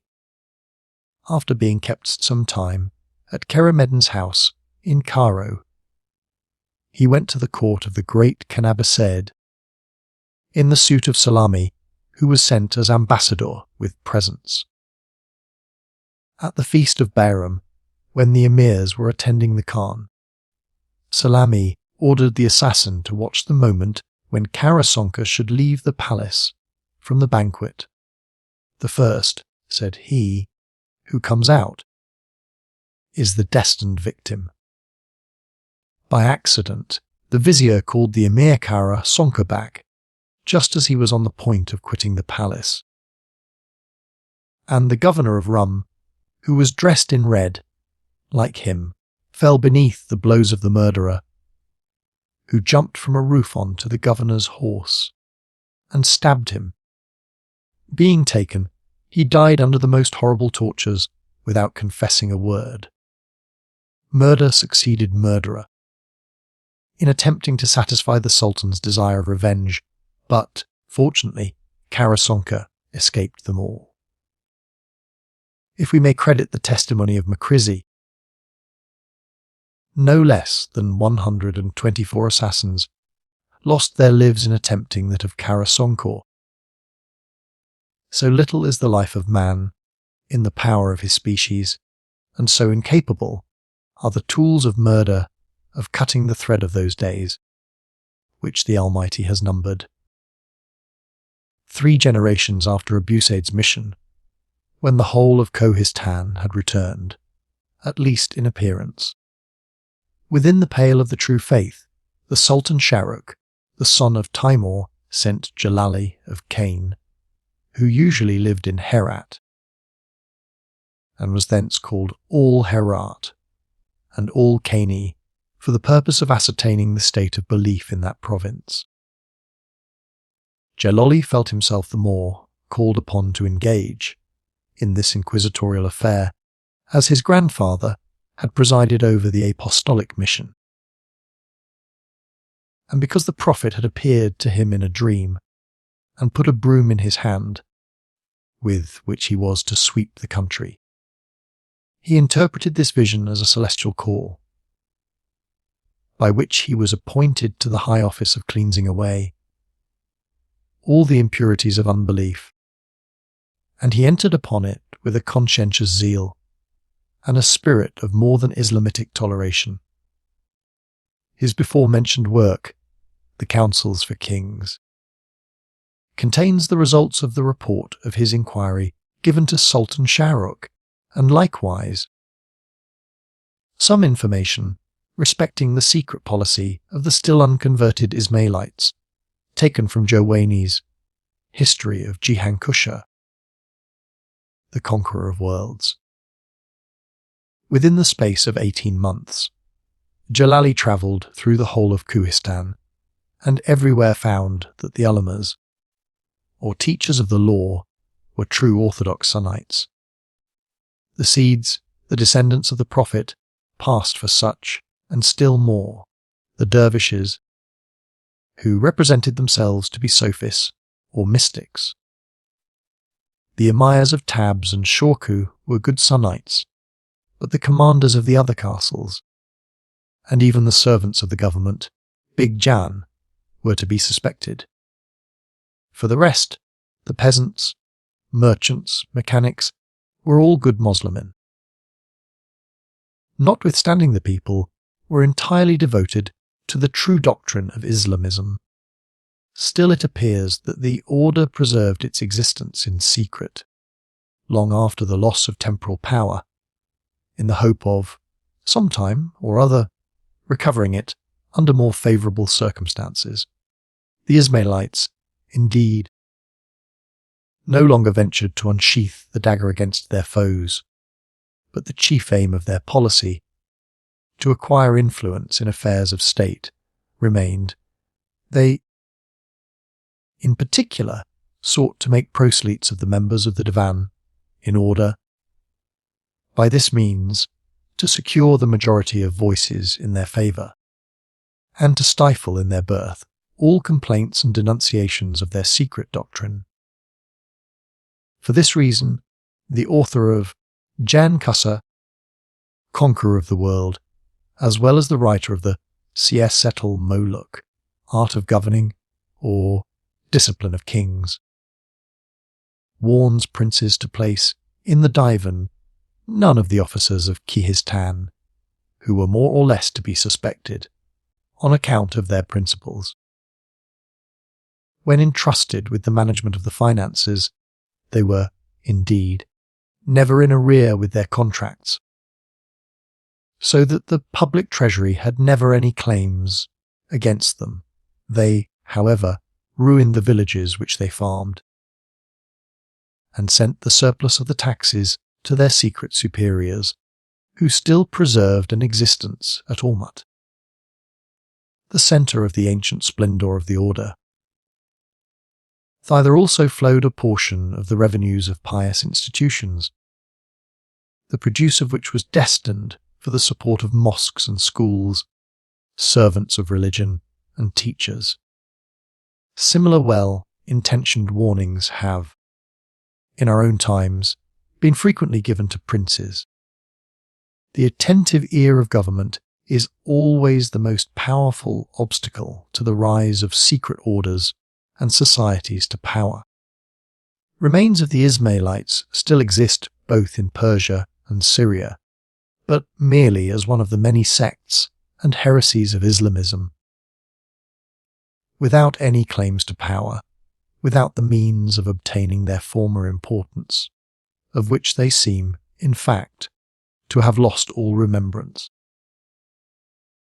The policy of the secret state, subverting doctrine of the first lodge of the Ismailites, and the murderous tactics of the assassins, are equally foreign to them.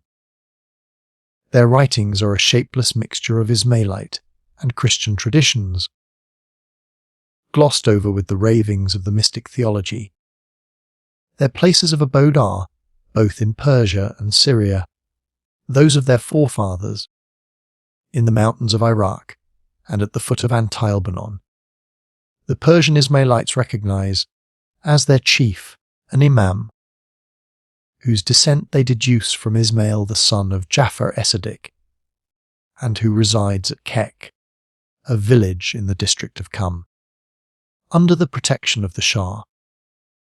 As, according to their doctrine, the imam is an incarnate emanation of the deity, the imam of Kek enjoys, to this day, the reputation of miraculous powers, and the Ismailites, some of whom are dispersed as far as India, go in pilgrimage from the banks of the Ganges and the Indus in order to share his benediction.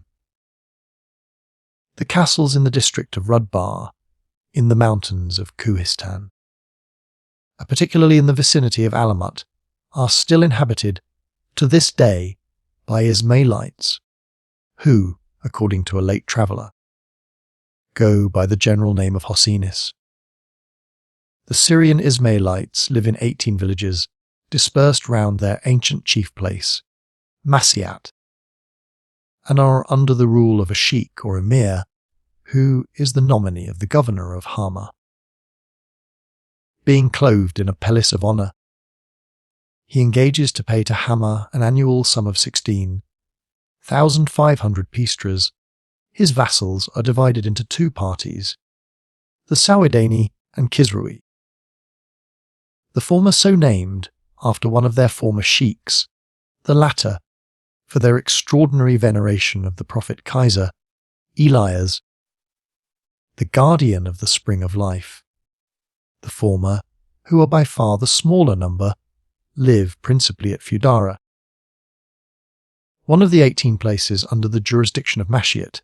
3 miles east of that fortress lies a strong castle, whose name, pronounced Calamus, is probably the same with the Cadmos of Arabian historians and geographers. From thence, the chain of mountings, after several windings, descends to the sea near Tripoli. In 1809, the Nossaris, the neighbours and enemies of the Ismailites, possessed themselves, by treachery, of their chief fortress, Masyat. The inhabitants were pillaged and murdered. The booty amounted to more than 1,000,000 piastres in value. The governor of Hama did not suffer this rash enterprise of the Nossaris to go unpunished. He besieged Masyat and compelled them to resign the fortress to its ancient possessors. The latter, however, sunk into complete political insignificance. Externally, they practice the duties of Islamism with austerity, although they internally renounce them. They believe in the divinity of Ali, in uncreated light as the principle of all created things, and in the Sheikh Rokneddin, the Grand Prior of the Order in Syria, contemporary with the Grand Master Hassan II, as the last representative of the deity on earth. We shall mention here, in passing, as they are neighbours of the Ismailites, the Nossaris, the Motwelis, and the Druzes, 3 sects anathematized by the Muslims, on account of their infidelity and lawlessness. Their doctrine agrees in many points with that of the Ismailites, their founders having been animated with the same spirit of extravagant fanaticism, of unprincipled licentiousness. The Nossaris and Druzes are both older in their origin than the Eastern Ismailites, the former having appeared in Syria as a branch of the Karmathites, as early as the 5th century of the Hijra. The latter received their laws from Hamza, a missionary of Hakam, by Amarallas from the lodge of Cairo. The former believe, like the Ismailites, in the incarnation of the divinity in Ali. The latter consider that maddest of tyrants, Hakam Bayam Holla, as a god in the flesh. Both abjure all the rules of Islamism, or only observe them in appearance. Both hold secret and nocturnal assemblies, stigmatized by the Muslimin, where they give themselves up to the enjoyment of wine and promiscuous intercourse. The origin and doctrine of the Motweli is less known than that of the Nossaris and Druzes.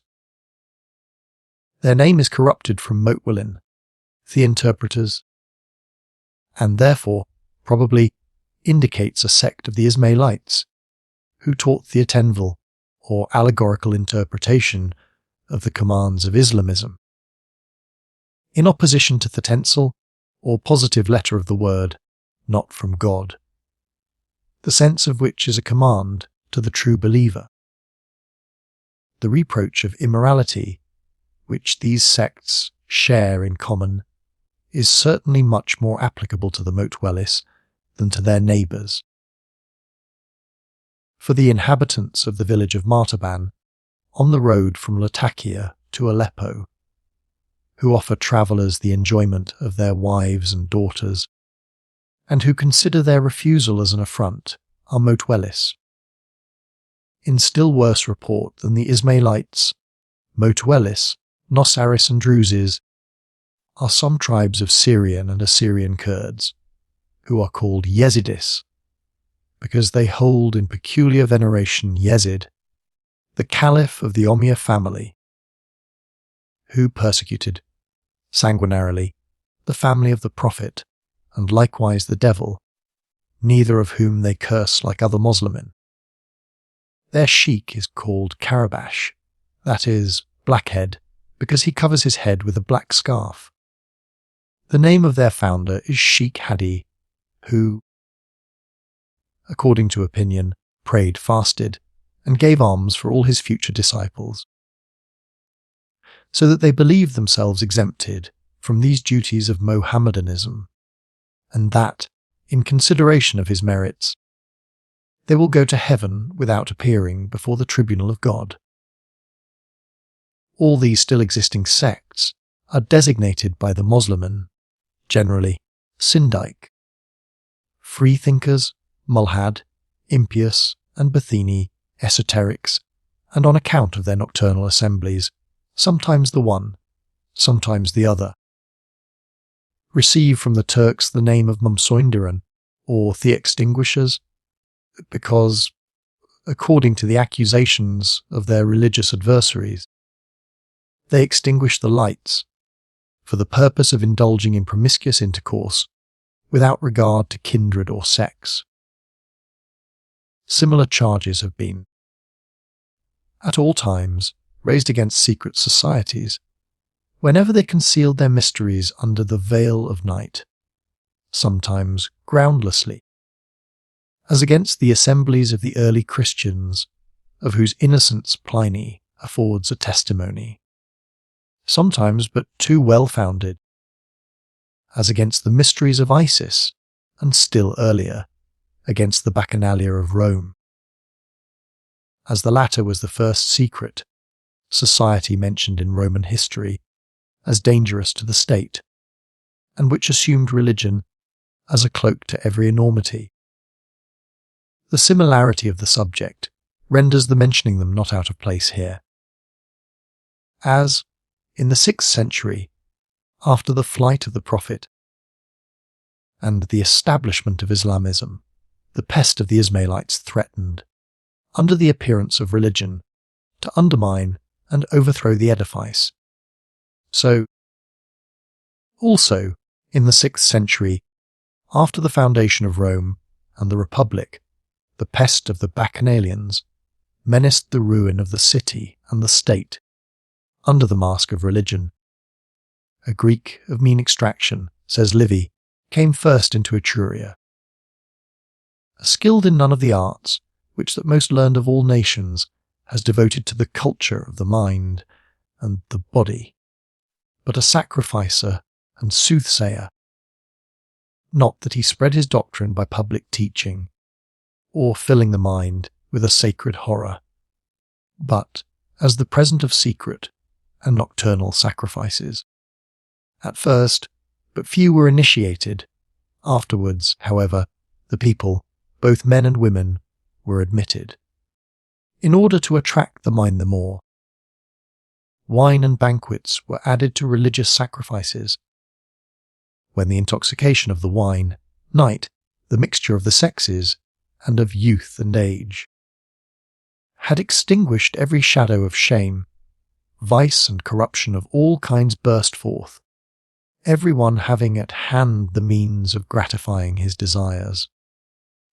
There was not merely one species of vice, and the mere promiscuous intercourse of noble youths and maidens, but also from this source proceeded false witnesses, false documents, false informations, and accusations, poisoning, and secret murder, so secret, indeed, that even the bodies of the dead were not found for sepulture. Much was attempted by stratagem, but most by violence. violence remained concealed, because, in the midst of the yells and noise of cymbals and drums, the cries of the violated and the murdered could not be heard. The consul, Postumus, had no sooner given intelligence to the Senate of the discovery of the existence and object of this secret society than the latter adopted the most powerful measures for the safety of the state and the commonweal, and proceeded against the members of the Bacchanalia as criminals against the state with the utmost rigour. The speech of the consul to the people advised them to watch over the peril which threatened the state from the conspiracy of vice with religion. "I am not sure," said he, "that some of you may not have fallen into error, for nothing has a more deceptive appearance than corrupted religion. When the deity is made a cloak for iniquity, the mind is seized with terror, lest, in the punishment of human imposture, some divine law may be transgressed. This unveiling of crime, from which the mask of religion had been torn, and the rigour with which the Bacchanalians were persecuted, not only in Rome, but also throughout Italy, with the sword and exile stifled in its birth. The monster whose increasing strength menaced the state with ruin. Had the princes of the East acted in the same spirit towards the first secret societies and the emissaries of the Lodge of Cairo, as the Senate and consuls had done, the sect of the Ismailites would never have attained political influence. Nor would the blood-dropping branch of assassins have sprouted from that poisonous stem. Unfortunately, as we have seen in the course of this history, several princes were themselves devoted to the secret doctrine of infidelity and immorality, and others were deficient in strength to restrain its progress with effect. Thus, through the blindness of princes and the weakness of governments, through the credulity of nations and the criminal presumption of an ambitious adventurer like Hassan Sabah, the monstrous existence of secret societies and an imperium in imperio attained so frightful an extent and power that the murderer seated himself openly upon the throne, and the unbounded dominion of the dagger in the hands of the assassins was an object of terror to princes and rulers, and insulted mankind in a manner unexampled and unique in history. We have, more than once, briefly pointed out the analogy which the constitution of the Order of the Assassins presents with contemporary or more modern orders, but although so many points of similarity are found, which can neither be accidental nor yet spring from the same cause, but which, probably, through the medium of the Crusades, passed from the spirit of the East into that of the West, they are still insufficient to make a perfect companion to the Order of the Assassins, which, thank heaven, has hitherto been without parallel. The Templars, incontrovertibly, stand in the next rank to them, their secret maxims, particularly in so far as relates to the renunciation of positive religion, and the extension of their power by the acquisition of castles and strong places, seem to have been the same as those of the Order of the Assassins.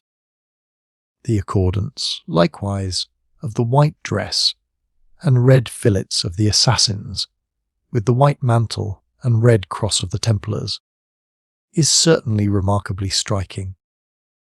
As the Templars, in many respects, trod in the footsteps of the assassins, so also did the Jesuits, whose exertions for the aggrandizement of their order and its preservation, if not by political power, at least by secret connections and influence, agree entirely with the similar policy of the assassins after the fall of Alamut. The assassins were, themselves, as we have seen, a branch of the Ismailites, the proper Illuminati of the East.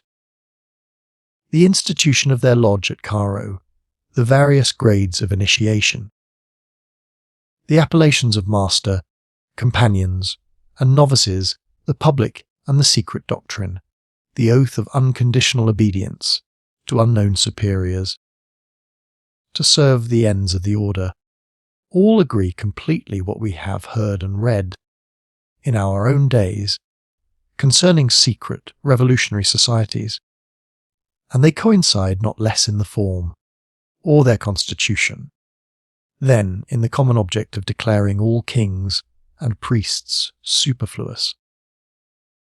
The ostensible object of this institution was in itself sufficiently laudable, and the exoteric doctrine had merely for its object the extension of knowledge and the mutual support of the members.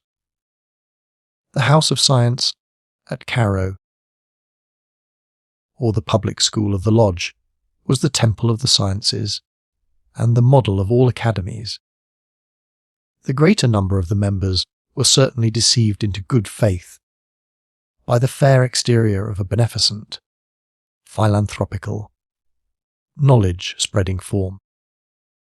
They were a kind of Freemasons, whose native country, as we have seen, may really be sought and found in Egypt, if not in the most ancient times, at least in the history of the Middle Ages. As in the West, revolutionary societies arose from the bosom of the Freemasons, so in the East did the assassins spring from the Ismailites. Traces of retribution immediately executed, which fulfilled the sentence of the order as infallibly as though it were the arm of fate itself, are, perhaps, likewise to be found in the proceedings of the Veeam, or secret tribunal, although its existence only commenced 200 years after the extermination of the order of murderers in Asia. The insanity of the enlighteners, who thought that by mere preaching they could emancipate nations from the protecting care of princes and the leading strings of practical religion, has shown itself in the most terrible manner by the effects of the French Revolution, as it did in Asia in the reign of Hassan II, and as, at that period, the doctrine of assassination and treason openly proceeded from Alamut. So did the doctrine of regicide produce from the French National Convention in Jean de Bray a legion of regicides. The members of the convention who sat with Robespierre on the side of the mountain, and who decreed the king's execution, would have been satellites worthy of the old man of the mountain. Like the initiated to murder, they almost all died a violent death. The dominion of the assassins sank under the iron tramp of Halaku. Their fall drew after it that of the ancient throne of the Caliph, and of other dynasties. Thousands blunder the conquering sword of the Mongols, who went forth as the scourge of heaven, like Attila and Genghis Khan, to steal with blood the deadened nerves of nations. After him, the remains of the hydra of assassination quivered in the remnant of the sect of the Ismailites, but powerless and venomless. Held down by the preponderance of the government in Persia and Syria, politically harmless, somewhat like the juggling of the Templars of the present day, and other secret societies watched by the vigilant eye of the police in France. In writing this history, we have set two things before us as our object: to have attained which is less our hope than our wish. In the first place, to present a lively picture of the pernicious influence of secret societies in weak governments, and of the dreadful prostitution of religion to the horrors of unbridled ambition. Secondly, to give a view of the important, rare, and unused historical treasures which are contained in the rich magazine of Oriental literature. We have but seized the prey which the lions of history have abandoned. For Muller, in his 24 books of history, has not mentioned the assassins at all, and Gibbon, who, according to his own avowal, let no opportunity escape him of painting scenes of blood, has treated them but superficially, although, at the same time, both these great historians have snatched from oblivion, with the pencil of the most masterly description, many other insignificant events, the sources of which were accessible to them. We may easily estimate from this condensed account of all that is worth knowing of and concerning the order of assassins, and which is but sparingly scattered through the works of Eastern writers. How many concealed rarities and costly pearls are to be found in the untrodden depths of the ocean of Oriental history? End of Book 7. The end of this wonderful story. And so, our journey through this timeless fiction comes to an end. If you enjoyed this audiobook, please consider liking the video and subscribing to our channel. For more golden tales like this one, feel free to explore the playlists on our channel.